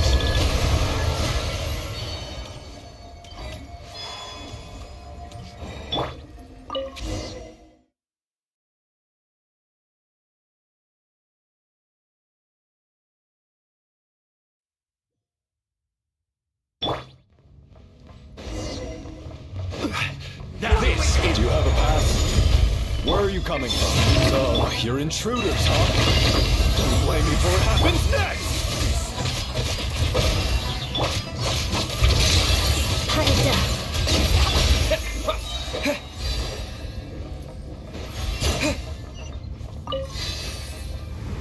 The Armory Palace is hidden this deep in?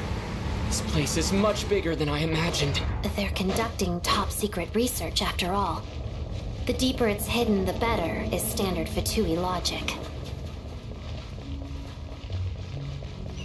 The style doesn't really look like the Fatui's handiwork, though. They must have requisitioned some structures from a past civilization. It also serves as a bit of a disguise. Intruders! Stay alert! Contend! Walls of the snowflakes. Pirouette. Let's begin.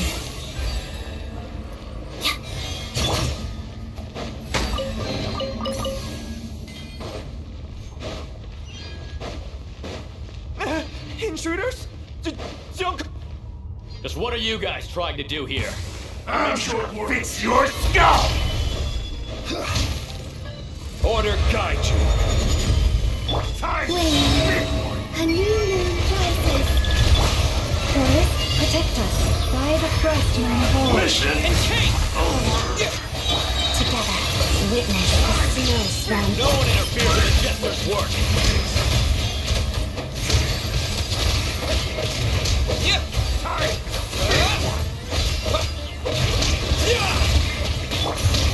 Solidify! Surge!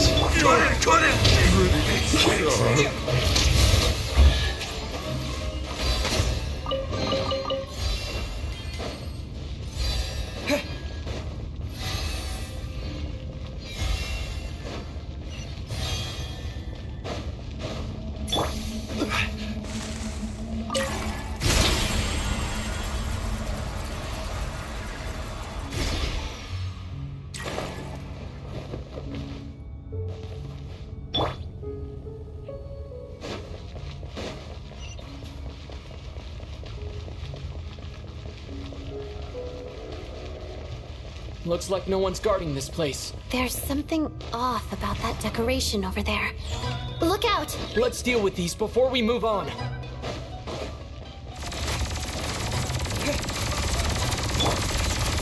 Gather!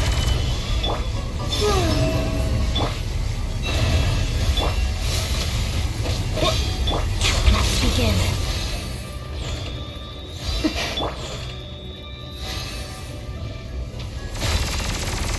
Stabilize! Leave this place. Cryostorm!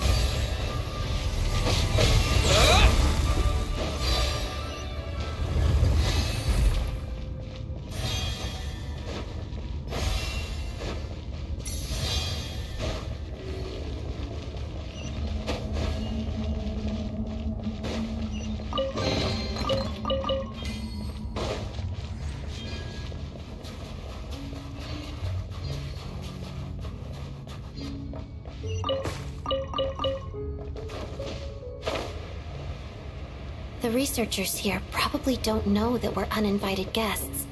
Let's try not to hurt them. What's the big star from the theater doing here? That's Miss Odette.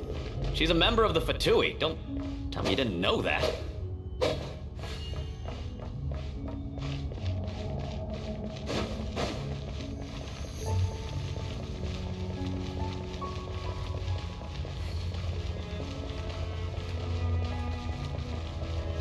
Was the whole reason for Project Stuja to support the research here at the Armory Palace? Just what are the Fatui and the Tsaritsa planning?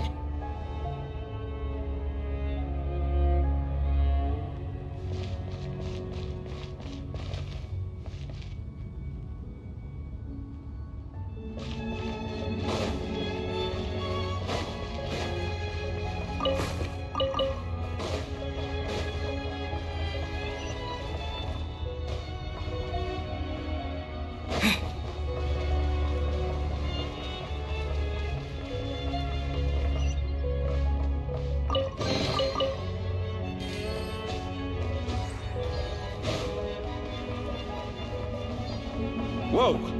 Who are you? Never seen you around here before.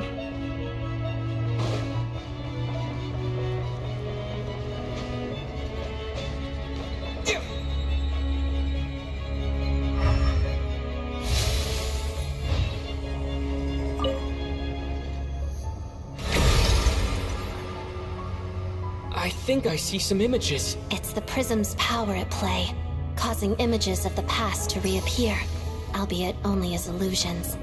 Let's make our way through here. Paimon. And the Jester. Is this another scene from the past? Yes. It looks quite old, though. I don't think it happened in the recent past.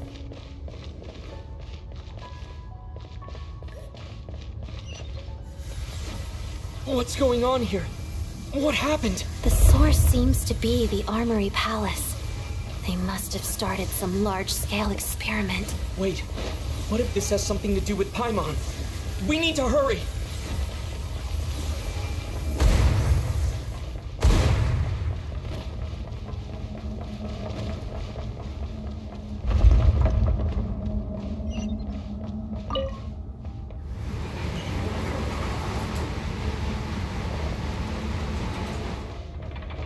We're almost there. The Armory Palace is just up ahead. Paimon, please be okay. Gather! Branch into sun. And cake! Crystalline Adagio. I will have order! Three minds converge. For the everlasting forest. Shadow me.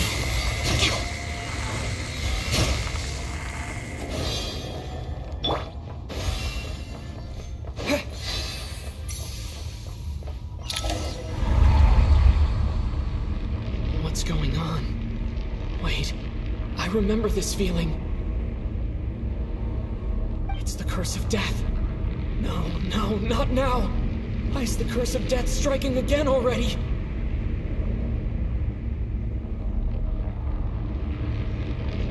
Odette.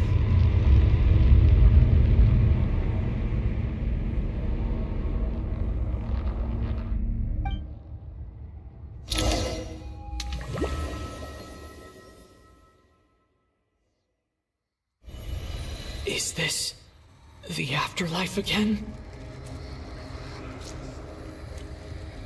I need to find a way back to reality. Is that Odette's core Ignis? Could that be what just woke me up?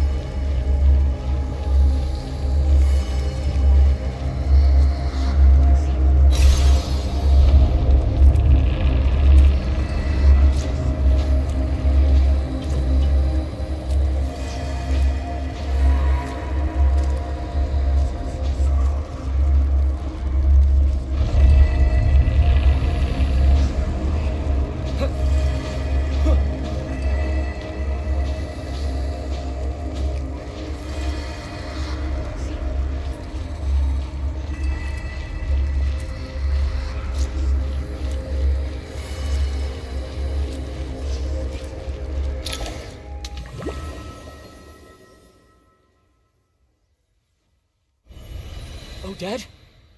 Odette! No signs of life. But past experience says that she should be resurrected before too long, right?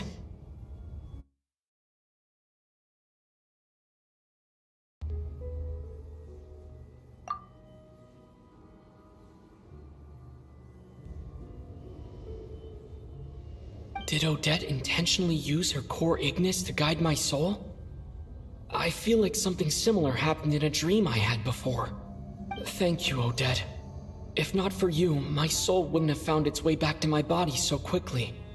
And I might not have woken up so soon. But I'm sorry. I don't have time to protect you. I have to use the time you bought me to get Paimon back.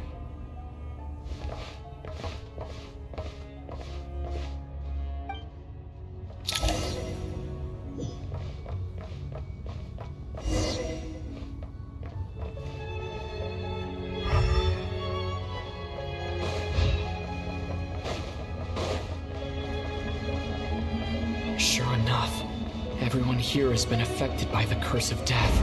Paimon! Paimon! No, wait. Paimon probably didn't escape Renova's curse either. She won't be able to respond to me right now. I'll have to find her myself.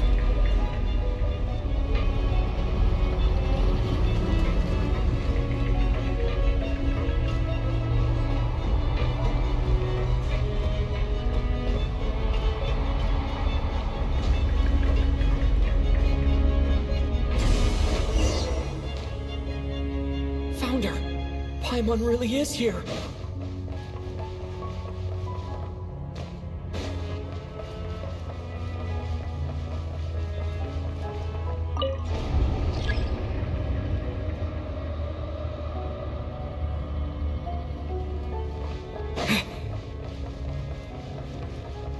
Mitya! Is this the laboratory he works in? What happened here to trigger the curse of death again so soon? I'll have to ask him when he wakes up. Find...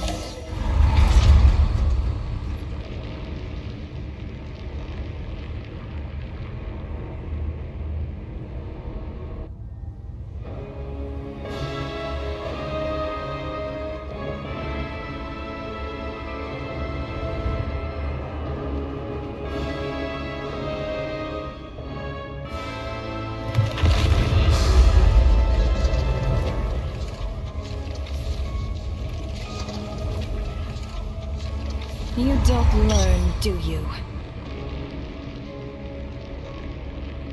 You've already been involved in one mass death, and now you show up at the scene of another. This might have passed for a coincidence the first time, but a second time? Am I to assume you are intentionally interfering in Snezhnaya's affairs? Judging by your expression, it seems that you understand little of what is going on here. In that case, a word to the wise. Do not interfere in Snezhnaya's affairs. A civilization that fails to learn its lesson constantly depletes its own worth. It will one day lose any reason for its existence. And as a descender, you are perfectly suited to be the lifeline to which a dying civilization might desperately cling.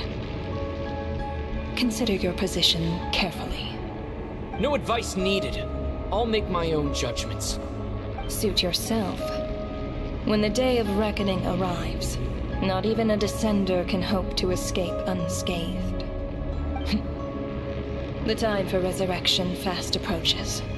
The mortals here are not yet worthy to behold my form. So that will be all for today.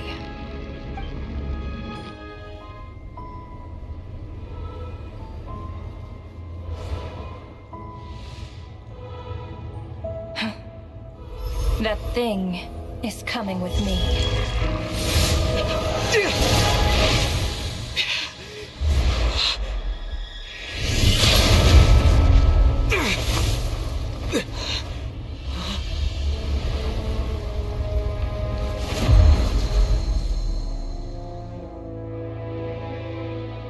You awoke sooner than I thought.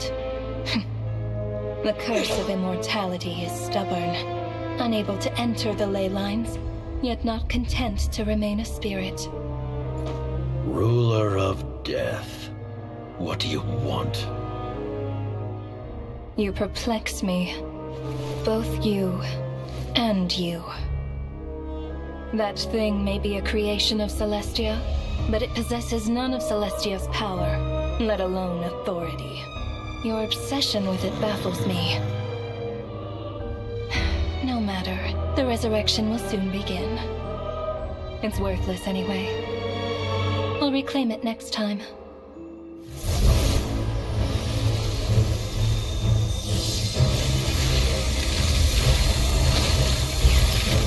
Hey, who says there'll be a next time?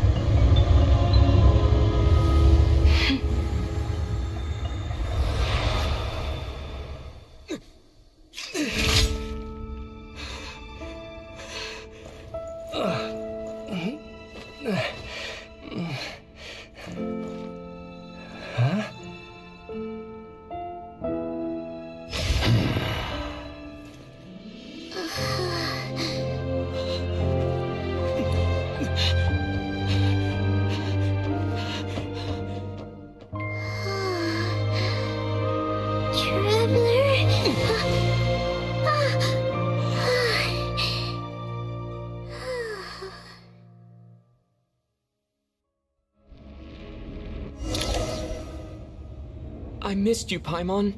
What are you talking about? We haven't even been apart for that long, have we? It was different this time. You seem to be in pretty good shape. back in tip-top condition. It's the weirdest thing. Paimon fell asleep earlier, and when she woke up, she found herself here.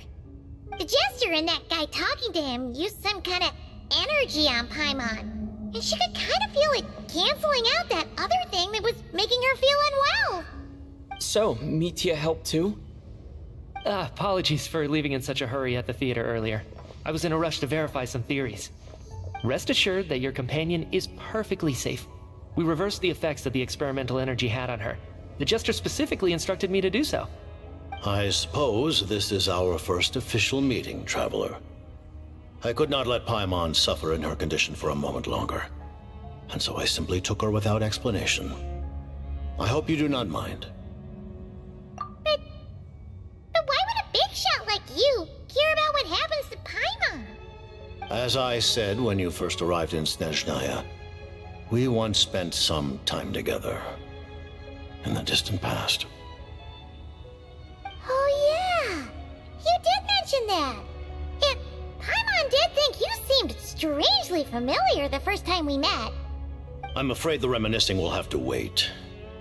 Mitya, let us continue with the report. What conclusions, if any, did you reach from conducting the final experiment of our energy research ahead of schedule? The good news is, my hypothesis regarding the Ruler of Death has been verified. As for the bad news, I recommend we suspend the experiments and Project Mistleton until further notice. Currently, we have no means with which to make a breakthrough. I say this purely as a scientist, guided by reason alone. I will trust your judgment. We shall put the project on hold until the Ruler of Death has been eliminated. Wait, what are you guys talking about? You want to get rid of Renova? Like, how? By killing her? By whatever means necessary, so long as it removes the threat she poses to us. Until then, everything we do will be in vain. After what just happened, I've ascertained Renova's goal. Or rather, the trigger condition for the Curse of Death. Okay, let's hear it. What she's doing is blocking Snezhnaya's technological progress, preventing us from possessing any means with which to threaten the heavenly principles. Just like the little lapdog she is. So, any ideas, research, or experiments that lead to technological progress can trigger the curse. Just now, for instance, I was set to launch a final phase energy experiment ahead of schedule. If the experiment was successful, we could have achieved a crucial breakthrough. As expected, though, the moment the experiment began, all the researchers, technicians, and witnesses died from the curse. All that effort, not to mention the energy and materials we relied on Project Stuzha to gather for us, went to waste. In the end, nothing was gained. Does that mean something similar happened when we were at the theater? That's right. During the performance, I thought of an important breakthrough regarding the experiment, and wound up dragging everyone into this. So the nature of the curse seems to be something like... when moments of technological progress occur, all life in the vicinity is taken away. What a violent method! Of course, that meant the curse was normally limited to the Armory Palace. Since outsiders are forbidden from entering, this mass death phenomenon went unnoticed.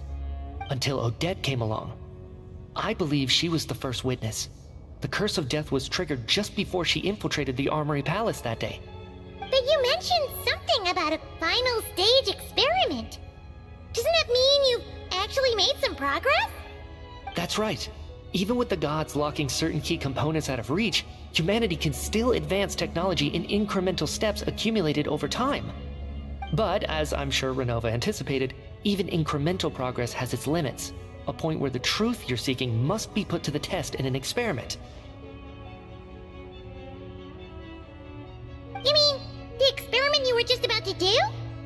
Yes, we were at a critical juncture, a moment where the quantitative was about to translate into fundamental qualitative change. With this single experiment, we could have brought everything we've worked for to fruition. But now, after already being forced to fumble around in the dark all this time, it feels like we've truly hit an impenetrable wall. As long as Renova's Curse of Death persists, we won't be able to advance the experiment or obtain any results. And with Project Stuzha having been in effect all this time, at our nation's current strength, repeated trial and error is simply unsustainable. Only by eliminating Renova first will it be possible to continue advancing our plans. But she's the ruler of death! She can just kill whoever she wants, right? That's gotta be the scariest power ever! Is it even possible to beat her? We'll see. But one thing's for sure. She definitely can't just do whatever she wants. The best proof of that is me, standing here, very much alive. You're saying... Wouldn't it be easier to just kill all of us researchers for good? Why resurrect us over and over again? Why let us advance our technology to this point? So, you're saying even the ruler of death has limitations we don't know about? Exactly. And I think that's where the key to our breakthrough lies. Regardless, the ruler of death has always been an obstacle we must overcome. Indeed, we must face life, death, time, and space. After all, our goal is the heavenly principles. The Fatui want to challenge the heavenly principles? For a long time, I've had a vague suspicion the Fatui and the Tsaritsa were targeting the heavenly principles. But hearing the Jester admit it is still a shock. No wonder the Tsaritsa's goal has always been kept a secret from the people. What kind of road will that lead Snezhnaya down? In that case... Lord Jester, I would like to request some leave. I'd like some time to organize my thoughts and go over the data. Granted. Get some rest, put the experiment out of your mind, and take care that the curse of death doesn't affect any civilians.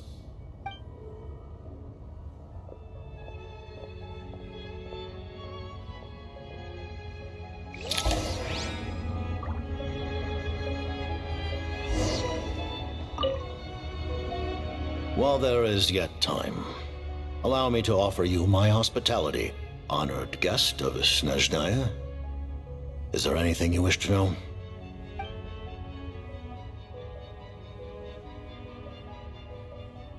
I remember hearing the term Mistleton from Columbina. Yeah! Paimon wanted to ask about that when the name came up just now. What is it? Paimon's heard of Project Stuzha, but not this one. As you know, Project Stuzha is a series of measures enacted to consolidate our nation's resources, the greater purpose of which is to serve Project Mistleton. Many of the things you have encountered thus far are essentially for the advancement of that project. This includes the Kuvaki Experimental Design Bureau in Notdry. Researching Kuvaki was merely a facade. Its core objective was to use local resources and research findings to build Mistleton itself. And that's a weapon built for the final battle against the heavenly principles, isn't it? Huh? How did you know that? I was given some intel, and I made some deductions. Wait. You must mean that thing over there. Oh, Paimon's gotta take a closer look at this thing. Especially after you guys sent so many people to Notdry to work on it. Kuvaki alone will not break through Celestia's defenses, let alone challenge the heavenly principles. The heavenly principles are no doubt accustomed to combating the power of the light realm, and elemental energy is simply the power of the human realm, converted to that form by the heavenly principles themselves. Any attempt to use this power against its creator would be a futile endeavor. For now, therefore, we have set our sights on the form of energy associated with the third descender and the stellar linchpins. This may hold the potential to allow Mistleton to contend with the heavenly principles. You could say that by reverse engineering the stellar linchpins to extract the energy within, we have obtained a source of anti-Celestia energy.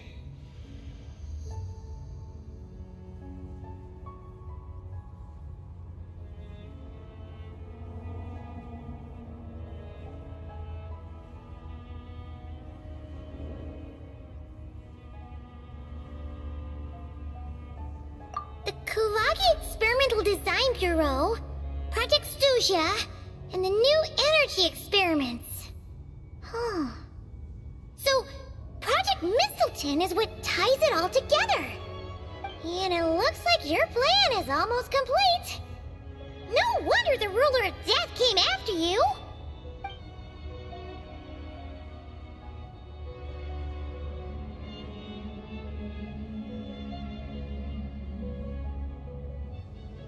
Her Majesty the Tsaritsa has embarked upon an expedition to vanquish a monster. Were it not for this, I imagine she would have been delighted to grant you an audience. Seems like the powers that be in Snezhnaya don't intend to hold my past conflicts with the Fatui against me. The Harbingers have been granted significant autonomy in retrieving the Gnosis. But by the same token, they do not completely represent Snezhnaya's official stance. You read my mind. Speaking of the Gnosis, Paimon's been dying to ask this question since forever. What exactly does the Tsaritsa want to collect them? Is it something to do with the fight against the Heavenly Principles? The Gnosis will undoubtedly serve as a key bargaining chip when she confronts the Heavenly Principles. Beyond that, you had best ask the Tsaritsa herself. I am not sure if this information is mine to disclose. What do you mean, not sure? Don't you make the rules? You're the highest-ranking Harbinger! Ugh, never mind. Taking on the Heavenly Principles is something most people wouldn't even entertain in their wildest fantasies. Why is the Tsaritsa so fixated on this? Into that today, civilization is nothing but an illusion. Something whose very existence can be negated at any moment. Our civilization may very well be destroyed in the struggle, but as things stand, the Heavenly Principles could choose to negate our existence on a passing whim. And we must not sit back and accept that fate. Only by changing the state of affairs, only by overthrowing the Heavenly Principles, can our civilization truly be said to have taken root. Otherwise, the fate of the people of Conria and Hyperborea is a cycle doomed to repeat itself. Accepting potential destruction in return for getting to control your own fate. Furthermore, perhaps this is still somewhat difficult for you to understand. Are you aware that all the rules of this world are made up of curses? Huh? All of them? Paimon knows about the curse of death you mentioned, and the curse of immortality that you and Dainsleif have. Then the birth of the Hilly Churls, the rules of Natlan's Ode of Resurrection, those are curses too? Farina's long life seems to stem from a curse placed on her by Focalor as well. Yes. Even a god's love for humanity is a curse the Heavenly Principles inflicted upon the gods. What? The Tsaritsa has always had ample reason to hate the Heavenly Principles. If she can seize their authority, she will reconstruct the entire world, and when that time comes, humanity will be completely liberated from curses and lies. Look forward to it. It will be a world beyond your imagination. Though the ordinary people of Snezhnaya may not understand these details, in this frigid land locked in a ceaseless struggle against the environment, in this nation to which the gods have never shown favor, we all believe that standing in solidarity with the Tsaritsa in our shared struggle will surely usher in a new and better world.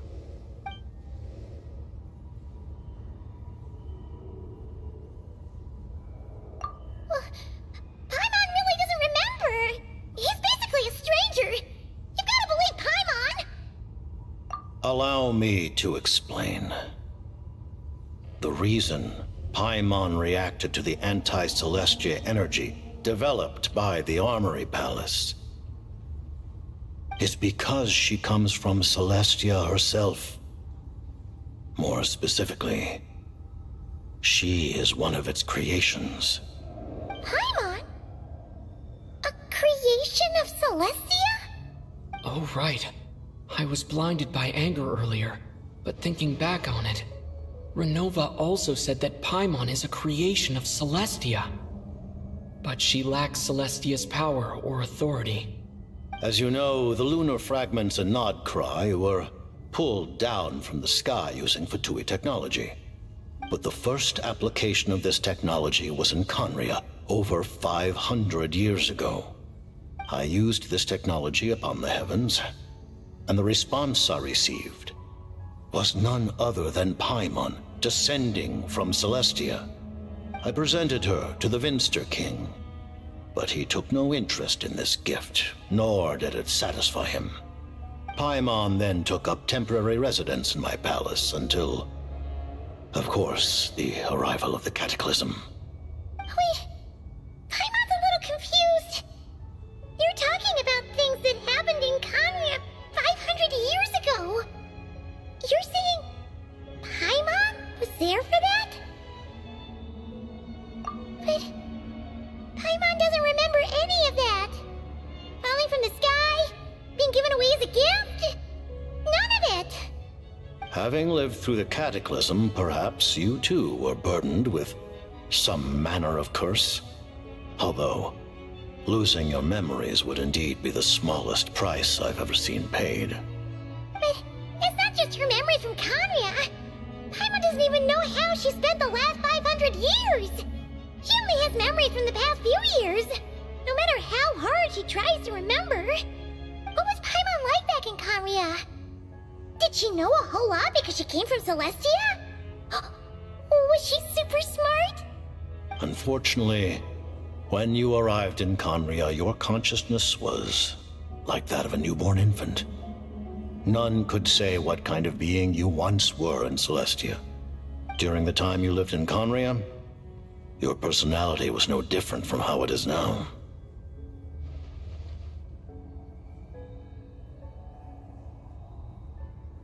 Aw, man! Paimon's plan to get her memories back and become super smart is ruined before it could even start. You know, even though Paimon lost her memories, she still feels weirdly close to you for some reason. That must mean you took pretty good care of Paimon back then, huh? On the contrary, I completely ignored your existence. I was entirely focused on my struggle against Troptatir the Wise. But now, as I see it, it is as if you are the only sane thing that survived that era of insanity.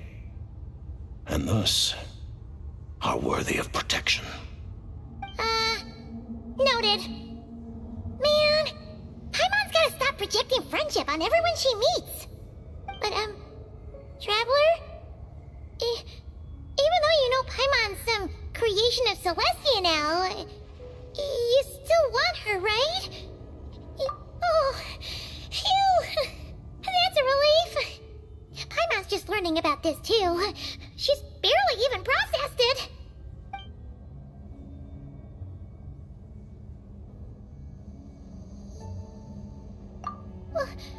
Paimon really doesn't remember. Allow me to. It's because Paimon? Oh, right. As you know, the loop with the first I used this tech. I presented her, Paimon, then. Wait, Paimon's a little bit. Having lived through the. But it's not just. What was Paimon like? Unfortunately, during the time you lived in Conria, your personality. Ah, man! You know, even though. On the contrary, but now, as I see it. But, Traveler? Even though you know Paimon's some creation of Celestia now, you still want her, right? You're not going to abandon her? Oh, phew! That's a relief. Paimon's just learning about this, too. She's barely even processed it.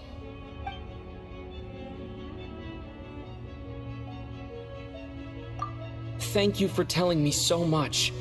I'm a bit surprised, honestly. I didn't expect you to be quite so transparent with me. Given the circumstances, the Fatui need not hide anything from our allies. Allies? To advance Project Mistleton, we must first resolve our issue with the Ruler of Death. And if I presume correctly, you have no intention of letting her actions go unpunished either, do you? That's right. Ever since she said she intends to reclaim Paimon when we next meet, I figured reconciliation was out of the question. Against an opponent of this caliber, deliberating over our allegiances would waste time we do not have. We must join forces unreservedly with whomever we can, if we are to stand anything like a fighting chance. You're going to challenge the Ruler of Death? Just for Paimon? But Paimon's only... Thank you! Oh, thank you! Oh, gee! Now Paimon doesn't even know what to say! Anyway, Paimon's super touched! The Tsaritsa will return in triumph in short order, and the Fatui shall hold internal discussions regarding the enemy. The time for us to meet again will come very soon. Got it. Thanks for your help with Paimon. I'll be sure to look after her for you. There was just one other thing. Well, it's just a request, really. Paimon really wants to see what this Mistleton thingy you're gonna use against the Heavenly Principles looks like. Of course, Paimon knows it's top secret and stuff, but she just had to ask. It's okay if the answer's no. Certainly you may. Oh, for real? Actually, maybe it's best not to. What if her Nova suddenly pops up again? She might take this chance to... While the technology is not yet fully developed, it has nevertheless reached the stage where Celestia's creations are unable to damage it. In that regard, you may rest assured. Oh. Wow. No wonder Paimon felt so out of sorts recently, even though it was super far away. Alright then! Paimon's ready to take a sneaky peek at this top secret super weapon!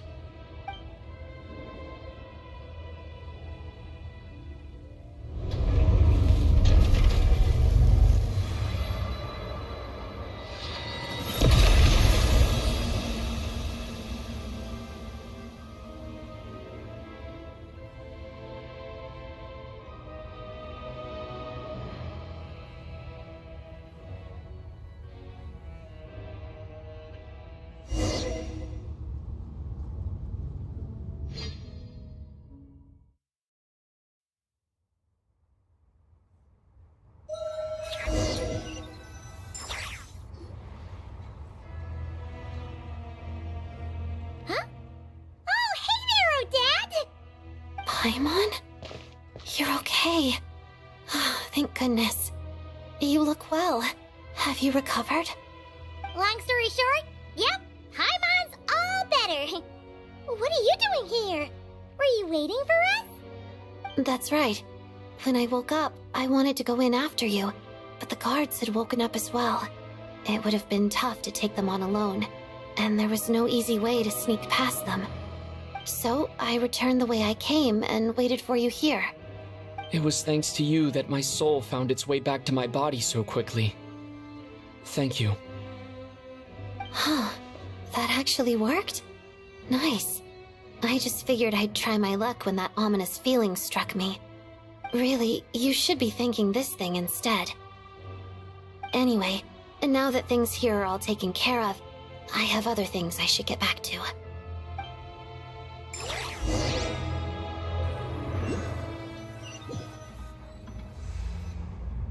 Ah, Director Chuganov, you're back. We just received notice that Project Stuzha has been suspended, so we've convened an emergency meeting. This is the preliminary plan. In addition to expanding production capacity, we've also discussed feasible layoff plans to optimize revenue and expenditure structure. Our calculations indicate that the factory's profits will increase by at least 30%. Just give the word, Director. That won't be necessary. Leave the energy for those who need it. Whether they use it just to get by or to run a business, that's up to them. Start preparing to halt production and lay off the staff. Make sure the workers are able to land on their feet and that they are duly compensated. Thank you all for your hard work during this time. Am I hearing you right? Why? After all the tough times we made it through, now is exactly when we should start to turn a profit. I just suddenly don't want to do this anymore. Huh. Does there have to be a reason? Iskra, it's time to rest. Dear esteemed members of the Rokot, given the effects of Lelik's radical actions upon our organization's reputation and social stability, a decision has been made to permanently withdraw this codename from use. Considering that Lelik did what they did for the benefit of the people, the Rokot has nevertheless negotiated with the authorities, ultimately securing a waiver for all penalties due to them. Lelik will be suspended for a period of time. Depending on their future performance, they may be allowed to adopt a new codename and continue acting as part of the Rokot. The purpose of this notice is to remind everyone once again that motives and methods are equally important when one operates in the shadows. Even with Project Stooge's suspension and our interim operational victory, we must guard against complacency and rashness and work to consolidate the progress we have made so far. We act only for the greater glory and solidarity of our nation. May the aurora shine ever on, and the tundra always stand firm. We act only for the greater glory and solidarity of our nation. May the aurora shine ever on, and the tundra always stand firm. Looks like it's finally over. You mean for us? Just thinking out loud. I've never seen the Snezhnaya Vecha so lively before.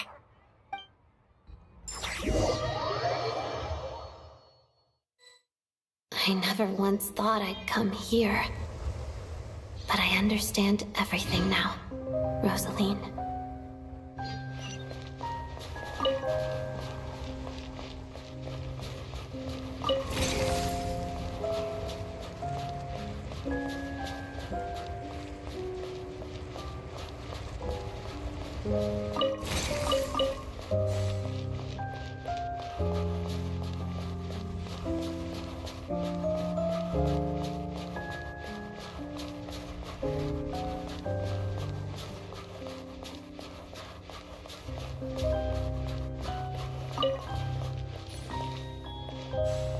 I've seen Spirit Seeker performed many times, including by your mother. Why do you bring that up all of a sudden? Even though the choreography is always identical, every dancer finds a way to make it her own.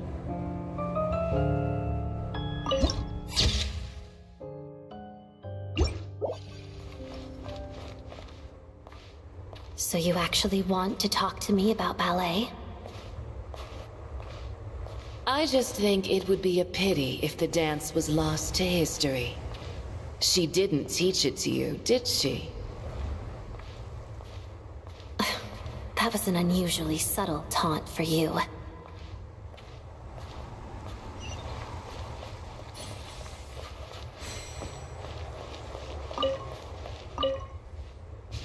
We embraced one another on the snow-swept plains, melting the ruthlessness of time. But when our bodies, in pieces, are cast to the winds, what of our love will remain behind?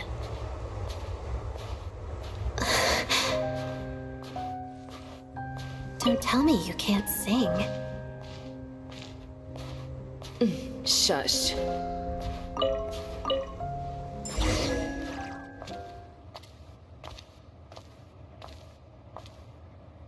I understand her hatred. The Fatui robbed her of the life she should have had. I never opposed her dancing. Yet still I became an enemy of her ballet.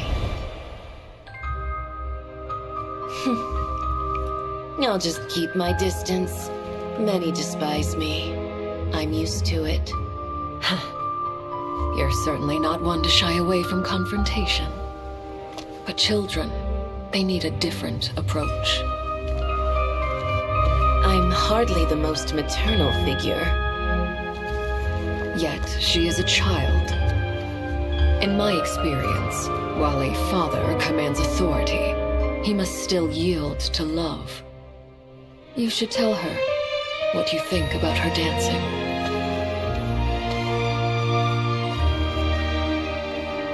Odette will soon take the stage at the Korylievsky Theater. This could be your chance. Geonosis secured. It went smoothly. I'll be there. Have them send me an invitation.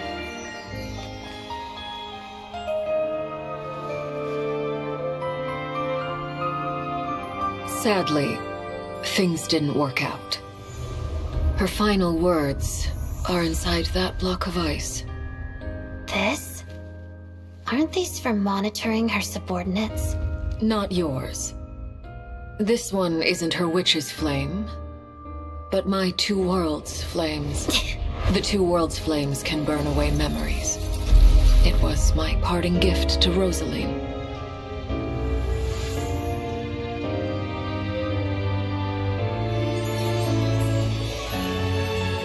If all goes to plan, she and I will both live to see the Tsaritsa succeed. I believe she'll find peace. But if anything happens to me, she needn't follow in my footsteps. The cryo-energy will fade away in time. Then the two worlds' flames will burn away all memories of the Fatui. She'll be free to dance.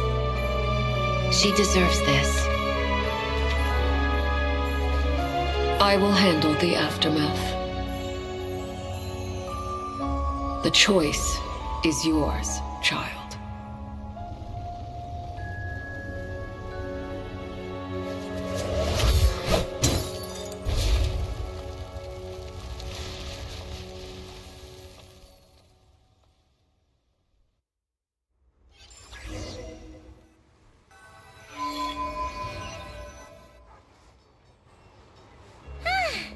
Fresh air at last! Paimon's head isn't spinning anymore, and the fever's all gone.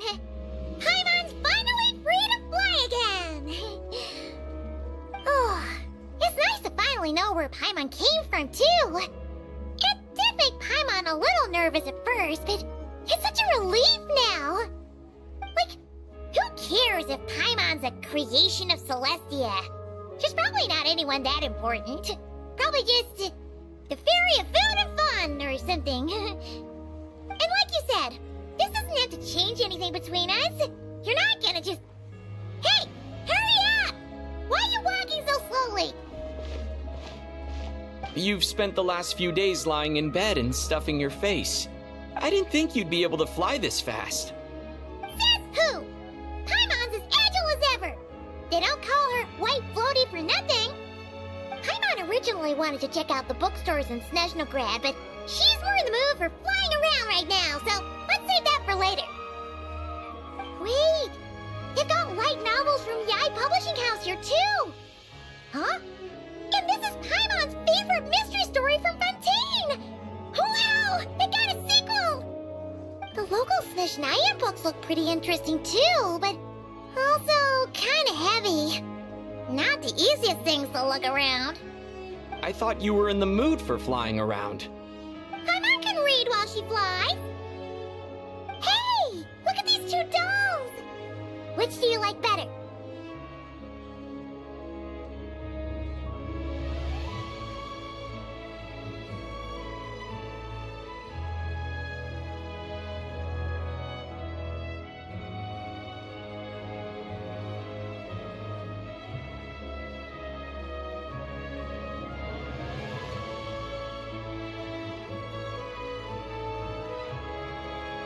All right, boss, we'll take both.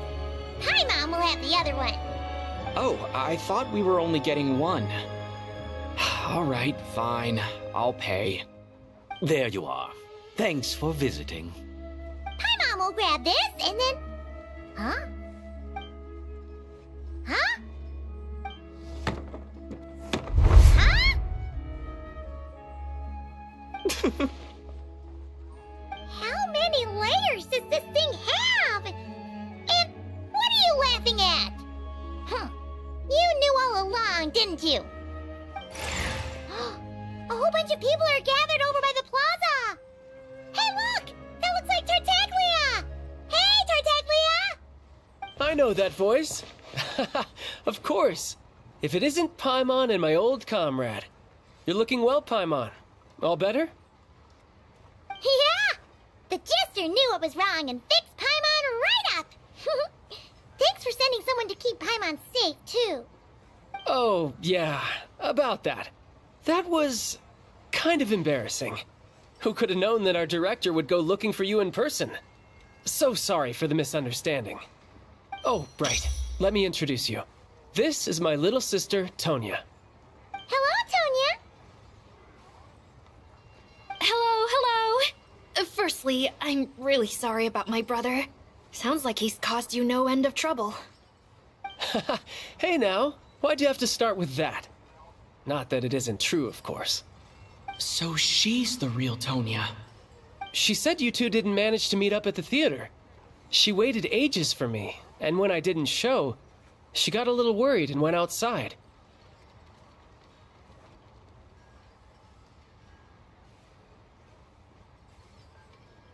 I know, right? He didn't bother to say a word to me. I searched up and down the city for him, and he only told me about it when I finally caught him at the gates of Glupov. I've been rushed off my feet lately, so I didn't get the chance to go home. I just figured the Traveler would fill you in when he got there. Well, the snow was bad, and you're never late. So I was really worried about you. How was I supposed to know that you'd stood me up? I'm sorry, Tonya. I really am. I'll make it up to you somehow. Just... please don't tell Mom and Dad. Although the mix-up led to a series of misunderstandings, it's probably for the best that the real Tonya didn't get caught up in that mess. Besides, it's obvious that Tartaglia isn't usually one to break a promise. He only gave his ticket to me because he had to look into Lelik.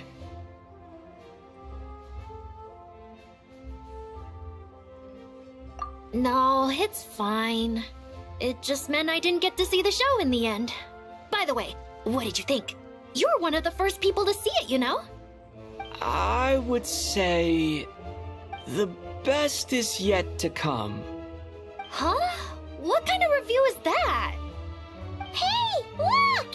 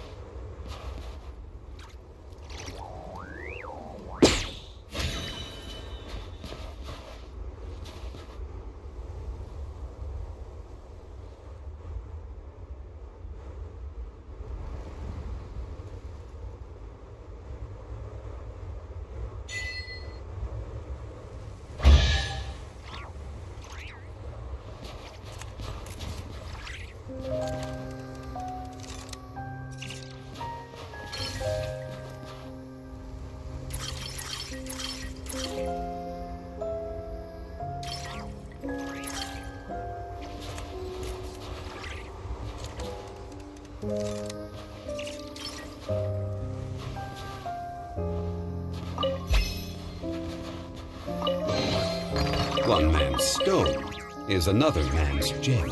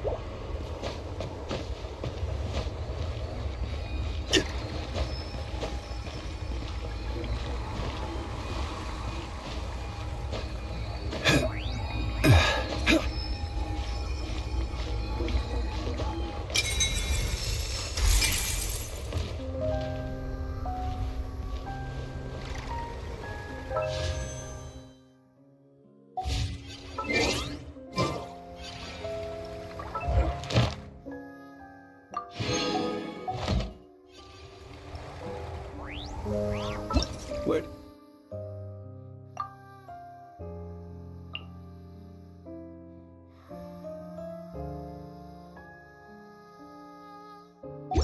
You want to go next? If you'd like to see Liu.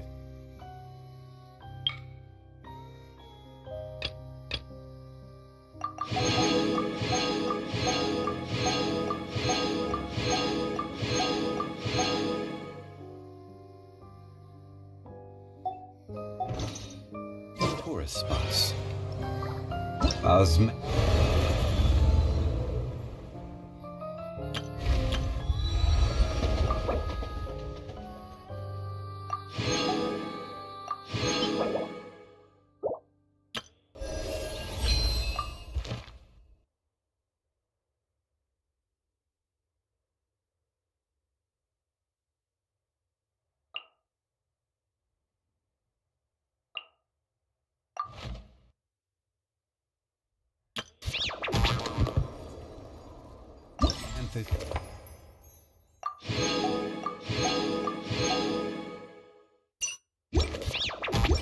Wine tastes the same as I remember.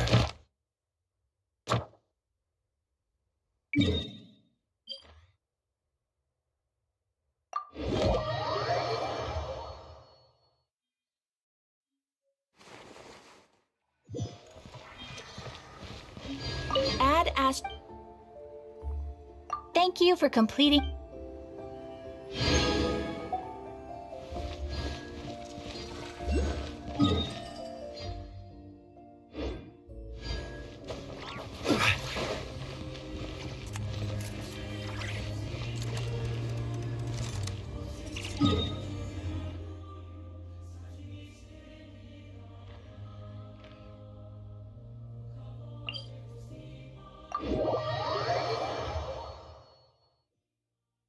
We should look for a place to take shelter.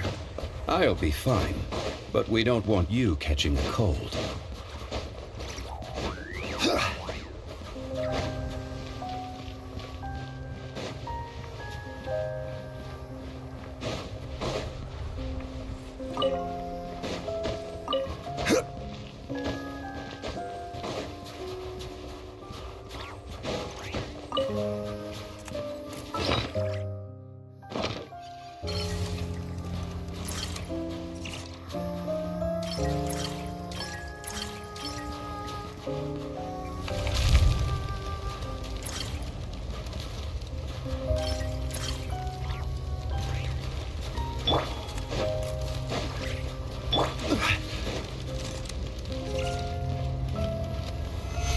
solidified!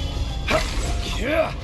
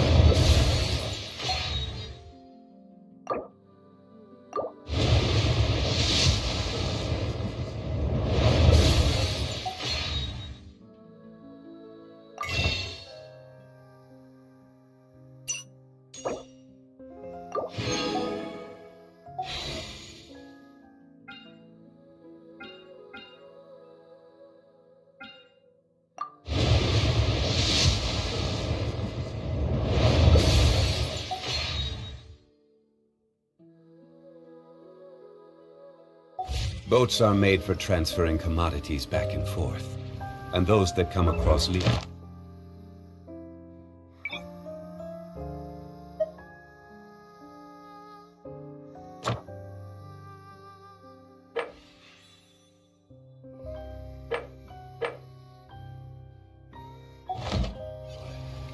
Osmanthus wine tastes